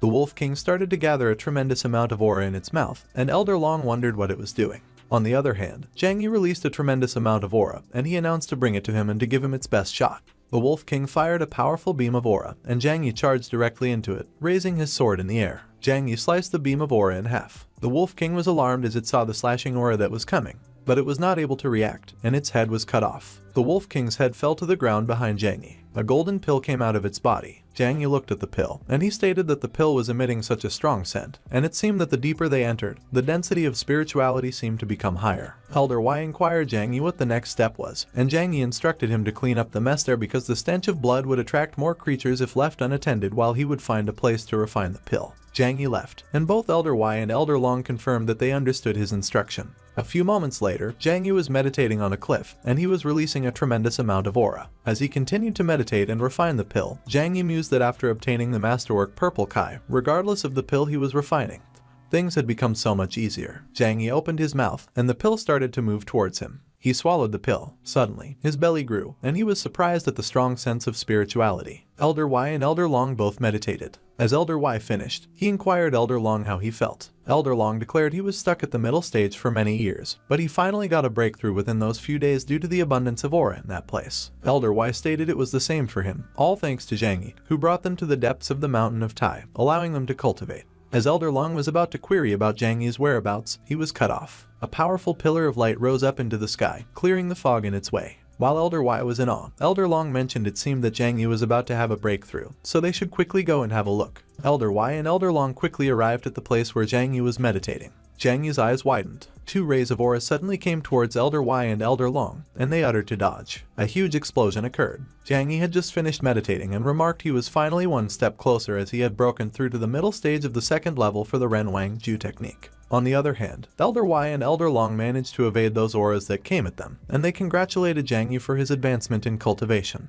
Zhang Yi spoke they should march forward because they were not far from the peak of the mountain. A few moments later, as they continued to walk up the stairs, Zhang Yi warned Elder Y and Elder Long to be careful because he could sense the presence of many demonic beasts surrounding the area. Suddenly, demonic wild boars appeared, and Zhang Yi indicated they had arrived. Elder Y and Elder Long were both alarmed when they saw there were also demonic birds. Both Elder Y and Elder Long managed to defeat the two demonic birds easily. Meanwhile, Zhang Yi was eliminating the demonic wild boars. As Elder Y and Elder Long helped out Zhang Yi in fighting the demonic wild boars, Elder Long cursed as they were surrounded since there were too many demonic beasts, and Zhang Yi instructed them that they should kill their way out of there as something odd was controlling those demonic beasts. Zhang Yi signaled for them to charge. He led the way and sliced through the demonic beast as he climbed up the stairs. Zhang Yi pronounced to quickly make their way. The three of them ran up the stairs while the demonic beasts chased behind them, and Elder Y observed that they could not keep it up. Elder Y and Elder Long were both surprised when Zhang Yi suddenly stopped. Zhang Yi used the Tai Chi formation. A huge orb of aura that protected the three of them from the demonic monsters appeared, and Zhang Yi instructed the two elders to quickly assist him by inserting aura into the light screen to help sustain the formation. Zhang Yi affirmed he could sense the position of the one controlling those demonic beasts, so he instructed them to stay there and keep the formation while he went to get to the root of things. Both Elder Y and Elder Long did as Zhang Yi instructed, while Zhang Yi started to dissipate out of the formation. A few moments later, at the Jade King Peak, Zhang Yi arrived, and he pondered there was such a peculiar sense of presence that he didn't have a good feeling about it. Suddenly, Zhang Yi noticed something. A gigantic creature loomed over him, and beams of aura fired through its eyes towards him. Zhang Yi released a tremendous amount of aura as he dodged the beams of aura, and he realized it was such overwhelming pressure. The gigantic creature's hand reached out to grab Zhang Yi, and Zhang Yi was alarmed as he could not move his body at all. The gigantic creature held Zhang Yi in its hand, and Zhang Yi wondered what kind of creature it was, if it were even from the realm of his previous life. The gigantic creature talked to Zhang Yi, telling him that he should not have tried to break in there, and Zhang Yi was alarmed, so he declared that he needed to escape. The gigantic creature stated to not even think about escaping since he was already there. Zhang Yi turned pale, and he screamed in pain as the gigantic creature started to clench its hand on him tightly. Zhang Yi remarked that since all of his breath flow had been sealed, he didn't have a choice but to execute a certain move. Zhang Yi executed the move, and his entire body, even the internal organs and bones, glowed a golden color. He managed to break free from the gigantic creature, enclosing himself in an orb of aura, and the gigantic creature announced that he was such a ruthless human being because he actually broke his own breath flow just to break free. Zhang Yi quickly ran away from the gigantic creature. Meanwhile, Elder Y and Elder Long were still inside the Tai Chi formation, fending off the demonic beasts. Elder Y commented that if Zhang Yi did not return anytime soon, he He was afraid that they could not hold on much longer. The demonic wild boar slammed its head into the formation. Suddenly, there was a slashing aura, and it sliced the demonic wild boar's head off. Elder Y and Elder Long stood there as the natal flying sword moved swiftly and cut off the heads of the demonic beasts around them. Jang Yi passed by them at a tremendous speed, and he mentioned to run. The two elders immediately ran as Jang Yi instructed. And as the other elder questioned Jang Yi about what was going on, the other elder urged to stop asking questions, listen to Jang Yi, and just quickly catch up. Meanwhile, at the foot of Mount Tai, Cheng Yushan was waiting along with his soldiers, and one of the soldiers inquired if he really believed that Jang Yi could solve the Mount Tai incidents. Cheng Yushan noted that if Jang Yi couldn't, no one could. Suddenly, 3 beams of aura arrived at the foot of the mountain, and Cheng Yushan and the soldiers were alarmed. But they recognized that it was Jang Yi and the other elders. Cheng Yushan quickly approached Jang Yi and queried him what happened. Jang Yi ordered Cheng Yushan to seal the mountain, and he explained to him that no one should be allowed to enter because the creatures within it could not be dealt with by humans. Cheng Yushan was wondering what kind of creature it was that even Jang Yi was wary of, and Jang Yi revealed that it was a creature that does not belong to their world. So if they don't want to die, they should not enter Mount Tai from that day onwards, whether they're a soldier or an ancient warrior. Cheng Yushan was surprised that it was a creature that did not belong to their world, and he questioned how it ended up in their world. Jang Yi explained that he didn't know, and he reminded them about what he voiced, that no one should ever set foot in Mount Tai again. But Elder Long raised his concern about the monster inside coming out if they don't deal with it. Jang Yi conveyed that they could not come out for the time being because he had a feeling that Mount Tai had an array that was keeping the monstrous beast contained within Mount Tai. Elder Y observed that it was no wonder that the monsters had only been staying with Mount Tai, even after a long time had passed. Jang Yi confirmed with them that they were safe for the time being as long as the array was not destroyed. Jang Yi looked up at the pillar of light up in the mountain, and he acknowledged that it was his first defeat since coming back to Earth, so whatever that creature was, he shall return. He proclaimed that they should go because he would like to find a place where he could heal from his injury. Somewhere within the cave, someone knelt in front of a person in a black cloak, calling them Lord, and as he declared that they arrived early, he inquired what the order was. The person kneeling was Jang Junshin, and as the person in the black cloak stated that they discovered a way to gain access to their Jang family's ancestral burial, Jang Junshin was ecstatic as he queried how he could gain access to it. The person in the black cloak mentioned that it was blood, as tributing the stone gate with his Jang family's blood would reveal the mysteries of his Jang family's ancestral burial. Jang Junshin hesitated when he heard about the sacrifice with their family's blood. The person in the black cloak questioned Jang Junshin if he did not want to, and he reminded him not to forget how he came to be the head of the Jang family. Jang Junshin tried to protest, but he did not finish what he was saying. The cloaked figure noted that he had no idea what cultivation technique Zhang Chenhai had practiced, but his abilities had advanced rapidly, so he warned Jang Junshin that Zhang Chenhai would soon return to him to settle the debts and his position as the head of the Jang family sooner or later. Jang Junshin was astonished, and he remarked that it was impossible because he sent someone a few years ago to fully demolish Zhang Chenhai. The person in the black cloak interrogated Jang Junshin if he knew of the great person in the ancient martial world who single-handedly defeated that Taiji sect master some time ago. Jang Junshin confirmed with the person in the black cloak if he was referring to Jang Yi, whom he called Master Jang. The person in the black cloak confirmed with Jang Junshin that he was referring to Jang Yi indeed, and he uttered that he was Jang Chenhai's son, so he was afraid that he was related to Jang Chenhai's recovery. As Jang Junshin heard that Jang Yi was Jang Chenhai's son, he remembered his encounter with Jang Yi on Bama, and he pondered that it was no wonder that he felt like Jang Chenhai at that time. The person in the black cloak pronounced that if he didn't get rid of Jang Yi immediately, he would become a threat sooner or later, and Jang Junshin voiced in the black cloak that he would follow his commands. The next day, in a forest, someone hovered above it while inside an orb of aura. It was Jang Yi, and he meditated inside the orb. Suddenly, he opened his eyes. Multiple slashing auras immediately flew in multiple directions as soon as Jang Yi did that.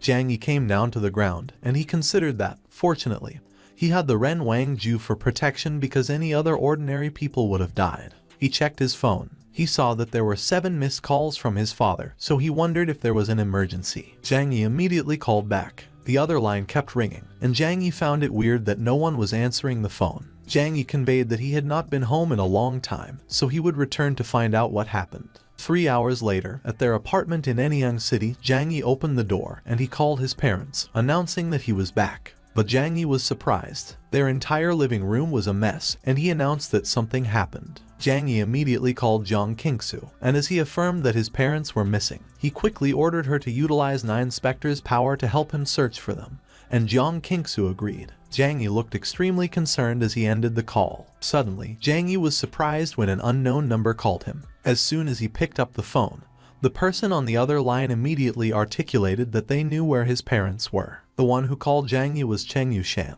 and Jiang Yi's expression darkened as he looked at his phone's screen. He was browsing the ancient warrior forum where Zhang Junshin had posted with an attached picture of Zhang Chenhai. In the title of the post, Zhang Junshin called him his good nephew, urging him to come and look at his father. Jiang Yi clicked on the post, and an image of Zhang Chenhai, unconscious and chained up, unraveled in front of him. The post asked Jiang Yi to come to the Zhang family's ancestral burial at Longjiang City, warning him that if he did not arrive in 2 hours, he should prepare to collect his parents' dead bodies. Jiang Yi was fuming mad, and he crushed his phone due to his anger. Meanwhile, in the comments section of the post, a member expressed surprise that Jiang Yi turned out to be a member of the Zhang family, which was the largest family in the northeast. He was even the son of Zhang Chenhai, the matchless genius of the Zhang family 20 years ago.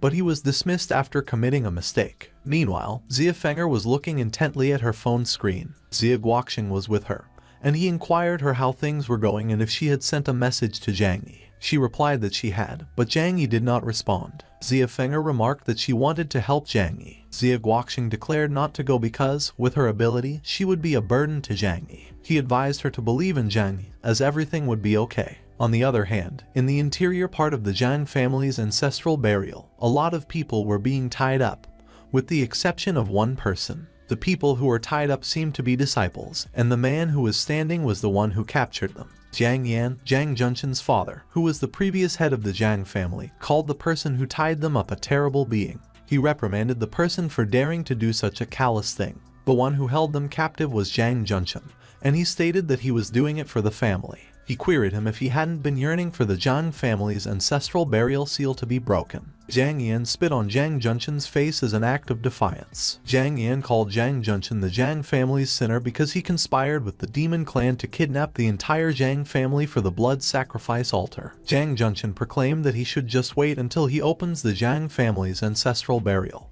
and obtains the greatest techniques from it because the Zhang family would definitely be outstanding. Zhang Chenhai chimed in, and he uttered that, surprisingly, after all those years, he hadn't changed at all. Zhang Junshin laughed hysterically as he called Zhang Chenhai a pretentious dog. He commented that he was in no position to advise him. Zhang Junshin confessed to Jiang Yan that he caused the Zhang disciples to suffer severe casualties on the journey to the secret realm, blaming it on Zhang Chenhai. That confession left Jiang Yan speechless. Zhang Junshin affirmed that Zhang Chenhai was forced out of the Zhang family by him, so he couldn't escape responsibility. Jiang Yan voiced that he and Zhang Chenhai were true brothers, and Zhang Chenhai had tolerated him in everything since childhood. He could not understand why he tried to cause harm to his brother. Zhang Junshin announced that it was his fault because, in his eyes, there was only his talented and sensible young son. He could not even remember when the last time he looked at him was. Jiang Yan admitted to Zhang Chenhai that it was all his fault because he trusted his notorious son and made him suffer for all those years. But Zhang Chenhai mentioned that it was not his fault. Zhang Chenhai advised Zhang Junshin to withdraw as soon as possible because even Wu Shengshan was defeated by Jiang Yi, so he was not his opponent. Suddenly, someone arrived. It was the mysterious person in the black cloak, and Zhang Junshin immediately welcomed him as his lord, which surprised Zhang Chenhai. Zhang Junshin questioned the person in the black cloak if the killing array was ready. The person in the black cloak confirmed that it was ready. Zhang Junshin smiled evilly as he observed that even in the Golden Core realm, the killing array's power was invincible, and it was just Jiang Yi. The person in the black cloak declared that it was enough and that they should begin the worship ceremony immediately. Zhang Junshin went ahead and kicked one of the disciples. Zhang Junshin wielded his sword, and the disciples in front of him looked anxious as they pleaded for him to let them go. But without hesitation, Zhang Junshin raised his sword, and he stated to rest in peace and that their contributions would be remembered by the Zhang family. Blood splattered all over the place as Zhang Junshin mercilessly killed their disciples. Jiang Yan kept telling Zhang Junshin that he was committing a sin and that it was all his fault that he became an animal. Zhang Chenhai tried to stop Zhang Junshin, telling him that the evil person in the black cloak was deceiving him because there was no way that the ancestors' array could be unlocked with the blood of their own brothers. Zhang Junshin uttered that it was his turn and that death was knocking at his door, yet he was still yapping. Zhang Junshin raised his sword, and he remarked to go to hell. Suddenly, a powerful aura hit Zhang Junshin, and he groaned in pain as he was sent flying by it. Zhang Junshin crashed into the wall, and he hit the wall so strongly that he left a hole in it. It was Jiang Yi who fired the aura, and people in the room immediately recognized him. Meanwhile, Jiang Yan still questioned if he was looking at Jiang Yi. Jiang Yi walked towards Jiang Junchen, and he pronounced that the country of Bama spared his life last time, but currently he was courting his own death. Jiang Junchen announced that since his lord was there, the humiliation from last time would be repaid to him multiple-fold in return. And Jiang Yi considered that he had a sense of deja vu with the breathing pattern of the person in the black cloak in front of him, so he wondered if he was someone he knew. The person in the black cloak inquired Jiang Yi if he was Master Jiang, and Jiang Yi confirmed. The person in black voiced that he was indeed as arrogant as the rumors claimed, so he wanted him to let him see if he was that amazing. He released a tremendous amount of aura from the palm of his hand. The aura immediately captured Jiang Yi and restricted his movements. The person in the black cloak raised Jiang Yi off the ground. Both Jiang Chenhai and Jiang Yan could only watch as Jiang Yi got trapped in the aura. The eyes of the person in the black cloak glimmered. Jiang Yi was horrified when spells made out of aura started to surround him. He grimaced in pain, and when he opened his eyes, they were empty. A few moments later, as Jiang Yi opened his eyes again, he was still surrounded by the spells made out of aura, but he was no longer restricted by the aura from earlier. He was tied up to a wooden pole instead. Suddenly, a lady stepped into the area where Jiang Yi was trapped. Jiang Yi looked surprised as he looked at the lady. The lady was Song Yu Yao. Jiang Yi immediately questioned Song Yu Yao why she was there, and she conveyed that she came there to save him. Jiang Yi got worried, and he expressed not to come near him because it was dangerous. But Song Yu Yao did not listen to Jiang Yi, and as she approached him, she caressed his face as she articulated that he used to protect him. Suddenly, to Jiang Yi's surprise, with a dark expression on her face, Song Yu Yao stabbed him in the abdomen and proclaimed to go to hell. Suddenly, Jiang Yi grabbed Song Yu Yao's hand. Song Yu Yao couldn't stab Jiang Yi, and with a smirk, he inquired her if she really believed that she could kill him with such petty tricks. Song Yu Yao trembled as Jiang Yi turned the knife she was holding to point at her throat, and she questioned him if he didn't want to die with her. The figure that looked like Song Yu Yao groaned as she tried to fight Jiang Yi's strength, and Jiang Yi queried her if she considered that she could trick him by impersonating Song Yu Yao based on her standards. Jiang Yi pushed the knife into the figure's throat, and it caused the illusion to shatter. On the other hand, while Jiang Yi was still being restricted by the person in the black cloak's aura, Jiang Chenhai tried his best to yell and wake Jiang Yi up. Jiang Junchen smiled, and he uttered to stop yelling because Jiang Yi had fallen into his lord's mental attack, so he was doomed. But suddenly, Jiang Yi woke up with a terrible expression on his face. Jiang Junchen was alarmed when he saw that Jiang Yi was awake, while Yun Hui looked glad, and she stated that it was great. Jiang Yi immediately cut up the aura with his natal flying sword that was restricting him, and he announced that he underestimated him as he did not expect him to know illusionary techniques. Jiang Yi used his natal flying sword to destroy the chains that were binding his parents as well as Jiang Yan's. He declared parents to follow the others and leave, and Jiang Chenhai immediately agreed. On the other hand, Jiang Yan offered to stay and help, but Jiang Yi voiced to go. The rest of the Jiang family was also released, and they started walking towards the door. Suddenly, the ground shook, and huge rocks started falling down. A huge paw emerged from the ground, and one of the disciples screamed in pain as he was hit by it. A huge demonic beast emerged from the ground. The person in the black cloak remarked not to even think about escaping once they entered his killing array. Jiang Yi figured that the so-called killing array was to summon a remnant soul of the gluttonous beast from the depths of hell. The gluttonous beast roared loudly, and the person in the black cloak mentioned that those within his killing array should not even think about running away because all of them would be sacrificed as tributes. The door was blocked by huge rocks, and one of the disciples who tried to pass through was crushed under them. Jiang Yi inquired the person in the black cloak what was with the Domineer when it was nothing but a remnant soul of it. He created a huge slashing aura using his sword and directed it towards the gluttonous beast. But the gluttonous beast managed to deflect his attack, and it immediately lunged towards him. Jiang Yi was distressed when he saw the gluttonous beast's huge paw coming at him, but he managed to leap away and dodge the attack. Jiang Yi quickly turned to face the gluttonous beast after he managed to dodge its attack. He saw that the gluttonous beast was already charging towards him. Jiang Yi released a tremendous amount of aura to prepare to attack, and as he called the gluttonous beast an animal, he spoke to have a taste of his fish and slash. He fired a huge, slashing aura,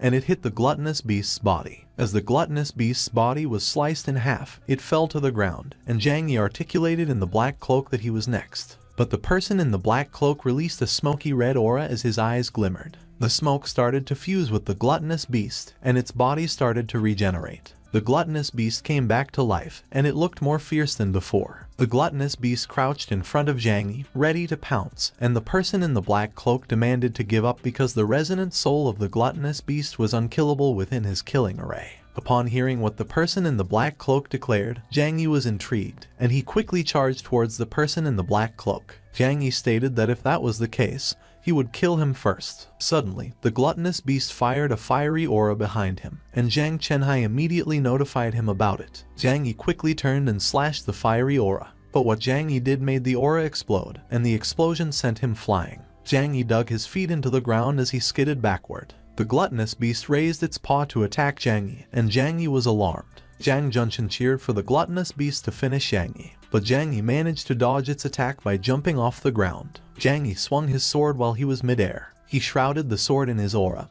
and he ordered it to rise. Zhang Yi used his move, Soaring Steps, Beast-Killing Slash, and he slashed his way through its body. But as he cut through the gluttonous beast, Zhang Yi realized that its scale was really hard. The gluttonous beast started to cough up blood. It waved its tail. Zhang Yi cursed as he got hit by the gluttonous beast's tail, and it made him cough up blood. The gluttonous beast opened its mouth, and it positioned itself so it could catch Zhang Yi with it. Yan Hui got worried, and she called out to Zhang Yi. The gluttonous beast's mouth shut as it captured Zhang Yi in it. As the gluttonous beast gulped down Zhang Yi, Zhang Junchen laughed hysterically, calling Zhang Yi a bullfish of a Master Zhang, and he remarked that he was absolutely no match when facing his lord's killing array. Zhang Junchen urged in the black cloak to quickly kill all of them so that they could unseal the array within the tombs. But to Zhang Junchen's surprise, the person in the black cloak choked him with the purple aura from earlier. Zhang Junchen was speechless when he realized what the person in black cloak was doing. So the person in black cloak spelled it out for him and announced that his only usage was to control the Zhang family. But from that day onward, the Zhang family shall perish. So there was no point for him to keep him alive anymore. Zhang Junchen screamed in pain as the person in the black cloak threw him up in the air. He crashed on a wall near Zhang Chenhai, who still showed worry for him as he called out his name. As Zhang Chenhai approached Zhang Junchen, he apologized to him and admitted that he did not expect himself to feel so much regret right before he died. Zhang Chenhai was enraged, and he glared at the person in the black cloak. With his fist shrouded in aura, Zhang Chenhai jumped off the ground to attack the person in the black cloak, and he commanded to die. But the person in the black cloak simply raised his hand to summon the purple aura from earlier, and as it transformed into a huge human hand, it pushed Zhang Chenhai back. Zhang Chenhai was sent flying, and he hit his back on a wall, absorbing the blood around. The person in the black cloak faced the Zhang family's ancestral burial seal, and he pronounced that it was the day that he would annihilate the whole Zhang family. The blood started to fill in the white spaces of the seal on the gate. While the person in the black cloak continued the ceremony, the gluttonous beast started to shine brightly,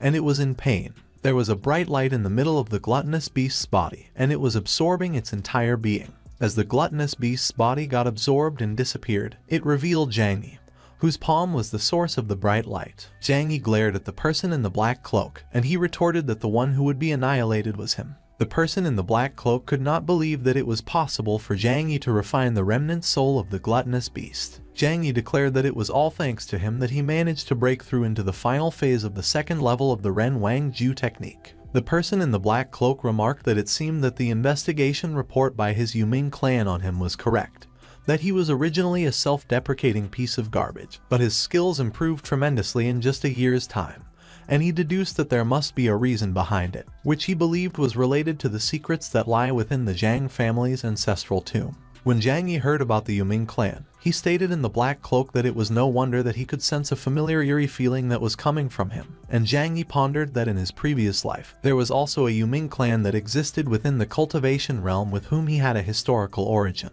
but he was not sure if the two were related in any way. Zhang Yi inquired the person in the black cloak who the clan leader of his Yuming clan was, but the person in black cloak called him a brat and responded that it didn't matter to him, so he should not ask about things that he shouldn't know. Zhang Yi got annoyed that the person in the black cloak was not talking, so he proclaimed that he would get the answer himself. The person in the black cloak was surprised when Zhang Yi suddenly appeared behind him, holding a sword to his throat, and all he could do was comment that Zhang Yi was fast. Zhang Yi pronounced in the black cloak that he was going to give him one more chance to speak, and he queried him who was his clan master and what was the secret that lies within the Zhang family's ancestral tomb. But to Zhang Yi's surprise, the person in the black cloak started to dissipate from his grasp. Zhang Yi immediately recognized it as the blood right escaping talisman. The person in the black cloak was intrigued that Zhang Yi actually knew about the blood right escaping talisman, and he observed that Zhang Yi was truly fascinating, so he noted that they would meet again. As the last bit of the person in the black cloak disappeared, Zhang Yi affirmed that he was right because, even during his previous life within the cultivation realm, the blood right escaping talisman was also one of the Yuming clan's ultimate techniques. Suddenly, Zhang Chenhai approached Zhang Yi with Yun Hui, and he questioned him if he was okay,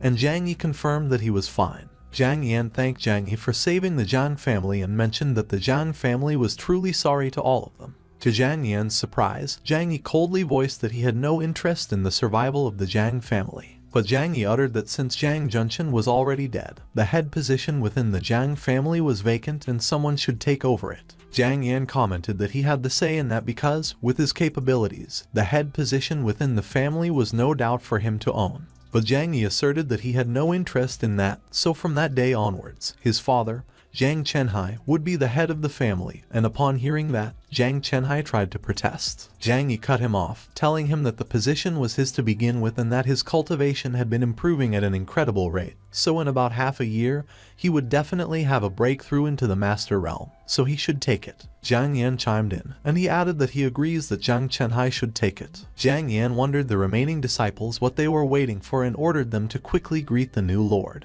and they obeyed by politely greeting Zhang Chenhai, calling him Lord Zhang. Zhang Chenhai conveyed that since things have come up to that, he would not push it, but he gave the disciples a forewarning that he would not tolerate if anyone within the family was caught doing bad deeds like what just happened, and the disciples confirmed that they understood. A few moments later, a huge slashing aura hit the boulders that were blocking the door. It was Zhang Yi who released that aura, and it left a huge hole where they could exit through. Zhang Yi directed parents to bring everyone out of the Zhang family's ancestral burial first. He looked at the gate seal, where the person in the black cloak was performing a ceremony earlier. The white spaces were now completely filled with blood, and Zhang Yi acknowledged that for something that could cause such worry to the Yuming clan, he wondered what secrets were exactly hidden within there. Zhang Yan approached Zhang Yi, and he called him Master Zhang. Zhang Yi responded, asking him if he needed anything. Zhang Yan remarked that it was nothing much, but regarding the secrets within their Zhang family tomb, in the past, that secret was usually only known by the successors of the family. Zhang Yi immediately figured out that it meant that even Zhang Chenhai didn't know about it, so he stated that it sure was mysterious,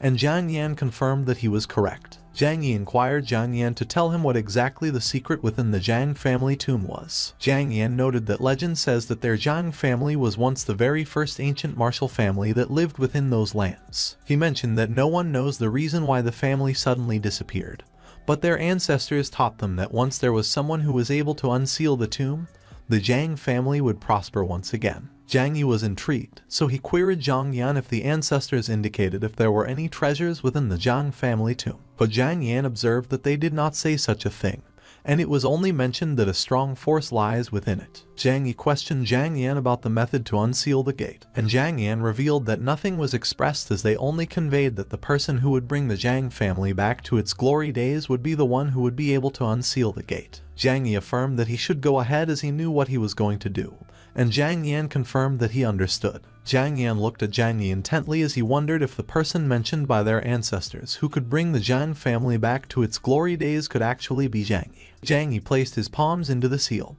and the red symbols started to swirl. He looked horrified as he felt that the seal was sucking away his blood essence. The seal had almost turned completely red, and Zhang Yi announced that his hands were stuck to it and he could not pull them out. Suddenly, the remnant soul of the gluttonous beast that Zhang Yi had just refined into his body roared loudly, and Zhang Yi was surprised that it could actually still release a roar, so he wondered if it was perhaps related to the stone gate. Zhang Yi got more concerned when he felt that the seal was still absorbing, so he decided that he needed to reverse the flow of his breathing. His body emitted a bright light as he started to reverse the flow of his breathing. Zhang Yi was pushed back by a powerful aura. As Zhang Yi managed to distance himself from the stone gate, he wondered why it seemed like it was actually a living being, as he felt that it was having so much fun absorbing his blood essence, but when he tried to turn it around, it got mad instantly. Zhang Yi released his aura on both his hands, and he pronounced that after interacting with the stone gate, he noticed that the mechanism behind it was that there was an array that was placed within it. He applied his aura to the seal, whose red symbols had completely swirled around.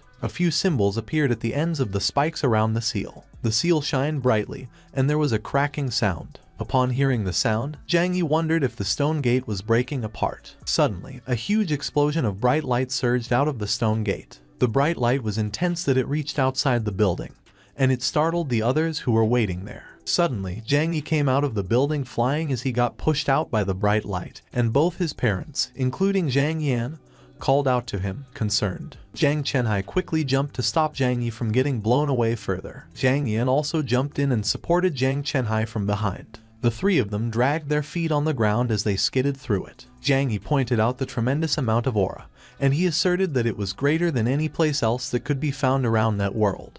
The Zhang family's ancestral tomb throbbed with a massive surge of aura. Zhang Chenhai gestured at the thick energy, pressing Wu Zhangyi about what could possibly lurk inside their ancestral tomb, but Wu Zhangyi replied that he wasn't entirely sure yet, though he figured some unknown creature might be sealed within it. Wu Zhangyi had a nagging hunch that the secret of their ancestral tomb tied somehow to Mount Tai. Zhang Chenhai blinked in shock when Wu Zhangyi mentioned an unknown creature, explaining that a crack in the stone gate now leaked spiritual energy while the creature still remained trapped inside. Wu Zhangyi told everyone to clear out, claiming he would build an aura-gathering array there and seal the tomb temporarily, and everyone nodded that they got the message. Wu Zhangyi stayed behind, watching the Zhang family members retreat down the slope. He figured that once he set up the array, the aura across the ancestral ground would condense again, and since the Zhang family's territory was already blessed, disciples could start training there from then on. And in time, the Zhang family would rise as the top clan among ancient warriors. Wu Zhangyi flipped a space ring into his palm. He released several kinds of spirit stones, figuring that higher-grade stones would push the aura-gathering effect even further. He sorted the stones that looked alike into neat clusters. Wu Zhangyi set each cluster of stones precisely at every tip of the six-pointed star drawn into the magic circle. He pushed his aura into the glowing circle carved across the dirt. A massive pillar of light burst downward, slamming into the magic circle as Wu Zhangyi activated the array. The beam swelled outward, forming a dome-shaped barrier that wrapped around the Zhang family's ancestral tomb. Wu Zhangyi felt a rush of satisfaction, knowing he had sealed the energy leak from spilling into the outer world. He dropped into meditation, wondering whether that dense aura could push him past the third level of Ren Wangjue. 3 months later, deep in the mountains, an old man jolted when a streak of light cut through the horizon. The old man, Tian Yu, great elder of the longevity sect, frowned since he had sensed a strong aura surge earlier, and he found it weird that it vanished so fast.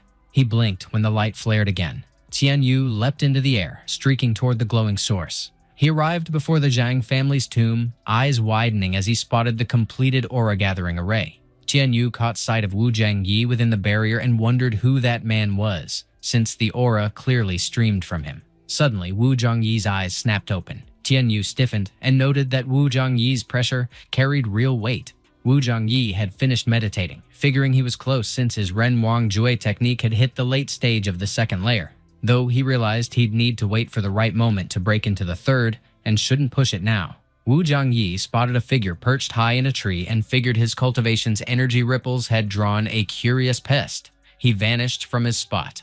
Tian Yu flinched when Wu Zhangyi materialized behind him, demanding who he was and why he crossed into Zhang family land. When Tian Yu caught the name Zhang family, he questioned if Wu Zhangyi was an ancient warrior, puzzled since Wu Zhangyi's methods felt distinctly like a cultivator's. Wu Zhangyi didn't answer directly, remarking instead that Tian Yu looked like a cultivator himself, which Tian Yu confirmed, introducing himself as the great elder of the longevity sect, and Wu Zhangyi recognized it as Yan Mei's longevity sect.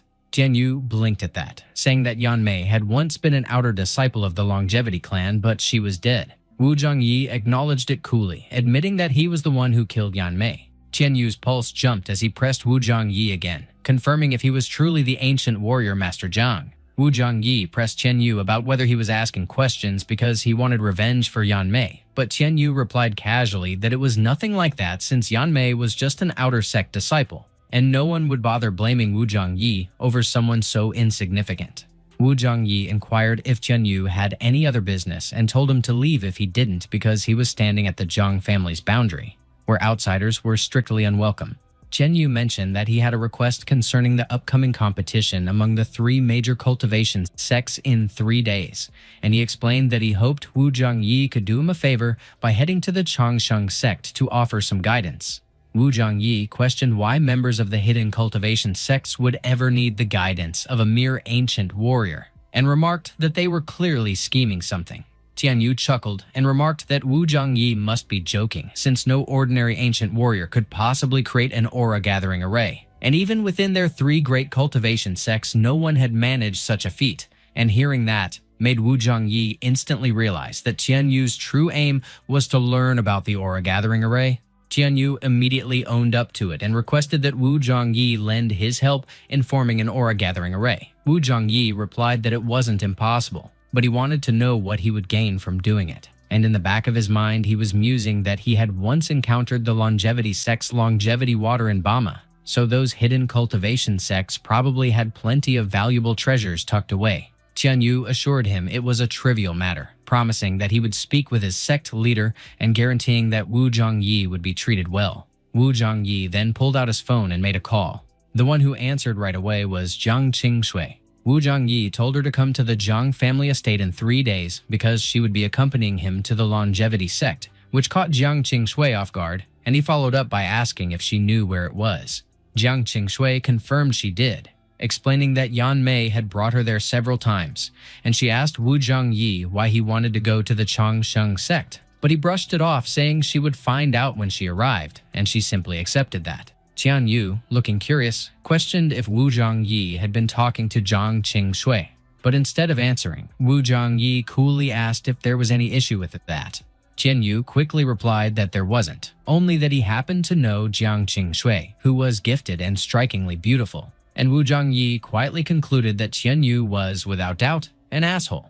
Wu Zhongyi casually suggested to Tian Yu that he and Jiang Qingshui would head to the longevity sect together in 3 days, and Tian Yu simply nodded, mentioning he would set out ahead of them. Tian Yu took off right away without hesitation. Wu Zhongyi pulled out his phone and gave Zhang Chenhai a ring. He explained that he had set up the aura-gathering array on the ancestral tomb, then mentioned he wanted a few Zhang family disciples to build a barrier to keep intruders away, since from that day on, the Zhang family disciples could use the place for cultivation, and Zhang Chenhai promptly replied he would arrange it. Wu Zhongyi recalled that he still had 2 disciples and a friend who should join the Zhang family group for training, so he mentioned that as well, already planning to call Xia Feng'er, Fang Shu, and Zhu Hao to join since the place was brimming with spiritual energy, making cultivation several times faster than usual. 3 days later, deep within Lishan's ancient forest, Wu Zhongyi stood beside Jiang Qingshui, commenting that the hidden cultivation sect sure knew how to pick its spots, since, according to Lishan legends, where Nuwa had refined stones to mend the sky, the aura there was double that of the mortal realm. Jiang Qingshui darted around a massive tree, telling him to wait up because there was a maze, and to unlock it, one had to spin the giant tree 10 times clockwise, 10 times counterclockwise, and pour a precise surge of spiritual power into it. She was already circling in a counterclockwise spin, focused on her task. Without warning, Wu Zhongyi cast a breaking spell with casual precision. Jiang Qingshui jumped in surprise when the sect hall suddenly materialized before her eyes. She frowned, half irritated, pressing him on why he didn't mention he could break the maze so easily while she was busy making a fool of herself. And he hesitated before replying that she never asked, which made her sigh before brushing it off, calling him a great master. The pair started climbing the stone steps toward the sect's hall. The sect guards halted them, demanding to know their business with the longevity sect and whether they carried a pass. And Jiang Qingshui explained that Tian Yu had invited Wu Zhongyi, asking if that was enough to grant entry. One guard turned to his companion, ordering him to verify if Tian Yu truly extended the invitation, and the other acknowledged immediately. The guard told Wu Zhongyi and Jiang Qingshui to wait a bit, while the confirmation was made, promising to let them through once verified. Wu Zhongyi suddenly caught sight of a group approaching the sect, gliding down from the sky on flying swords. They touched down smoothly with a blonde man at the front who clearly led the group. The blonde man stepped right up to Jiang Qingshui with quiet confidence. He was Jiang Wushuang, son of the Infinite Sect's leader, and his eyes showed he recognized her right away. Jiang Wushuang mentioned to Jiang Qingshui that it had been ages since they last met, tossing in that she looked even prettier now. But but she barely cared, and just returned the greeting politely, calling him her senior brother. A short distance away, two female cultivators were swooning over Jiang Wushuang, one gushing about how ridiculously handsome he was and saying she'd marry him in a heartbeat, while the other added that he had already crushed the last 3 clan tournaments, so this year's crown would probably be his again. Then the guard from earlier came rushing back and reported to Wu Zhangyi that Tian Yu had invited him in. Wu Zhangyi mentioned that they should head out, and Jiang Qingshui agreed without hesitation. But Jiang Wushuang suddenly stepped in front of Wu Zhangyi, demanding to know who he was. Jiang Qingshui told Jiang Wushuang to move aside, warning that he shouldn't dare act rude toward her master. Jiang Wushuang blinked in disbelief, demanding to know what had happened and why she was calling that peasant-looking man her master. Out of nowhere, Wu Zhangyi smacked Jiang Wushuang across the face hard enough to turn heads. Wu Zhangyi threw out an arrogant remark, wondering aloud where that annoying fly had come from and why it kept buzzing with so many questions. Jiang Wushuang's companions instantly raised their guard, while Jiang Wushuang burned with rage at Wu Zhangyi for daring to strike him. Jiang Wushuang unleashed a powerful wave of aura and declared that Wu Zhangyi was courting death. The two female cultivators from before whispered that his aura was terrifying and that he must be furious, so Wu Zhangyi was definitely done for. Suddenly, someone intervened, telling Jiang Wushuang to calm down, since Wu Zhangyi was their esteemed guest, and politely asking if he could let it slide, for the sake of giving an old man some face. The one who stepped in was Tian Yu. Tian Yu and Jiang Wushuang exchanged a few words that clearly revolved around Wu Zhangyi. Jiang Wushuang flashed a dazzling smile. Tian Yu appeared satisfied with Jiang Wushuang's response, but Jiang Wushuang threw Wu Zhangyi a mocking glance, and Wu Zhangyi met it with a cold glare.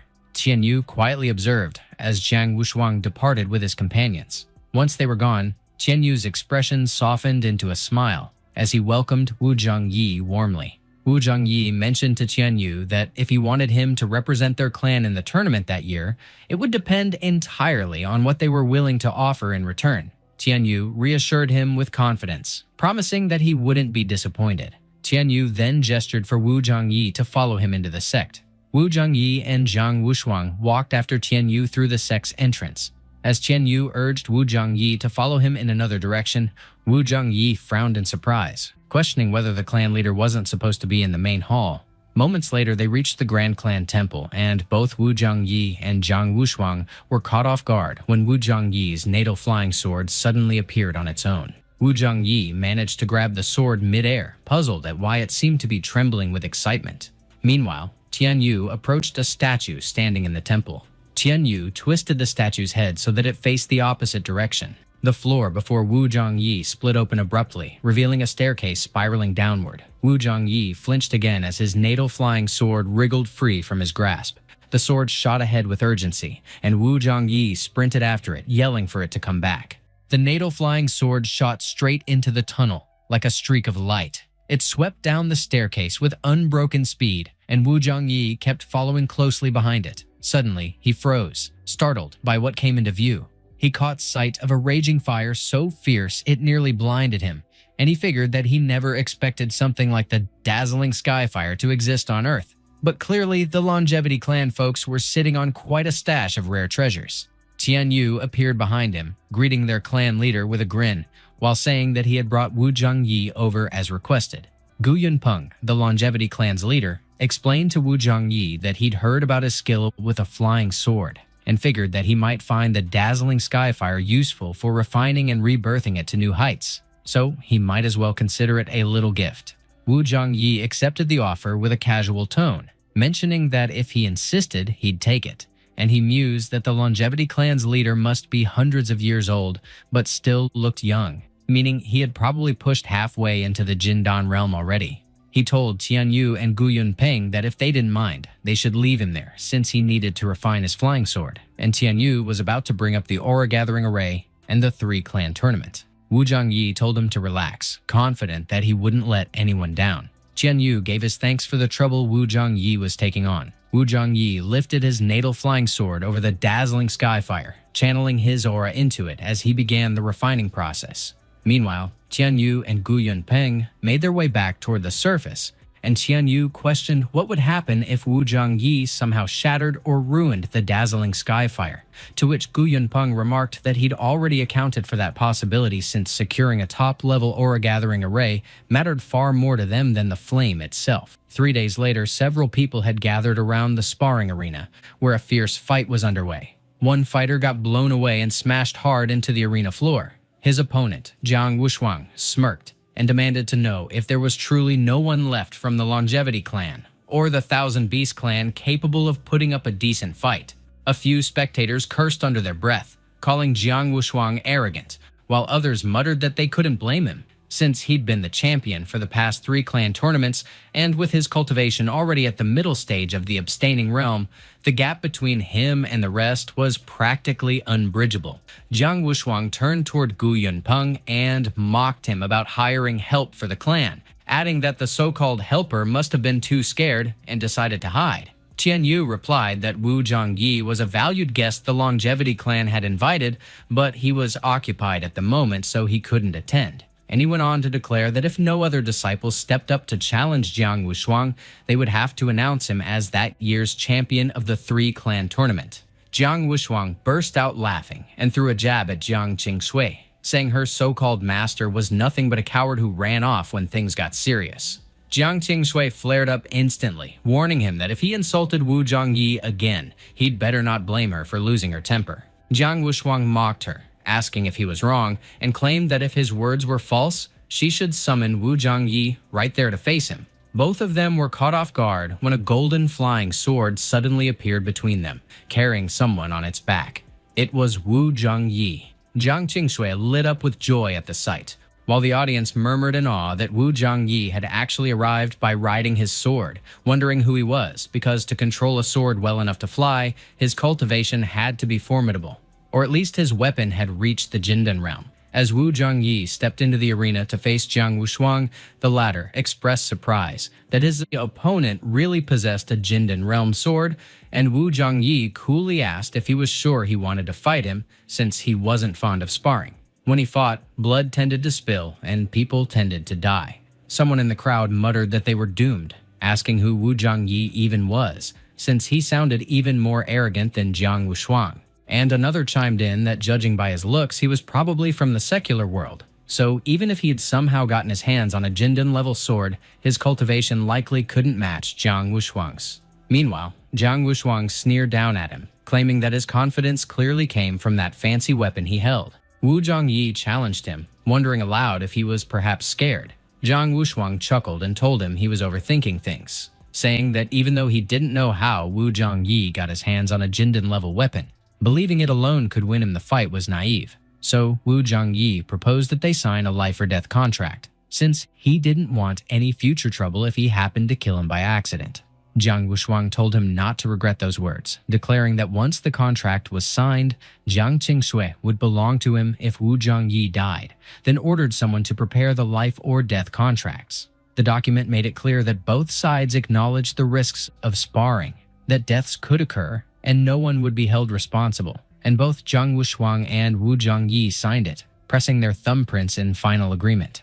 When the fight resumed, Jiang Wushuang jeered that even if Wu Zhongyi were to kneel and call him dad, he still wouldn't show him mercy. Jiang Wushuang grinned like a villain in a cheap play as he wielded his sword and unleashed his aura, telling Wu Zhongyi that Jiang Qingshui would be his once he was dead. Jiang Wushuang charged forward to attack Wu Zhongyi, sneering peasant at him and ordering him to die. But Wu Zhongyi effortlessly blocked Jiang Wushuang's strike with his sword, noting that his movements were too slow. Suddenly, Jiang Wushuang materialized behind Wu Zhongyi, boasting that he had fallen for his bait, yet Wu Zhongyi gave off no sign of being rattled. Wu Zhongyi snapped a quick turn to face Jiang Wushuang. He kicked Jiang Wushuang so hard the man flew and bounced off the arena floor like a rag doll. Jiang Wushuang lay sprawled in the arena while Wu Zhongyi pointed out that if he had time to talk trash, he might as well use his sword to attack. The audience went slack-jawed, whispering where this Wu Zhongyi had come from, since he outclassed Jiang Wushuang in both speed and strength. Jiang Wushuang hauled himself up and muttered that this couldn't not be, that what had happened was impossible. Rage burned in Jiang Wushuang as he demanded how he could possibly lose to an ancient martial artist from the secular world. Jiang Wushuang began to pour out a massive aura, which Tian Yu instantly recognized as the Infinite Clan's advanced sword technique, the Infinite Sword Paths, and he warned Wu Zhongyi to be careful, astonished that someone so young had reached such a high mastery. Jiang Wushuang lifted his sword and unleashed a tremendous slashing aura as he executed Infinite Sword Paths. Wu Zhongyi did not budge in the least, dismissing Jiang Wushuang's move as elegant but unimpressive in raw power. Wu Zhongyi casually swung his sword and sent a concentrated beam of aura aimed straight at Jiang Wushuang. Their auras collided. A thunderous explosion tore out, filling the arena with a gorgeous, blinding light. Jiang Wushuang went pale as Wu Zhongyi's aura pierced his own, and he frantically brought his sword up to block. Pain ripped through him as he strained to hold back Wu Zhongyi's aura. Then he began to scream as it overwhelmed him and began to take effect. A massive crater opened in the arena and Jiang Wushuang lay at its center. Jiang Wushuang coughed while Wu Zhongyi moved in, declaring that it was time to end the match. Wu Zhongyi blinked when Jiang Wushuang laughed and warned that when that time came, it would be over for him. One spectator frowned, confused by Jiang Wushuang's words, while the man was being pummeled, and another muttered there was an 80% chance Jiang Wushuang had gone mad. Yet Wu Zhongyi stiffened. He registered that something strange was happening, an intense pressure of aura settling around him. Meanwhile, Gu Yunpeng's face changed, because he recognized that Wu Zhongyi had been trapped inside the Infinite Sword Array, and he could not reconcile it with Jiang Wushuang being only in the abstaining realm, which should make casting the array impossible. Gu Yunpeng spotted a golden cube in Jiang Wushuang's hand and realized with a jolt it was the Seal of Chaos, one of the Infinite Clan's top treasures that lets one preload an array inside and trigger it by injecting aura. Wu Zhongyi understood then that Jiang Wushuang had used a Jindan-level artifact to cast the array while attacking earlier. Jiang Wushuang pushed himself upright and snarled that it was already too late for Wu Zhongyi to figure things out, that the moment had come to slaughter him like a pig, since he could not even lift a finger. Jiang Wushuang draped his sword over Wu Zhongyi's shoulder and offered a degrading bargain. Kneel and call him father in front of Jiang Qingshui, and perhaps he would spare his life. But to Jiang Wushuang's shock, Wu Zhongyi moved without trouble and slapped him hard across the face. Wu Zhongyi mocked Jiang Wushuang for being so stupid as to try messing with him using an array. Jiang Wushuang sprawled on the floor while Wu Zhongyi leveled his sword at him, and Jiang Wushuang hurriedly blurted that he was the young master of the Infinite Sect, insisting he couldn't be killed. But Wu Zhongyi coolly pressed him on why that mattered. Jiang Wushuang rushed to explain that killing him meant making an enemy of the entire Infinite Sect, since his father would never forgive it.